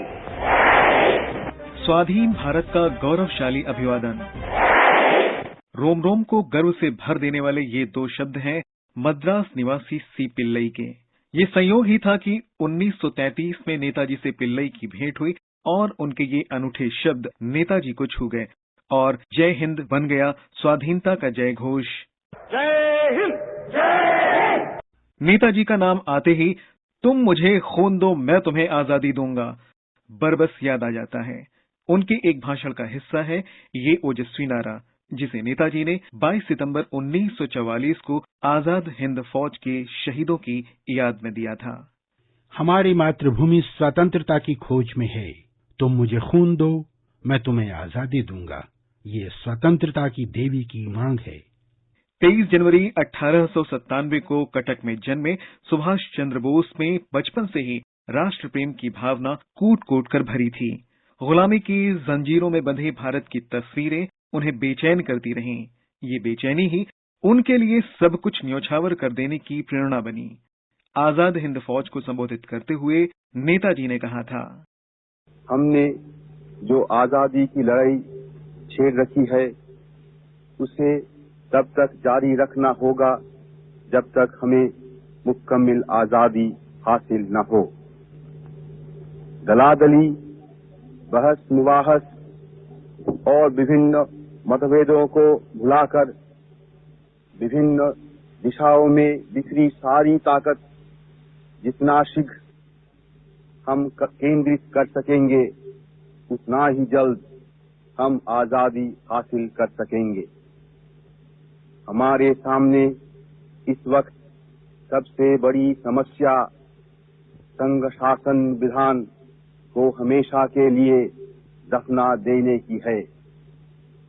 तभी हम अपने मन के मुताबिक अपना शासन विधान तैयार कर सकेंगे।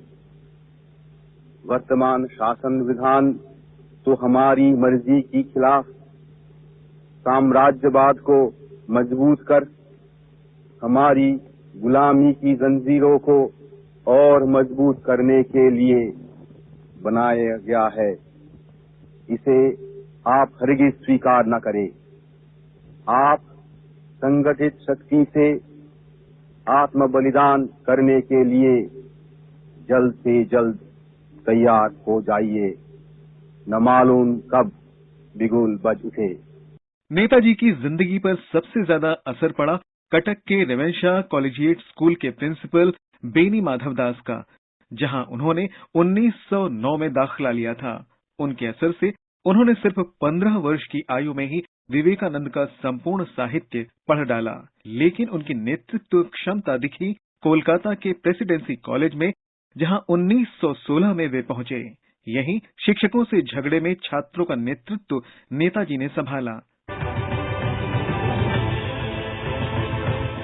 लेकिन नेताजी के व्यक्तित्व को एक नया रूप मिला ब्रिटेन में, जब वे कैम्ब्रिज में पढ़ने पहुंचे। यहां उन्होंने सिविल सेवा परीक्षा पास की, लेकिन विदेशी सरकार की चाकरी को नामंजूर कर दिया। मशहूर इतिहासकार कपिल कपूर कहते हैं, आजाद हिंद सरकार was the only government in the world of a country, and I say it of a country because it functioned from India, had everything, which never surrendered to the allied forces. वो दौर गांधी का था, इसलिए उन पर भी गांधी जी के विचारों का असर पड़ा और भारत लौटते ही उनसे मिलने मुंबई जा पहुंचे। 20 जुलाई 1921 को महात्मा जी से भेंट के बाद नेताजी ने खुद को स्वाधीनता आंदोलन को समर्पित कर दिया। गांधी जी की सलाह पर कोलकाता लौटकर वे देशबंधु चित्तरंजन दास के साथ काम करने लगे। सुभाष चंद्र बोस को 11 बार अंग्रेज सरकार ने जेल भेजा। इससे उनकी लोकप्रियता बढ़ती ही गई, इतनी कि 1930 में जेल में रहते हुए ही वे कोलकाता के महापौर चुन लिए गए। कोलकाता में नेताजी ने जवाहरलाल नेहरू के साथ मिलकर इंडिपेंडेंट लीग की शुरुआत की। 1927 की साइमन कमीशन की भारत यात्रा का देशव्यापी विरोध इसी लीग के बैनर तले हुआ। कोलकाता में इसकी अगुवाई खुद नेताजी ने की। इसी बीच आया 1931 का साल। भगत सिंह की रिहाई के लिए गांधी जी ने आक्रामक कोशिश नहीं की, इससे नेताजी क्षोभ से भर उठे। फिर उनका अहिंसक आंदोलन से मोहभंग होने लगा। इन्हीं दिनों आजादी के आंदोलन में हिटलर और मुसोलिनी से मदद लेने की भी वे सोचने लगे। खराब सेहत की वजह से उन्हें यूरोप जाने की सलाह मिली। 1933 से 1936 तक नेताजी यूरोप में रहे। इस दौरान उन्होंने मुसोलिनी और आयरलैंड के नायक डी वल्लेरा से भेंट की और स्वाधीनता आंदोलन में सहयोग मांगा। भारत लौटे सुभाष नौजवानों के चहेते बन गए। उनकी तूती कांग्रेस में भी बोलने लगी, इतनी कि 1938 के हरिपुरा कांग्रेस अधिवेशन में वे गांधी जी के उम्मीदवार पट्टाभी सीतारमैया को हराकर अध्यक्ष बन बैठे। इससे गांधी जी से उनका मतभेद और बढ़ता गया। आखिरकार उन्होंने कांग्रेस से इस्तीफा दे दिया। इतिहासकार मक्खन लाल कहते हैं, In the official history, Netaji Subhash may have been forgotten. Official historians may have forgotten totally, but he remained in the memory of popular public, popular narrative, and that is what the real history is, because it goes into from generation to generation to generation. Congress से अलग होने के बाद नेताजी ने 1939 में forward block की स्थापना की। इसके बाद उनकी सोच में क्रांतिकारी बदलाव आया। आजादी की लड़ाई में उन्हें हथियारबंद संघर्ष से परहेज नहीं रहा। नेताजी ने स्वयं कहा है, I am overjoyed to see that you have already realized that the responsibility of winning freedom does not rest merely on the shoulders of our countrymen at home. It is but natural that they should bear the brunt of the burden and they have been doing so already.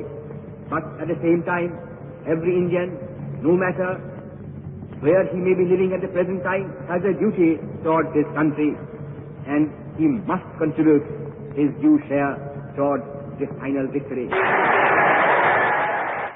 साल 1939 ने दुनिया को बदल कर रख दिया। दूसरा विश्व युद्ध छिड़ गया। सशंकित अंग्रेज सरकार ने नेताजी को घर में ही नजरबंद कर दिया। इसे बोस ने अवसर के रूप में लिया और भेष बदलकर चुपके से निकल पड़े। अफगानिस्तान और सोवियत संघ होते हुए जर्मनी पहुंच गए। समर्थन जुटाने के सिलसिले में 29 मई 1942 को उनकी हिटलर से मुलाकात हुई, लेकिन उन्हें समर्थन का ठोस आश्वासन नहीं मिला। लेकिन वे इससे निराश नहीं हुए और एक जर्मन पनडुब्बी से पूर्वी एशिया के लिए निकल पड़े और जा पहुंचे इंडोनेशिया, जहां उनसे आजाद हिंद फौज के संस्थापक रास बिहारी बोस की भेंट हुई और उनके अनुरोध पर उन्होंने आजाद हिंद फौज की कमान संभाल ली। इस मौके पर उन्होंने आजादी को लेकर महत्वपूर्ण बात कही। अभी तो हम इच्छा रखते हुए भी हिंदुस्तान के बाहर उपनिवेशों में बसे हुए अपने भाइयों की मदद नहीं कर सकते। वे भी हमारे ही खून है, हम उन्हें भला कैसे भूल सकते हैं। भारत आज चिरकालीन शोषण के कारण दरिद्रता की चक्की में पीस रहा है। महामारी आदि बीमारियों का भारत घर हो रहा है। निरक्षरता अभी फैली हुई है। वैज्ञानिक साधन हमें मुयस्सर नहीं जिससे खेती की उन्नति कर सके। 2 शाम रोटी मुहाल है। इन सब कुरोगों की एकमात्र रामबाण औषधि आजादी है। वो राष्ट्रीय एकता पर निर्भर करती है। असंगठित और कमजोर रहना पाप है। गुलामी सब कष्टों और पापों की जड़ है। अब गुलामी की जंजीरों को तोड़ने के लिए एक दिल एक प्राण होकर कटिबद्ध हो जाइए। हिंदुस्तान अब गुलाम नहीं रह सकता और न कोई ताकत इसे गुलाम रखी सकती है। हाँ, हमें स्वतंत्रता का मूल्य चुकाना होगा।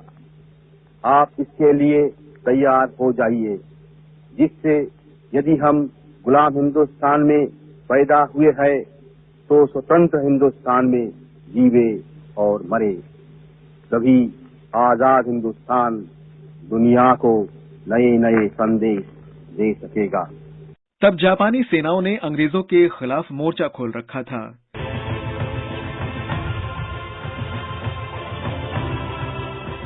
नेताजी जापान का सहयोग लेने की कोशिश में थे।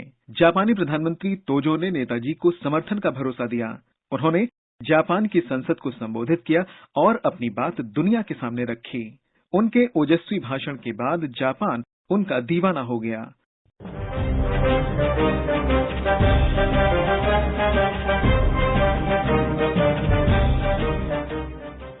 वहां से सिंगापुर लौटे और 21 अक्टूबर 1943 को आजाद हिंद सरकार की स्थापना की। भारत की पहली देसी सरकार को प्रधानमंत्री नरेंद्र मोदी ने 2018 में यूं याद किया था। आजाद हिंद सरकार अखंड भारत की सरकार थी, अविभाजित भारत की सरकार थी। मैं देशवासियों को आजाद हिंद सरकार के 75 वर्ष होने पर बहुत बहुत बधाई देता हूं। साथियों, अपने लक्ष्य के प्रति जिस व्यक्ति का इतना साफ विजन था, लक्ष्य को हासिल करने के लिए जो अपना सब कुछ दांव पर लगाने के लिए निकल गया हो, जो सिर्फ और सिर्फ देश के लिए समर्पित हो, ऐसे व्यक्ति को याद करने भर से ही पीढ़ी दर पीढ़ी प्रेरित हो जाती है। सशस्त्र संघर्ष में नेताजी ने नारा दिया था, दिल्ली चलो। इससे उत्साहित आजाद हिंद फौज ने 30 दिसंबर 1943 को अंडमान निकोबार द्वीप को आजाद करा लिया। इस बीच नेताजी 4 जुलाई 1944 को बर्मा पहुंचे। इसी दौरान आजाद हिंद फौज ने इम्फाल और कोहिमा पर हमला बोला। उसी दौरान 6 जुलाई 1944 को सशस्त्र संघर्ष को जायज ठहराने के लिए रंगून रेडियो से नेताजी ने गांधी जी को संबोधित किया। इसी मशहूर संबोधन में पहली बार उन्होंने गांधी को राष्ट्रपिता कहा। नेताजी पूर्वी एशिया को ताकतवर समूह बनाने के हिमायती थे। I believe that the Asiatic nations and particularly Indian people should regard themselves as fortunate in having such a friend and guide in times of crisis.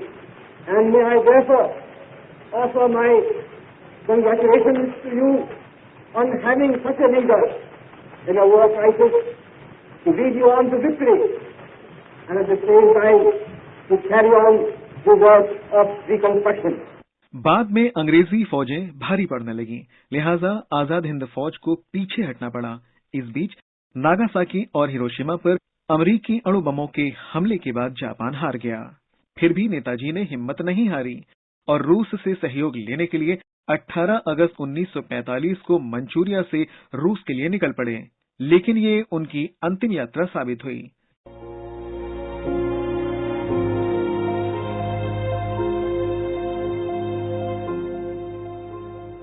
Netaji से जुड़ी अनगिनत कहानियां हैं, जिनका प्रकाश में आना बाकी है। प्रधानमंत्री नरेंद्र मोदी की कोशिशों से नेताजी से जुड़े 1000 से कुछ ज्यादा दस्तावेज अब तक सार्वजनिक कर दिए गए हैं। उन्हें राष्ट्रीय अभिलेखागार में देखा जा सकता है। आजादी के इस नायक की जयंती 23 जनवरी को भारत सरकार ने पराक्रम दिवस के तौर पर मनाने की घोषणा की है। इसके साथ ही अगले साल भर तक उनके 125वें जन्म वर्ष के तौर पर कार्यक्रम होंगे। एक दस्तावेज के अनुसार नेताजी के अंतिम शब्द थे, लोगों को बताना कि मैं देश की आजादी की खातिर आखिरी सांस तक लड़ा। अपने संघर्ष का नतीजा देखने के लिए नेताजी भले ही जिंदा नहीं रहे, लेकिन 1946 में हुए नौसैनिक विद्रोह के पीछे उनकी ही प्रेरणा मानी जाती है। आजादी के आंदोलन की जब भी चर्चा होगी, नेताजी के ओजस्वी शब्द हमें याद आते रहेंगे।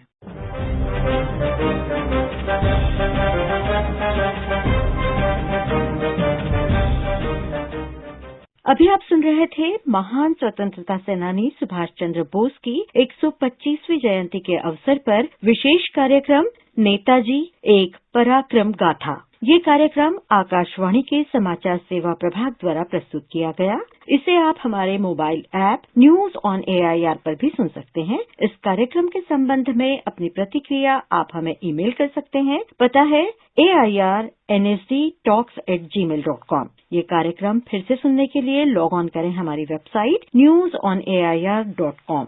ये आकाशवाणी है। कार्यक्रम सुर्खियों में प्रस्तुत है कोरोना वायरस संक्रमण पर स्वास्थ्य विशेषज्ञ डॉक्टर रमन आर गंगाखेड़कर से आकाशवाणी संवाददाता नवीन सक्सेना की बातचीत।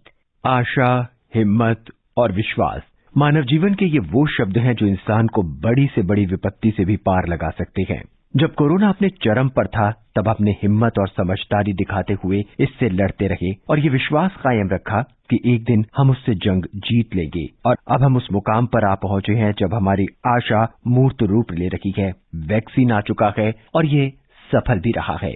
डॉक्टर रमन, वैक्सीन की शुरुआत हो चुकी है। क्या अब हम ये समझ लें वैक्सीन आ चुका है और आने वाले वक्त में और भी बहुत से वैक्सीन हमारे समक्ष होंगे? तो क्या कोरोना खत्म हो चुका है या कोरोना खत्म हो जाएगा, या फिर हमें आने वाले वक्त में भी इसी न्यू नॉर्मल के साथ जीना होगा? हमको एक समझना है कि वैक्सीन आ गई, ये सबसे बड़ी खुशखबरी है, लेकिन इसका मायना लोगों ने ये अर्थ निकालना नहीं है कि ये कोविड जो है, अभी कोविड से डरना नहीं है। मैं कभी न कभी तो वैक्सीन लूंगा, अब मुझे कोविड एप्रोप्रिएट बिहेवियर पालने की जरूरत नहीं रहेगी। ये सोचना शायद गलत होगा। हमको एक याद रखना पड़ेगा, वैक्सीन आपको मिले या न मिले, ये न्यू नॉर्मल बनने वाला है कोविड एप्रोप्रिएट बिहेवियर। अगले 2-3 साल जब तक सारे दुनिया में के लोगों को वैक्सीन नहीं मिलेगी और कहीं भी दुनिया में अगर ये आउटब्रेक होना अगर हम रोक नहीं पाएंगे, तो हमको उस सिचुएशन के लिए तैयार रहना है। कोविड एप्रोप्रिएट बिहेवियर अगले 2-3 साल हमको चलाना पड़ेगा। यही न्यू नॉर्मल हमको एक्सेप्ट करना पड़ेगा।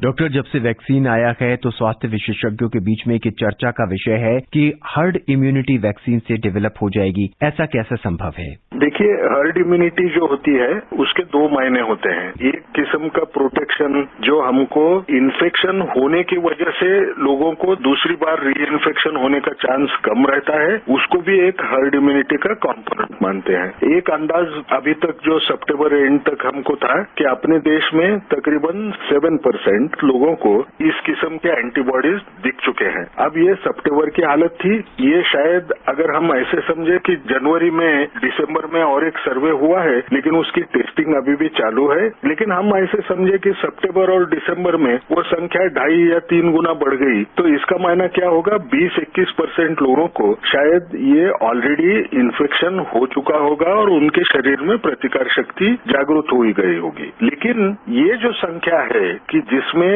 हमको हर्ड इम्यूनिटी जो बोलते हैं वो आने के लिए हमको कम से कम 70 से 80% लोगों के शरीर में ये एंटीबॉडीज तैयार हुए देखना जरूरी बनेगा। लेकिन अब ये 70 से 80% की जो फिगर हमको लाना है उसमें हमको ये वैक्सीन का भी उतना ही इस्तेमाल करना जरूरी पड़ेगा, क्योंकि वैक्सीन देने से भी वो हर्ड इम्यूनिटी यानी ज्यादातर लोगों में जिनको वैक्सीन मिला है उनके शरीर में ये एंटीबॉडीज तैयार हुए रहेंगे और ये दोनों मिला के जिनको नेचुरल इन्फेक्शन हुआ है और जिनको वैक्सीन मिलके उनके शरीर में वो एंटीबॉडीज तैयार हुए हैं उनकी संख्या हमको 80% तक लेके जाने की कोशिश करने के लिए अभी वैक्सीन को पुश करना, वैक्सीन जितनी ज्यादा लोगों को दे पाए वो देखना ये जरूरी रहेगा। डॉक्टर रमन, वैक्सीनेशन की बात करें तो अभी करीब 3 से 4 महीने या हो सकता है कुछ और ज्यादा वक्त भी लगे देश में हर्ड इम्यूनिटी बनने में, तो इस बीच क्या कोरोना की कोई और लहर भी आ सकती है? कोरोना की लहर आने का डर तो बहुत ज्यादा है, क्योंकि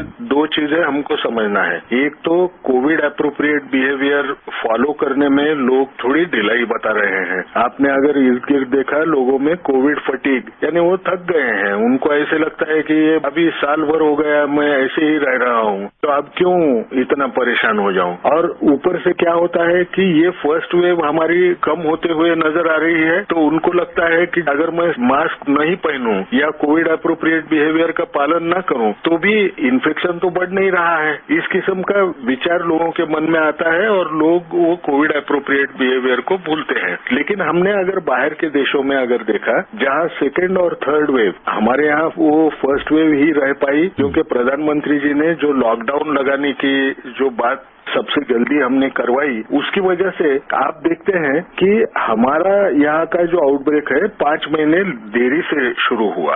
अब हमारे यहाँ 5 महीने देरी से शुरू होने से फर्स्ट वेव ही अभी खत्म हो रही है, लेकिन बाकी देशों में सेकेंड और थर्ड वेव दिख रही है। अब सेकेंड और थर्ड वेव में सबसे बुरा क्या है कि इतने तेजी से नंबर बढ़ते हैं जिनको इन्फेक्शन हो रहा है सेकेंड और थर्ड वेव में, और ये नंबर इतने बढ़ रहे हैं कि उनको हॉस्पिटल में पेशेंट रखने के लिए जगह नहीं है। हमको अगर ऐसी हालत आ गई तो हमको याद रखना पड़ेगा कि हमारी पॉपुलेशन जो है वो 135-138 करोड़ के नजदीक है। बाकी जो देश हैं उनकी लोक संख्या भी उतनी ही कम है। फिर भी अगर उनको दिक्कत आती है तो हमको क्या दिक्कत होगी ये हमको सोचना पड़ेगा। इसलिए कोविड एप्रोप्रिएट बिहेवियर इसको प्लीज मत भूलिए, ये चालू रखना पड़ेगा। और सबसे बड़ी बात, जो भी लोग ये प्रायोरिटी ग्रुप्स में गिरते हैं वो लोगों ने वैक्सीन लेने की कोशिश करना, वैक्सीन लेने का सोच रखना ये बहुत जरूरी रहेगा। जो भी समाज में जो रूमर्स फैल रहे हैं, अफवाहें जो फैलती है उनके ऊपर विश्वास मत रखना। हमको अपने आप को बचाना है, अपने समाज में ये बीमारी फैलने से, अपने जो फैमिली होती है उसमें फैलने से हमको रोक लगाने की बहुत जरूरत है। डॉक्टर रमन, अभी प्रायोरिटी ग्रुप के जितने भी लोग हैं उनको वैक्सीन लग रहा है। अब परिवार में अगर किसी एक व्यक्ति को वैक्सीन लग गया है तो क्या पूरे परिवार को भी वैक्सीन लगाने की जरूरत पड़ेगी या नहीं? बिल्कुल पड़ेगी। देखिए, एक इंसान को सिर्फ वैक्सीन लगना इसका मायना क्या होगा? क्या वो एक ही इंसान घर के बाहर जा पाएगा? घर में के दूसरे लोग भी जाएंगे। और हमको जो बीमारी लगने का डर जो होता है वो सिर्फ अपने एक इंसान के ऊपर नहीं होता है, उसको जो सामने वाला जो इंसान है जिसको बीमारी है या नहीं है ये पहचानने नहीं आता है, वो बीमारी अपने घर वाले लोगों को भी दे पाएगा। तो हमको ये समझना पड़ेगा कि वैक्सीन सिर्फ एक ने लगाने से होना नहीं है। है। अगर समझ लीजिए कोई ऐसी फैमिली है जिसमें 2 लोग 50 साल के ऊपर के उम्र के हैं, तो दोनों को लगना है, लेकिन उनके साथ में और जो लोग रहते हैं उनको भी लगने के लिए सरकार पूरे प्रयास करेगी। जब ये 30 करोड़ लोगों को जब वैक्सीन दी जाएगी तो उसके बाद में सरकार तो इसी समय ये देख रही है कि और वैक्सीन के डोज मिलते हैं क्या। जैसे उपलब्ध हो जाएंगे वो रोल आउट भी हमारा शुरू हो जाएगा, ऐसे एक अंदाज है। डॉक्टर, जो व्यक्ति कोरोना से ठीक हो चुके हैं या उनमें एंटीबॉडीज डेवलप हो चुकी है, क्या ऐसे व्यक्तियों को भी वैक्सीनेशन की जरूरत पड़ेगी? देखिए, ये तो आज के तौर पे जो ज्ञान है ये बीमारी के बारे में एक पता चलता है कि जो कोविड हुए वाले लोग हैं उनमें की प्रतिकार शक्ति काफी समय के बाद में कम होने का डर होता है। लेकिन आप जब किसी को वैक्सीन देते हैं तो वैक्सीन देने के बाद में वो जो प्रतिकार शक्ति है वो लंबे समय तक अच्छे ढंग से काम करती है। अगर ऐसी हालत है तो किसी को कोविड हुआ है उसको फिर एक बार जब कभी कोविड का एक्सपोजर होगा तो उसको वो बीमारी न लगना, इसके लिए वो लोगों ने कोविड की वैक्सीन लेना ये बहुत जरूरी बनेगा। इसका मायना सिंपल भाषा में एक ही बोलता हूँ, आपने ये सोचना नहीं है मुझे कोविड हुआ था या नहीं हुआ था, लेकिन आप अगर वो पहला जो प्रायोरिटी ग्रुप है उसमें अगर हम गिरते हैं तो हमको जो वैक्सीन मिल रही है वो लेना हमारे लिए अच्छा रहेगा। डॉक्टर, दिव्यांग लोगों को इसके अंदर रजिस्टर कराने का क्या प्रोसेस है? ये जो प्रोसेस रहेगा, आप अगर 50 साल के ऊपर के उम्र या जिसको डायबिटीज, ब्लड प्रेशर या कोई बड़ी बीमारी नहीं है तो आपको वो तो बाद में ओपन हो जाएगा रजिस्ट्रेशन का प्रोसेस। अगर आप उस 50 साल के ऊपर के ग्रुप में या जो डायबिटीज, हाइपरटेंशन वाले मरीजों के ग्रुप में अगर आज बैठते हैं तो आपको ये प्रोसेस में जाने के लिए पहले जो 2 ग्रुप खत्म होने के बाद में जो हेल्थ वर्कर्स है या फ्रंटलाइन वर्कर्स है उनके बाद में दूसरे लोगों को जाने के लिए जो लिस्ट बन रही है वो कोविन ऐप में रजिस्टर करना ये जरूरी बनेगा। आप उसमें अगर रजिस्टर करते हैं तो जब भी समय आएगा आपको उसी वक्त आपको SMS आएगा कि आपको कहाँ जाना है, कौन से दिन आपको वैक्सीन मिलने वाली है और कितने बजे मिलने वाली है। डॉक्टर रमन, इस कार्यक्रम में आने के लिए आपका बहुत बहुत शुक्रिया। धन्यवाद। अभी आप सुन रहे थे कोरोना वायरस संक्रमण पर स्वास्थ्य विशेषज्ञ डॉक्टर रमन आर गंगाखेड़कर से आकाशवाणी संवाददाता नवीन सक्सेना की बातचीत। ये कार्यक्रम आकाशवाणी के समाचार सेवा प्रभाग द्वारा प्रस्तुत किया गया। इसे आप हमारे mobile app news on AIR पर भी सुन सकते हैं। इस कार्यक्रम के संबंध में अपनी प्रतिक्रिया आप हमें ईमेल कर सकते हैं। पता है airnsgtalks@gmail.com। ये कार्यक्रम फिर से सुनने के लिए लॉग ऑन करें हमारी वेबसाइट newsonair.com। ये आकाशवाणी है। कार्यक्रम सुर्खियों में प्रस्तुत है कोरोना वायरस संक्रमण पर स्वास्थ्य विशेषज्ञ डॉक्टर नरेश गुप्ता से आकाशवाणी संवाददाता नवीन सक्सेना की बातचीत। डॉक्टर नरेश गुप्ता, हम आपसे अब ये जानना चाहेंगे कि उम्मीदों का ये जो टीका है कहीं हमें नाउम्मीद तो नहीं करेगा? नवीन जी, मैंने 40 वर्षों से मेडिकल साइंस में देखा है और 400 साल की मेडिकल साइंस पढ़ी है, लेकिन जितना इससे हो और ठीक समय पे इसका प्रवेश करना वैक्सीन का और हमारे देश में और इस स्केल पे, जैसे कि प्रधानमंत्री ने बताया कि दुनिया का सबसे बड़ा टीकाकरण प्रोग्राम, ठीक है, दुनिया के सबसे बड़ा टीका प्रोड्यूसर तो हम थे, लेकिन सबसे बड़ा टीकाकरण प्रोग्राम और उसको जिस स्केल पे लॉन्च करा है प्रधानमंत्री जी ने 3000 सेंटर को जोड़ा और हजारों कार्य करता है कि 3 लाख लोगों को हम लगा देते हैं। आज 30 करोड़ लोगों को हमको इसी सीजन में लगाना है। तो ये जो चीज है ये मैं देख रहा हूँ कि हमारे देश में ही नहीं बड़ा उत्साह पैदा कर रही, ये पूरी दुनिया में लोग जो है ना जागरूक होकर सुन रहे हैं। आप अगर सवेरे से न्यूज पढ़े, चाहे अमेरिका से है, चाहे इंग्लैंड से है, चाहे फ्रांस से है, चाहे जर्मनी से है या यूरोप के अन्य देशों से, ऑस्ट्रेलिया से, कहीं से देख लीजिए आप,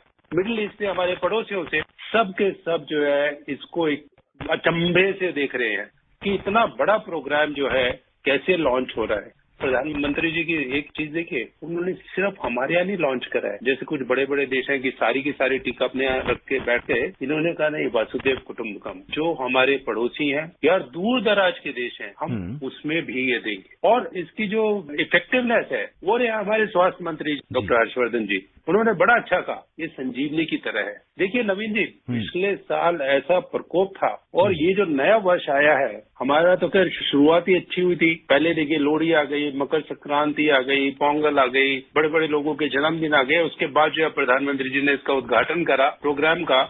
ये अच्छी चीज लेके आया है और इस अच्छी चीज का हमें जो है सदुपयोग करना चाहिए और इसका फायदा उठाना चाहिए, क्योंकि आप ये देखेंगे कि कई देश अभी भी ऐसे हैं यूरोप में, अमेरिका में, जो कि इसकी भयंकर चपेट में हैं और कोई नहीं कह सकता कि ये कब दोबारा आता है और कब नए स्ट्रेन के साथ आता है। तो जब तक वैक्सीन है और हमारा कंट्रोल अच्छा है कोविड के ऊपर, मेरा ख्याल है सबको इसका फायदा उठाना चाहिए, जैसे जैसे ये प्रोग्राम के अनुसार चलेगा। डॉक्टर नरेश, इस मुकाम तक पहुंचना जितना कठिन था, आगे की राह भी उतनी ही चुनौतीपूर्ण होगी। ऐसा है, चुनौतीपूर्ण तो नहीं होनी चाहिए, लेकिन मैं नवीन जी एक बात बता रहा हूँ, ये जितना मीडिया आ गया है उसकी वजह से लोगों की सोच जो है बहुत आगे तक चली जाती है, कई बार इतनी आगे तक चली जाती है कि उसकी जरूरत नहीं होनी चाहिए। अब इसमें वैक्सीन के मुकाम में मैं ये देखता हूँ कि लोग जो है दुविधा में आ जाते हैं कि मैं लूं कि नहीं लूं, ए वैक्सीन लूं कि बी वैक्सीन लूं। इसका कोई अंत नहीं होता है। जब आप मार्केट में भी कोई चीज खरीदने जाते हैं कोई अंत नहीं होता है, लेकिन डिसीजन आपको करना होता है। लेकिन ये आप मान के चलिए कि जितनी वैक्सीन आ रही है, चाहे इंडिया के अंदर चाहे इंडिया के बाहर, इन सब की एफिकेसी जो है, इनकी जो फायदा है, जितना WHO ने एक्सपेक्ट करा था जब कोविड का पेंडेमिक चल रहा था, उससे कई गुना ज्यादा है। लोगों को ये भी लगता है कि अरे हमने 10 महीने में कैसे रख दी। ऐसा तो नहीं है कि अध पक्की जो है कच्ची पक्की वो वैक्सीन दे रहे हैं, नहीं ऐसा नहीं है। देखिए कोरोना वायरस हमारे ऊपर प्रकोप जो है पिछले 20 साल से ढा रहा है। वैसे तो 60 साल से जानते हैं, पर प्रकोप ढा रहा है। जो अभी तकलीफ होती है कोविड की, उसको हम कहते हैं कोरोना वायरस SARS-2।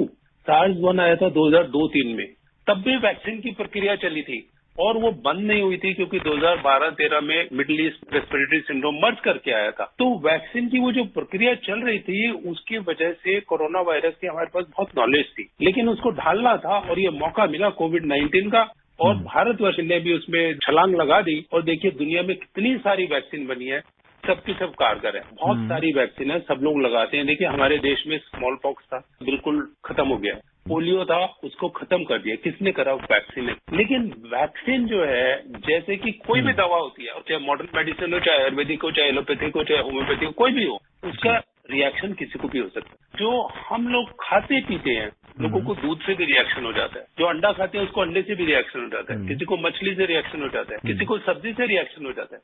ये रिएक्शन जो बड़ी कुदरती चीज होती है, और ये रिएक्शन से हमको ये नहीं करना चाहिए कि हम दूध नहीं खाएंगे, अंडा नहीं खाएंगे, मछली नहीं खाएंगे, बैंगन नहीं खाएंगे, फला नहीं खाएंगे, वो ठीक नहीं है। ये जो रिएक्शन होते हैं ये बहुत कम होते हैं, लाखों में एक होते हैं। और डॉक्टर ये बहुत पॉजिटिव है, बहुत ही सकारात्मक है कि इतना बड़ा वैक्सीनेशन प्रोग्राम हुआ है, और जहां लोगों के मन में ये आशंकाएं थी, बहुत संशय था कि इसके कुछ साइड इफेक्ट होंगे, और पूरे दिन भर ऐसा कुछ भी नहीं। लेकिन आप ये देखिए कि आप इसका फायदा सोच के चलिए। हम लोग जो दवाई देते हैं, हम लोग एंटीबायोटिक्स देते हैं, हम बी कॉम्प्लेक्स देते हैं, ये सोच के देते हैं कि मरीज को फायदा होगा, और ये मान के देते हैं कि उसका जो फायदा है वो कई गुना है, साइड इफेक्ट बहुत छोटा सा हिस्सा है, और वो साइड इफेक्ट जो होगा वो कंट्रोल में भी आ जाएगा। और देखिए प्रधानमंत्री जी तो यहाँ तक गए, हमारे देश के जो पॉलिसी मेकर्स हैं, कि अगर किसी को कोई रिएक्शन होता भी है, उसकी केयर देखभाल हम करेंगे। और वो जो एक वैक्सीन आई है कोवैक्सीन, उसमें तो उन्होंने कहा कि हम उसका कंपनसेशन भी दे देंगे अगर आप हमारी वैक्सीन से आपको कुछ होता है। दुनिया में जो वैक्सीन बनी है, और जिसको कि कई लोग समझते हैं कि और भी अच्छी है, पहले आ गई थी, फाइजर की है, मॉडर्ना की है, उन वैक्सीन के भी असर आ रहे हैं, उनके भी साइड इफेक्ट आ रहे हैं। साइड इफेक्ट आएंगे ये सब जगह, लेकिन उसकी वजह से वो देश विचलित नहीं हो रहे हैं, किसी ने प्रोग्राम नहीं छोड़ा है। ये जो अच्छा प्रोग्राम है, हमको इसकी अच्छाई पे जाना चाहिए। अभी हमें वैक्सीन की जरूरत है, आप उसका फायदा देखिए, क्योंकि अगर खुदा ना खास्ता एक और स्ट्रेन उसका आ जाता है तो हमको नहीं पता चलेगा। स्मॉल पॉक्स कितने साल तक चला, पोलियो कितने साल तक चला, सब वायरस के थे। आप अच्छी चीजों को देखिए और अच्छे फायदे उठाइए। बड़े बड़े डॉक्टर्स ने लगवाया, आपने सब टीवी पे देखा। ये जो चीज है बड़ी कारगर चीज है, इसको हमें नष्ट नहीं करना चाहिए, वेस्ट नहीं जाने देना चाहिए। कोई नहीं लगाएगा, उससे किसी के ऊपर नहीं फर्क पड़ने वाला, उसी के ऊपर फर्क पड़ने वाला है। डॉक्टर साहब, हम आपके माध्यम से जानना चाहेंगे कि वैक्सीनेशन लेने से पहले और वैक्सीनेशन लेने के बाद किन जरूरी बातों का ध्यान रखना चाहिए? बड़ा अच्छा सिस्टम ये है कि वैक्सीनेशन करने का जो प्रक्रिया है हमारे देश में बड़ी अच्छी तरह से डिफाइन करी हुई है पिछले बहुत दिनों से कि पहले हम उनको देंगे जो स्वास्थ्य कर्मी या फ्रंट वर्कर्स, क्योंकि वो सबके कांटेक्ट में रहे हैं, आते हैं और आगे भी रहेंगे। पहले हेल्थ केयर वर्कर्स और फ्रंट लाइन वर्कर्स को मिला के 3 करोड़ हो जाएगा और उसके बाद 27 करोड़ हम उनको देंगे जो कि 50 साल से ऊपर के वृद्ध है या 50 से नीचे हैं और उनको कोई बीमारी है, डायबिटीज है, हार्ट डिजीज है, कोई और तकलीफ है, उन सबको ये दी जाएगी। तो 30 करोड़ को ये सबको फ्री मिलेगी पूरे देश में। तो आपको ये देखना है कि जब आपके पास मैसेज आता है कि आपको वैक्सीन फला दिन इस समय इस जगह मिलेगी, तो आप उधर तैयार होके जाएं, परेशान होके ना जाएं। आप ये सोच के जाएं कि ये वैक्सीन आपके लिए अच्छी है। अब ये है कि ये वैक्सीन क्या सबको ही ले सकता है? ये वैक्सीन सबको ही ले सकता है। इसमें थोड़ा सा दिक्कत ये होती है कि कई बार एलर्जी का रिएक्शन आता है, जिसकी वजह से लोगों को रखता है। जैसा मैंने कहा कि एलर्जी तो किसी से भी आ सकती है। अगर आपको किसी तरह की एलर्जी है तो आप जाके डॉक्टर को बताएं। हम लोगों के बारे में कहा जाता है हम लोग इतने केयरफुल नहीं है, ऐसे ही निकाल देते हैं। एलर्जी के बारे में ऐसा रखा है कि जिसको किसी भी तरह की एलर्जी है उसका फैसला जो है डॉक्टर कर दे और वो मरीज ना ले वैक्सीन को भी। हालांकि उसमें सारी वैक्सीन में ऐसे नहीं होता है, लेकिन उसको अपना ये ध्यान रखना चाहिए कि किस किस चीज से उसको एलर्जी है या नहीं है। दूसरा एक चीज ये मान के चलना चाहिए कि ये जो वैक्सीन है इसका जो है ना गर्भवती महिलाओं के ऊपर कहीं दुनिया में स्टडी नहीं हुई और बच्चों में भी नहीं हुई है। तो गर्भवती महिलाएं और हमारे यहाँ 18 के नीचे वालों को भी ये नहीं दिया जाएगा। तीसरा ये है कि अगर किसी को कोविड हुआ था और उसने प्लाज्मा लिया था तो उसको भी नहीं दिया जाएगा। चौथी चीज ये है कि अगर कोई व्यक्ति को और बीमारी है जिसकी वजह से वो सीरियस है, उसको रुकना चाहिए, उसको उसके साथ वैक्सीन नहीं मिलाना चाहिए, क्योंकि फिर पता नहीं चलेगा दोनों कैसे रिएक्ट करेंगे। चौथी चीज ये है कि ये टीका जो है मांसपेशी में लगाया जाता है। किसी को अगर ऐसी परेशानी है जिससे कि खून बहता है, सबसे दुनिया का बड़ा सेंटर हमारे लोकनायक अस्पताल में हीमोफीलिया का, तो उन लोगों को थोड़ा ख्याल करना चाहिए कि मेरे को ये तकलीफ है, मैं ये बता दूं। तो ऐसे जो है कुछ चीजें हैं जिनका उनको ध्यान रखना चाहिए। खान पान उनको बराबर करना चाहिए, कोई चीज छुपानी नहीं चाहिए और उनको अपनी तसल्ली भी कर लेनी चाहिए। उनको एक शीट दी जाएगी जिसमें सारी इन्फॉर्मेशन होगी। नहीं तो स्वास्थ्य मंत्रालय की वेबसाइट पे सारी इन्फॉर्मेशन इतनी डिटेल में दी गई है, उसको पढ़ के जाना चाहिए। हालांकि वहां पे उसको अलग से पढ़ने के लिए मिलेगा। अगर कोई चीज डाउट में है तो भी उसको बता देना चाहिए। डॉक्टर साहब, इस कार्यक्रम में आने के लिए बहुत बहुत धन्यवाद। अभी आप सुन रहे थे कोरोना वायरस संक्रमण पर स्वास्थ्य विशेषज्ञ डॉक्टर नरेश गुप्ता से आकाशवाणी संवाददाता नवीन सक्सेना की बातचीत।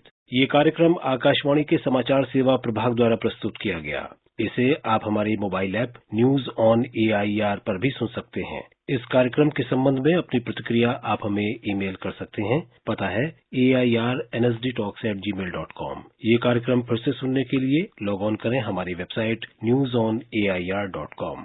ये आकाशवाणी है। कार्यक्रम सुर्खियों में प्रस्तुत है कोरोना वायरस संक्रमण पर स्वास्थ्य विशेषज्ञ डॉक्टर नरेंद्र सैनी से आकाशवाणी संवाददाता नवीन सक्सेना की बातचीत। डॉक्टर सैनी, सबसे पहले हम आपसे यही जानना चाहेंगे कि वैक्सीनेशन शुरू होगा तो अग्रिम पंक्ति के जिन व्यक्तियों को ये टीकाकरण दिया जाएगा, ये टीका लगाया जाएगा, तो उन्हें अपने आप को किस तरह से तैयार करना होगा? सबसे पहले तो ये मैं जो हमारे साइंटिस्ट हैं उनको सलाम, क्योंकि ये भारत के लिए बहुत बड़ी अचीवमेंट है और एक प्राइड का विषय है कि भारत में बना हुआ वैक्सीन हमारे देश के लोगों को लगेगा, जो कि एक बहुत ही बड़ी संख्या में हम लोग पूरे भारतवर्ष को कवर करने वाले हैं अगले 6-7 महीनों के अंदर।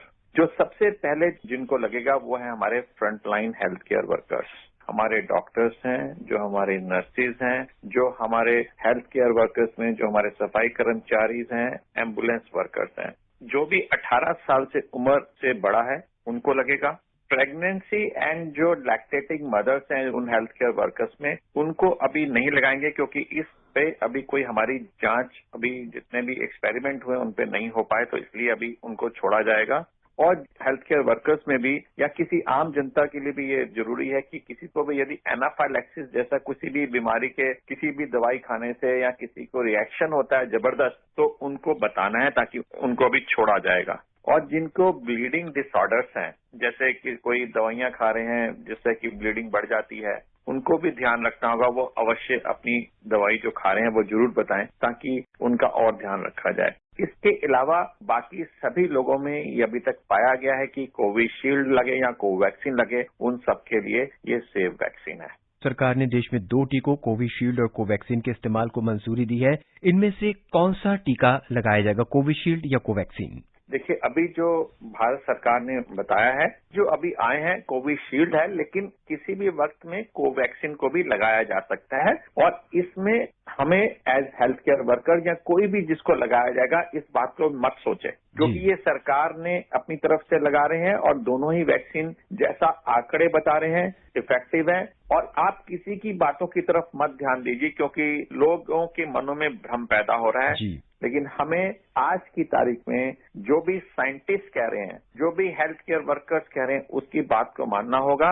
और इसमें सबसे बड़ी आप देखिए कि हेल्थ केयर वर्कर्स है जो सबसे पहले इंजेक्शन लगवाने जा रहे हैं। तो आप सोच सकते हैं यदि हेल्थ केयर वर्कर्स सबसे पहले लगवाने जा रहे हैं तो किस आशा के साथ और किस विश्वास के साथ वो जा रहे हैं, उसी विश्वास के साथ आप लोग लगवाइए, क्योंकि ये साइंटिस्ट लोगों ने इसको मंजूरी दी है, ना कि किसी पॉलिटिकल पार्टी ने इसको मंजूरी दी है। हमारे प्रधानमंत्री ने भी बार बार कहा है कि जो साइंटिस्ट कहेंगे वही हम करेंगे। तो जब साइंटिस्ट हमारे इस बात को दे रहे हैं कि आप वैक्सीन लगवाएं, तो सभी को वैक्सीन लगवाना चाहिए। यदि आप बात को सुनना है तो सिर्फ या तो जो सरकारी तत्वों से बात आ रही हो या साइंटिस्ट या आपके डॉक्टर्स ने आपको बोला हो, उसी की तरफ ध्यान दीजिए, बाकी किसी तरफ कोई ध्यान देने की जरूरत नहीं है। एक कदम रखने जा रहे हैं जिसमें कि हम शायद कोविड-19 से अगले 2-3 महीनों में ही शायद हम छुटकारा पा पाएं। डॉक्टर, कहा जा रहा है कि बच्चों को ये टीका नहीं लगेगा। किस उम्र तक के बच्चों को ये टीका नहीं लगेगा? अभी जो भी हमने इनके ऊपर निरीक्षण किया है वैक्सीनेशन पे, वो 18 साल के ऊपर के लोगों को किया है। तो 18 साल से नीचे के लोगों को अभी वैक्सीनेशन नहीं लगेगा। और अभी देखा भी गया है कि 18 साल से जो उम्र के और बच्चे लोगों में खास तौर पे कोविड जिनको बीमारी हुई भी है तो उनको इतनी सिवियरिटी से नहीं हुई। तो पहला हमारा मकसद ये है कि जितना भी वैक्सीनेशन लगे उन लोगों को लगे जो पीड़ित होने की जिनकी सबसे ज्यादा आशंका है, या जिनको पीड़ित हो जाएंगे तो उनमें मॉर्बिडिटी यानी कि उनमें सिवियरिटी आने की ज्यादा आशंका है, उनको सबसे पहले लगाया जाए। बच्चों में इतनी सिवियरिटी से नहीं आता। डॉक्टर, वैक्सीनेशन लेने से पहले किन किन बातों का ध्यान रखना होगा? कुछ खास बातें हैं जिन्हें हमें विशेष ध्यान रखना होगा? आई थिंक ये बहुत ही सेफ वैक्सीन है और इंजेक्टेबल वैक्सीन है। इसमें कोई खास बात को ध्यान नहीं रखना, लेकिन जैसे मैंने पहले भी बताया, यदि कोई ब्लीडिंग डिसऑर्डर्स हैं या आपको कोई एनाफाइलैक्टिक शॉक वाली किसी भी दवाई से आपको पहले ऐसा हो चुका है, या आप कहीं बाहर से पहला वैक्सीन लेके आ चुके हो और आपको बड़े सारे सीवियर रिएक्शन होते, तभी हम इसको वैक्सीनेशन को ध्यान रखना है। अदरवाइज जब आपका टर्न आए, जब आपके पास SMS आए, आप आइए अपना वैक्सीनेशन लगवाइए। लेकिन जैसे कि बताया भी जाएगा आपको और हम भी बता रहे हैं कि उसके बाद आपको वेट करना है लगाने के बाद कि आपको कोई रिएक्शन तो नहीं हो रहा। 30 मिनट तक आप उसी जगह पर, आपके लिए जगह बनी होगी जहां पर आप उसका वेट करेंगे, और आपको यदि कुछ भी रिएक्शन हो तो वहां पर आप उनको बताइए ताकि आपका ध्यान रखा जा सके। और वही जैसे कि एज है, 18 साल से ऊपर की उम्र होंगे, प्रेगनेंसी और लैक्टेटिंग फीमेल को हम नहीं लगाएंगे। बस इतनी छोटी छोटी बातें ही ध्यान रखने वाली हैं। आई थिंक अच्छा वैक्सीन है और हम सब इस बीमारी से छुटकारा पा पाएंगे।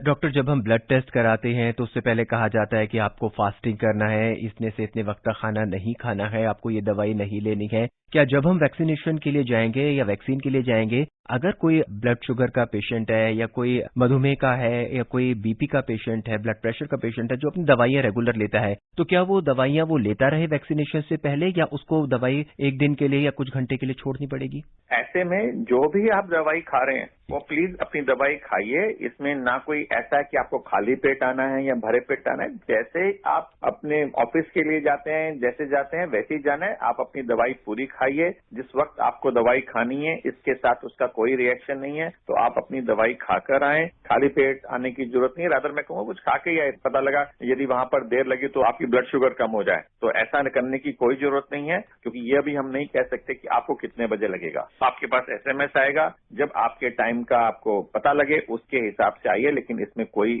परहेज करने की खास जरूरत नहीं है। डॉक्टर साहब, कोई लाभार्थी वैक्सीनेशन की पहली डोज एक सेंटर से लेता है, उसके बाद वो किसी वजह से वो स्थान छोड़ देता है और जब उसकी सेकंड डोज का नंबर आता है तो वो क्या किसी दूसरे और सेंटर से वो डोज ले सकता है? मैं बताऊं तो बिल्कुल ले सकता है, कोई इसमें कुछ नहीं है, लेकिन ये क्योंकि एडमिनिस्ट्रेटिव वर्क होगा, मैं इस पे कोई टिप्पणी नहीं करना चाहूंगा। हो सकता है कि जिस बूथ में वहां पे जाएं, क्योंकि जो अभी सरकारी तरीके से ये प्रोग्राम चल रहा है, तो हर जगह पर आपके पास पूरे आंकड़े हैं कि इस वैक्सीनेशन को यहाँ लगाया गया है और इस वैक्सीनेशन का दोबारा डोज वहीं होगी शायद। तो इस बात का निर्णय उसी समय होगा, आपको पहले बताना होगा और आपको अपने जहां पर वैक्सीनेशन बूथ है वहीं से ये जानकारी लेनी होगी। डॉक्टर, अगला सवाल बहुत ही मामूली सा सवाल है, लेकिन ये बहुत ही अहम सवाल है। क्या कोविड का टीका लगने के बाद हमें सभी एहतियात वैसे ही लेने पड़ेंगे या नहीं?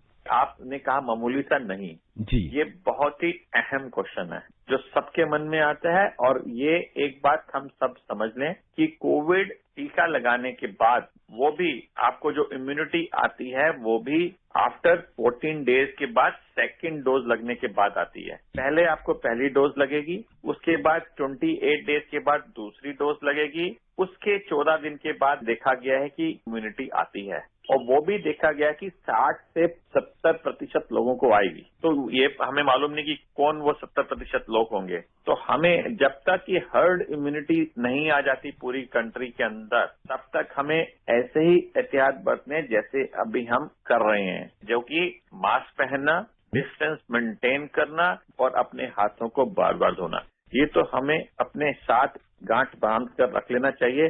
जब तक हर्ड इम्यूनिटी नहीं आती तब तक हमने इन चीजों का साथ साथ ध्यान रखना ही है। डॉक्टर साहब, वायरस अगर हाथ में आ जाता है तो क्या ये चलता फिरता रहता है वायरस हाथों में, या वैसे शरीर में जाता है? देखिए, जब हमारे हाथों में ये वायरस आ जाता है, चलता फिरता इस तरीके से जाता है कि जब मैंने हाथ कहीं भी टच करूंगा वहां पे ये पहुंच जाएगा। तो ये इस तरीके से चलता है। जैसे कीड़ों के पांव होते हैं उस तरीके के पांव तो नहीं है, लेकिन ये उससे ज्यादा खतरनाक है। कीड़ा एक होगा, ये इतने सारे वायरस आपके हाथों में होंगे क्योंकि बहुत छोटे हैं जो हमें नजर ही नहीं आ रहे। दुर्भाग्यवश ये इतने छोटे कीड़े हैं, इतने छोटे कीड़े हैं कि आपको तो आंखों से नजर ही नहीं आने। पता नहीं कितने हजारों में ये आपके हाथों में ये कीड़े लगे होंगे और ये आप जहां पे भी हाथ रखते जाएंगे, यदि उस हाथ में वो कीड़े हैं तो उस जगहों पर सब जगह पे फैलते चले जाएंगे और जो भी कोई उन हाथों के द्वारा वो हाथ वहां पर लगाएंगे उनके द्वारा और फैलते चले जाएंगे और हमारे शरीर के अंदर, हमारे नाक के थ्रू जब हाथ हमारे नाक में जाएंगे, मुंह में जाएंगे, वहां तक पहुंच जाएंगे या हवा में उड़ जाएंगे और हवा से उड़ के फिर हमारे शरीर में आ जाएंगे।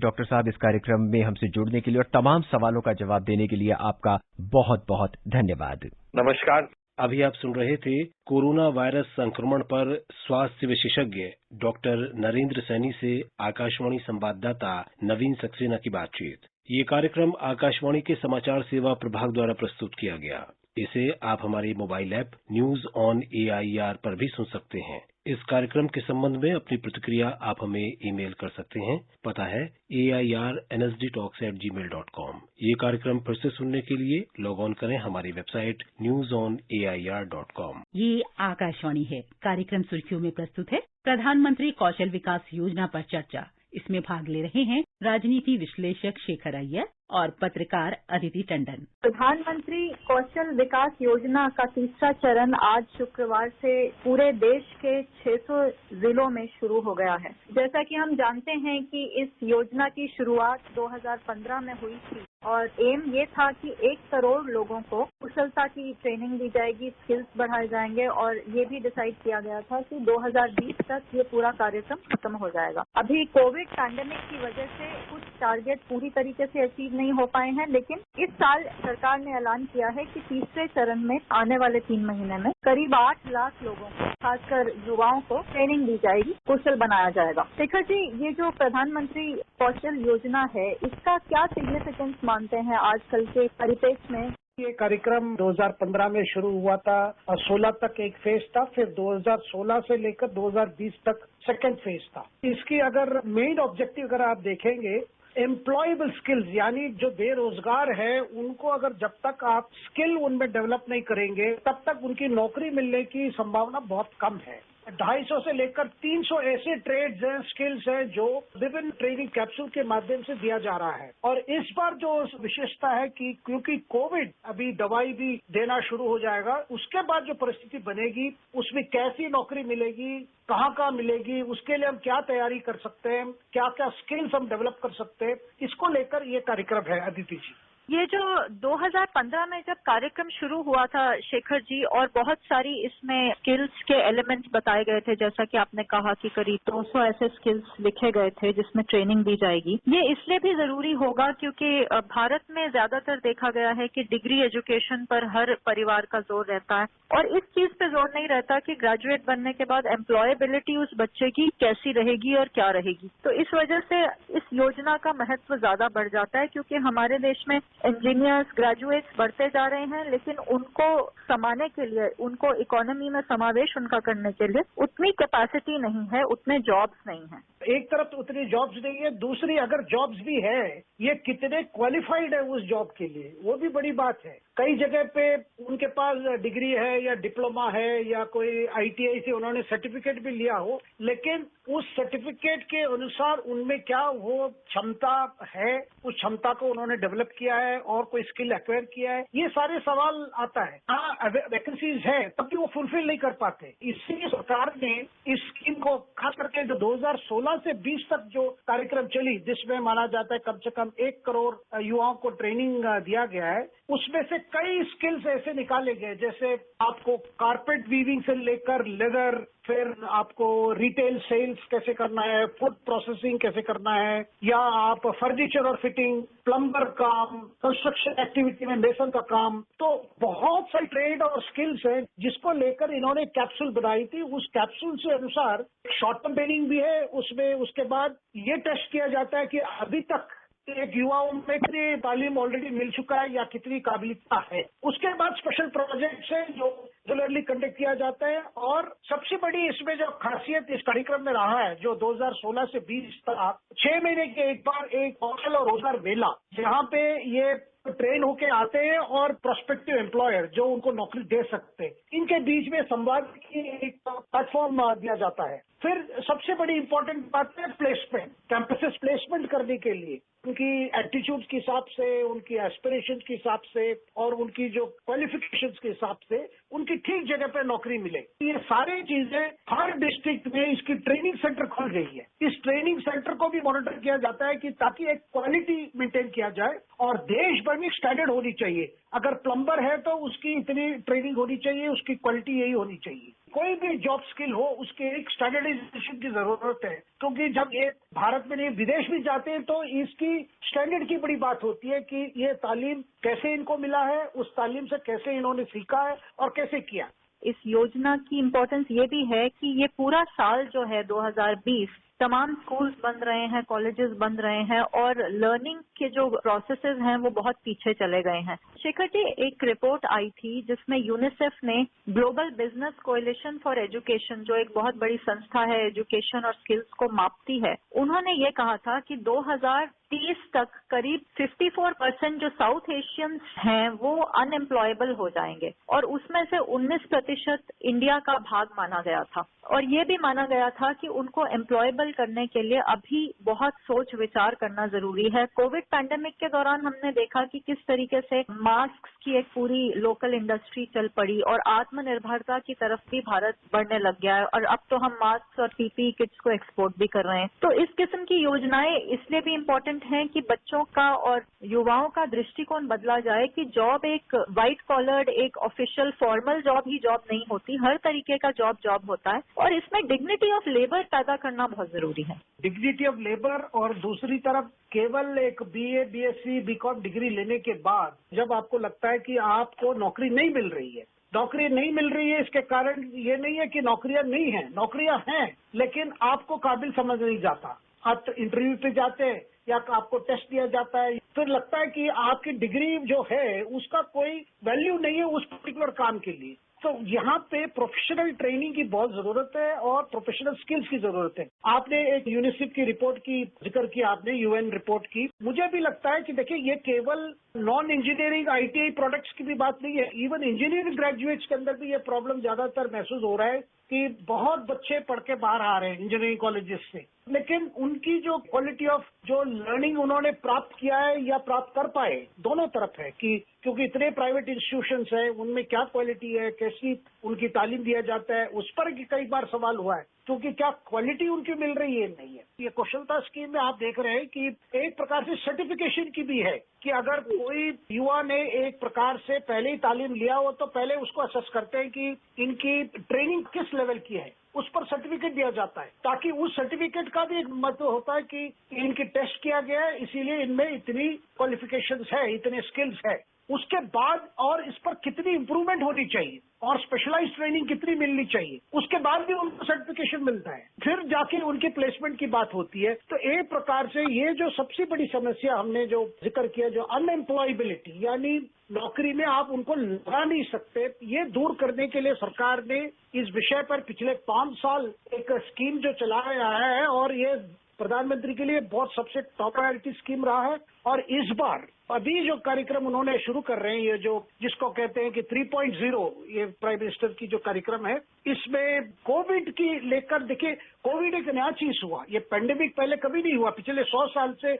हमने इस तरह की क्राइसिस नहीं देखा है। अब क्राइसिस खत्म हो रहा है और उसके बाद जो स्थिति उत्पन्न हुई है, इंडस्ट्रीज पिकअप हो रहे हैं, बाजार खुल रहे हैं, आपकी बाकी बिजनेस स्टार्ट हो रहे हैं, तो इसमें देखिए फिर डिमांड बढ़ रही है। हम देख रहे हैं कि ऑटोमोबाइल इंडस्ट्री से लेकर सब जगह डिमांड धीरे धीरे बढ़ रहा है और कहते हैं कि अब इकोनॉमी पिकअप पे चल रही है। जब पिकअप पे चल रही है तो बिल्कुल आपके फिर नौकरियां खुलेंगी। तो उस समय इनके लिए जो इमरजेंसी ट्रेनिंग दिया जा सकता है वो देने की बड़ी कोशिश है। अदिति जी, मंत्री जी ने इसको लॉन्च करते टाइम ये भी कहा है कि 729 प्रधानमंत्री कौशल केंद्रों के तहत और एम्पैनल्ड गैर कौशल केंद्रों के तहत ये योजना चलेगी और इंडस्ट्रियल ट्रेनिंग इंस्टीट्यूट्स जो हैं, जो करीब 200 से अधिक रोप इन की गई हैं इस प्रोग्राम के लिए। शेखर जी, आपको क्या लगता है कि 3 महीने में इतना बड़ा लक्ष्य प्राप्त करना संभव होगा? क्योंकि अभी चैलेंजेस बहुत हैं, कोविड की वैक्सीनेशन कल शुरू होने वाली है और जनरली बहुत स्केप्टिसिज्म है हर तरफ। बहुत बड़ी चुनौती है हमारे सामने, क्योंकि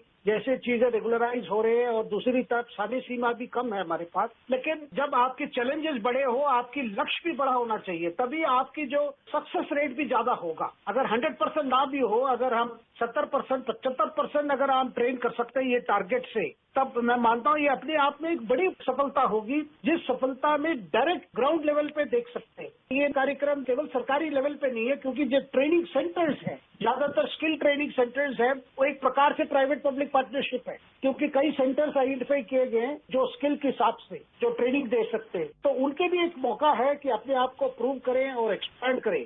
शेखर जी, बहुत बहुत धन्यवाद। धन्यवाद। अभी आप सुन रहे थे प्रधानमंत्री कौशल विकास योजना पर चर्चा। इसमें भाग ले रहे थे राजनीति विश्लेषक शेखर अय्यर और पत्रकार अदिति टंडन। ये कार्यक्रम आकाशवाणी के समाचार सेवा प्रभाग द्वारा प्रस्तुत किया गया। इसे आप हमारे mobile app news on AIR पर भी सुन सकते हैं। इस कार्यक्रम के संबंध में अपनी प्रतिक्रिया आप हमें ईमेल कर सकते हैं। पता है AIRNSTtalks@gmail.com। ये कार्यक्रम फिर से सुनने के लिए लॉग ऑन करें हमारी वेबसाइट newsonair.com। ये आकाशवाणी है। कार्यक्रम सुर्खियों में प्रस्तुत है कोरोना वायरस संक्रमण पर स्वास्थ्य विशेषज्ञ डॉक्टर रूपाली मलिक से आकाशवाणी संवाददाता सिद्धार्थ सिंह की बातचीत। सबसे पहले डॉक्टर रूपाली, आपसे जानना चाहेंगे कि कोविड-19 वैक्सीन की कितनी डोज या खुराक लेनी होंगी और इनके बीच कितना अंतराल होगा? जी बिल्कुल। देखिए, ये सभी लोग जानना चाहते हैं कि वैक्सीन की कितनी खुराक लेनी होंगी और कितने इंटरवल पे लेनी होंगी। तो अभी फिलहाल जो भी वैक्सीन अवेलेबल हैं, उनकी सभी की डोज 2 डोजेज हैं। 2 डोज जो कि हमें 4 से 6 हफ्ते के अंतराल पे लेनी होंगी। अभी जो डिसाइड किया गया है वो मोस्टली वैक्सीन के लिए 4 वीक्स है, यानी कि 28 दिन। तो जो भी हम वैक्सीन लेंगे वो 2 डोजेज में लेंगे, इंट्रामस्कुलर लेंगे और 4 हफ्ते के अंतराल पे लेंगे। डॉक्टर रूपाली, वैक्सीन को लगवाने के कितने दिनों बाद हमारे शरीर में एंटीबॉडीज बन जाएंगी? देखिए, अभी जो उम्मीद की जा रही है, जो सेकेंड डोज ऑफ वैक्सीन है, उसके लगभग 2 हफ्ते के बाद हम उम्मीद कर सकते हैं कि एंटीबॉडीज प्रोड्यूस होंगी और हमें अपने कोविड-19 इन्फेक्शन से हमें प्रोटेक्शन मिलेगी। तो लगभग 2 हफ्ते बाद सेकेंड डोज के। डॉक्टर रूपाली, कोविड-19 वैक्सीन लगवाने के लिए पंजीकरण या रजिस्ट्रेशन करवाते समय हमें किन दस्तावेजों या डॉक्यूमेंट्स की आवश्यकता होगी?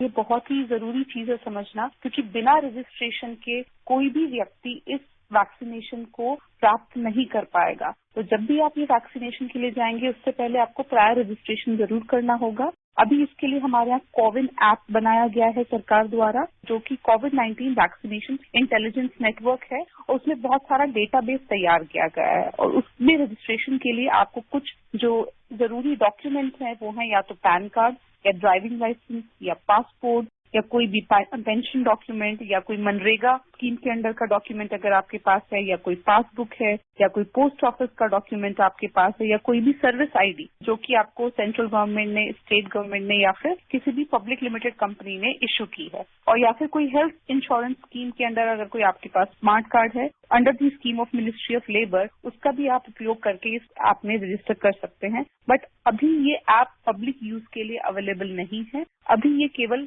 हेल्थ केयर वर्कर्स और जो फ्रंट लाइन वर्कर्स हैं जिनको प्रायोरिटी बेसिस पे वैक्सीन मिलेगी, अभी ये ऐप केवल उन्हीं लोगों के लिए उपलब्ध है। डॉक्टर रूपाली, आपसे जानना चाहेंगे कि अगर किसी व्यक्ति ने कोविड-19 वैक्सीन के लिए रजिस्ट्रेशन नहीं किया है तो क्या तब भी उसे वैक्सीन लग पाएगी? नहीं, बिल्कुल नहीं। जैसा कि मैंने पहले भी कहा, ऑन स्पॉट रजिस्ट्रेशन का कोई पॉसिबिलिटी नहीं है, तो प्रायर रजिस्ट्रेशन करना बहुत ही अनिवार्य है।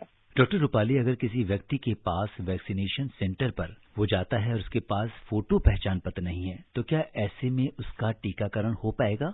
नहीं, ये भी नहीं हो पाएगा। अगर जिस भी डॉक्यूमेंट को यूज करके आपने रजिस्ट्रेशन कराया है, वही सेम डॉक्यूमेंट आपको वेरिफिकेशन के लिए प्रोड्यूस करना होगा जब आप वैक्सीनेशन साइट पे जाते हैं। तो ये आपको इंश्योर करना होगा कि सेम डॉक्यूमेंट लेके ही आप वैक्सीनेशन साइट पे जाएं, अन्यथा आपको वैक्सीन प्राप्त नहीं होगी। डॉक्टर रूपाली, मन में एक सवाल और आता है कि वैक्सीनेशन के लिए ड्यू डेट या किस तारीख पर उसे टीका लगवाना है, इसकी जानकारी लोगों को कैसे मिलेगी? तो आपका रजिस्ट्रेशन होगा ऑनलाइन कोविन ऐप के थ्रू। उसके बाद ही जो बेनिफिशियरी है, उस जो भी रजिस्टर्ड मोबाइल नंबर है, उसी पे आपको एक एसएमएस दिया जाएगा जिसमें बताया जाएगा कि किस जगह, किस समय, कौन से अस्पताल, कौन सी वैक्सीनेशन साइट पे आपको जाके वैक्सीन लगवानी होगी। जी, और डॉक्टर रूपाली, अब बात आती है वैक्सीनेशन स्टेटस की।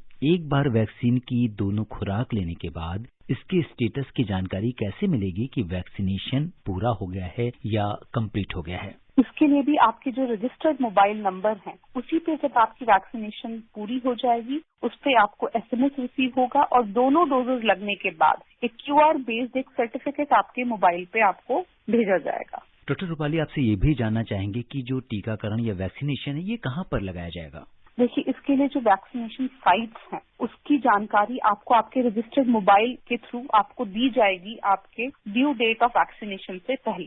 और आपसे डॉक्टर रूपाली ये भी जानना चाहेंगे कि वैक्सीन को उसके टीकाकरण के स्थान तक पहुंचाना, उसका भंडारण करना और अंत में उसे लोगों के लिए उपलब्ध कराना, इसके लिए क्या कुछ व्यवस्था की गई है? देखिए, हमारा देश दुनिया में सबसे बड़ा वैक्सीनेशन प्रोग्राम ऑलरेडी रन करता है, तो हमारे पास काफी कुछ सुविधा ऑलरेडी उपलब्ध है वैक्सीनेशन प्रोग्राम को एग्जीक्यूट करने की। और जो हमारा ट्रांसपोर्ट की बात है, उसके लिए एयरक्राफ्ट से लेके आपके जो ट्रक्स हैं, उससे लेके जितनी भी सुविधा उपलब्ध है, सबका उपयोग किया जा रहा है। और जो इसका स्टोरेज की बात की जाती है, ये कोल्ड चेन मेंटेन करना सबसे ज्यादा अनिवार्य है इस वैक्सीनेशन को ठीक से इंश्योर करने के लिए। उसके लिए भी हर लेवल पे अलग अलग तरह के कोल्ड स्टोरेज होते हैं। जैसे कि अगर आप देखें, रीजनल लेवल्स पे हमारे पास वॉक इन रेफ्रिजरेटर्स होते हैं, जो डिस्ट्रिक्ट लेवल पे हमारे पास डीप फ्रीजर्स होते हैं, और जो लास्ट लेवल होते हैं वैक्सीनेशन के, वहां पे आइस लाइन रेफ्रिजरेटर्स होते हैं। तो ये सेटअप हमारे पास ऑलरेडी उपलब्ध है।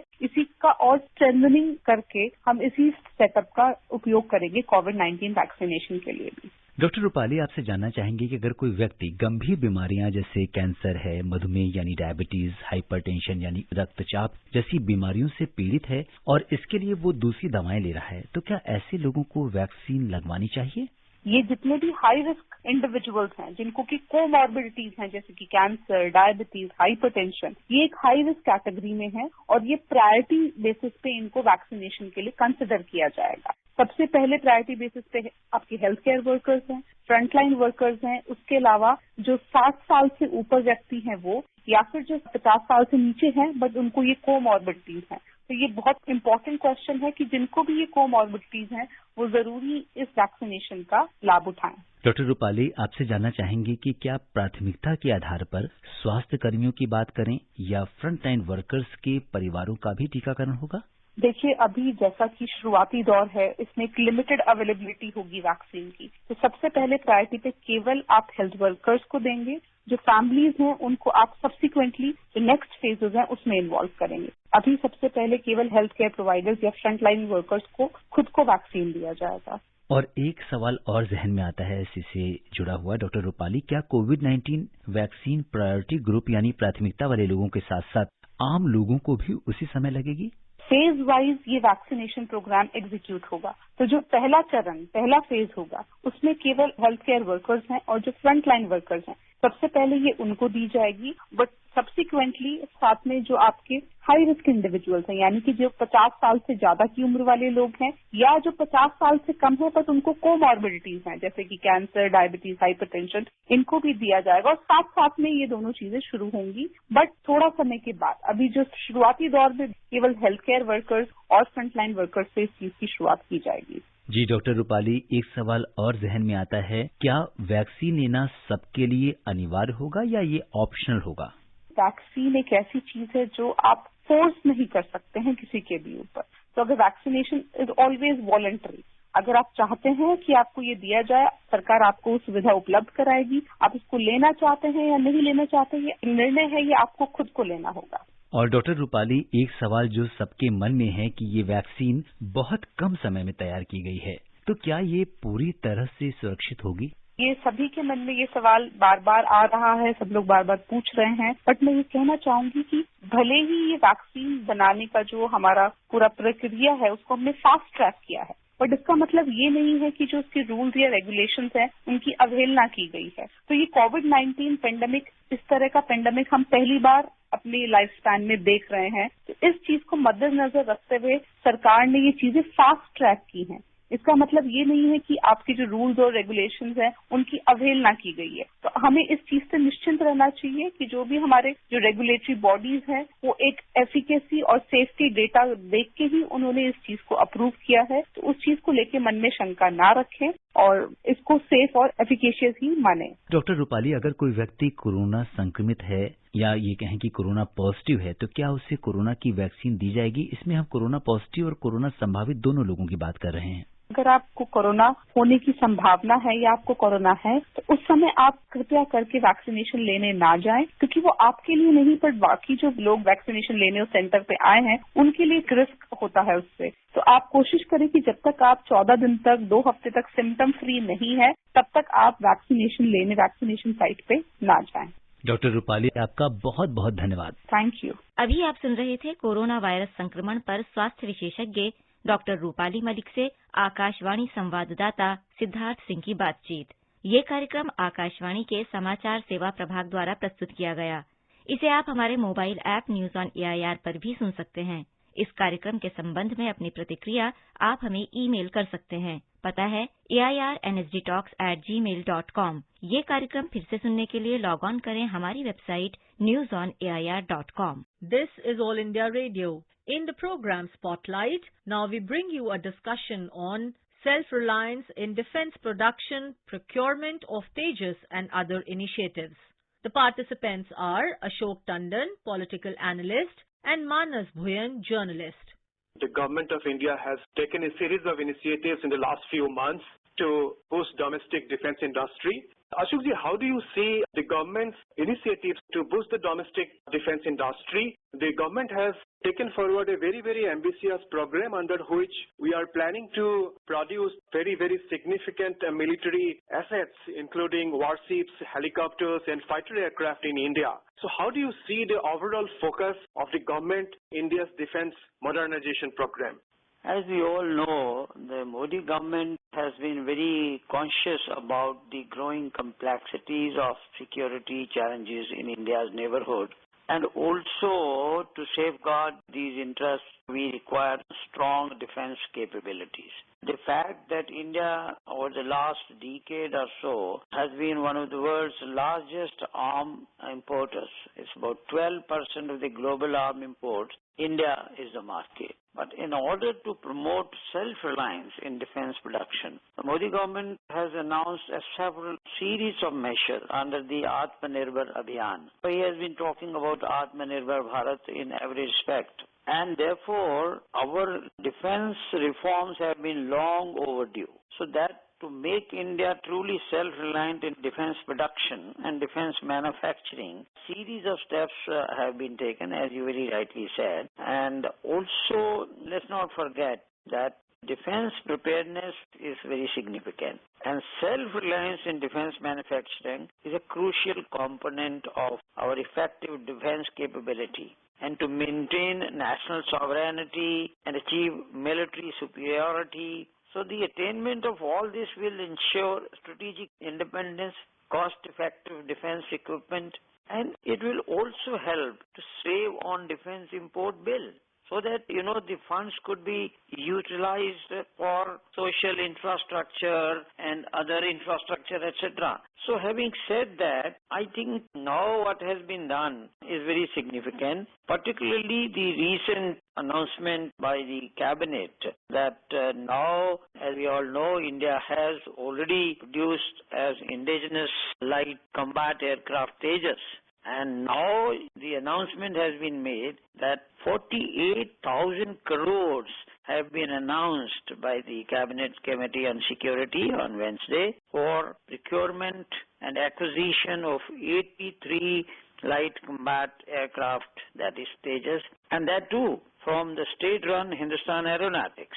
And this is the biggest contract awarded to India's own military aviation industry. So this is very significant, and it will certainly boost India's self-reliance in the defense production, and will also make India a manufacturing hub for export of the defense equipment. As the Prime Minister recently said, that India has the potential to become a reliable weapon supplier to friendly foreign nations, as well as strengthen India's strategic partnership and consolidate its role as a net security provider in the Indian Ocean, as it takes steps towards self-reliance in defense sector.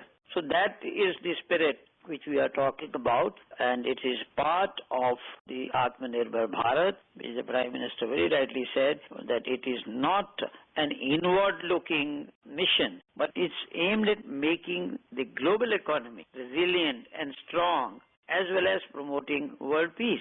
So all India's defense preparedness, whether it was a nuclear program of Atal Bihari Vajpayee's government, all is for self-defense and also to ensure world peace, because if we have a deterrent in defense production and defense capabilities. I would like to specifically ask you about the CCS clearance, Cabinet Committee on Security's clearance to the 48,000 crore Tejas program. So it will involve, according to officials, around 500 companies, and it will definitely support a large number of youth. They will get jobs in those companies. So how do you see this overall impact of this massive indigenous aircraft development program, and how it will help India economically, how it will help India's defense sector, smaller companies? So how do you see its overall impact on India's economy? See, if we look at India's war against COVID-19, now it has brought about a special, consciousness within the country, and also a special focus on self-reliance, whether it is in the medical terms or whether it is defense terms. So manufacturing is the cornerstone of self-reliance. And in that context, the Ministry of Defense, as you know, opened its doors for private sector. And then gradually the foreign direct investment into the defense sector was opened up, and the defense revised policy which the government announced was that Make in India initiative in defense sector. That is the mantra of the Modi government, and the initiative of Make in India is basically to speed up the procurement process for the defense also. And broadly, if you classify this, not only buy and make, leasing, and then also make it for exports. So that has been the Defense Ministry's program, and as we all know that in the defense equipment area, the delays that have been historically been an area of concern for India's procurement. We know whenever there have been conflicts or wars, the defense equipment delivery, if it is delayed, then obviously it becomes a cause of concern.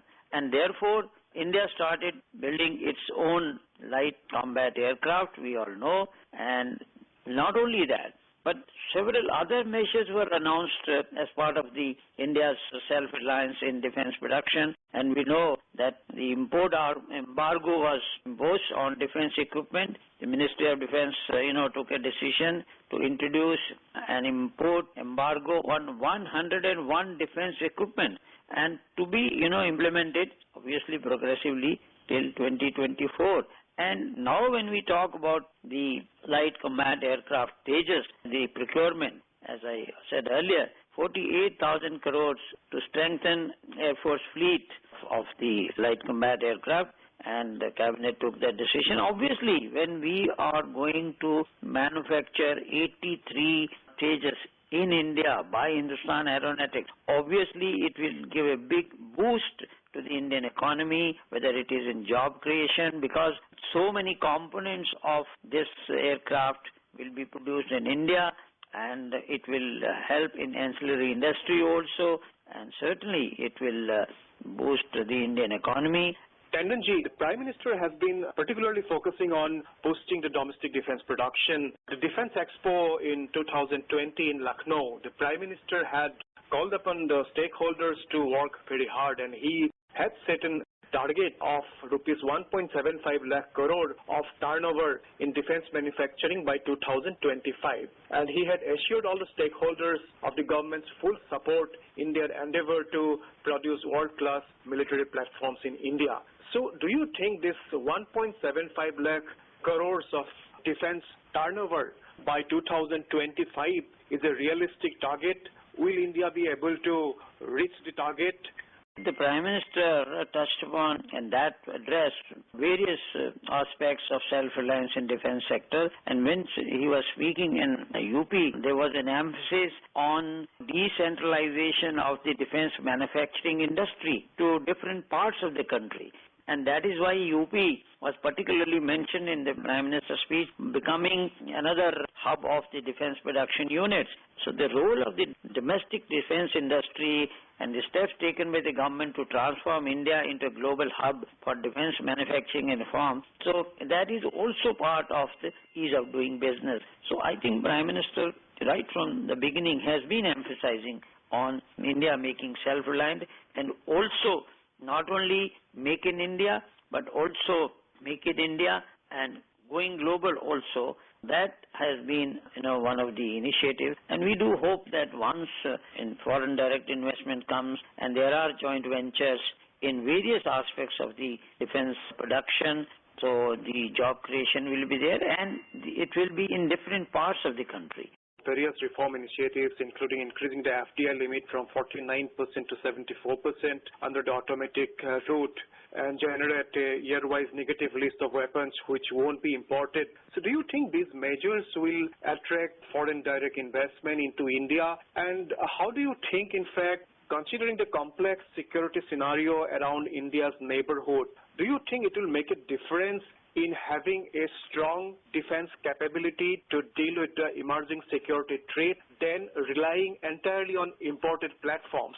Will it make any difference in India's national doctrine in dealing with challenging scenarios and dealing with overall long-term perspective in making India a strong country in terms of taking on various challenges in India's neighborhood?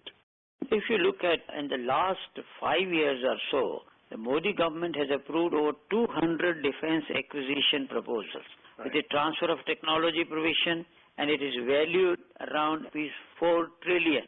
But most are still in relatively early stages of processing. And, India has 4 companies. We are talking only about the Hindustan Aeronautics, Indian Ordnance Factories, Hindustan Aeronautics Limited, Bharat Electronics Limited, BEL, and Bharat Dynamics Limited, BDL. These are among the top 10 biggest arm producers in the world. And all 4 of these Indian companies are in public sector. That is very, very significant thing. And they account for the bulk of the domestic armament demand. So government usually have tended to privilege defense public sector units over the private sector. And despite the Make in India, these companies have been given a big boost. and poor design capability in critical technologies, inadequate investment in R&D, and inability to manufacture major subsystems and components hamper the indigenous manufacturing. And therefore, the relationship between the R&D establishment, production agencies, and the end user are extremely weak. That is the situation. And in that context, the creation of a manufacturing base is capital and technology intensive and has a long period. So therefore, the policy of encouraging the foreign direct investment up to 79% is a major step in that direction. So therefore, and we all know that any factory to reach optimum levels of capacity utilization, it could take anywhere between 5 to 10 years or even maybe 15 years. And by the time a unit commences production, any of the developments can take place.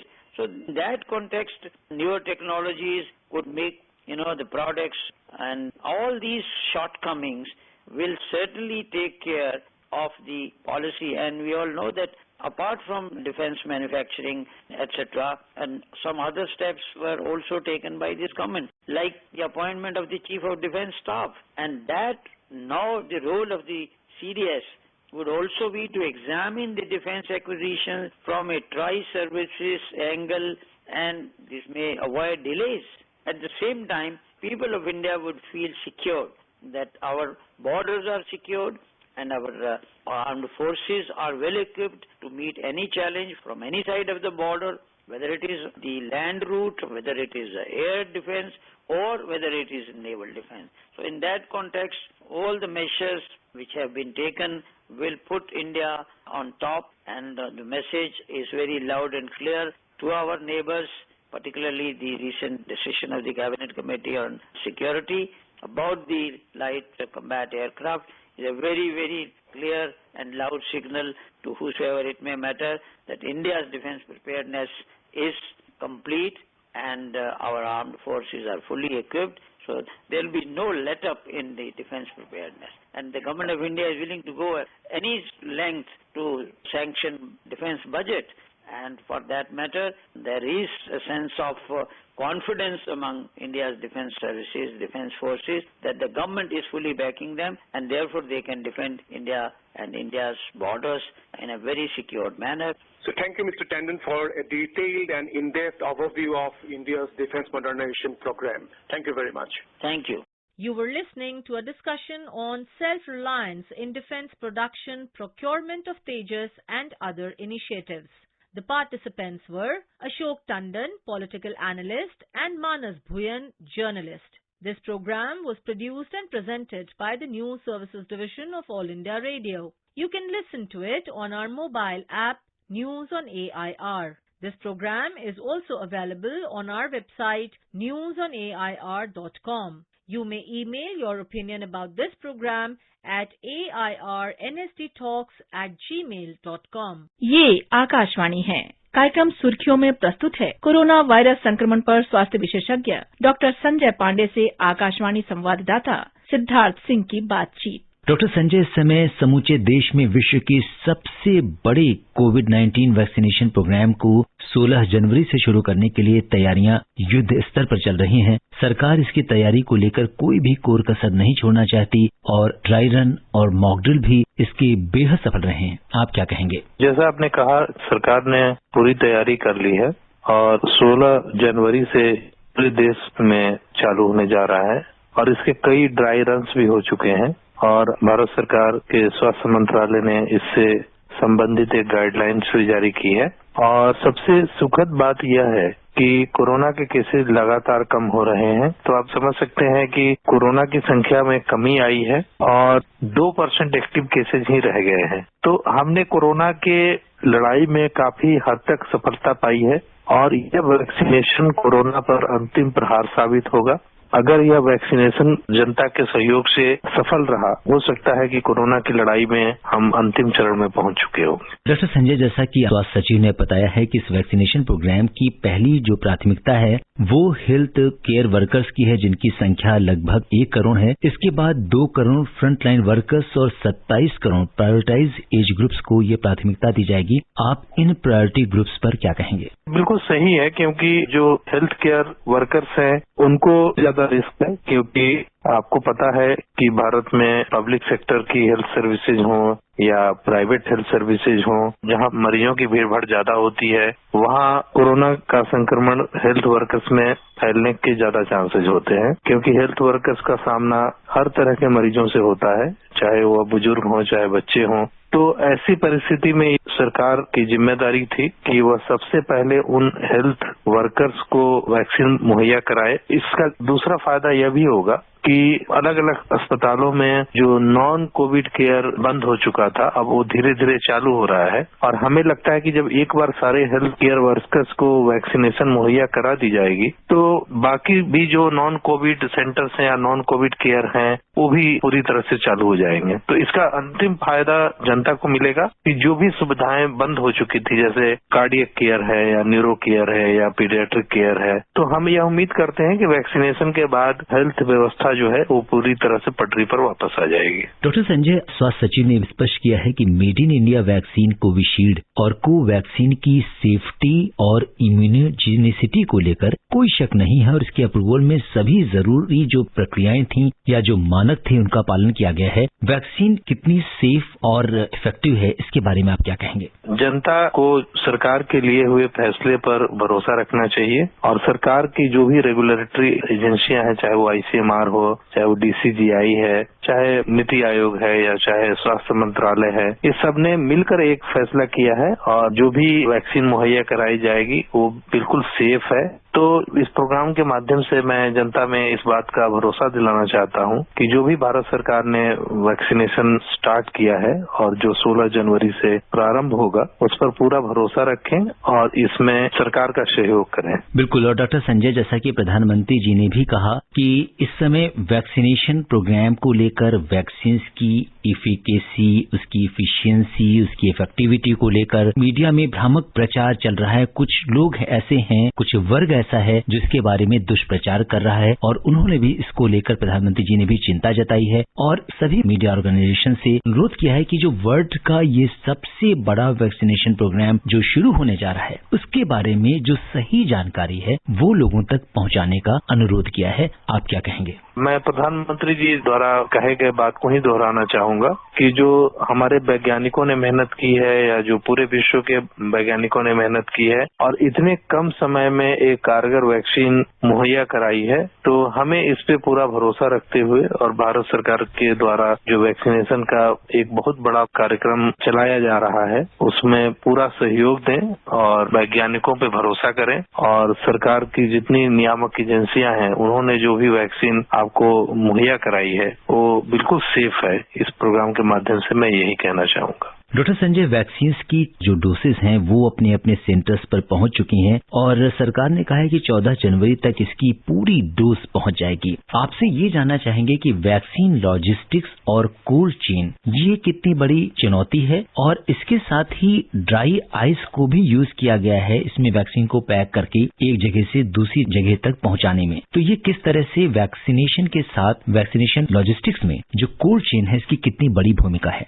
देखिए, vaccine में cold chain की बहुत बड़ी भूमिका है और जहां तक कोल्ड चेन मेंटेन करने की बात है, तो वैक्सीनेशन कोई नया कार्यक्रम नहीं है। वैक्सीनेशन भारत में कई सालों से हो रहा है और आपको पता है कि जो पल्स पोलियो प्रोग्राम है या कई जो इस तरह के प्रोग्राम हमेशा चलाए जा रहे हैं, आपने देखा होगा पिछले कई वर्षों से चल रहा है और हमने सफलतापूर्वक पोलियो का उन्मूलन भी कर लिया है। लेकिन इस वैक्सीनेशन में जो एक नई बात यह है कि कम समय में ज्यादा ज्यादा लोगों को टारगेट करना, और इसके लिए 2 से 3 ड्राई रन हो चुके हैं अलग अलग पूरे देश में। तो ड्राई रन करने के पीछे सरकार की यही मंशा थी कि हम अपने तैयारी को भांप लें, और अगर तैयारी में कोई कमी है जैसे कोल्ड चेन मेंटेन करना या छोटी मोटी जो लॉजिस्टिक चीजें हैं उनको मुहैया कराना, तो उसके लिए सरकार ने 2 से 3 ड्राई रन किए डिपेंडिंग अपॉन द रिक्वायरमेंट। और ऐसा लगता है कि अब हम पूरी तरह से तैयार हैं, और 14 जनवरी तक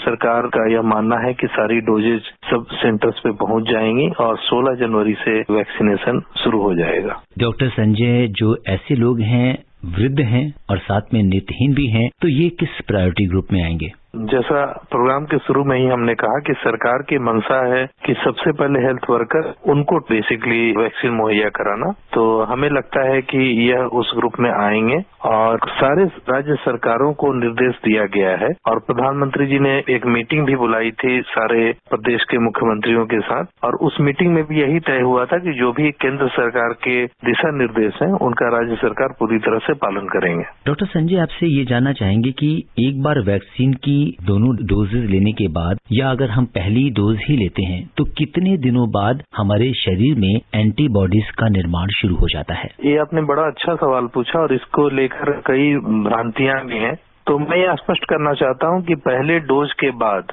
एंटीबॉडीज बनने में जो अर्लीस्ट एंटीबॉडी है, ये कह सकते हैं कि 5 से 7 दिन में शुरू होता है, और maybe at the end of 2 second week, तो ये कह सकते हैं कि 14 दिन के आसपास एंटीबॉडी काफी मात्रा में बन जाता है। लेकिन हम एक सेकेंड डोज देते हैं, सेकेंड डोज यूजुअली 4 सप्ताह के बाद देते हैं, या 28 दिन कह सकते हैं, और उसके बाद जो एंटीबॉडी बनती है वो काफी लंबे समय तक शरीर में रहती है। डॉक्टर संजय, जाड़े का मौसम है और बार बार हाथ धोना पॉसिबल होता नहीं है, लोगों को आलस आता है, तो ऐसे में हम इससे कैसे बच सकते हैं, इसका कैसे मैनेजमेंट करें, जो हैंड हाइजीन है? बार बार हाथ धोने से कैसे बचा जा सके, क्योंकि सर्दी का मौसम है, या घर में रहती हैं और घर में अगर इनका किसी चीज से बहुत ज्यादा कोई कांटेक्ट नहीं है तो बार बार हाथ धोने की कोई जरूरत नहीं है। और अगर आप ऑफिस में भी रहते हैं और अगर आप किसी से बार बार हाथ मिलाते नहीं है या इधर उधर आपके हाथ का कांटेक्ट किसी चीज से नहीं होता, तो उसमें भी बार बार हाथ धोने की जरूरत नहीं है। हाथ धोने की जरूरत तब है जब आपका एक्सपोजर किसी चीज से होता है। डॉक्टर संजय, आपका न्यूरोलॉजी के क्षेत्र में विशेष अनुभव रहा है, आपसे जानना चाहेंगे कि ऐसे मरीज जो कोमॉर्बिडिटीज या प्रीमॉर्बिड कंडीशन में हैं, तो उन्हें वैक्सीन लेते समय किन बातों का ख्याल रखना होगा? वैक्सीन लेते समय कोई खास ख्याल रखने की जरूरत नहीं है। हाँ, एक बहुत ही स्मॉल परसेंटेज होता है जिसमें एक एनाफाइलेक्सिस रिएक्शन हो सकता है। जैसा कि आपने अखबारों में भी पढ़ा होगा कि कई लोग ने वैक्सीन लगाया और उनको एलर्जिक रिएक्शन हो गए। मैंने एक साइंटिफिक जर्नल था, उसमें एक स्टडी आई है, उसमें काफी अहम जानकारी थी कि एनाफाइलेक्टिक रिएक्शन बहुत ही रेयर है, मतलब 1 in 1 lakh, तो काफी रेयर हुआ। तो इसमें कोई घबराने वाली बात नहीं है। अगर मान लीजिए कि किसी को एलर्जिक रिएक्शन हो भी जाता है तो इसीलिए ऐसा प्रावधान किया गया है कि वैक्सीन लेने के 30 मिनट्स के बाद भी आपको वहीं रहना है, ताकि अगर एलर्जिक रिएक्शन होता है तो आपकी मॉनिटरिंग की जा सके। और एलर्जिक रिएक्शन को कंट्रोल करने के लिए काफी सरल उपाय होते हैं, तो इसमें कोई घबराने वाली बात नहीं है। डॉक्टर संजय, बहुत बहुत धन्यवाद। अभी आप सुन रहे थे कोरोना वायरस संक्रमण पर स्वास्थ्य विशेषज्ञ डॉक्टर संजय पांडे से आकाशवाणी संवाददाता सिद्धार्थ सिंह की बातचीत। ये कार्यक्रम आकाशवाणी के समाचार सेवा प्रभाग द्वारा प्रस्तुत किया गया। इसे आप हमारे mobile app news on AIR पर भी सुन सकते हैं। इस कार्यक्रम के संबंध में अपनी प्रतिक्रिया आप हमें ईमेल कर सकते हैं। पता है airnsttalks@gmail.com। ये कार्यक्रम फिर से सुनने के लिए लॉग ऑन करें हमारी वेबसाइट newsonair.com। ये आकाशवाणी है। कार्यक्रम सुर्खियों में प्रस्तुत है कोरोना वायरस संक्रमण पर स्वास्थ्य विशेषज्ञ डॉक्टर के श्रीनाथ रेड्डी से आकाशवाणी संवाददाता सिद्धार्थ सिंह की बातचीत। डॉक्टर रेड्डी, देश में अगर हम कोविड-19 की टेस्टिंग की बात करें तो हमने एक माइलस्टोन अचीव किया है और 18 करोड़ से ज्यादा कोरोना सस्पेक्टेड सैंपल्स की जांच भी की गई है। टेस्टिंग की कोरोना की रोकथाम में कितनी बड़ी भूमिका होती है? किसी बीमारी का पहचान के लिए, खास करके जब संक्रमित बीमारी होती है, वो बिल्कुल आवश्यक है कि जल्द से जल्दी उसका पहचान हो और जिन व्यक्ति को ये संक्रमित हुआ है उनका परीक्षा करके अगर अस्पताल में दाखिल होने की आवश्यकता हो या घर में इलाज कराने की आवश्यकता हो या दूसरों से मिलने के लिए रोकने से ताकि औरों को संक्रमण न हो, ये टेस्टिंग की आवश्यकता बहुत है। तो बीमारी को फैलने में ये रोकता है और बीमारी का जल्दी पहचान करके इलाज करने में भी ये मदद करता है। और दूसरी बात ये है कि अगर टेस्टिंग में ये पॉजिटिव रिजल्ट निकला तो ये भी पता चलता है उसके बाद में कि किन किन व्यक्तियों के साथ इनका संपर्क रहा है पिछले कुछ दिनों में। इसके दो कारण हैं, एक तो किस व्यक्ति से इनको संक्रमित हुआ है उसकी भी पहचान होती है और जिन व्यक्तियों को आगे चल के इनके द्वारा बीमारी का संक्रमण होने का भी शंका है तो उनके बारे में भी पता चलता है कि जाके उनको ट्रेस कर सकें और उनका भी जांच कर सकें। तो इस प्रकार से बीमारी एक दूसरे से फैलने में जो होता है प्रक्रिया, उसमें हम रुकावट पैदा कर सकते हैं और काफी मात्रा तक दूसरों को बचा सकते हैं। और डॉक्टर रेड्डी, इस समय देश में सबसे ज्यादा चर्चा DGCI द्वारा अप्रूव्ड 2 वैक्सीन, कोवैक्सीन और कोविशील्ड की चर्चा है। इस समय लोगों के मन में in made in India vaccine की सेफ्टी, एफिकेसी और इफिशिएंसी को लेकर बहुत सारे सवाल आ रहे हैं, क्योंकि कुछ लोग ऐसे हैं जो वैक्सीन को लेकर भ्रामक खबरें भी फैला रहे हैं। आप इस पर क्या कहेंगे? वैक्सीन को खास करके 2 चीजों के ऊपर नजर रखा जाता है। एक तो सबसे पहली बात है सेफ्टी, और ये सेफ्टी का जो जांच है ये क्लिनिकल ट्रायल के 3 फेजेस होते हैं। तो पहले फेज में पहला सेफ्टी का देखा जाता है 100 लोगों की संख्या में कम लोगों में, हेल्थी वॉलंटियर्स में। फिर सेकंड फेज में सेफ्टी और जो इम्यून रिस्पांस होती है वैक्सीन का, वॉलंटियर के शरीर में ये वैक्सीन के खिलाफ इम्यूनिटी पैदा होता है, उसका भी डोज का निर्धारण होता है, मगर सेफ्टी पर भी नजर रखा जाता है। और तीसरा सबसे महत्वपूर्ण फेज जो होता है वो फेज 3, वहां पे हजारों की संख्या में लोगों को वैक्सीन दिया जाता है और ये देखा जाता है कि क्या उसका सेफ्टी है और जिन व्यक्तियों को वैक्सीन नहीं मिला है उनके मुकाबले में ये कितना कामयाब है इन्फेक्शन को रोकने में या बीमारी को रोकने में। तो हजारों के तादाद में ये सेफ्टी का निर्धारण होता है ये ट्रायल्स के माध्यम से। और उसके पहले एनिमल रिसर्च जो होता है वहां पे भी सेफ्टी के ऊपर ध्यान रखा जाता है। अब बाकी रहा इफेक्टिवनेस की। फेज 3 ट्रायल में खास करके एफिकेसी देखा जाता है क्लिनिकल ट्रायल के द्वारा, और वहां पे अगर पूरा ट्रायल कंप्लीट हुआ तो हमें पूरा इंफॉर्मेशन मिलता है। मगर उसके पहले भी एनिमल ट्रायल्स के वक्त और दूसरे फेजेस में भी जो फेज 1, फेज 2 ट्रायल्स भी करते हैं, वहां पे भी जो इम्यूनिटी पैदा होता है शरीर में, जो इम्यूनोजेनिसिटी कहते हैं, और खास करके न्यूट्रलाइजिंग एंटीबॉडीज जो होते हैं जो हमारे शरीर में पैदा होते हैं और वायरस को नाकामयाब बना देते हैं, तो वो न्यूट्रलाइजिंग एंटीबॉडीज का भी अध्ययन होता है। तो एफिकेसी का मतलब यह है कि एक तो इम्यूनिटी का लेवल ठीक से पैदा होनी चाहिए शरीर में, और दूसरा वायरस को दबाने की शक्ति होनी चाहिए, और तीसरा बीमारी को रोकने में जो कामयाबी है फेज 3 में वो भी हमें नजर आना चाहिए। तो ये सारे चीजों का परीक्षा की गई है।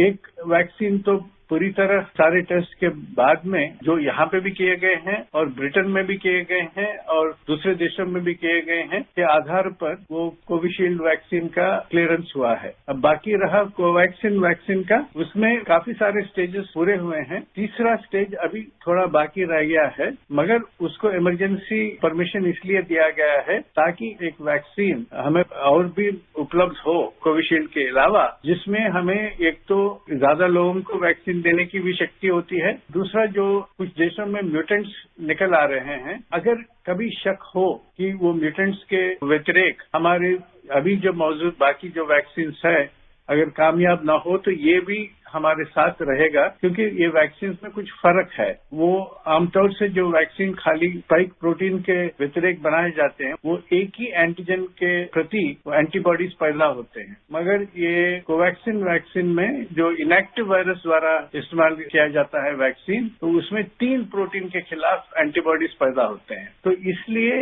एक वैक्सीन जो फेज 3 भी पूरा कर चुका है वो कोविशील्ड वाला, और दूसरा जो बाकी टेस्ट पूरे हुए हैं और फेज 3 पूरा होने की स्थिति में अभी है, मगर उसके पहले भी क्योंकि इसके आधार पर हमें थोड़ा आश्वासन मिल सकता है कि ये म्यूटेंट्स के खिलाफ भी शायद काम करेगा, तो उसको भी परमिशन दी गई है कुछ रिस्ट्रिक्शन के साथ। तो 2 वैक्सीन हमारे पास ऐसे उपलब्ध है जिनके सेफ्टी के बारे में कोई खास घबराने वाली बात नहीं है। एफिकेसी एक में पूरी तरह पता चल गया है और दूसरे का भी एफिकेसी काफी सारे स्टेजेस में हमें सबूत मिल चुका है।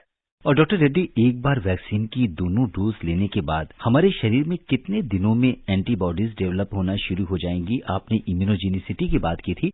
ब्रिटेन की अल्बामा यूनिवर्सिटी के वैज्ञानिकों ने इन होम एंटीबॉडीज की पहचान करने के लिए एक तकनीक विकसित करने का दावा किया है जिससे पता चल सके कि वैक्सीन कितनी कारगर है। तो कितने दिनों में हमारे अंदर एंटीबॉडीज इन वैक्सीन को लेने के बाद डेवलप हो जाएंगी, और क्या कोई ऐसा तरीका है जिससे हम पता लगा सकें कि वैक्सीन की इफेक्टिविटी के बारे में? ये वैक्सीन 2 इंजेक्शन के रूप में दिया जा रहा है जिसमें तकरीबन 4 हफ्ते का अंतर है, और पहले वैक्सीन देने के बाद कुछ दिनों में 2 या 3 हफ्ते में कुछ एंटीबॉडीज शुरू हो जाएंगे पहले इंजेक्शन के बाद में भी। मगर क्योंकि पहला इंजेक्शन से हमारे शरीर में थोड़ा सा प्राइमिंग होता है वायरस के खिलाफ, वो पूरे स्तर पर एंटीबॉडीज बन नहीं पाते, पूरा इम्यूनिटी जोर नहीं पकड़ता, तो दूसरा इंजेक्शन 4 हफ्ते के बाद में फिर दी जाती है जिसको बूस्टर डोज कहते हैं। पहला वाला प्राइमिंग डोज वाला होता है। तो बूस्टर डोज के बाद में 2 हफ्ते के बाद में पूरा इम्यूनिटी का सबूत मिलता है। तो मतलब कुल मिला के तकरीबन 6 हफ्ते लगते हैं ये पूरा इम्यूनिटी बनने में,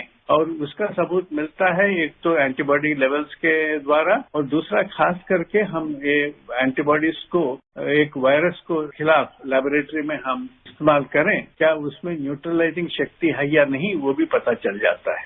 डॉक्टर रेड्डी, अक्सर ऐसा होता है जब भी हम किसी वैक्सीन को लेते हैं तो हमें हल्का फुल्का बुखार आ जाता है या थोड़ी एलर्जी हो जाती है, और ये बड़े शॉर्ट पीरियड के लिए होती है। तो ऐसे में हमें क्या करना चाहिए, किस तरह से हम इसका बचाव कर सकते हैं? कई सारे वैक्सीन में होता है, फ्लू का वैक्सीन या और कोई वैक्सीन भी लें तो हो सकता है कि 1 दिन का बुखार हो सकता है या ज्यादा से ज्यादा 2 दिन का बुखार जैसा लगता है, और वो खत्म हो जाता है अपने आप। अगर बुखार थोड़ा तेज लगता है या जहाँ पे इंजेक्शन सुई लगी है वहाँ पे अगर दर्द ज्यादा होने लगता है तो ये पैरासिटामोल की गोली खा सकते हैं। इसके अलावा और कुछ करने की आवश्यकता नहीं है, वो अपने आप ठीक हो जाएगा। अब बाकी रही एलर्जी की बात, अगर एलर्जी होता है तो तभी डॉक्टर को दिखाना चाहिए, क्योंकि एलर्जी में कई सारे रूप होते हैं। कुछ लोगों में कुछ ज्यादा एलर्जी या एनाफिलैक्टिक या एनाफिलैक्टॉइड रिएक्शन हो तो उसका इलाज भी तुरंत करना चाहिए, और मामूली सा कभी कभी स्किन रैश जैसा होता है तो उसका भी एक इलाज हो सकता है, मगर ये बहुत ही कम ही लोगों में होता है, तो इसके बारे में ज्यादा चिंता करने वाली बात नहीं है। आमतौर से ये जो एलर्जी वाली बात है 15-20 मिनट में पता चल जाता है, तो इसीलिए अभी ये कहा गया है कि किसी को भी अगर वैक्सीन लगता है उस व्यक्ति को 30 मिनट तक उसी जगह इंतजार करनी चाहिए, ताकि अगर कुछ इस प्रकार का एलर्जी का कोई लक्षण उभर आए तो तब वहीं पे बता सकते हैं और वहीं पे उसका इलाज भी हो सकता है। तो एलर्जी के बारे में अभी ऐसा कोई चिंता करने वाली बात नहीं है, और दर्द वगैरह और हल्का सा बुखार जो है वो कईयों को हो सकता है, मगर उसमें भी कोई खतरा नहीं है। डॉक्टर रेड्डी, आप कोविड-19 के इस विशेष कार्यक्रम से जुड़े आपका बहुत बहुत आभार और धन्यवाद। धन्यवाद जी। अभी आप सुन रहे थे कोरोना वायरस संक्रमण पर डॉक्टर के श्रीनाथ रेड्डी से आकाशवाणी संवाददाता सिद्धार्थ सिंह की बातचीत। ये कार्यक्रम आकाशवाणी के समाचार सेवा प्रभाग द्वारा प्रस्तुत किया गया। इसे आप हमारे mobile app news on AIR पर भी सुन सकते हैं। इस कार्यक्रम के संबंध में अपनी प्रतिक्रिया आप हमें ईमेल कर सकते हैं। पता है airnsdtalks@gmail.com। ये कार्यक्रम फिर से सुनने के लिए लॉग ऑन करें हमारी वेबसाइट newsonair.com। ये आकाशवाणी है। कार्यक्रम सुर्खियों में प्रस्तुत है कोरोना वायरस संक्रमण पर स्वास्थ्य विशेषज्ञ डॉक्टर राजेंद्र के धमीजा से आकाशवाणी संवाददाता सिद्धार्थ सिंह की बातचीत। डॉक्टर धमीजा, वैक्सीन का इंतजार खत्म हो गया है। देश में 16 जनवरी से कोरोना के लिए वैक्सीनेशन प्रोग्राम की शुरुआत हो रही है। इसके ड्राई रन के परिणाम भी बहुत सकारात्मक रहे हैं, आप क्या कहेंगे? ये एक बहुत महत्वपूर्ण कदम है और महत्वपूर्ण डे है। तारीख तय हो गई 16 जनवरी से जो है हमारे देश में लार्जेस्ट टीकाकरण अभियान है वो शुरू होने जा रहा है। और मुझे ये लगता है कि ये कोविड-19 का जो पैंडेमिक है, जो पिछले 12 महीने से हम इसको झेल रहे हैं, ये पहला पैंडेमिक होगा जिसको वैक्सीन के द्वारा खत्म किए जाने की संभावना है। ये बहुत बड़ा इम्पोर्टेंट स्टेप है और मुझे ये लगता है कि अब हमें होप जो है नजर आ रही है, लेकिन इसके साथ साथ कॉशियस ऑप्टिमिज्म भी है कि हमें वैक्सीन आने के बाद भी अपना कोविड अप्रोप्रिएट बिहेवियर जो है वो जरूर जारी रखना है, क्योंकि अभी समय लगेगा इस पैंडेमिक को इरेडिकेट करने के लिए या कंट्रोल करने के लिए। डॉक्टर धमीजा, इस समय देश में सबसे ज्यादा चर्चा DGCI द्वारा अप्रूव्ड 2 वैक्सीन, स्वदेशी वैक्सीन कोवैक्सीन और कोविशील्ड की चर्चा है। अगर हम देखें तो कोविशील्ड और कोवैक्सीन में बुनियादी अंतर क्या है? जो वैक्सीन डेवलप हुई है नॉर्मली जो है काफी वर्ष लगते हैं, तकरीबन 10 से 15 वर्ष लगते हैं किसी भी वैक्सीन को तैयार करने के लिए। लेकिन पिछले 12 महीने में विश्व की बहुत सारी एजेंसीज और एफर्ट्स के द्वारा बहुत सारी कंट्रीज ने मिलकर काम किया है, बहुत सारे साइंटिस्ट ने मिलकर काम किया है। इनफैक्ट चाइना ने जो कोविड वायरस का जीनोम जो है वो पूरी दुनिया को शेयर किया जनवरी के महीने में, 10 या 11 जनवरी को। और उसके कुछ दिनों में जो है कंपनियों ने वैक्सीन बनाने का कार्यक्रम शुरू कर दिया और डिफरेंट प्लेटफॉर्म्स आजमाए गए, जिसमें से 4-5 प्लेटफॉर्म मुख्यतः प्रमुख हैं, जिनको मैं थोड़ा सा अपने श्रोताओं से साझा चाहता हूँ। तो सबसे पहले जो प्लेटफॉर्म तैयार किया गया वो मैसेंजर RNA टेक्नोलॉजी का था। टेक्नोलॉजी को पिछले 10 सालों से इस टेक्नोलॉजी पर काम चल रहा था, लेकिन कोई भी वैक्सीन अप्रूव नहीं हुई थी। ये जो कोविड-19 के अगेंस्ट जो वैक्सीन तैयार की गई है, ये पहली वैक्सीन है जो मैसेंजर RNA के प्लेटफॉर्म पे अप्रूव हुई है, और वो है मॉडर्ना और फाइजर। तो ये दोनों जो है मैसेंजर RNA के प्लेटफॉर्म पे तैयार की गई है। इसमें किसी भी स्टेज पर वायरस को हैंडल नहीं किया जाता। वायरस का जो जीनोम है उसके अंदर से मैसेंजर RNA को निकाल के उसको नैनो पार्टिकल, जो लिपिड पार्टिकल है, उसमें डालकर हम अपने मसल्स में इंजेक्ट करते हैं, डेल्टॉइड मसल में, आर्म में। और वो मैसेंजर RNA सिर्फ एक कोड है जो हमारे शरीर के सेल्स में जो फैक्ट्रीज लगी हुई हैं, राइबोसोम्स जिसको हम बोलते हैं सेल्स के अंदर, उनको ये निर्देश देता है कोड कि आप जो है स्पाइक प्रोटीन बनाइए। तो ये जो कोड है वो स्पाइक प्रोटीन का ही है, और हमारे ही सेल्स स्पाइक प्रोटीन भी बनाते हैं, और फिर उसके प्रोटीन बनने के बाद हमारी बॉडी के जो इम्यून सिस्टम है वो उस प्रोटीन के अगेंस्ट एंटीबॉडीज बनाता है। और जब दोबारा से कभी वायरस का एक्चुअल में अगर अटैक पड़ता है, हमारी बॉडी तैयार रहती है एंटीबॉडीज के साथ और T सेल्स की इम्यूनिटी के साथ। दोनों इम्यूनिटी जो है तैयार रहती है। तो कहीं पे भी वायरस इन्वॉल्व नहीं है, लैब में बनाया गया मैसेंजर RNA है, और वो हमारे शरीर को ही निर्देश देता है। हमारा शरीर प्रोटीन भी बनाता है और साथ में एंटीबॉडीज प्रोटेक्शन भी बनाता है। तो दोनों चीजें हमारे शरीर के अंदर है, हम वायरस इंजेक्ट नहीं करते हैं ना। तो दूसरा प्लेटफॉर्म की जिसकी हम चर्चा करना चाहते हैं वो ये है कि वायरल वेक्टर प्लेटफॉर्म, जिसमें एक हार्मलेस वायरस को लिया जाता है और उस वायरस के जीनोम में थोड़ा सा जो SARS-CoV वायरस का जो मैसेंजर RNA है वो डाला जाता है और उस वायरस को इंजेक्ट किया जाता है with messenger RNA of protein. तो वो एक कैरियर का काम करता है, जैसे घोड़े की पीठ पर आप किसी को लेके जाते हैं सवार। तो जो हार्मलेस वायरस है वो भी 2 तरह के होते हैं, वायरस रेप्लिकेटिंग और नॉन रेप्लिकेटिंग। मतलब ये कि वो वायरस अपना काम करके फिर वहीं खत्म हो जाता है, और जो मैसेंजर RNA उस वायरस के थ्रू हमारे शरीर में गया वो फिर वही उसी तरीके से काम करता है जैसे मैसेंजर RNA वैक्सीन का मैंने बताया आपको। तो ये वायरल वैक्सीन का एग्जाम्पल सबसे बड़ा कोविशील्ड है, जो ऑक्सफोर्ड एस्ट्राजेनेका वाले जो बना रहे हैं, सीरम इंस्टीट्यूट ऑफ इंडिया द्वारा मैन्युफैक्चर की जा रही है। तीसरा प्लेटफॉर्म जो है वो इनएक्टिवेटेड वायरस का प्लेटफॉर्म है। जैसे बहुत सारी वैक्सीन पहले भी बनी है, पोलियो की है, स्मॉल पॉक्स की है, उसमें हम वायरस को लेकर उसको इनएक्टिवेट कर देते हैं, मार देते हैं, और उसके बाद फिर उसको हम इंजेक्ट करते हैं। हमारा शरीर ऐसे लगता है उसको जैसे कोई वायरस का अटैक हुआ है तो उसके अगेंस्ट जो प्रोटेक्शन करता है। तो ये किल्ड वायरस है लेकिन हार्मलेस है। हमारा शरीर उसको इम्यून रिस्पॉन्स देकर उसके अगेंस्ट एंटीबॉडीज तैयार करता है, ताकि एक्चुअल में जब वायरस का अटैक हो तो वो एंटीबॉडीज जो सेल का जो इम्यून सिस्टम है, प्रोटेक्शन है, वो दोनों आ जाए। तो इसका जो एग्जाम्पल है वो कोवैक्सीन है, जो भारत बायोटेक, आईसीएमआर और नेशनल इंस्टीट्यूट ऑफ वायरोलॉजी ने तैयार किया है, जो वैक्सीन हमारी अप्रूव भी हुई है कोविशील्ड के साथ। इस बारे में मैं थोड़ा सा और बताना चाहता हूँ कि ये जब वायरस इंडियन साइंटिस्ट ने आइसोलेट किया, इसका जीनोम भी आइसोलेट किया मार्च-अप्रैल के महीने में, तो नेशनल इंस्टीट्यूट ऑफ वायरोलॉजी जो पुणे में है, वहां से ये वायरस लाया गया हैदराबाद में भारत बायोटेक में पूरी प्रोटेक्शन के साथ। आप समझ सकते हैं कि मुश्किल से पुणे से वायरस की जो स्ट्रेन्स हैं वो लाई गई, और उसके बाद भारत बायोटेक की हैदराबाद जिसमें फैसिलिटी है मैन्युफैक्चरिंग की वैक्सीन की, उसमें तैयार की गई वैक्सीन उसको एक्टिवेट करके उसके बाद वायरस की प्रोडक्शन शुरू हुई। तीसरा प्लेटफॉर्म मैंने आपको बताया जो कोवैक्सीन का है। एक DNA का भी है प्लेटफॉर्म, जिसमें एक एडला नाम की इंडियन कंपनी, अहमदाबाद वाली कंपनी बना रही है, और वो DNA वैक्सीन है। उसमें बहुत अच्छा प्लेटफॉर्म है, पहली बार ऐसा होगा, और शायद वो इंटरनेजल वैक्सीन बनेगी और बड़ी हार्मलेस वैक्सीन बनेगी। वो 3 ट्रायल को उसको अभी अप्रूवल मिला है। तो ये सभी प्लेटफॉर्म जो हैं, कुछ प्लेटफॉर्म टाइम टेस्टेड हैं और कुछ जो हैं ऑलरेडी यूज भी हैं और कुछ नए प्लेटफॉर्म्स हैं। अगर ये नए प्लेटफॉर्म्स इस वैक्सीन में सक्सेसफुल होते हैं तो ये लैंडमार्क चीज होगी, आने वाली हो सकता है कि बहुत सारी वैक्सीन उसी प्लेटफॉर्म पर बनेंगी, क्योंकि वहाँ पे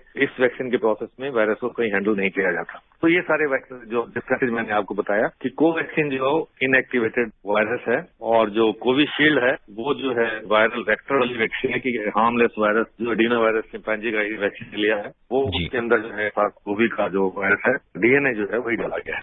आपसे एक बात और पूछना चाहेंगे कि इस समय लोगों के मन में इन वैक्सीन की सेफ्टी, इफिकेसी और एफिशिएंसी को लेके बहुत सारे मन में सवाल आ रहे हैं, क्योंकि बहुत सारी अगर हम देखें तो सोशल मीडिया पर और अन्य माध्यम से लोग इसके बारे में बहुत सारी भ्रामक खबरें भी फैला रहे हैं। इसके बारे में आप क्या कहेंगे? बहुत अहम मुद्दा है ये, और अभी मैंने थोड़ी देर पहले आपको बताया कि कुछ टेक्नोलॉजीज ऐसी हैं जिसमें वायरस को हैंडल भी नहीं किया गया, बिल्कुल सेफ हैं और उनकी सेफ्टी और जो इनकी गुणवत्ता है उस पर बहुत फेज 1, फेज 2 ट्रायल्स बड़े रिग्रेस तरीके से होते हैं और इन दोनों वैक्सीन की भी फेज 1, फेज 2 और 3 ट्रायल्स हुए हैं और हर स्टेज पर बड़ी रिग्रेसली तैयार किया गया प्रोटोकॉल्स के हिसाब से जो है इनकी सेफ्टी असेस की गई है और दोनों ही वैक्सीन हजारों लोगों में लग चुकी हैं और बिल्कुल सेफ पाई गई हैं। और जो हमारे रेगुलेटर्स हैं और जो रेगुलेटर्स जिन कमेटियों की रिकमेंडेशन पे अप्रूव करते हैं उस कमेटी के मेंबर्स जो बहुत एक्सपर्ट्स हैं इसी फील्ड में हैं, उन्होंने बड़ी बारीकी से एक एक चीज को देखा है और तभी रेगुलेट ने जो है अप्रूवल दी है। तो ये बिल्कुल सेफ है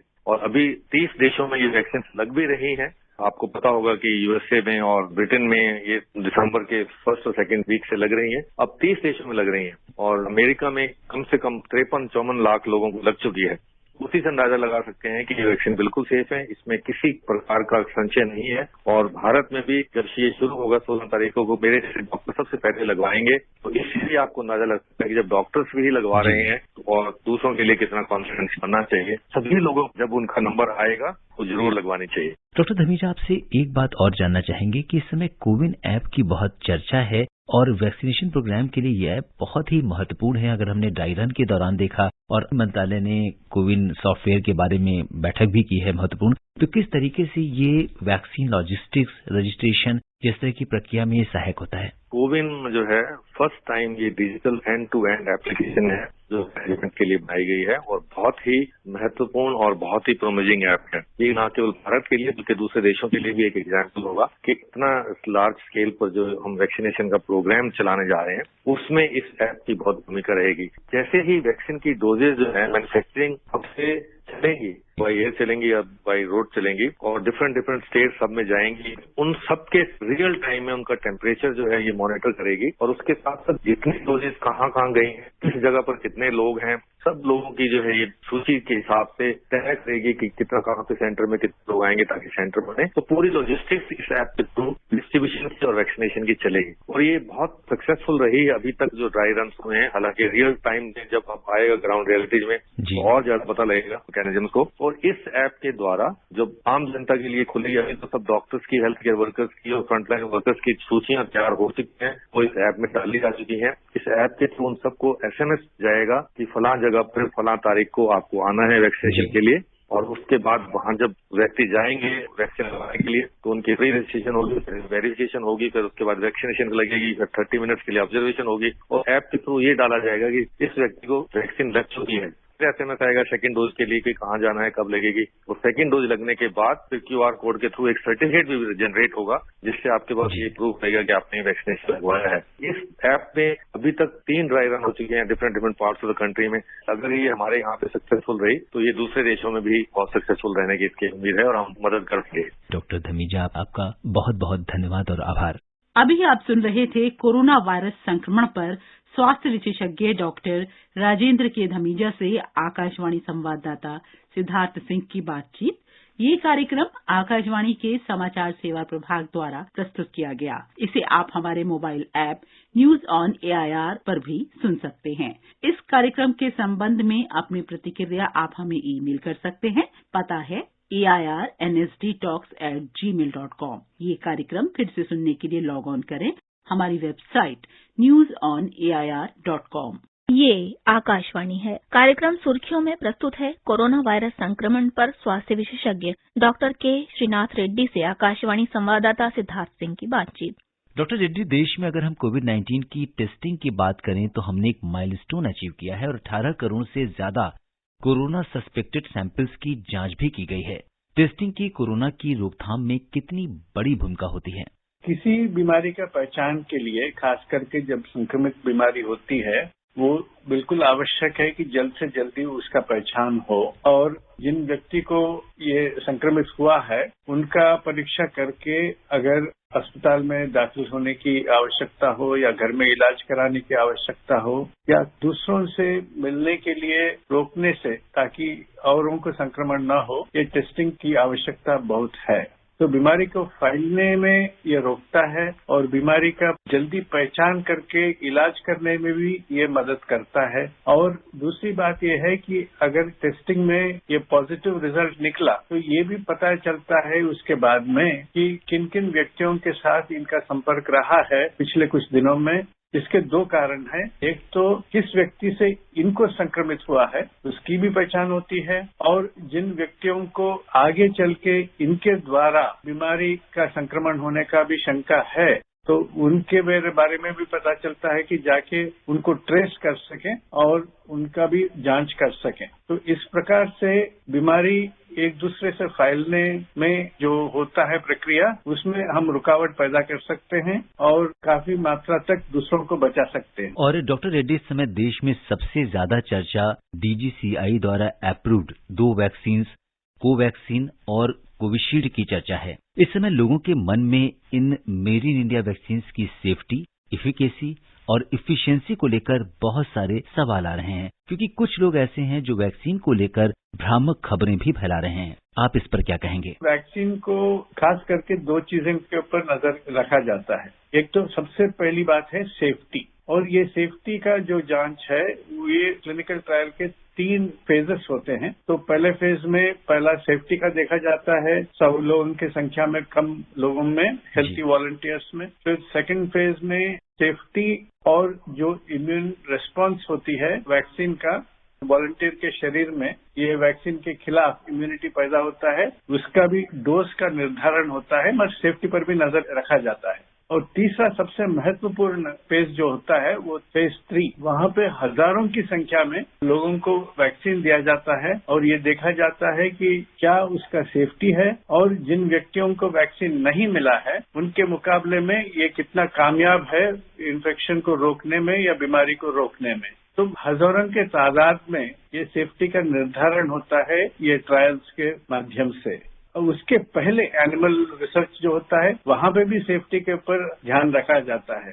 अब बाकी रहा इफेक्टिवनेस की। फेज 3 ट्रायल में खास करके एफिकेसी देखा जाता है क्लिनिकल ट्रायल के द्वारा, और वहां पे अगर पूरा ट्रायल कंप्लीट हुआ तो हमें पूरा इंफॉर्मेशन मिलता है। मगर उसके पहले भी एनिमल ट्रायल्स के वक्त और दूसरे फेजेस में भी जो फेज 1, फेज 2 ट्रायल्स भी करते हैं, वहां पे भी जो इम्यूनिटी पैदा होता है शरीर में, जो इम्यूनोजेनिसिटी कहते हैं, और खास करके न्यूट्रलाइजिंग एंटीबॉडीज जो होते हैं जो हमारे शरीर में पैदा होते हैं और वायरस को नाकामयाब बना देते हैं, तो वो न्यूट्रलाइजिंग एंटीबॉडीज का भी अध्ययन होता है। तो एफिकेसी का मतलब यह है कि एक तो इम्यूनिटी का लेवल ठीक से पैदा होनी चाहिए शरीर में, और दूसरा वायरस को दबाने की शक्ति होनी चाहिए, और तीसरा बीमारी को रोकने में जो कामयाबी है फेज 3 में वो भी हमें नजर आना चाहिए। तो ये सारे चीजों का परीक्षा की गई है। एक वैक्सीन तो पूरी तरह सारे टेस्ट के बाद में जो यहाँ पे भी किए गए हैं और ब्रिटेन में भी किए गए हैं और दूसरे देशों में भी किए गए हैं के आधार पर वो कोविशील्ड वैक्सीन का क्लियरेंस हुआ है। अब बाकी रहा कोवैक्सीन वैक्सीन का, उसमें काफी सारे स्टेजेस पूरे हुए हैं। तीसरा स्टेज अभी थोड़ा बाकी रह गया है, मगर उसको इमरजेंसी परमिशन इसलिए दिया गया है ताकि एक वैक्सीन हमें और भी उपलब्ध हो कोविशील्ड के अलावा, जिसमें हमें एक तो ज्यादा लोगों को वैक्सीन देने की भी शक्ति होती है। दूसरा, जो कुछ देशों में म्यूटेंट्स निकल आ रहे हैं, अगर कभी शक हो कि वो म्यूटेंट्स के व्यतिरेक हमारे अभी जो मौजूद बाकी जो वैक्सीन है अगर कामयाब ना हो, तो ये भी हमारे साथ रहेगा, क्योंकि ये वैक्सीन में कुछ फर्क है। वो आमतौर से जो वैक्सीन खाली स्पाइक प्रोटीन के व्यतिरेक बनाए जाते हैं, वो एक ही एंटीजन के प्रति एंटीबॉडीज पैदा होते हैं, मगर ये कोवैक्सीन वैक्सीन में जो इनएक्टिव वायरस द्वारा इस्तेमाल किया जाता है वैक्सीन, तो उसमें 3 प्रोटीन के खिलाफ एंटीबॉडीज पैदा होते हैं। तो इसलिए एक वैक्सीन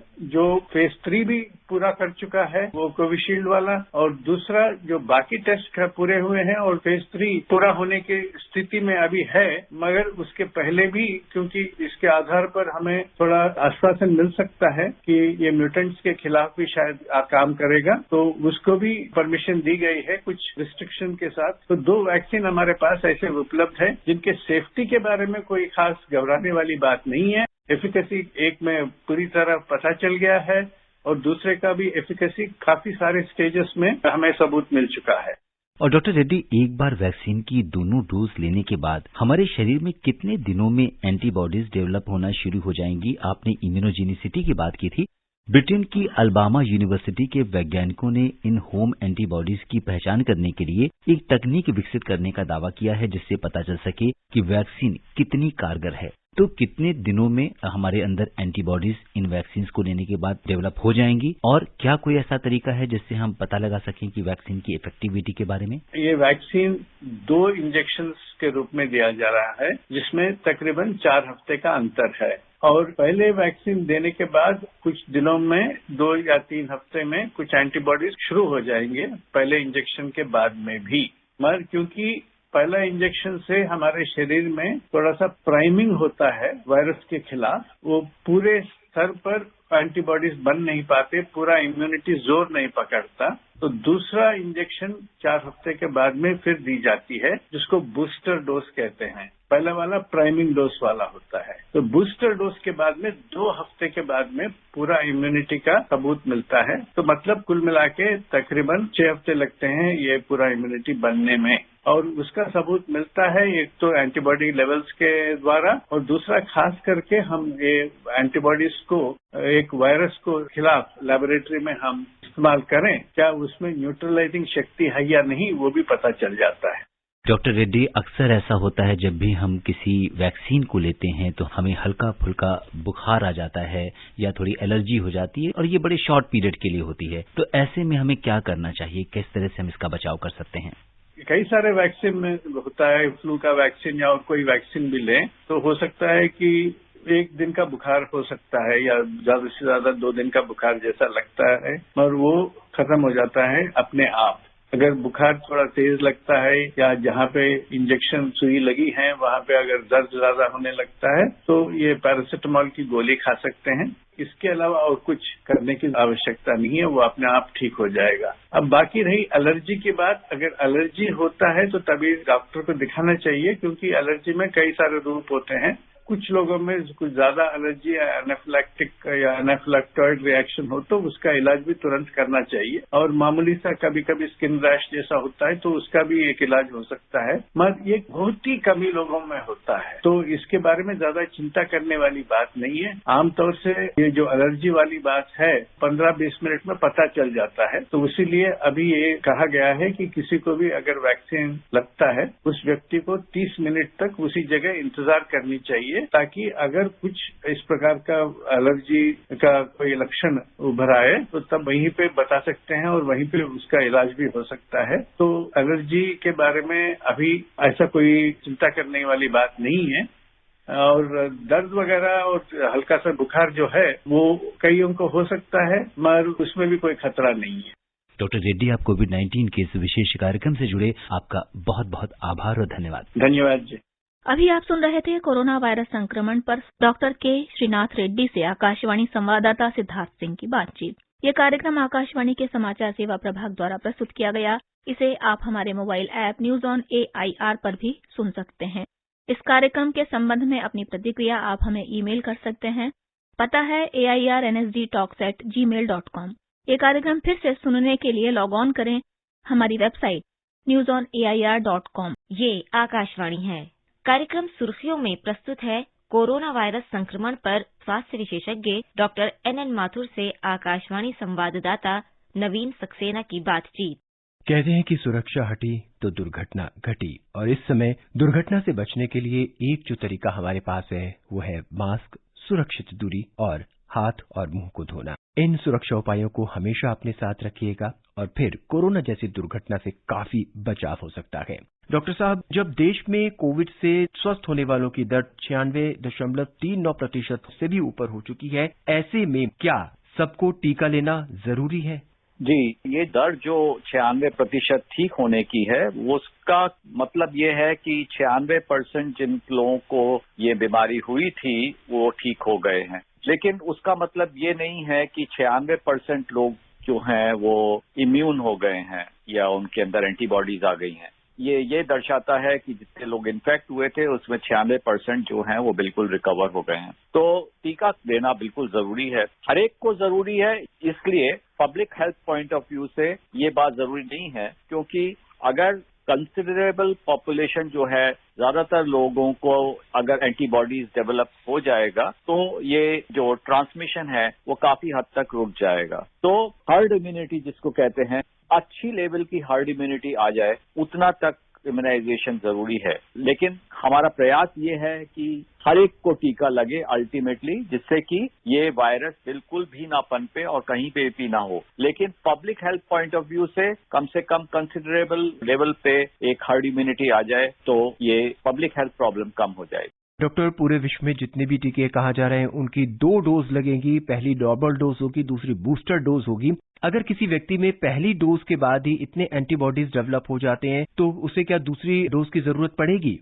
ये जो दूसरी डोज और पहली डोज की बात है, ये ट्रायल बेस्ड है। हमने जितने भी ट्रायल किए हैं वर्ल्ड ओवर, जो ट्रायल हुए हैं वो 2 डोज के हुए हैं। तो हमें डेटा मालूम है कि 2 डोज से एक कंसिडरेबल इम्यूनिटी आ जाती है। इसमें हम एंटीबॉडीज लेवल टेस्ट नहीं करेंगे कि पहले कितनी थी या एक डोज लगाने के बाद एंटीबॉडीज कितनी हो गई हैं, ये सब नहीं होगा। ये एक प्रोटोकॉल है और वो प्रोटोकॉल के बेस पे चलेंगे और हर एक को 2 डोज लगेंगी जब जो भी वैक्सीन आती है, अगर उसमें दिशा निर्देश ऐसा होगा तो। क्योंकि ट्रायल जो हमारे अभी तक हुए हैं, फेज 1, फेज 2, फेज 3 ट्रायल, तो उसमें जो निकल के आया है वो अगर 2 डोज का है तो वो 2 डोज ही लगेंगे। उसमें एंटीबॉडीज लेवल चेक करने की कोई आवश्यकता नहीं है। 2 डोज के बाद व्यक्ति या मरीज अपने आप को ये समझेगा कि मुझ में इतने एंटीबॉडीज डेवलप हो चुके हैं कि अब मैं कोरोना से लड़ सकता हूं। क्या यही बात है डॉक्टर साहब? जी बिल्कुल, वैक्सीन से एक्सपेक्टेशन यही है कि ज्यादातर लोगों में ये एफिकेशियस होगी। अब कितने % लोगों में एफिकेशियस होगी ये शोध का विषय रहेगा। ये डेटा एनालाइज होता रहेगा, पब्लिक डोमेन में ये डेटा आता रहेगा, बाद में लोगों को बता दिया जाएगा कि इतनी एफिकेशियस है ये वैक्सीन। उसमें टाइम लगेगा। अच्छी वैक्सीन से यही उम्मीद है कि वो एफिकेशियस होगी, लेकिन उसका मतलब ये नहीं है कि हम अपनी प्रिकॉशंस लेनी बंद कर दें। प्रिकॉशंस तब तक बरकरार रहेंगी जब तक कि हर्ड इम्यूनिटी बहुत अच्छी लेवल की नहीं आ जाएगी। मतलब जनसाधारण में ज्यादातर लोगों के अंदर अच्छी एंटीबॉडीज डेवलप हो जाए।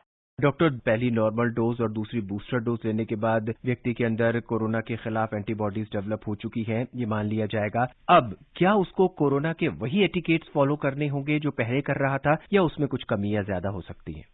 नहीं, कोई कमी ज्यादा नहीं होगा। वही एटिकेट्स बरकरार रहेंगे जब तक कि ऐलान नहीं किया जाता सरकारी तौर पे कि it is no more public health problem. अब आप अपने मास्क या जितने भी आप प्रिकॉशंस ले रहे थे वो कम कर दें। जब तक ये ऐलान नहीं किया जाता सरकार की तरफ से, तब तक ये तीनों प्रिकॉशंस बिल्कुल उतने ही चलने चाहिए।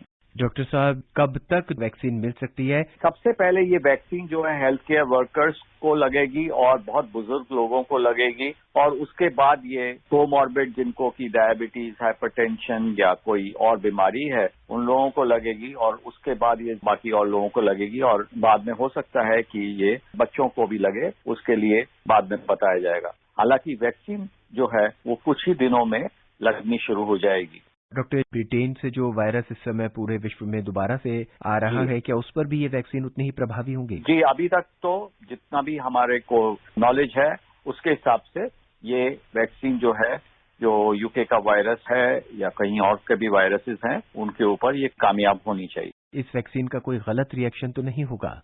जी नहीं, इस वैक्सीन का कोई रिएक्शन नहीं होगा। ये जरूरी है कि कुछ कुछ लोगों को थोड़ा बहुत एलर्जिक रिएक्शन मामूली सा हो सकता है, जिसकी जानकारी जब वैक्सीन लगने से पहले आपको वैक्सीनेटर बताएगा और वैक्सीन लगने के बाद आधे घंटे तक आपको निगरानी में रखा जाएगा। 3 कमरे होंगे जहां पे वैक्सीन लगेगी, एक रजिस्ट्रेशन का कमरा होगा, एक जगह वहां जहां पे वैक्सीन लगेगी वो कमरा होगा, और तीसरा कमरा जो होगा जब वैक्सीन लग जाएगी तो आपको वेटिंग एरिया होगा जिसमें आपको आधे घंटे तक निगरानी में रखा जाएगा, फिर आपको भेज दिया जाएगा। तो घबराने की कोई बात नहीं।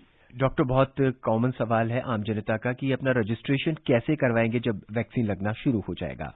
अभी वैक्सीनेशन जो है वो हेल्थ केयर वर्कर को लग रहे हैं और उनकी सूची बना ली गई है उन लोगों को जो डॉक्टर, नर्सेस और पैरामेडिकल स्टाफ जो हैं उनके लिए। एक ऐप बनाया है सरकार ने, कोविन ऐप, उसके ऊपर वो सारी जानकारी होगी और उसी के थ्रू ये सारी वैक्सीनेशन प्रोसेस चलेगा। जब बाकी जनता को भी वैक्सीन लगेगी तो ऐप को यूज किया जाएगा और कोविन ऐप काफी कारगर साबित होगा सब लोगों का रजिस्ट्रेशन और उनको एसएमएस भेजने के लिए। इसकी जानकारी जब वक्त आएगा तो सब लोगों को बता दी जाएगी। डॉक्टर साहब, 2 वैक्सीन है, पहली वैक्सीन जो है एक कंपनी के लिए, क्या दोबारा उसी कंपनी की दूसरी वैक्सीन लेनी पड़ेगी या बूस्टर डोज किसी और कंपनी का ले सकते हैं?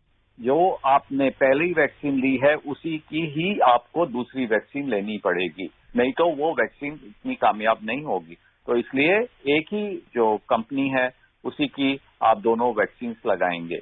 डॉक्टर साहब, एक और प्रश्न मन में आ रहा है, वो ये है कि पहली वैक्सीन की डोज हमने ले ली, उसके बाद हम किसी ऐसी बीमारी से पीड़ित हो जाते हैं या कुछ ऐसा हो जाता है कि हम दूसरी डोज लेने के लायक नहीं रहते जितना स्टिपुलेटेड टाइम है, तो क्या उस वक्त के बाद भी दूसरी डोज ली जा सकेगी? जी हाँ, आपको जो दूसरी डोज है वो जितनी भी जल्दी हो सके, अगर आपने अपना अपॉइंटमेंट मिस कर दिया है, चाहे वो 21 दिन का या 28 दिन का अपॉइंटमेंट है, वो अगर मिस कर दिया है तो जितनी जल्दी हो सके वो दूसरी डोज लगानी चाहिए। हाँ, अगर गलती से आपने डोज पहले लगा दी, टाइम पीरियड से पहले, जैसे कि 21 दिन का टाइम है, 28 दिन का टाइम है, आपने 17-18 दिन में दूसरा डोज ले लिया, तो फिर आपको कुछ और करने की जरूरत नहीं है, आपकी 2 वैक्सीन कामयाब रहेंगी।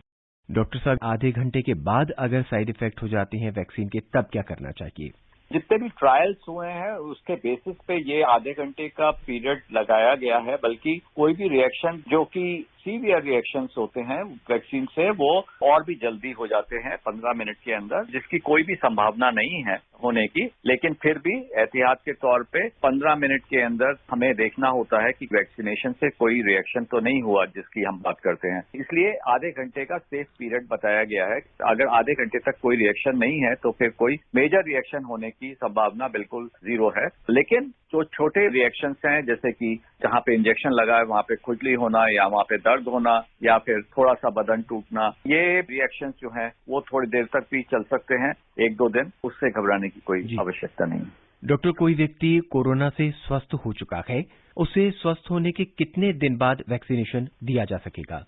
जो कोरोना से स्वस्थ हो चुका है 17 दिन के बाद हम कहते हैं कि उसको कहीं भी जा सकता है और उसके बाद वैक्सीनेशन भी चाहें तो वो लगा सकते हैं। हम कोरोना के बाद जो है कोई एंटीबॉडी टेस्ट नहीं करने वाले हैं। ये ध्यान रखना है कि जिनको कोरोना हुआ भी है वो भी वैक्सीन लगा सकते हैं और लगानी चाहिए। कोरोना से ठीक होने के बाद भी डॉक्टर साहब व्यक्तियों की सांस लेने में तकलीफ हो रही है या हृदय गति उनकी देखा जा रहा है कि काफी तेज चलती रहती है और उसमें बहुत वक्त लग रहा है ठीक होने में, ऐसा क्यों है? कोरोना के बाद कुछ लोगों में कुछ कॉम्प्लिकेशंस हो सकते हैं और ये काफी दिन तक चल सकते हैं और उसमें फेफड़े पे असर हो सकता है, उनके हृदय पे असर हो सकता है या कुछ केसेस में मस्तिष्क में असर हो सकता है और मसल्स में असर हो सकता है। इसलिए जिसको भी कोरोना हुआ है वो पोस्ट कोविड क्लिनिक्स बना दिए गए हैं हर एक हॉस्पिटल में, तो वहां पे जाके जरूर दिखाएं अगर उनको कोई भी सिम्टम कोरोना ठीक होने के बाद लगता है। डॉक्टर साहब, आपका बहुत बहुत धन्यवाद। धन्यवाद। अभी आप सुन रहे थे कोरोना वायरस संक्रमण पर स्वास्थ्य विशेषज्ञ डॉक्टर NN माथुर से आकाशवाणी संवाददाता नवीन सक्सेना की बातचीत। ये कार्यक्रम आकाशवाणी के समाचार सेवा प्रभाग द्वारा प्रस्तुत किया गया। इसे आप हमारे mobile app news on AIR पर भी सुन सकते हैं। इस कार्यक्रम के संबंध में अपनी प्रतिक्रिया आप हमें ईमेल कर सकते हैं। पता है AIRNSDTalks@gmail.com। ये कार्यक्रम फिर से सुनने के लिए लॉग ऑन करें हमारी वेबसाइट newsonair.com। ये आकाशवाणी है। कार्यक्रम सुर्खियों में प्रस्तुत है कोरोना वायरस संक्रमण पर स्वास्थ्य विशेषज्ञ डॉक्टर गीता कंपानी से आकाशवाणी संवाददाता सिद्धार्थ सिंह की बातचीत। Doctor Geeta, vaccine dry run, इसका क्या सिग्निफिकेंस है? देखिए, ड्राई रन का मकसद यही है कि देखना कि फ्रॉम प्लानिंग टू इम्प्लीमेंटेशन, मतलब जो वैक्सीन है उसको लगाने के बाद ऑब्जर्वेशन करने पेशेंट में क्या प्रॉब्लम्स आ सकती हैं, ये एक मॉक ड्रिल होती है। तो क्या लॉजिस्टिक इश्यूज आ सकती हैं, क्या पेशेंट्स को प्रॉब्लम आ सकती हैं। जो ऐप है, जैसे एक कोविन ऐप बनाई गई है, पहला स्टेप है registration on the CoWIN app, फिर verification of the individual by his photo identity card and Aadhaar card. Mock vaccination, असली में वैक्सीनेशन नहीं लगता है। मॉक वैक्सीनेशन के बाद observation of the patient for 30 minutes और वैक्सीन को 2 to 8 डिग्री सेंटीग्रेड में रखा जाना होता है। तो उसकी ट्रांसपोर्टेशन, उसका स्टोरेज, जितनी प्लानिंग की गई है इस सब चीज की, उस चीज को इम्प्लीमेंट करने में। डॉक्टर गीता, सरकार ने कोरोना वैक्सीन के रजिस्ट्रेशन के लिए, जैसा कि आपने बताया कि जो कोविन ऐप है उसके नाम से अलग अलग स्टोर पर मौजूद फर्जी ऐप से सावधान रहने की अपील की है। तो ऐसे में हमें किस तरह सावधान रहने की जरूरत है? सरकार के अप्रूव्ड सेंटर्स हैं, वहीं पे रजिस्टर करना। जो भी सोशल मीडिया में अफवाह फैलाई जा रहे हैं उनसे मत जाइए, क्योंकि अभी रजिस्ट्रेशन कोविन ऐप पे शुरू नहीं हुई है। अभी हर चीज प्लानिंग स्टेज में है। उम्मीद है कि 10 दिन में वैक्सीन का रोल आउट और रजिस्ट्रेशन होगा। तो पहले जो हेल्थ केयर वर्कर्स हैं, और अबाउट प्लान है 1 crore health care workers, and then will followed by the front line workers. फिर उसके बाद आएगा जो सीनियर सिटीजन हैं, जिनको कोई मॉर्बिडिटी है, उनको इम्यूनाइज किया जाएगा। डॉक्टर गीता, जैसे कि आपने बताया कि जिन लोगों को कोमॉर्बिडिटीज हैं उनको भी ये वैक्सीन जो है प्रायोरिटी पे लगाई जाएगी। तो ऐसे लोगों को, जैसे जिनको डायबिटीज है या हाइपरटेंशन है या किसी किडनी या किसी अन्य गंभीर बीमारियों से जो लोग पीड़ित हैं, उन्हें ये वैक्सीन लेने के पहले क्या कुछ सावधानियां रखनी पड़ेगी? ऐसी कोई बात नहीं है, क्योंकि वो भी ये वैक्सीन लगा सकते हैं। और जो डायबिटीज के मरीज हैं उनको ये देख लेना है कि उनकी शुगर ठीक हो और उस वक्त उनको कोई इन्फेक्शन ना चल रही हो। बाकी कोई एक्टिव इन्फेक्शन जबकि शरीर में नहीं है तो ऐसी और कोई सावधानी बरतने की जरूरत नहीं है। लेकिन जो नॉर्मल वैक्सीनेशन के बाद एंटीबॉडीज बनने में टाइम लगेगा, क्योंकि पहली डोज के बाद 4 वीक्स के बाद सेकेंड डोज मिलेगी। उसके भी 1 महीने के बाद ही आपको एंटीबॉडीज बनेंगी। तो तब तक आपको जो सोशल डिस्टेंसिंग है, मास्क पहनना है और हैंड सैनिटाइजेशन है, ये आपको परहेज कंटिन्यू करना है। डॉक्टर गीता, जब हम कोई वैक्सीन नहीं लगवाते हैं तो उसके बाद अक्सर कुछ न कुछ उसके साइड इफेक्ट्स हमें दिखाई देते हैं, और वो बड़े शॉर्ट पीरियड के लिए आते हैं, जैसे बुखार का आ जाना, स्किन में एलर्जी हो जाना। तो ये बहुत ही टेम्परेरी और बहुत शॉर्ट पीरियड के होते हैं। तो क्या कोरोना वैक्सीन के केस में भी हमें इस तरह के सिम्टम्स आ सकते हैं? देखिए, ऐसा है, वैक्सीन में लोकल रिएक्शन हो सकता है। लोकल का मतलब है जहां वैक्सीनेशन लगाई जाती है उस साइड पे थोड़ी सी रेडनेस आ सकती है, इंड्यूरेशन जो हम कहते हैं। मतलब जो सराउंडिंग स्किन है, जो आसपास की स्किन है जहाँ इंजेक्शन दिया है, वो थोड़ी सी टेम्पररी सख्त सी हो सकती है। दूसरा, हर वैक्सीनेशन के बाद थोड़ा सा हल्का फुल्का बुखार या फ्लू जैसे सिम्टम्स, खांसी, जुकाम, बुखार हल्का हो सकता है फॉर 24 आवर्स। रेयरली क्या होता है, हर वैक्सीन में एक प्रोटीन कंपोनेंट होता है which is an adjuvant. Vaccine का एडजुवेंट होता है ताकि वैक्सीन का इफेक्ट प्रोलॉन्ग हो। तो कई लोग जिनको history of allergy to certain proteins है, उनको ये वैक्सीन ना लगाएं तो बेटर है, क्योंकि जिनको एलर्जी है प्रोटीन से, so they can have an allergic reaction to this protein component of the vaccine. And very very rarely because of allergy anaphylactic shock जिसको हम कहते हैं, या एनाफाइलैक्सिस जो होता है वो हो सकता है। That is a dreaded complication. उसका बहुत मोट चांसेस होते हैं, और इसीलिए आफ्टर वैक्सीनेशन पेशेंट को आधे घंटे के लिए ऑब्जर्व किया जाएगा कि कोई कॉम्प्लिकेशन तो नहीं हो। और डॉक्टर गीता, अगर देश में कोरोना की अगर हम ताजा स्थिति की बात करें तो इस समय कोविड-19 से स्वस्थ होने वालों की संख्या है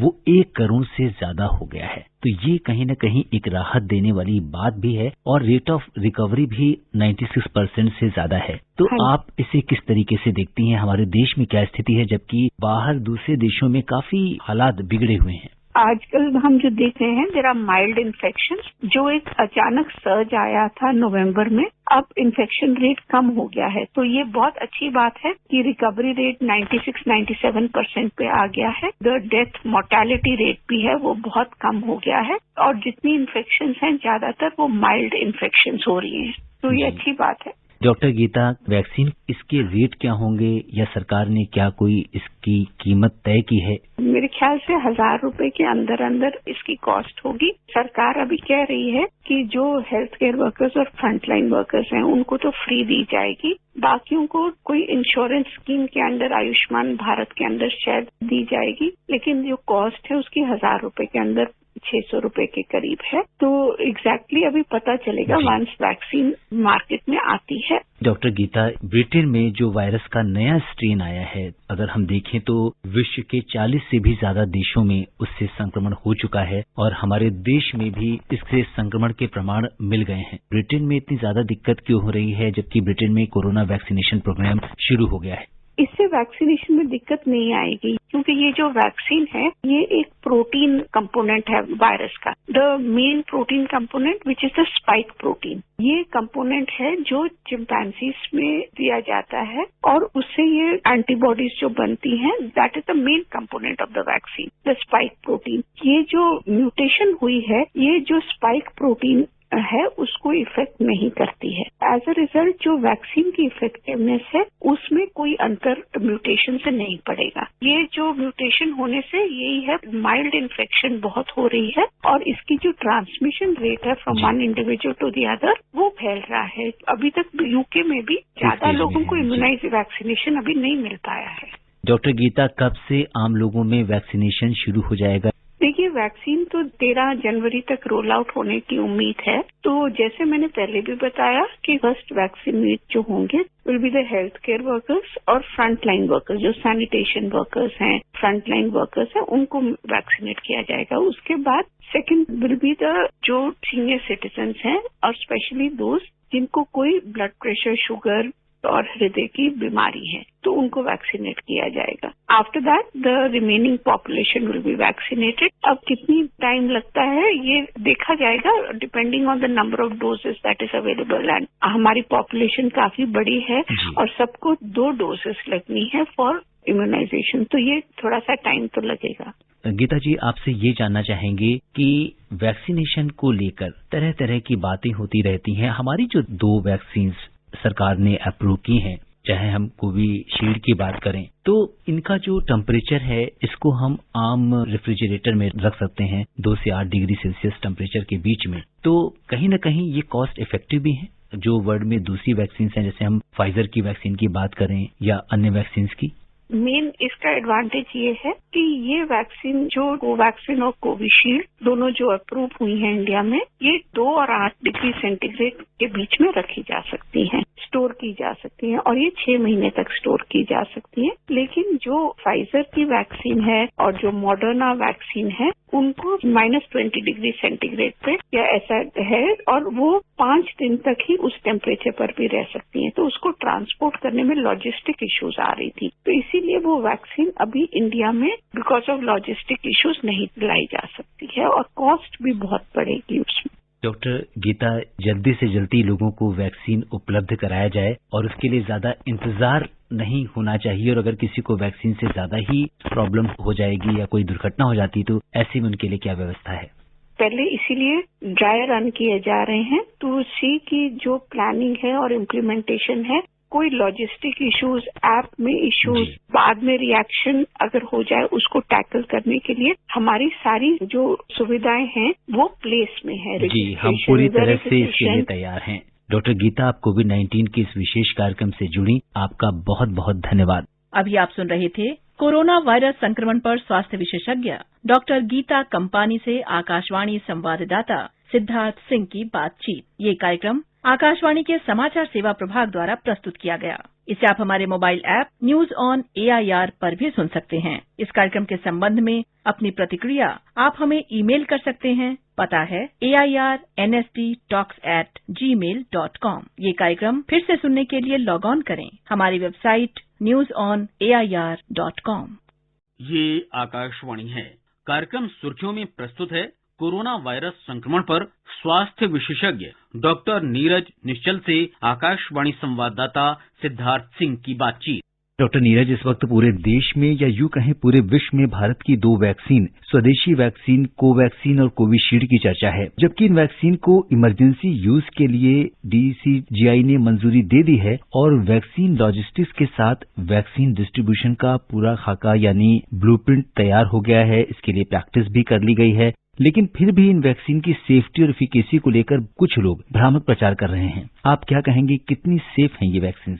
ये जो पैंडेमिक ओवरऑल जो सिचुएशन था, उसमें जो शुरुआती स्टेज था उसमें काफी कंफ्यूजन था लोगों के मन में, और काफी कंफ्यूजन अब वापस से क्रिएट किया जा रहा है वैक्सीन को लेके, क्योंकि एक समय था जब सभी यही पूछते थे वैक्सीन कब आएगी, और जब एक बार वैक्सीन आ गई तो लोग के मन में ये शंकाएं लोग पैदा करने की कोशिश कर रहे हैं, क्या ये वैक्सीन सेफ है। तो मैं ये सिर्फ कहना चाहूंगा कि कोई भी दवाई या कोई भी वैक्सीन अगर इतने लार्ज स्केल पे यूज करने की परमिशन दी जाती है तो डेफिनेटली उससे रिलेटेड जो भी इम्पोर्टेंट इन्फॉर्मेशन है, जो सबसे इम्पोर्टेंट चीज जो मैं मानूंगा किसी भी दवाई या वैक्सीन से रिलेटेड है, वो है सेफ्टी। किसी भी दवाई या वैक्सीन का जो पता करने का जो स्टेज होता है वो इनिशियल स्टेज होता है। फेज 1 ट्रायल में हम सेफ्टी के बारे में कि भाई ये देने से क्या इंसानों में कोई दिक्कत आएगी, सबसे पहला स्टेज वही होता है। तो उससे अगर हम सेफ मानते हैं उसके बाद ही आगे के फेजेज में जाते हैं। तो डेफिनेटली ये कोई भी दवाई या वैक्सीन यूजुअल सिचुएशन में जब लॉन्च होता है तो ये सारे ट्रायल्स होते हैं और एक लॉन्ग टर्म सेफ्टी डेटा इकट्ठा किया जा सकता है जिसमें 3 से 4 साल तक का टाइम लगता है।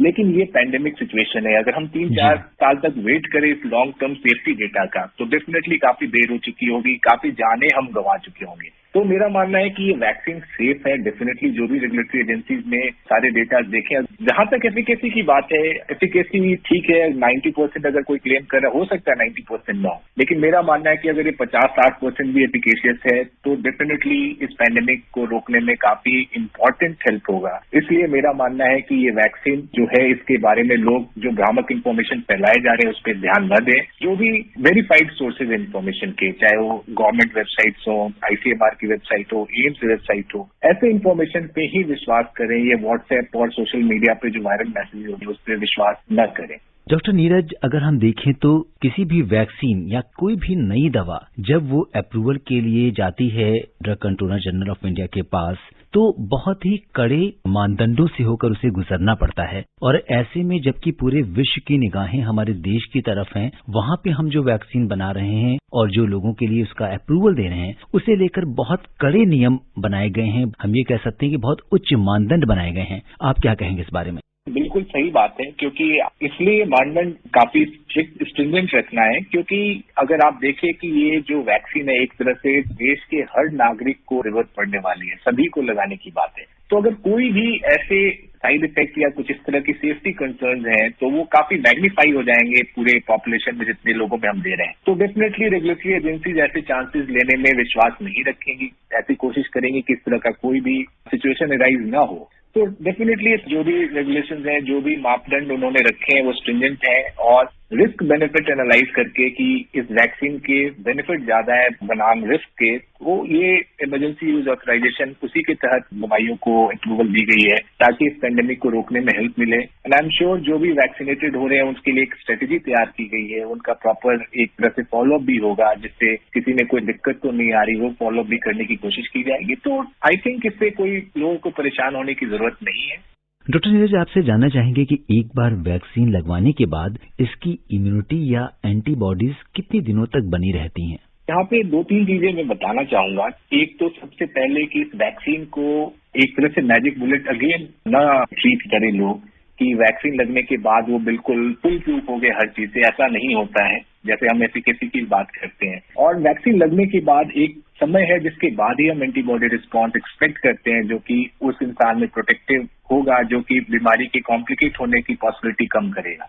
तो नॉर्मली हम एक्सपेक्ट करते हैं कि डोज के 2 हफ्ते बाद इम्यूनिटी डेवलप होनी शुरू हो जाती है, लेकिन ध्यान रहे कि 2 डोज लगाने की हम बात कर रहे हैं। पहले डोज के बाद जो दूसरा डोज है वो 4 हफ्ते के गैप पे लगेगा। 2 डोज लग गया उसके बाद ही डेफिनेटली इम्यूनिटी 2 हफ्ते के बाद डेवलप होनी शुरू हो जाएगी, लेकिन जब तक वैक्सीनेशन की कंप्लीट सीरीज पूरी न हो जाए तब तक पूरी तरह से इम्यूनिटी डेवलप होने की पॉसिबिलिटी थोड़ी कम रहती है। तो इसलिए बहुत जरूरी है कि वैक्सीन के साथ साथ जो हम कोविड एप्रोप्रिएट बिहेवियर की बात करते हैं वो हम फॉलो करते रहें।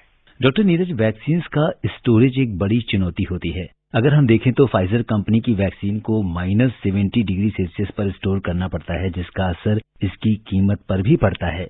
लेकिन भारत की कोवैक्सीन और कोविशील्ड को आम रेफ्रिजरेटर में रखा जा सकता है। आप इस पर क्या कहेंगे? ये बहुत ही इम्पोर्टेंट है, क्योंकि अगर आप देखें कि हमारे देश में जो universal vaccination policy already in place है, तो उसका जो इंफ्रास्ट्रक्चर है ऑलरेडी एग्जिस्टिंग है। तो ये जो वैक्सीन है उन्हीं इंफ्रास्ट्रक्चर को यूज करके हम मास स्केल पे बहुत जल्दी पहुंचा सकते हैं। इसलिए one of the most important reason why ये जो कोविशील्ड और कोवैक्सीन की हम बात कर रहे हैं हमारे कंट्री के लिए आइडियली सूटेड है, क्योंकि इनके ट्रांसपोर्टेशन स्टोरेज में काफी आसानी होगी। हमारे ट्रॉपिकल कंट्री होने के कारण हमें बहुत ज्यादा नए इंफ्रास्ट्रक्चर तैयार करने की जरूरत नहीं पड़ेगी। डॉक्टर नीरज, वैक्सीन लगवाने पर कभी कभी हमें हल्का बुखार आ जाता है या कुछ अन्य लक्षण भी देखने को मिलते हैं। कोरोना वैक्सीन में भी क्या ऐसे लक्षण आ सकते हैं और ये कितने आम होते हैं? कोई भी वैक्सीन हो, अगर आपने अपने बच्चों की भी वैक्सीनेशन कराते रहते हैं तो वैक्सीनेशन के बाद डॉक्टर हमेशा बताता है कि हाँ, बच्चे को दर्द के चलते रोने की टेंडेंसी हो सकती है, बुखार आ सकता है, बॉडी एक की कंप्लेन हो सकती है। इस तरह के कॉमन कंप्लेंट्स होते हैं वैक्सीन के बाद, जो कि बहुत ही माइनर से साइड इफेक्ट्स हैं जो अपने आप ठीक हो जाते हैं। तो किसी भी वैक्सीनेशन के बाद इस तरह की पॉसिबिलिटी हमेशा रहती है। इंजेक्शन साइट पे दर्द होना, थोड़ा बहुत लो ग्रेड फीवर आना, बॉडी एक होना, ये सब चीजें हो सकती हैं, बट ये अपने आप रिजॉल्व हो जाती है। मैक्सिमम किसी को पैरासिटामोल देने की जरूरत पड़ेगी। उस हिसाब से ये बहुत ही माइनर साइड इफेक्ट्स हैं जो किसी भी वैक्सीन के साथ हो सकता है। जी, और ये साइड इफेक्ट बहुत लॉन्ग लास्टिंग नहीं है, बहुत कम समय के लिए होते हैं और किसी भी वैक्सीन के साथ ये आम है। इसी तरह से ये कोरोना वैक्सीन के साथ भी आम लक्षण है। डॉक्टर नीरज, इस समय ब्रिटेन में पाए गए कोविड-19 के नए स्ट्रेन ने भारत में दस्तक दे दी है और ऐसे में लोगों के मन में ये सवाल आता है कि क्या ये दोनों वैक्सीन नए स्ट्रेन पर भी इफेक्टिव होंगी? जो वैक्सीन एक्सपर्ट्स हैं उनका मानना है कि जो ये दोनों वैक्सीन है वो इफेक्टिव होंगे इस वायरस के अगेंस्ट। जैसे हम कोवैक्सीन की बात करें, जो इनएक्टिवेटेड वायरस है, यानी एक तरह से कंप्लीट वायरस हम इनॉकुलेट करेंगे जो कि हमने इनएक्टिवेट कर दिया है। तो एक बार जब वायरस कंप्लीट बॉडी में इनॉकुलेट होता है तो उसके ढेर सारे एंटीजेनिक साइट्स होते हैं और उसके अगेंस्ट एंटीबॉडी बन जाते हैं। तो जो म्यूटेंट वायरस होंगे उनमें भी कुछ कॉमन एंटीजेंस होंगे ही होंगे। इसलिए थियोरेटिकली ये बिल्कुल पॉसिबल है कि ये जो भी वैक्सीन हम जो बात कर रहे हैं वो जो म्यूटेंट वायरस है उनके अगेंस्ट भी एक्ट करेंगे। लेकिन डेफिनेटली ये समय ही बताएगा कि ये थ्योरी जो है वो प्रैक्टिकल में कन्वर्ट होता है, क्या हमें आगे जाके इन वैक्सीन में कुछ ट्विकिंग करनी पड़ेगी। डॉक्टर नीरज, आपसे ये भी जानना चाहेंगे कि जो दो वैक्सीन जिनका अप्रूवल हमें मिला है, इन दोनों में क्या अंतर है?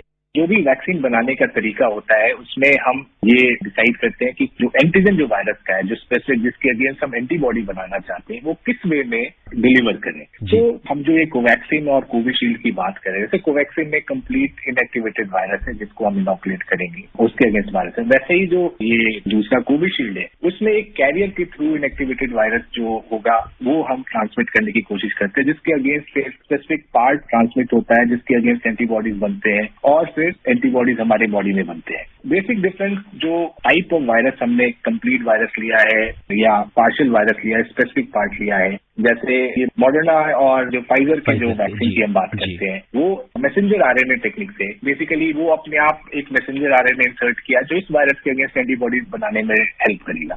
तो ये वेरियस टेक्निक्स है जिसके थ्रू हम बॉडी में एंटीबॉडीज बनाने के तरीके ढूंढते हैं, बनाते हैं, ताकि इस वायरस के अगेंस्ट हमें प्रोटेक्शन मिले। डॉक्टर नीरज, आप आकाशवाणी के श्रोताओं को क्या एक दो इम्पोर्टेंट टिप्स देंगे? मैं यही कहूंगा कि इस बीमारी को एक सामूहिक रूप से ही हम हरा सकते हैं। आप कोविड अप्रोप्रिएट बिहेवियर फॉलो करते रहें। जब वैक्सीनेशन आपके एरिया में स्टार्ट हो जाए, जो भी डाउट्स है उसको क्लियर करने के बाद इन्फॉर्म डिसीजन ले कि आपके लिए वैक्सीन क्यों जरूरी है। और ये जो सोर्स ऑफ इन्फॉर्मेशन होना चाहिए, रिलायबल सोर्स ऑफ इन्फॉर्मेशन होना चाहिए। मिनिस्ट्री की वेबसाइट हो, जो डॉक्टर्स हैं उनके इन्फॉर्मेशन आप सीख करें, रादर देन कि कोई भी वायरल पोस्ट आपके पास जो सर्कुलेट होते हुए आता है उस पर रिलाई करें।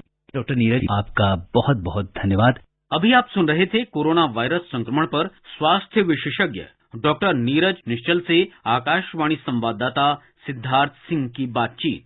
ये कार्यक्रम आकाशवाणी के समाचार सेवा प्रभाग द्वारा प्रस्तुत किया गया। इसे आप हमारे mobile app news on AIR पर भी सुन सकते हैं। इस कार्यक्रम के संबंध में अपनी प्रतिक्रिया आप हमें ईमेल कर सकते हैं। पता है airnsdtalks@gmail.com। ये कार्यक्रम फिर से सुनने के लिए लॉग ऑन करें हमारी वेबसाइट news.on.air.com। ये आकाशवाणी है। कार्यक्रम सुर्खियों में प्रस्तुत है कोरोना वायरस संक्रमण पर स्वास्थ्य विशेषज्ञ डॉक्टर अपर्णा अग्रवाल से आकाशवाणी संवाददाता नवीन सक्सेना की बातचीत। डॉक्टर अपर्णा, भारत में तैयार की गई कोविड वैक्सीन को अभी इमरजेंसी इस्तेमाल की मंजूरी दी गई है। अगर कोई सिम्टोमेटिक जिसे पता नहीं चला है कि उसे कोविड है और वो सही हो गया है, तो वो वैक्सीन लगवाने जाता है तो क्या होगा? क्या वैक्सीन लगाने से पहले उसका टेस्ट किया जाएगा कि उसे कोविड संक्रमित हुआ था, क्या उसमें एंटीबॉडीज बनी हैं, क्या एंटीबॉडीज नहीं बने? अभी टेस्टिंग का कोई प्रपोजल नहीं है कि जिनको हुआ है उनको टेस्ट करेंगे, क्योंकि एंटीबॉडी लेवल्स टेस्ट किए बिना उनको वैक्सीन से वंचित नहीं कर सकते हैं। क्योंकि जैसा मालूम हो रहा है कि कई लोग एंटीबॉडी रिस्पॉन्स माउंट करते हैं, कई लोग बहुत अच्छा माउंट करते हैं, कई लोग कम माउंट करते हैं। कईयों में जिनको हुआ है उनमें एंटीबॉडी लेवल्स डिटेक्ट नहीं हो रही हैं। हो सकता है उनमें मेमोरी सेल्स होएं और वो दोबारा इन्फेक्ट ना होएं, लेकिन उसकी अभी तक हमारे पास पूरी रिसर्च नहीं है। तो एज ऑफ नाउ सबको वैक्सीन देने का प्लान है और गवर्नमेंट ने अपना वो प्रपोजल बनाया है कि किसको पहले देंगे, किसको नेक्स्ट स्टेप देंगे और स्टेप वाइज कैसे कैसे लोगों को वैक्सीनेट करेंगे। यहाँ पे एक सवाल और भी है। कहा जा रहा है कि सभी लोगों को वैक्सीन दी जाएगी, लेकिन कुछ व्यक्ति या कुछ लोग ऐसे भी होंगे जिन्हें वैक्सीन नहीं दी जानी चाहिए या नहीं दी जाएगी। ऐसे भी कोई व्यक्ति हैं, जैसे गर्भवती महिलाएं या बच्चे? कुछ ऐसे ग्रुप्स हैं जिनमें अभी वैक्सीन की टेस्टिंग नहीं हुई है, जिसमें एक है प्रेग्नेंट वुमेन, लैक्टेटिंग वुमेन, उन पे अभी टेस्टिंग नहीं हुई है। सेकेंड, बच्चों में अभी ट्रायल्स इनिशिएट किए हैं इंडियन वाले वैक्सीन है, भारत बायोटेक वाले में, जो अभी तक बाकी में टेस्ट नहीं हुए हैं। तो फिलहाल जो ग्रुप पॉपुलेशन जिनको देंगे उसमें बच्चों को, प्रेग्नेंट वुमेन को, लैक्टेटिंग मदर्स को अभी नहीं देंगे। बाकी फिर टेस्टिंग नेक्स्ट फेज में जैसे होएगी और जैसे जैसे और रिसर्च हमको अवेलेबल होएगी उसके बाद में उनको वैक्सीन मिलेगा। जो mRNA और न्यूक्लिक एसिड वैक्सीन हैं वो शायद सेफ हों, लेकिन अभी रिसर्च के बाद ही पूरी तरह से पता चलेगा। डॉक्टर, कोरोना का जो नया स्ट्रेन है उसके भी कुछ मरीज जो है वो भारत में मिल रखे हैं। कोरोना के इस नए स्ट्रेन के क्या कुछ अलग लक्षण हैं और क्या इससे बचने के कुछ और एहतियाती उपाय करने होंगे हमें? नए स्ट्रेन के बारे में अभी बहुत ज्यादा जानकारी नहीं है। दो चीजें जरूर हैं कि एक तो ये इन्फेक्टिव ज्यादा है। तो पहले हम बोलते थे कि एक मरीज एवरेज में 3 से 4 लोगों को इन्फेक्ट कर सकता है, एवरेज 3। कुछ सुपर स्प्रेडर्स होते हैं जो कई लोगों को इन्फेक्ट करते हैं, कई नहीं करते हैं, लेकिन एवरेज 3 to 4। ये नया स्ट्रेन जो है, दिस इन्फेक्ट्स अबाउट 5 to 6 पर पर्सन इन्फेक्टेड। लेकिन अभी रिपोर्ट में हालांकि ट्रांसमिसिबिलिटी ज्यादा, इन्फेक्टिविटी ज्यादा है, लेकिन इसकी वेरुलेंस ज्यादा नहीं पाई गई है। मतलब मरीज जिनमें स्ट्रेन्स है उनमें सिवियरिटी कोविड की ज्यादा नहीं पाई गई है, मोर्टेलिटी भी ज्यादा नहीं पाई गई है। हालांकि it is too early to say कि ये कम विरुलेंट है, लेकिन अभी तक रिपोर्ट से यही लगता है। एक और आशंका थोड़ी सी है जो यूके के कुछ रिपोर्ट्स में आई है कि शायद ये बच्चों में ज्यादा प्रेवलेंट हो।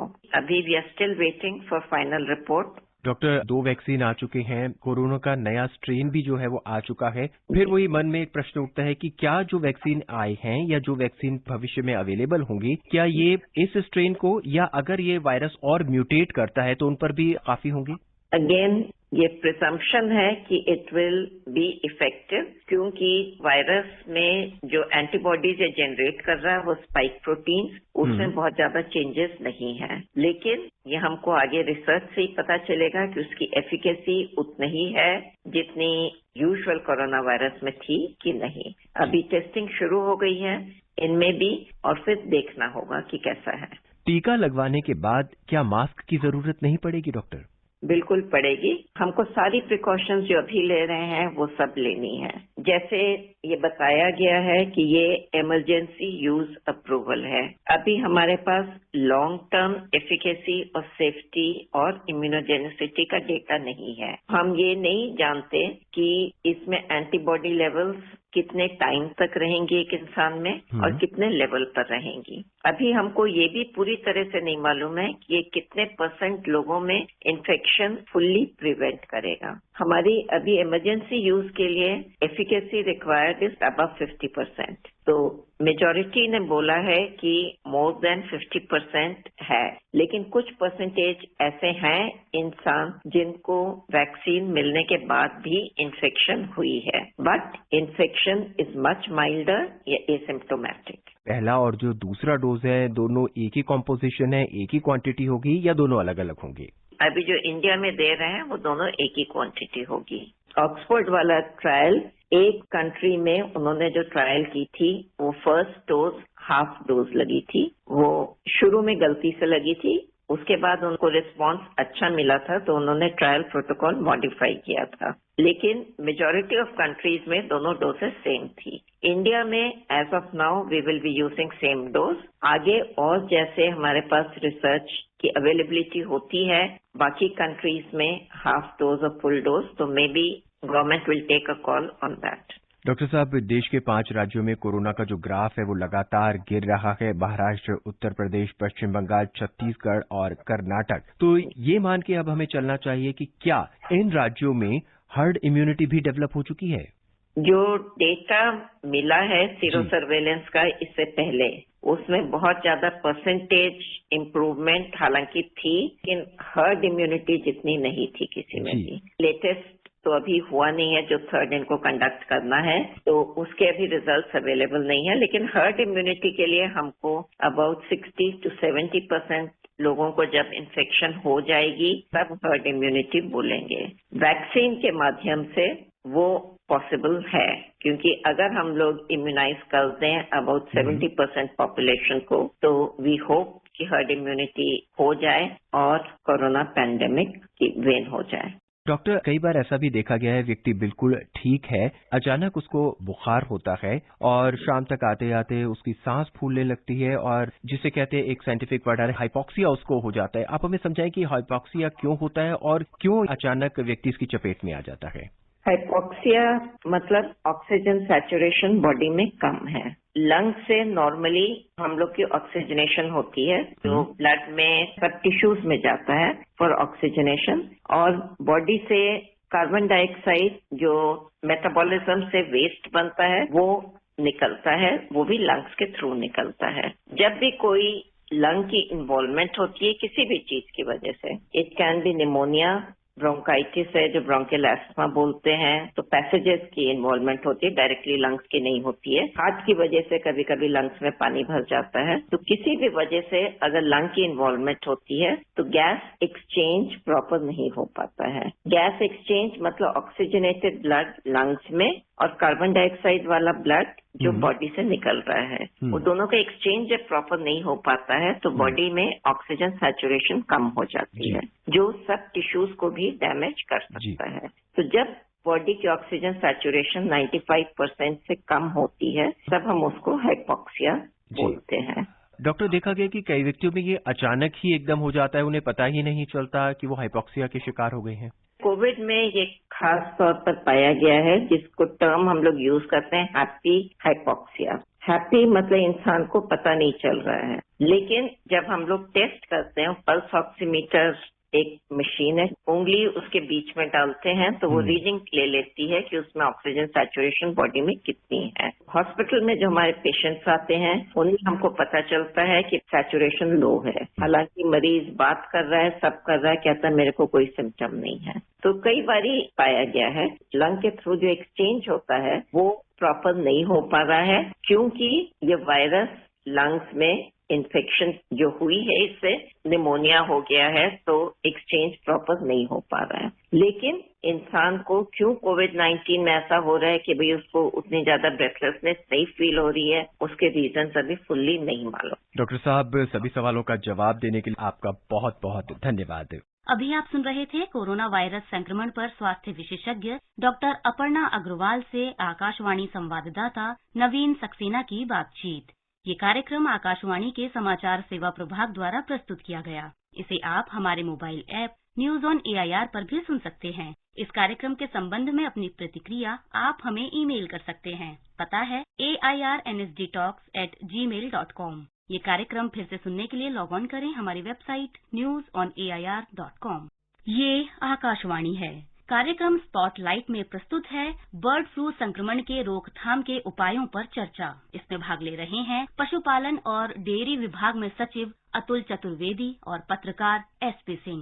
कई सालों बाद देश में एक बार फिर बर्ड फ्लू का प्रकोप देखने को मिल रहा है। कई राज्यों से इस तरह की शिकायतें मिली होंगी, तो ये कहां और किन राज्यों में गंभीर स्थिति में है? देखिए, बर्ड फ्लू जो है इस देश में 2006 से चल रहा है। वर्ल्ड में ये कई सालों से कई सारे देश इससे इफेक्ट हैं और ये हर साल माइग्रेटरी बर्ड्स जो होती हैं जो विदेशों से आती हैं उनके द्वारा फैलता है और ये सितंबर टू अक्टूबर और जनवरी, फरवरी, मार्च इन महीनों में ये माइग्रेटरी बर्ड ज्यादा आती हैं, उनके द्वारा फैलता है। तो ये कई सालों बाद बर्ड फ्लू नहीं हो रहा है। बर्ड फ्लू तो हर साल होता है और पिछला वाला बर्ड फ्लू जो था उसको हमने कंट्रोल करके और 30 सितंबर 2020 को अपने देश को बर्ड फ्लू से फ्री करा के डिक्लेयर करा दिया था वर्ल्ड एनिमल हेल्थ ऑर्गेनाइजेशन से। और जहां तक सवाल है कि इस साल अभी कहां पे बर्ड फ्लू की रिपोर्टेड हैं, तो अभी तक बर्ड्स जहां पे अनयूजुअल डेथ्स हुई हैं और उनके टेस्ट जो हुए हैं उन टेस्ट के मुताबिक 4 हमारे प्रांत हैं अभी, राजस्थान, मध्य प्रदेश, हिमाचल प्रदेश और केरला। इन 4 स्टेट में अभी कंफर्म्ड रिपोर्ट्स हैं कि यहाँ पे बर्ड फ्लू का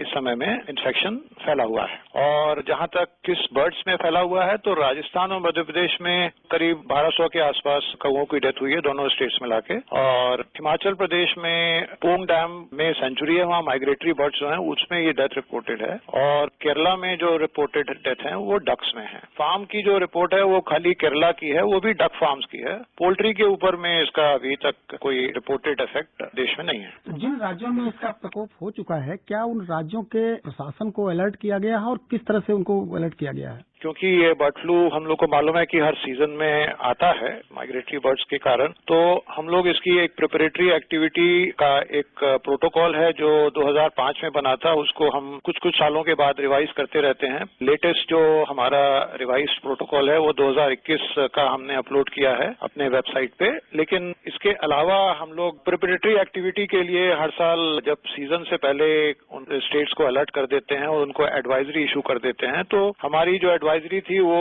22/10/2020 को हमने इशू करी थी। उसके बाद जब ये बर्ड फ्लू की जब रिपोर्टेड इंसिडेंट आई हैं, उसके बाद में टाइम टू टाइम जब रिपोर्ट कुछ स्टेट्स की आई तो उसके मुताबिक 1 जनवरी ऑनवर्ड हम लोगों ने स्पेसिफिक एडवाइजरी उन स्टेट्स को इशू करी है जिस स्टेट्स में ये बीमारी की रिपोर्ट अभी तक हम लोग के पास आई है। और इसके बारे में क्या क्या जो प्रिवेंटिव मेजर्स लेने हैं और क्या उसमें सर्विलेंस के लिए क्या क्या काम करना है, इन्फेक्टेड एरिया में क्या सावधानियां बरतनी है, वो सारी चीजों के ऊपर में डिटेल एक उनको एडवाइजरी इशू कर दी गई है। क्या किसी राज्य में यह भी व्यवस्था की गई है या यह निर्देश दिया गया है कि वहाँ पे चिकन की बिक्री या पोल्ट्री की खरीद बिक्री बंद कर दी जाए उनकी दुकानों को? जी नहीं, क्योंकि ऐसा है कि ये जो बीमारी है इससे ना तो अंडा खाने में ना मुर्गी का मांस खाने में कोई रोक टोक है, क्योंकि दोनों चीज कोई कच्चा नहीं खाता है और इसमें इसके द्वारा इन्फेक्शन नहीं फैलता है। तो हम लोग हर स्टेट को ये बताया है और हर स्टेट को ये भी रिक्वेस्ट किया है कि आप ही अपने माध्यमों के द्वारा इसकी पब्लिसिटी करें कि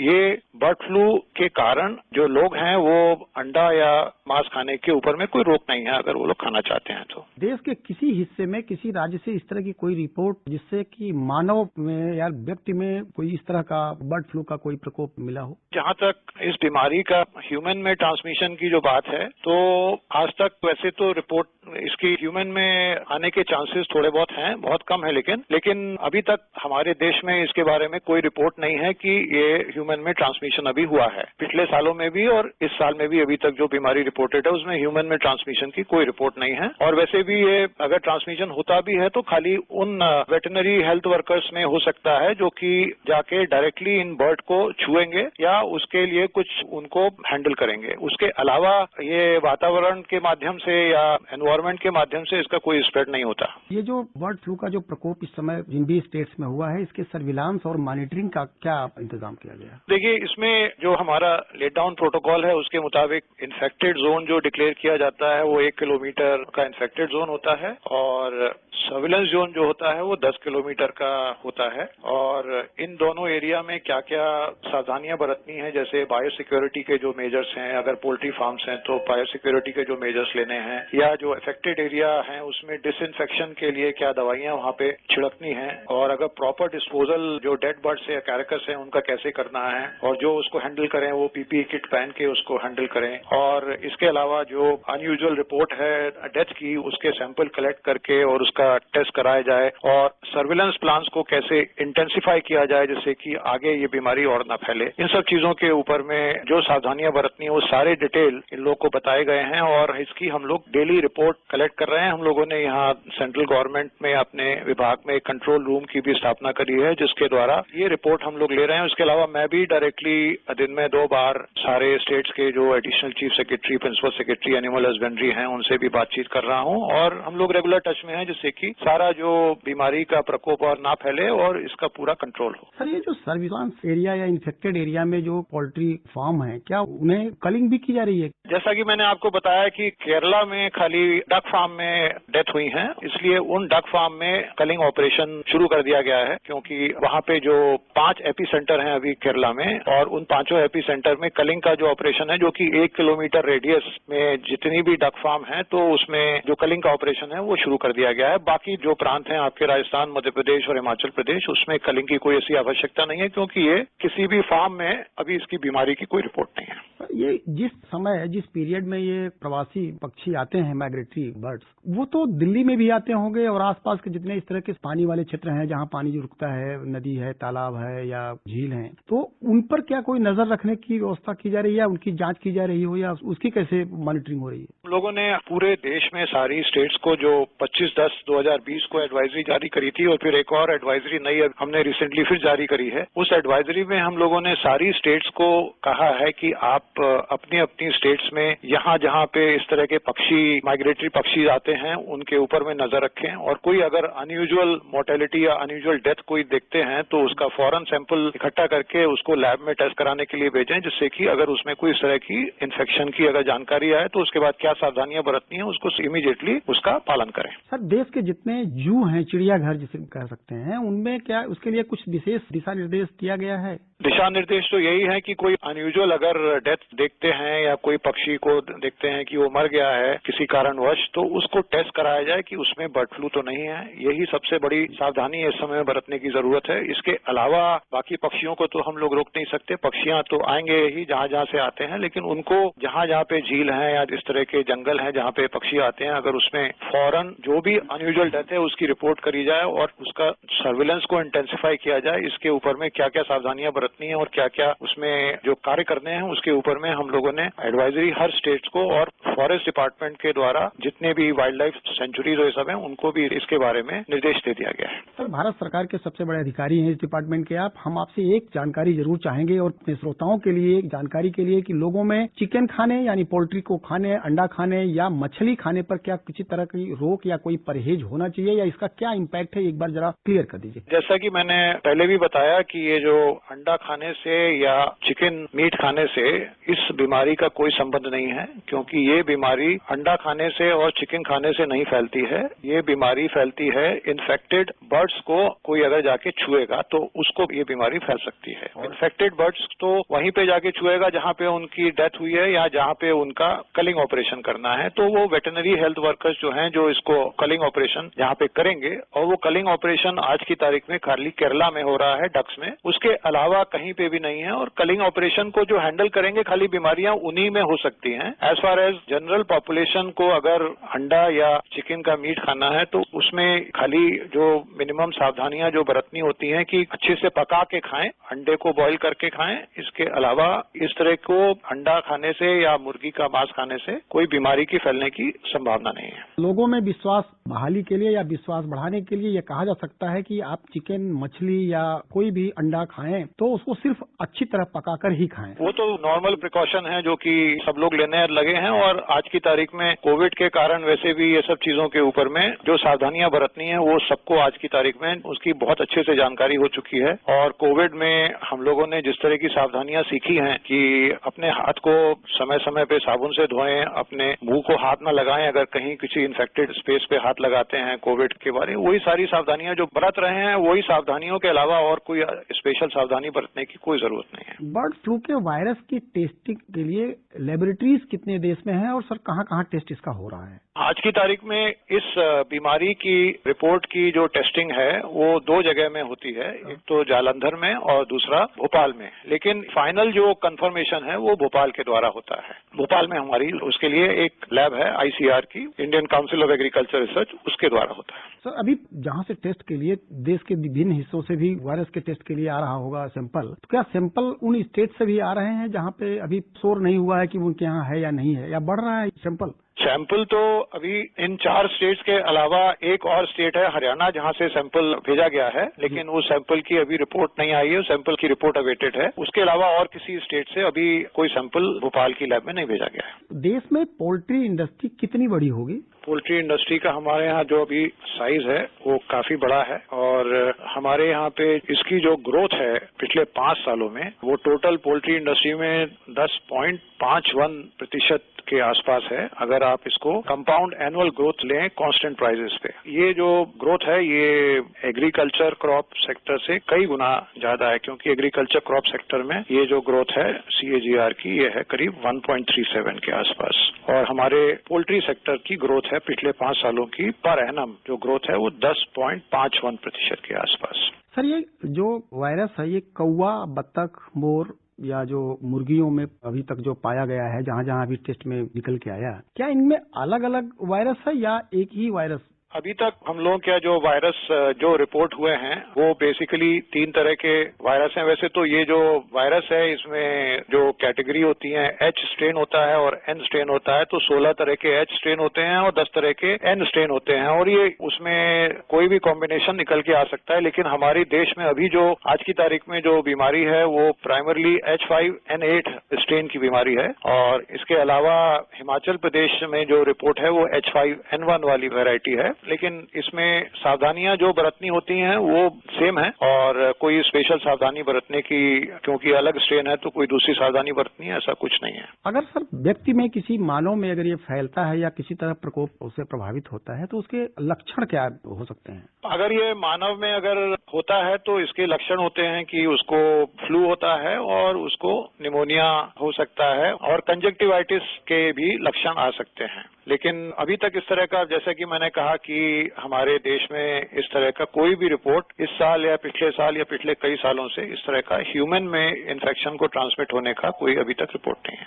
अगर इसमें बर्ड फ्लू की बीमारी अगर ट्रांसमिट होती है तो उसमें जो वायरस की क्वांटिटी है उतनी वायरस की क्वांटिटी इसमें बहुत ज्यादा लगती है, इसलिए उसमें ट्रांसमिट होने का कोई संभावना नहीं है। और जो अगर संभावना आज की तारीख में क्योंकि रिपोर्टेड नहीं है, इसलिए मैं यही आपके द्वारा बताना चाहूंगा जनसाधारण को कि मानव में ये बीमारी आज तक भारतवर्ष में रिपोर्टेड नहीं हुई है। मतलब सब ये कहा जा सकता है कि मानव पूरी तरह सुरक्षित है। जहाँ तक इस बीमारी के बारे में जो सवाल लोगों में इकट्ठे हो रहे हैं और लोग सोच रहे हैं कि इस बीमारी से मनुष्य में भी ये बीमारी फैल सकती है, इसके बारे में मैं बताना चाहूंगा कि मनुष्य में इस बीमारी फैलने की आज की तारीख में कोई भी रिपोर्ट नहीं है और मनुष्य में ये बीमारी फैलने की बहुत ही कम संभावना है, जो कि खाली उन मनुष्यों में फैल सकती है जो कि डायरेक्टली इन बर्ड्स को जाके हैंडल करेंगे। उसके अलावा इस तरह से भयभीत होने का कोई कारण नहीं है और मैं जनसाधारण से यही अपील करूंगा कि कृपया कोई बर्ड फ्लू की रिपोर्ट जो मीडिया में आ रही है उनको सुन के भयभीत ना हो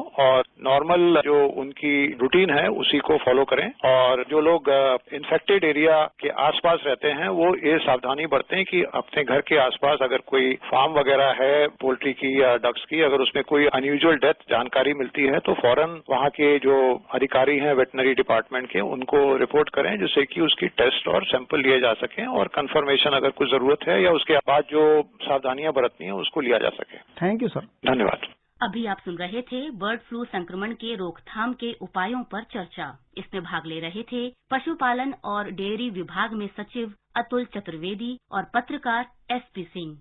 ये कार्यक्रम आकाशवाणी के समाचार सेवा प्रभाग द्वारा प्रस्तुत किया गया। इसे आप हमारे mobile app news on AIR पर भी सुन सकते हैं। इस कार्यक्रम के संबंध में अपनी प्रतिक्रिया आप हमें ईमेल कर सकते हैं। पता है airnsdtalks@gmail.com। ये कार्यक्रम फिर से सुनने के लिए लॉग ऑन करें हमारी वेबसाइट newsonair.com। ये आकाशवाणी है। कार्यक्रम सुर्खियों में प्रस्तुत है कोरोना वायरस संक्रमण पर स्वास्थ्य विशेषज्ञ डॉक्टर अनुपम प्रकाश से आकाशवाणी संवाददाता नवीन सक्सेना की बातचीत। डॉक्टर अनुपम, भारत को टीकों की मंजूरी मिल चुकी है, लेकिन फिर भी बहुत सारे सवाल हैं। कार्यक्रम की शुरुआत हम इसी प्रश्न से करते हैं कि क्या मुझे टीका लगाना जरूरी है? मेरा मानना है इसमें कोई दो राय नहीं है। अगर कोविड का टीका आप उस ग्रुप में आते हैं जिसको लग रहा है और उसके बाद भी कोविड का टीका तो जरूर लगाना चाहिए। डॉक्टर, अब हम यहाँ पे आपसे ये जानना चाहेंगे, लोगों के जहन में ये भी प्रश्न है कि क्या इस वैक्सीन के साइड इफेक्ट हैं? ऐसा है, कोई भी चीज इस दुनिया में जो भी हम सेवन करते हैं, चाहे वो प्राकृतिक हो चाहे कृत्रिम हो, उसके साइड इफेक्ट्स होते हैं। अगर आप खाना भी ज्यादा खा लीजिए तो आपको उल्टी हो जाती है। सूरज की रोशनी में भी आप ज्यादा बैठ जाइए तो जो है त्वचा जो है अपनी थोड़ी सांवली हो जाती है। तो ये तो नॉर्मल है, किसी भी चीज की बहुतायत दिक्कत करती है। और ऐसे में जो भी वैक्सीन अभी उपलब्ध है, जो ये कोविड के लिए वैक्सीन आई हैं और जो आगे भी आएंगी, हर चीज को हम एक कहते हैं जो रिस्क टू बेनिफिट रेशियो देखते हैं।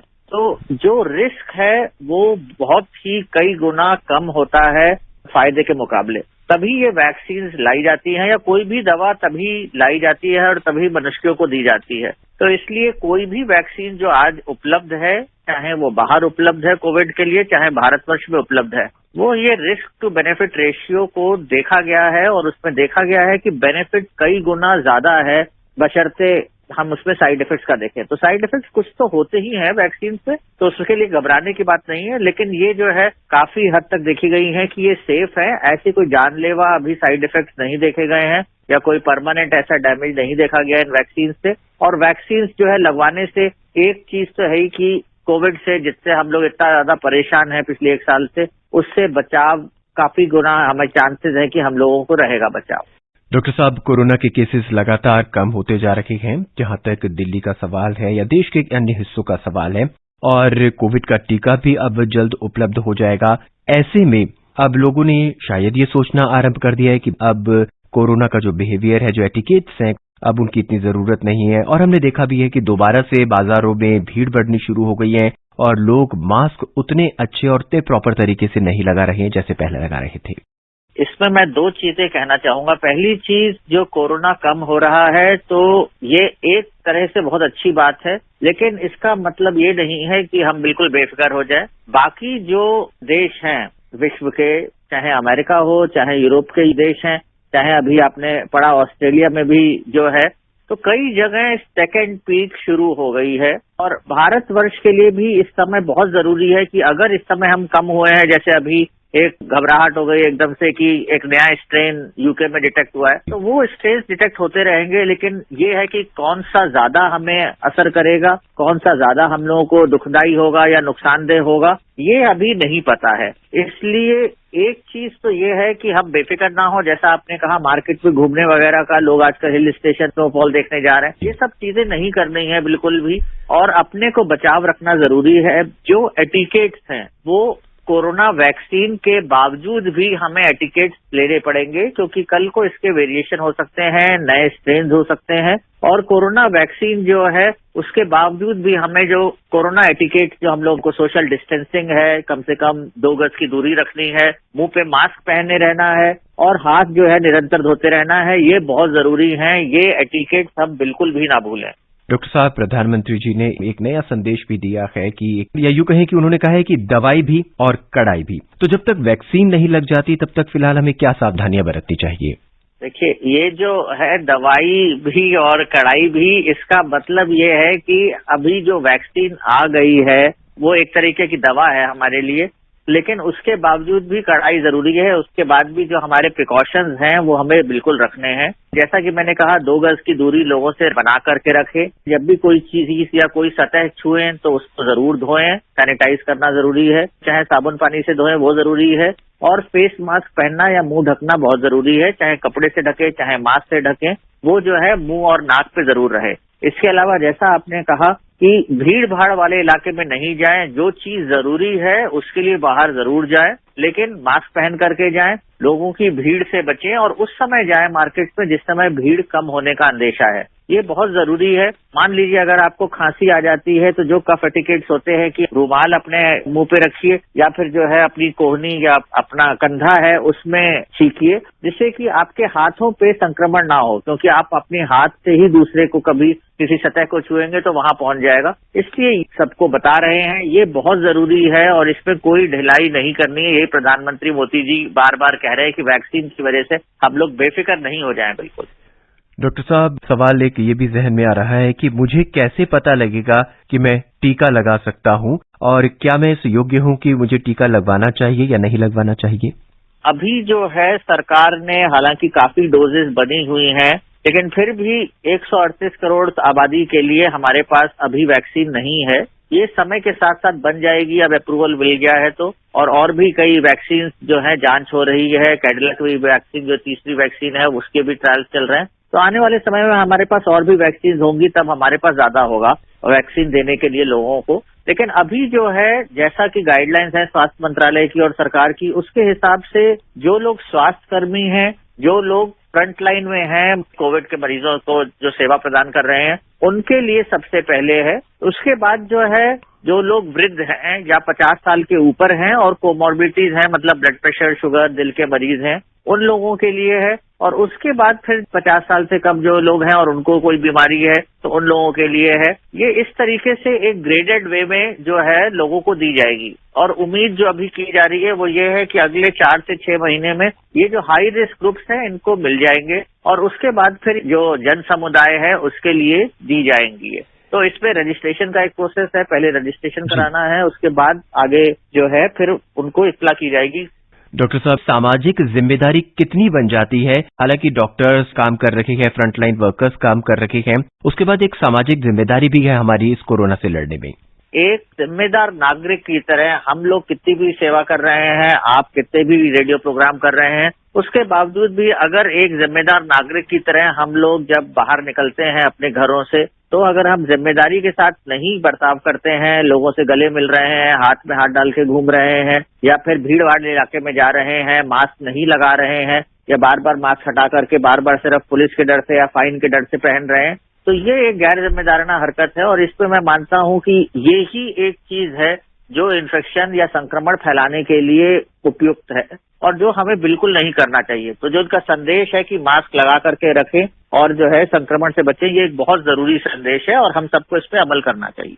डॉक्टर साहब, 2 अहम सवाल हैं। पहला तो ये, क्या आम लोगों और बच्चों को भी वैक्सीन दी जाएगी? और दूसरा सवाल है कि जो कोरोना की एकदम गंभीर स्थिति में पेशेंट अस्पताल में पहुंचते हैं, अगर उनको ये वैक्सीन दी जाएगा तो क्या लाभ होगा? क्या वो एकदम ठीक हो जाएंगे?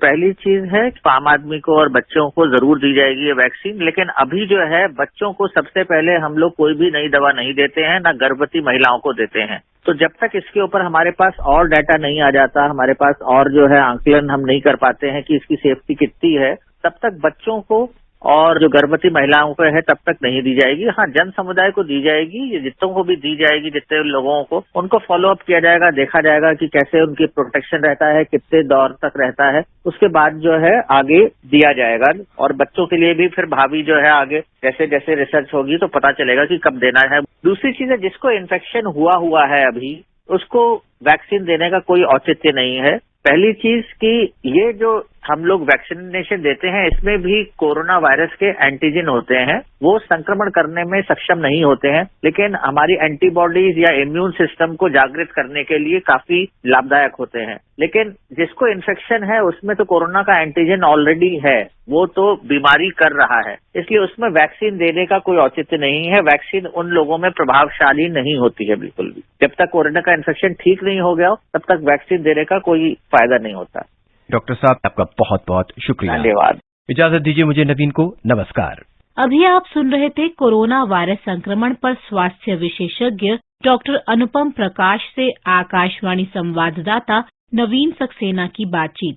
ये कार्यक्रम आकाशवाणी के समाचार सेवा प्रभाग द्वारा प्रस्तुत किया गया। इसे आप हमारे mobile app news on AIR पर भी सुन सकते हैं। इस कार्यक्रम के संबंध में अपनी प्रतिक्रिया आप हमें ईमेल कर सकते हैं।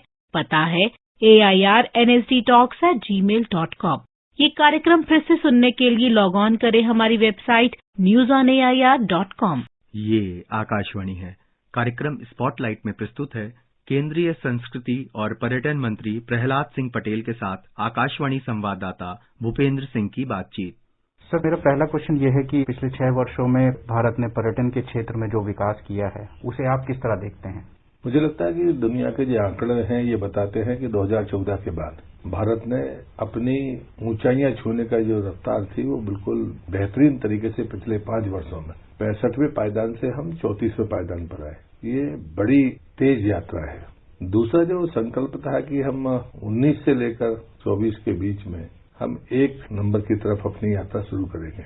दुर्भाग्य से कोरोना का जो समय है इसने पूरी दुनिया को रोक दिया, लेकिन हमारा अपना विश्वास है कि जो इंफ्रास्ट्रक्चर पर काम हुआ है पिछले 5 वर्षों में मोदी जी के नेतृत्व में, उसमें स्वदेश दर्शन और प्रसाद 2 बड़ी स्कीमें हैं, जिसमें कभी भी हमारे ऐसे स्मारक जो मंदिर या कोई भी धार्मिक स्थान, चर्च है, मस्जिद है, जो पुरानी थी उनके रिनोवेशन का या उनको विश्वस्तरीय बनाने का कभी कोई प्लान नहीं हुआ। प्रसाद ने उस कमी को दूर किया तो उसके परिणाम बहुत अच्छे हैं। स्वदेश दर्शन में कनेक्टिविटी को लेकर था। यदि कोई टूरिस्ट सीधे NH पे जा रहा है और उसको अगर कोई अच्छा कनेक्टिविटी मिले और उसको एक स्मारक और देखने के लिए मिले तो वो अगर कनेक्टिविटी हो तो वो देखते हुए जा सकता है, या वहां कहीं रुकने का अच्छा स्थान है तो वो रुक के ब्रेक लेके दोनों काम करेगा और आगे निकल जाएगा। स्वदेश दर्शन में बहुत अच्छे काम हुए हैं, लेकिन जो मंशा थी उस मंशा की पूर्ति में कहीं ना कहीं राज्य सरकारों को विजन की बात आती है कि उनने प्रायोरिटी क्या रखी है। तो शुरुआती दौर में लगा कि इसकी सोशल ऑडिटिंग होनी चाहिए, वो सोशल ऑडिटिंग हुई है।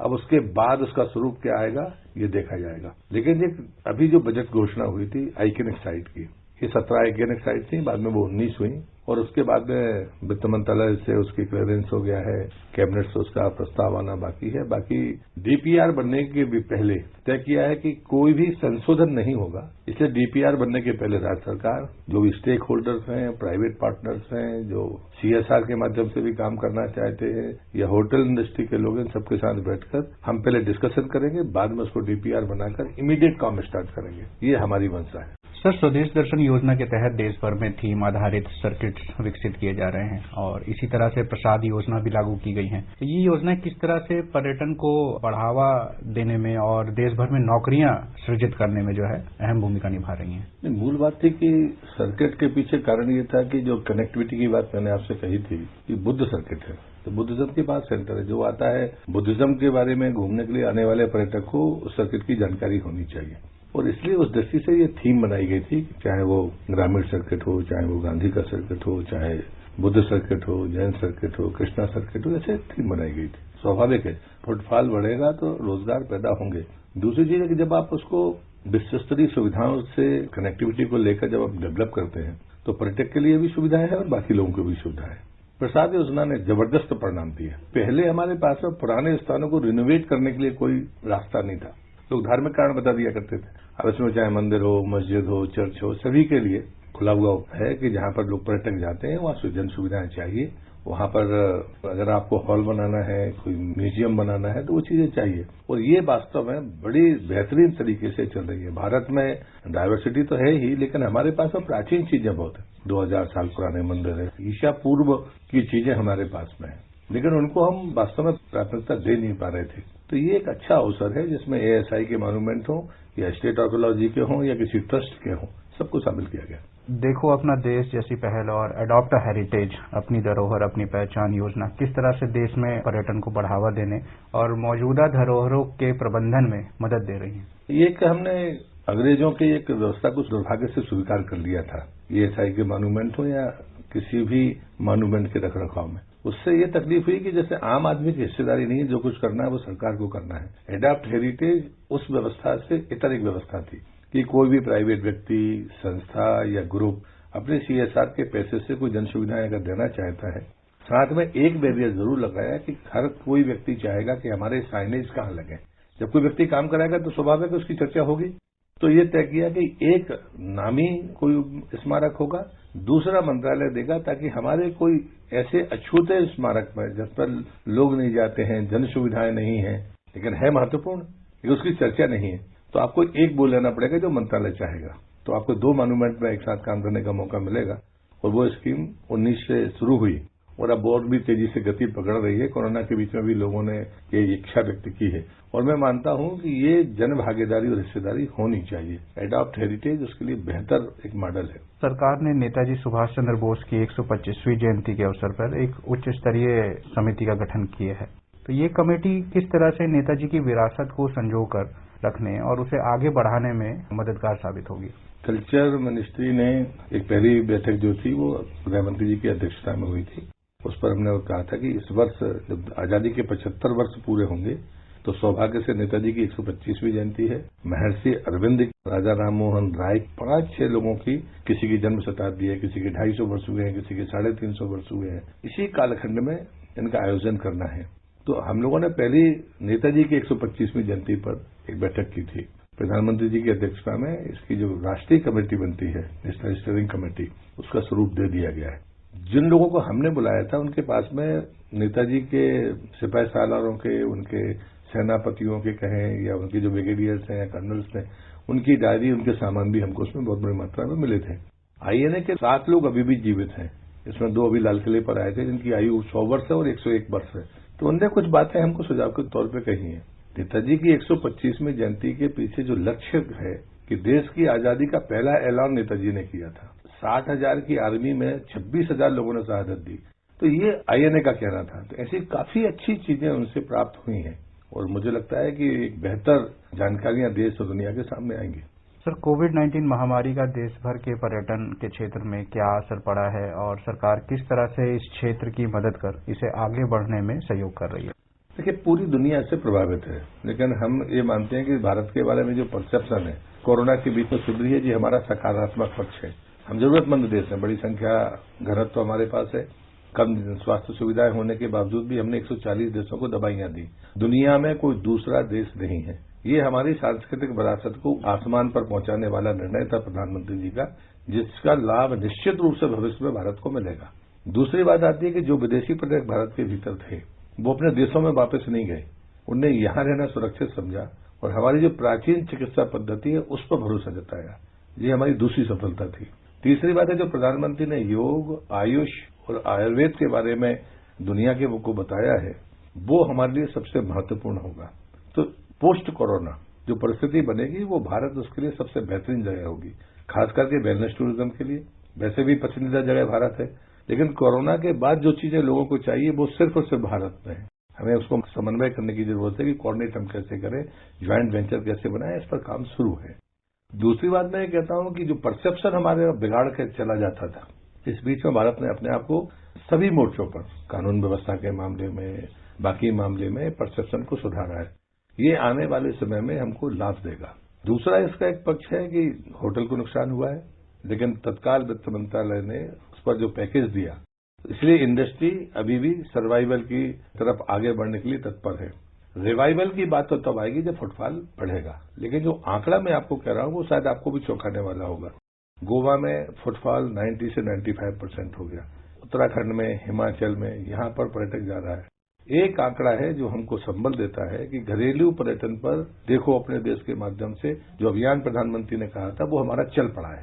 तो 2 हिस्से हैं। एक तो सारे राज्यों में एक सी स्थिति नहीं है, महानगर के होटल बड़े नुकसान में हैं, लेकिन बाकी जगह पर ऐसी स्थिति नहीं है। दूसरा यह है कि बड़े होटलों को बड़ा नुकसान हुआ है, लेकिन छोटे होटल्स में ऑक्यूपेंसी लगभग पिछले वर्ष के बराबर पहुंच गई। तीसरा, लोगों का जो चेंज है, या तो वो होम स्टे में रहना चाहते हैं या फिर खेतनुमा जो या जंगल के बीच में जो चीजें हैं। तो आप हमारे किसी भी प्रोजेक्ट में, चाहे टाइगर प्रोजेक्ट हो या रिजर्व फॉरेस्ट हो, वहां सेचुरेशन है, वहां आपके पास में बुकिंग नहीं है। एक ये नया ट्रेंड है, इसका मतलब है कि हम नॉर्थ ईस्ट की तरफ लोगों को पहुंचा सकते हैं। और आखिरी बात मैं ये कहता हूं कि जो फोकस करना चाहिए, जो लोग बेचैन है, 2 करोड़ 20 लाख भारतीय देश से बाहर घूमने जाते हैं और 1 करोड़ 80 लाख विदेशी पर्यटक आता है। ये जो 2 करोड़ 20 लाख हैं, इनकी साइकोलॉजी क्या है। जी समुद्र देखने जाते हैं तो हमारे पास भी है, क्या हम उनको वो परोस है? अगर वो जंगल देखने जाते हैं तो हमारे पास जितनी टाइगर सफारी है दुनिया में किसी के पास नहीं है। अगर वो एडवेंचर के लिए जाते हैं तो वो भी हमारे पास में, हमने 137 पीक्स गृह मंत्रालय ने एक साथ खोली है। उसमें से अरुणाचल ने अपने आप को मना कर दिया, तो फिर भी उसके बाद भी वो 117-18 बस्ती हैं जिस पर हम काम कर सकते हैं। हमारे पास काम करने की गुंजाइश है और हमने की है। जैसे होटल का आंकड़ा पर्यटन मंत्रालय के पास कुल 1400 होटल्स का था। आज की तारीख में जब हमने निधि पोर्टल खोला, ये मेरी बड़ी सफलता है मंत्रालय की कि एक पैसा खर्च किए बगैर आप सेल्फ रेगुलेशन के साथ अपने होटल को पंजीकृत करिए और आज हमारे पास 33,000 के आसपास होटलों का रजिस्ट्रेशन है। फिर हमने कहा कि रजिस्ट्रेशन तो हो गया, लेकिन आप कितने लोग एसओपी अडॉप्ट करते हैं, साथी पोर्टल पर वो लेकर आइए। फिर इस बीच में मैंने पर्यटन मंत्रियों की बैठक 2 दिन में की और जो चर्चा आई उसमें जो सबसे बेहतरीन कमेंट्स था वो गोवा के पर्यटन मंत्री का था कि पहले तो हमें पास सूची नहीं थी, तो सूची आ गई निधि पोर्टल में। एसओपी अडॉप्ट करने वालों की संख्या उस दिन तक 16% थी। हमने कहा इस गैप को कम करिए, लेकिन जो उन्होंने कहा कि हमारे पास में जो पर्यटकों का आंकड़ा था वो 90 लाख था गोवा में टोटल मिलाकर, और जैसे ही हमने निधि पोर्टल के बाद में आंकड़ा इकट्ठा किया तो वो 1,60,00,000। इसका मतलब है कि आंकड़े में कहीं न कहीं हम ऑथेंटिक नहीं थे। इससे ये कोशिश सफल हुई और साकार हुई है। हमारी कोशिश ये है कि निधि और साथी के बीच में जो गैप है, हर होटलियर अपना ओन डिक्लेरेशन दे कि वो होम मिनिस्ट्री का, स्वास्थ्य मंत्रालय का या पर्यटन मंत्रालय की एसओपी को अडॉप्ट करता है। ये देशी और विदेशी दोनों पर्यटकों के लिए भरोसा बढ़ाने वाला होगा। तो ये कदम है जिसने महत्वपूर्ण भूमिका अदा की। सर, नॉर्थ ईस्ट, हिमालय और तटीय क्षेत्रों में इको टूरिज्म के विकास की असीम संभावना है, तो इन संभावनाओं को विकसित करने के लिए सरकार क्या क्या कदम उठा रही है? ये सच है कि नॉर्थ ईस्ट अभी भी अनएक्सप्लॉइट है। कनेक्टिविटी तो हो गई, इंसर्जेंसी की जो बात थी वो खत्म हो गई। अब हमें उनके सामने रखना है कि आपके पास में बाकी साधन क्या हो सकते हैं। तो हमने टूरिज्म हाईवे की बात की है, खासकर ऐसी जगह पर जहां पर लोग नहीं गए। तो हम बाकायदा गुवाहाटी से अगर आपको अरुणाचल जाना है तो हम आपको कनेक्टिविटी भी बताएंगे। कोई सरकारी और गैर सरकारी का भेद हमने खत्म कर दिया है। होटल हो, गेस्ट हाउस हो, छोटे होटल हो, बड़े होटल हो या फिर कोई होम स्टे हो, हम सबकी जानकारी देंगे कि आप इस रास्ते पर जाएंगे तो आपको ये मिलेंगे। उनका संपर्क का नंबर ये है। इवन कोई पेट्रोल पंप पे जन सुविधा बहुत बेहतरीन है तो हम उसका भी नंबर देने वाले हैं। और मैंने गूगल मैप की बात की है, गूगल से कहा कि आप टूरिज्म मैप बनाइए। गूगल मैप तो है, टूरिज्म मैप बनाइए कि हमारे टूरिज्म हाईवे पर अगर कोई जाएगा और आगे रोड के दाहिने तरफ उसको 7 किलोमीटर भीतर अगर जाएगा तो कोई मॉन्यूमेंट या कोई स्थान देख सकता है या अच्छा स्टे है तो उसको अलर्ट करेगा। जाना नहीं जाना उसके ऊपर है। हमने ये तय किया है कि हम कभी भी बुकिंग में नहीं पड़ेंगे। इन्फॉर्मेशन हम सबकी शेयर करेंगे जो हमारे पास रजिस्टर है निधि में और साथी में। नेशनल टूरिज्म पॉलिसी की अभी क्या स्थिति है और ये पॉलिसी किस तरह देश भर में टूरिज्म को बढ़ावा देने में मददगार साबित होगी? हमने सारे स्टेट्स को उसका ड्राफ्ट पहुंचाया है, स्टेक होल्डर्स को भी पहुंचाया है कि आपको अपने सुझाव देने चाहिए। पॉलिसी होनी ही चाहिए। जो बातें मैं कह रहा हूं ये भी पॉलिसी के हिस्से हो सकते हैं। बुद्ध की अस्थियां हमारे पास में 5 हैं, एक श्रीलंका से आना बाकी है। इनको ओपन डिस्प्ले कर सकते हैं सुरक्षा के साथ, उस पर तैयारी चल रही है और पॉलिसी तय की है। यदि फुटफॉल 1 लाख से ज्यादा किसी देश के पर्यटकों का है और वो हिंदी और अंग्रेजी में कंफर्टेबल नहीं है तो हम उनकी भाषा में साइनेज लगाएंगे। सबसे पहले हमने सांची में सहेली भाषा में लगाया, श्रावस्ती, नालंदा, गया और सारनाथ में चीनी भाषा में लगाए। अभी भी हमारी इस पॉलिसी पर हम काम कर रहे हैं। प्रधानमंत्री जी ने कहा था कि आपको यूएन की भाषा में ट्रांसलेटर और गाइड्स होने चाहिए। पहला बैच 5,500 लोगों का इस महीने एग्जाम होकर निकल जाएगा। उसको हमने टूरिस्ट फैसिलिटेटर कहा है। जैसे ही वो एक कोई यूएन की भाषा पढ़ेंगे तो हम उनको गाइड की मान्यता देंगे और ये क्रम लगातार जारी रहेगा जब तक हमारे एएसआई के मॉन्यूमेंट की संख्या बढ़ती जाएगी। क्योंकि जनवरी से हम अपने पोर्टल को स्टार्ट कर रहे हैं जिसमें एएसआई के मॉन्यूमेंट के अलावा स्टेट आर्कियोलॉजी के या अन्य कोई मॉन्यूमेंट है जो किसी भी लिस्ट में नहीं है, हम सबकी रिलिस्टिंग करके एक बार देश के सामने वो एटलस लाएंगे कि देश में इतने स्मारक हैं, इसकी टाइमलाइन है। सर, अपना कीमती समय देने के लिए बहुत बहुत धन्यवाद सर। अभी आप सुन रहे थे केंद्रीय संस्कृति और पर्यटन मंत्री प्रहलाद सिंह पटेल के साथ आकाशवाणी संवाददाता भूपेंद्र सिंह की बातचीत। ये कार्यक्रम आकाशवाणी के समाचार सेवा प्रभाग द्वारा प्रस्तुत किया गया। इसे आप हमारे mobile app news on AIR पर भी सुन सकते हैं। इस कार्यक्रम के संबंध में अपनी प्रतिक्रिया आप हमें ईमेल कर सकते हैं। पता है AIRNSGTalks@gmail.com। ये कार्यक्रम फिर से सुनने के लिए लॉग ऑन करें हमारी वेबसाइट newsonair.com। ये आकाशवाणी है। कार्यक्रम सुर्खियों में प्रस्तुत है कोरोना वायरस संक्रमण पर स्वास्थ्य विशेषज्ञ doctor lieutenant general Ved Chaturvedi से आकाशवाणी संवाददाता सिद्धार्थ सिंह की बातचीत। कहते हैं कि अगर किसी भी काम को मेहनत और लगन से किया जाए तो हम कुछ भी कर सकते हैं, और हमारे वैज्ञानिकों द्वारा दिन रात लैब्स में की गई कड़ी मेहनत का ही नतीजा है कि आज वो दिन आ गया है कि जब देश में वैक्सीन का लंबा इंतजार पूरा हुआ और हमारा देश भी विश्व के उन चुनिंदा देशों में शामिल हो गया है जो इस महामारी के लिए वैक्सीन बना रहे हैं। और मुझे आपसे साझा करते हुए बहुत प्रसन्नता और गर्व हो रहा है कि भारत के drugs controller general of India DCGI ने कोविड-19 की 2 वैक्सीन की मंजूरी दे दी है। जी हाँ, ये वैक्सीन है सीरम इंस्टीट्यूट ऑफ इंडिया की कोविशील्ड और भारत बायोटेक की स्वदेशी वैक्सीन कोवैक्सीन। डॉक्टर वेद, लोगों का वैक्सीन का इंतजार खत्म हुआ, क्या कहेंगे आप? बहुत बड़ा समाचार है ये। शायद लोगों को ये नहीं मालूम है, हम मेडिकल के क्षेत्र में बहुत आगे हैं। विश्व में बहुत सारे देश हैं। आप सोच सकते हैं कि बहुत कम देश हैं जो कि मेडिकल के क्षेत्र में इतने ज्यादा बढ़े हुए हैं। हमने वैक्सीन के क्षेत्र में भी, चूंकि ये वैक्सीन कोई नया सब्जेक्ट नहीं है, बच्चों के लिए वैक्सीन के लिए हम उन विश्व के अग्रणी देशों में आते हैं जो हम मैन्युफैक्चरिंग हब के लीडर हैं। हमारे पास ऑलरेडी मैन्युफैक्चरिंग हब अवेलेबल है और लार्जेस्ट वैक्सीनेशन हम बनाते हैं। हाँ, ये एक विपदा थी, एक पैंडेमिक था जिसकी वैक्सीन बनाने में 5, 6, 7 साल भी लग सकता था। हमने ये दिखा दिया है कि हम शोल्डर टू शोल्डर, चाहे वो ऑक्सफोर्ड वैक्सीन हो, चाहे अदर वैक्सीन ऑफ फाइजर की, हमारी जो भारत बायोटेक है कोवैक्सीन, वो भी बन के तैयार है। हाँ, फेज 1, फेज 2 और फेज 3 ट्रायल के पूरे नतीजे अभी और आएंगे, बट हमारी वैक्सीन उतनी ही इफेक्टिव है और हम उतने ही कारगर। एक बहुत बड़ा समाचार है, प्रधानमंत्री ने भी खुद ट्वीट किया कि एक आत्मनिर्भर भारत को दर्शाता है, और भी बहुत से वैज्ञानिकों ने बधाई दी। एक बहुत बड़ा काम है एक वैक्सीन को पहले एनिमल ट्रायल्स करना, फिर ह्यूमन ट्रायल्स करना। ट्रायल्स का जो पूरा प्रक्रिया है वो बहुत ही कम्बरसम है और उसके लिए बहुत बड़ा डॉक्यूमेंटेशन तैयार करना पड़ता है, क्योंकि उसकी इंटरनेशनल स्क्रूटनी होती है। ऐसा नहीं कि हमने कुछ बना दिया और कोई देख नहीं रहा। आज वर्ल्ड बहुत छोटा है, एक दूसरे को लोग देख रहे हैं। आपने देखा होगा अप्रूवल है जो कोविशील्ड है, चूंकि उसकी फेज 3 ट्रायल पूरी हो चुकी है, डॉक्यूमेंटेशन पूरा हो गया है, उसको इमरजेंसी ऑथराइजेशन किया गया है। जबकि ये जो वैक्सीन है जिसका फेज 3 ट्रायल पूरा अभी होना बाकी है, उसको इमरजेंसी सिचुएशन के लिए लागा गया है। इसका मतलब ये हुआ कि पहले हम कोविशील्ड यूज करेंगे और उसके बाद जब ये इसका पूरी प्रक्रिया खत्म हो जाएगी या फिर कोई बहुत बड़ी इमरजेंसी आ जाए, बहुत सारे केसेस होने लगे जैसे यूरोप में हुआ, पहले केसेस कम हुए थे, अब एकदम से बहुत सारे केसेस बढ़ गए, ऐसा कुछ हो जाए तो वो इमरजेंसी सिचुएशन के लिए हम कोवैक्सीन भी यूज कर सकते हैं।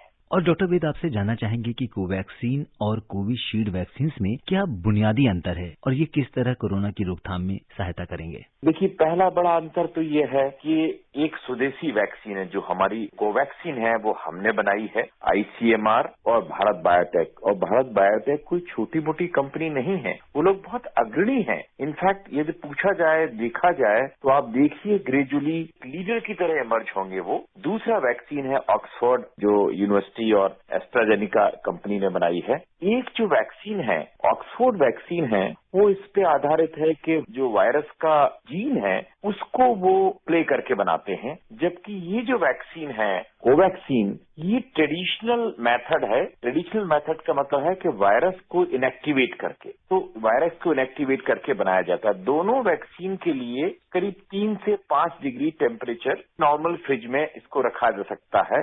इसीलिए ये बेहतर वैक्सीन माने जाते हैं वनस्पत RNA वैक्सीन, जो कि फाइजर और मॉडर्ना का है, जिनके लिए काफी लो टेम्परेचर चाहिए। सबसे बड़ी मुश्किलात आती है कोल्ड चेन के लिए। देखिए, दिल्ली बॉम्बे की बात नहीं हो रही है, ये वैक्सीन तो दूर दराजों में जाना है। जहां तक इफिकेसी की बात है, दोनों की इफिकेसी 60 to 70% है, तो दोनों की इफिकेसी में भी कोई बहुत बड़ा अंतर नहीं है। हाँ, ये बात जरूर है कि ऑक्सफोर्ड वैक्सीन जो है कोविशील्ड, उसकी फेज 3 ट्रायल कंप्लीट हो चुकी है और जो उसका अप्रूवल है DCGI ने दिया है वो इमरजेंसी ऑथराइजेशन दिया हुआ है, जबकि इसका जो अप्रूवल है, क्योंकि फेज 3 ट्रायल पूरा कंप्लीट नहीं हुआ है, इसको उन्होंने इमरजेंसी सिचुएशन में यूज किया है। इसका मतलब ये हुआ कि जो फर्स्ट हम शुरू में वैक्सीन जो यूज करेंगे वो ऑक्सफोर्ड की कोविशील्ड यूज करेंगे, जब तक फेज 3 ट्रायल की रिजल्ट्स भी आ जाएंगे इस कोवैक्सीन के भी। डॉक्टर वेद, बात करते हैं वैक्सीन के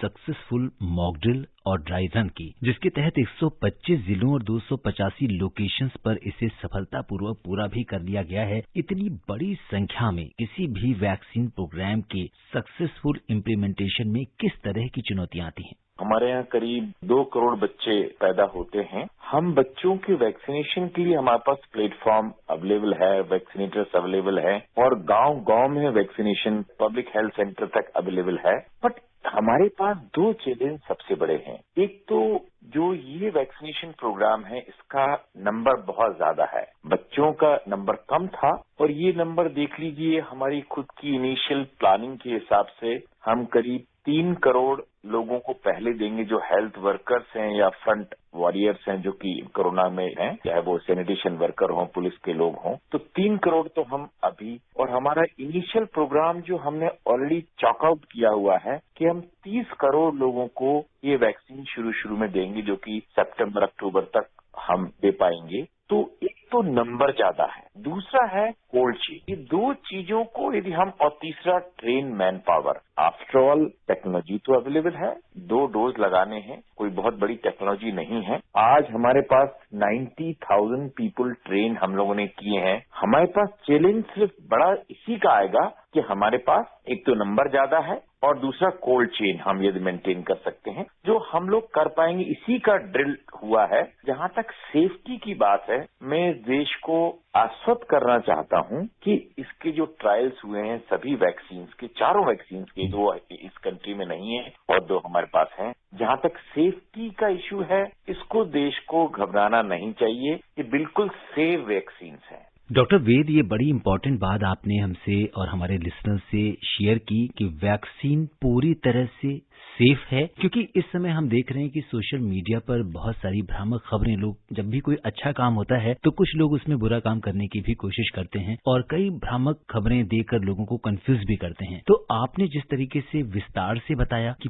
पूरी तरह से सेफ्टी का ध्यान रखा गया है इस पूरे वैक्सीन प्रोग्राम में, ये बहुत महत्वपूर्ण है। जी हाँ, देखिए, जब पोलियो एक बहुत ही ऐसी बीमारी थी जिसका कि कोई इलाज नहीं था, जब वैक्सीन आया तो कई लोगों ने रूमर्स फैलाया। बट देखिए, देश की जनता आज बहुत पढ़ी लिखी है, चाहे वो किसी भी वर्ग की हो, वो साइंटिस्ट और डॉक्टर्स पे ज्यादा विश्वास करेगी बनस्पत उन लोगों के, चाहे वो कोई भी क्षेत्र से आते हों, चाहे पॉलिटिशियंस हों, चाहे जो कभी कभी चीप पॉपुलरिटी के लिए छोटे छोटे वक्तव्य दिए जाते हैं। और उसको भी मैं मीडिया को भी रिक्वेस्ट करना चाहूंगा कि उसको ज्यादा तवज्जो ना दें। बट यदि साइंटिस्ट और डॉक्टर्स पे यदि भरोसा है और ये पढ़ा लिखा देश है, तो ये वैक्सीन बहुत सेफ है और इफेक्टिव है। और हम बिल्कुल पूरे वर्ल्ड के साथ कंधे से कंधा मिला के हम लोगों ने भी वो वैक्सीन बनाई है, जो कि उतनी इफेक्टिव है और हो सकता है कि दूसरे वैक्सीन से भी ज्यादा इफेक्टिव हो। डॉक्टर वेद, जैसा कि हम कहते हैं सैनिटाइजर के उपयोग करते समय 70% अल्कोहल वाला सैनिटाइजर का उपयोग करना चाहिए, तो साबुन के अंदर ऐसे कौन सा अल्कोहल होता है जिससे कीटाणु या वायरस मर जाते हैं?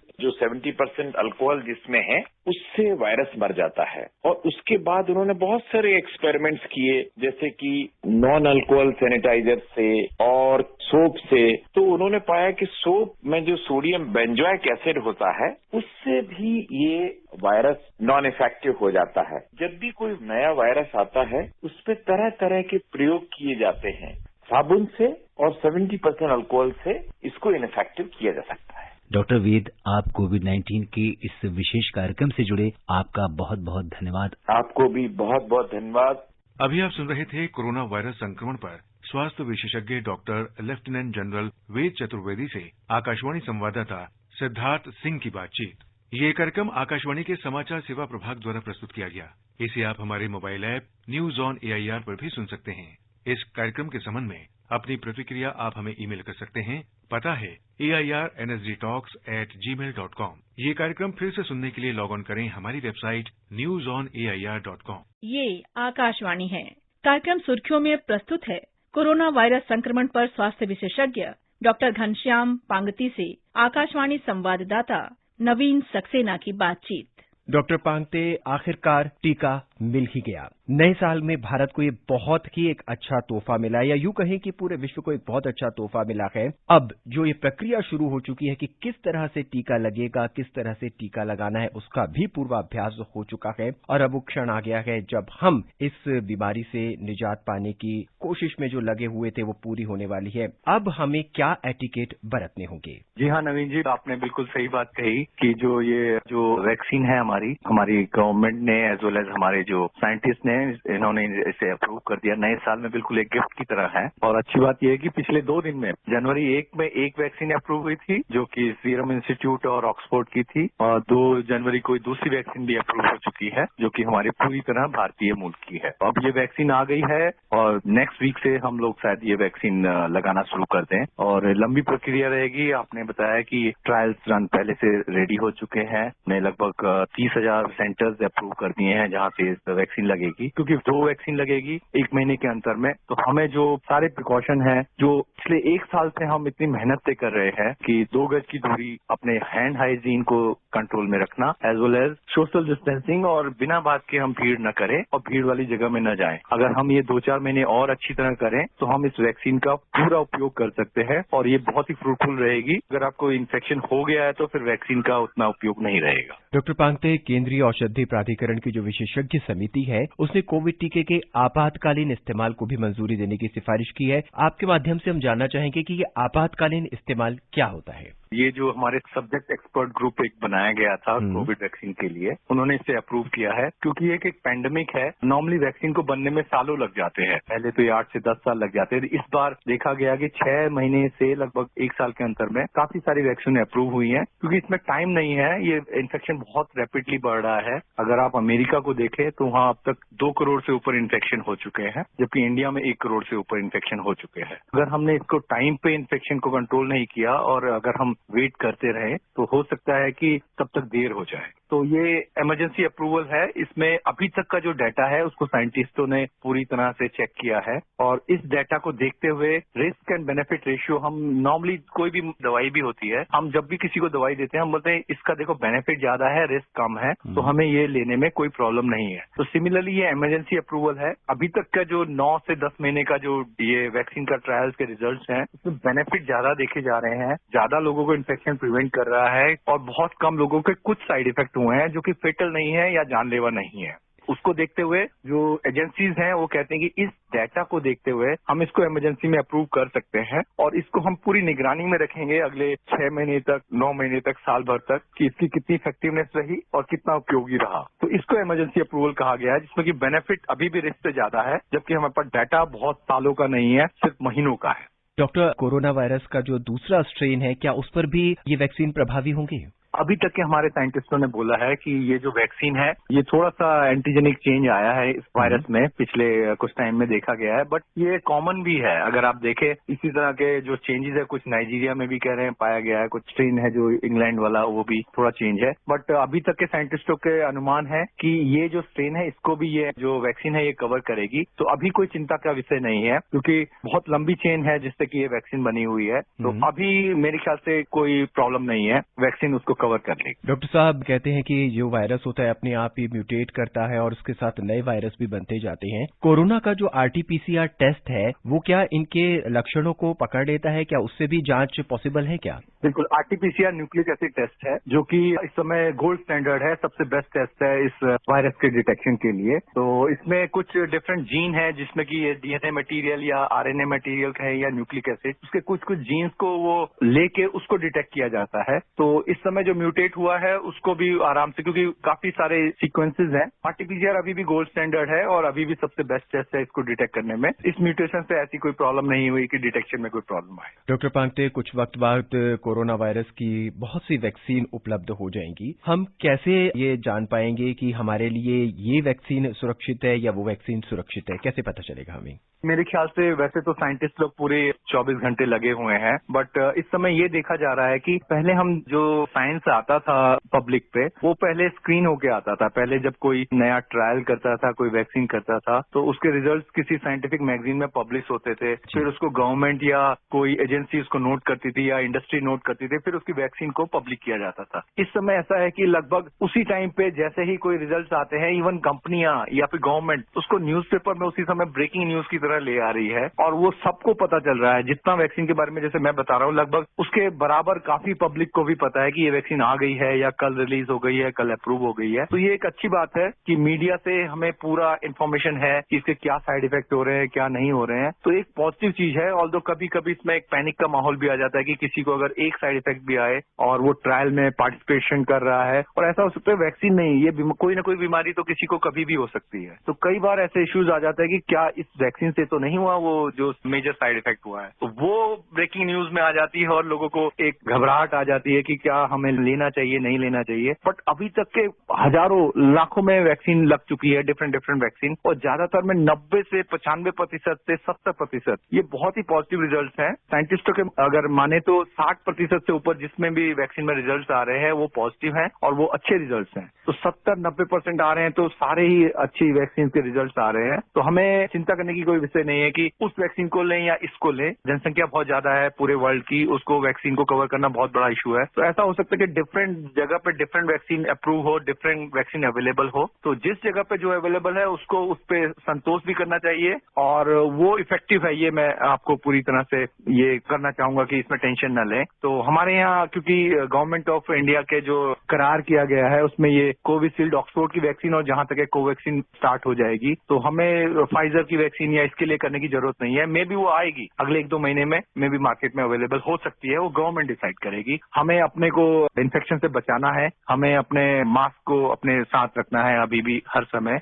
और भीड़ वाली जगह में बिल्कुल अवॉइड करना है। डॉक्टर साहब, वैक्सीन आ गई है, इसका मतलब ये नहीं है कि हम पूरी तरह से बेखबर हो जाएं, हमें अभी भी उतनी ही एहतियात बरतते हैं। बिल्कुल नवीन जी, आपने बिल्कुल उपयुक्त बात कही है। इवन जिनको वैक्सीन लग गई है उनको भी ये सारे प्रिकॉशन अभी लेने पड़ेंगे जब तक कि एक हर्ड इम्यूनिटी वर्ड है या पूरे हमारे समाज में 60-70% लोगों को इम्यूनिटी न बन जाए। तो हमें सारे प्रिकॉशन अभी लेने हैं और हमें बिल्कुल ढील नहीं बरतनी है। और ये भी देखने की बात है कि अभी हम लोग लगभग 30 करोड़ से 35 करोड़ लोगों को वैक्सीन लगा पाएंगे, वो भी 6 महीनों में, क्योंकि सारे प्रिकॉशन लेने पड़ेंगे। हमें डिस्टेंस का प्रिकॉशन लेना पड़ेगा, वैक्सीन लगाने के बाद आधा घंटा 45 मिनट उनको ऑब्जर्व भी करना पड़ेगा। ऐसा हो सकता है कि एक वैक्सीन सेंटर में सिर्फ 100 से 150 वैक्सीन ही लग पाए एक टाइम में, और सिर्फ 30 करोड़ लोगों को वैक्सीन लगाने में पहली वैक्सीन जबकि 2 वैक्सीन लगेगी, उसमें हमें 6 महीने से 8 महीने लग जाए। तो आप सोचिए 6 महीने में आप 30 करोड़ लगा रहे हैं, आपकी जनसंख्या लगभग इस समय भारत की 130 से 135 करोड़ है, तो काफी लंबा समय है, अभी काफी लंबा स्ट्रगल रहता है। तो बेफिक्री बिल्कुल नहीं करनी है और बिल्कुल भी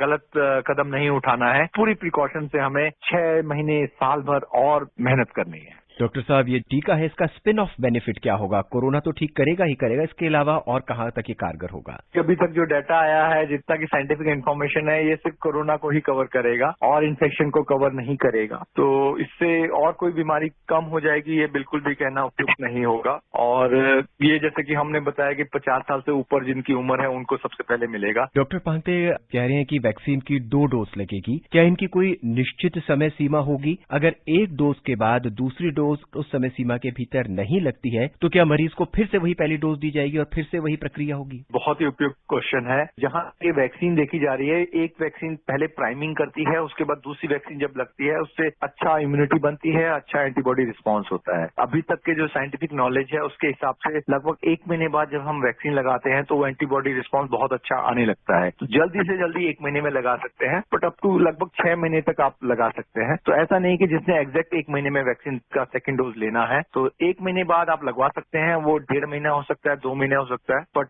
जहां तक है 6 महीने से पहले वैक्सीन लग जाए तो वो बेहतर रहेगी। डॉक्टर साहब, बहुत बहुत धन्यवाद। बहुत बहुत धन्यवाद। अभी आप सुन रहे थे कोरोना वायरस संक्रमण पर स्वास्थ्य विशेषज्ञ डॉक्टर घनश्याम पांगती से आकाशवाणी संवाददाता नवीन सक्सेना की बातचीत। ये कार्यक्रम आकाशवाणी के समाचार सेवा प्रभाग द्वारा प्रस्तुत किया गया। इसे आप हमारे mobile app news on AIR पर भी सुन सकते हैं। इस कार्यक्रम के संबंध में अपनी प्रतिक्रिया आप हमें ईमेल कर सकते हैं। पता है airnsdtalks@gmail.com। ये कार्यक्रम फिर से सुनने के लिए लॉग ऑन करें हमारी वेबसाइट newsonair.com। ये आकाशवाणी है। कार्यक्रम सुर्खियों में प्रस्तुत है कोरोना वायरस संक्रमण पर स्वास्थ्य विशेषज्ञ डॉक्टर ए.के. वार्ष्णेय से आकाशवाणी संवाददाता नवीन सक्सेना की बातचीत। डॉक्टर साहब, टीकाकरण का पूर्वाभ्यास ड्राई रन शुरू हो चुका है। हम आपसे यही जानना चाहेंगे कार्यक्रम की शुरुआत में कि ये क्या होता है, किस तरह से ये किया जा रहा है, क्या इसमें पेशेंट्स या मरीजों को भी इंक्लूड किया गया है? हम लोग मेडिकल लैंग्वेज में उसको ड्राई रन बोल रहे हैं, परंतु लेमैन के लिए मैं कहना चाहता हूँ कि कोई भी कार्य हम जो करते हैं उसकी रिहर्सल एक तरीके से समझिए। जब रिहर्सल का मतलब हम पहले वो करके एक बार देखते हैं, जिसमें कोई कमी अगर रह जाती है तो उसको हम फाइनल में इम्प्रूव कर सकें। और चूंकि ये वैक्सीनेशन का कार्य है, बहुत बड़ा कार्य है, तो इसमें कई चीजें हैं। वैक्सीन किस तरीके से स्टोर होगी, उसके लिए उपयुक्त स्टोरेज फैसिलिटी है, क्योंकि वैक्सीन को 2 से लेकर 8 डिग्री टेम्परेचर के बीच में स्टोरेज होना जरूरी है। दूसरे, फिर उसका जो कोविन ऐप बनाया गया जिसपे कि रजिस्ट्रेशन प्रोसेस होगी, उसमें रजिस्ट्रेशन सही तरीके से हो रहा है, वहाँ पे इंटरनेट की फैसिलिटीज अवेलेबल हैं, और जिस तरीके से जिन लोगों को वैक्सीन दिया जा रहा है, जो स्टाफ है जिसको वैक्सीन लगानी है वो पूरी तरीके से ट्रेन्ड स्टाफ है। जिस व्यक्ति को वैक्सीन दी जाएगी उसके लिए कम से कम आधा घंटे ऑब्जर्वेशन रखा जाएगा कि उसमें कोई साइड इफेक्ट तो नहीं होते।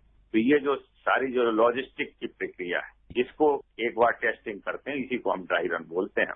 देखिए, ड्राई रन का सवाल है, अभी सरकार ने ये कहा कि भाई हर राज्य में और केंद्र शासित प्रदेश में स्टेट कैपिटल में कम से कम 3 स्थान हर एक को चुनने होंगे जिन पर वो ड्राई रन की प्रक्रिया होगी, और उस पे जो मेडिकल ऑफिसर इंचार्ज होंगे, सबसे पहले हेल्थ केयर वर्कर चुने जाएंगे। तो 25 हेल्थ केयर वर्कर हर सेंटर पे आइडेंटिफाई किए जाएंगे और उनके डाटा अपलोड किए जाएंगे कोविन ऐप पे, और फिर उनको पूरी प्रोसेस किस तरीके से वैक्सीन ट्रांसपोर्ट हो रही है, किस तरीके से स्टोरेज हो रही है, किस तरीके से और कोई लगाई जाएगी, तो इस तरीके से सारे ड्राई रन की प्रोसेस होगी। और इसमें ऑलरेडी पूरे देश में लगभग 96,000 जो लोग हैं जिनको ट्रेंड किया जा चुका है, जो कि वैक्सीनेटर हैं एक तरीके से, जो वैक्सीन लगाएं।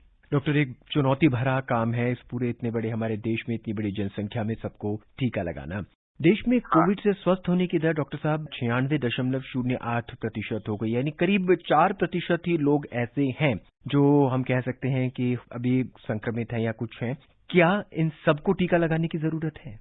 सबसे पहले अभी जो टीकाकरण का कार्य है, क्योंकि इसमें गवर्नमेंट ने प्रायोरिटाइज किया है, तो सबसे पहले जो हेल्थ केयर वर्कर हैं, जो डायरेक्ट मतलब पेशेंट को देखते हैं, जैसे डॉक्टर्स हैं, नर्सिंग स्टाफ है, टेक्निकल स्टाफ है, या जो अस्पतालों में या डिस्पेंसरियों में काम करने वाले वर्कर हैं, तो ये एस्टीमेट किया गया है कि भाई ये हमारे देश में लगभग 1 करोड़ के करीब है। सबसे पहला जो प्रायोरिटी ग्रुप है वो इनका रखा गया।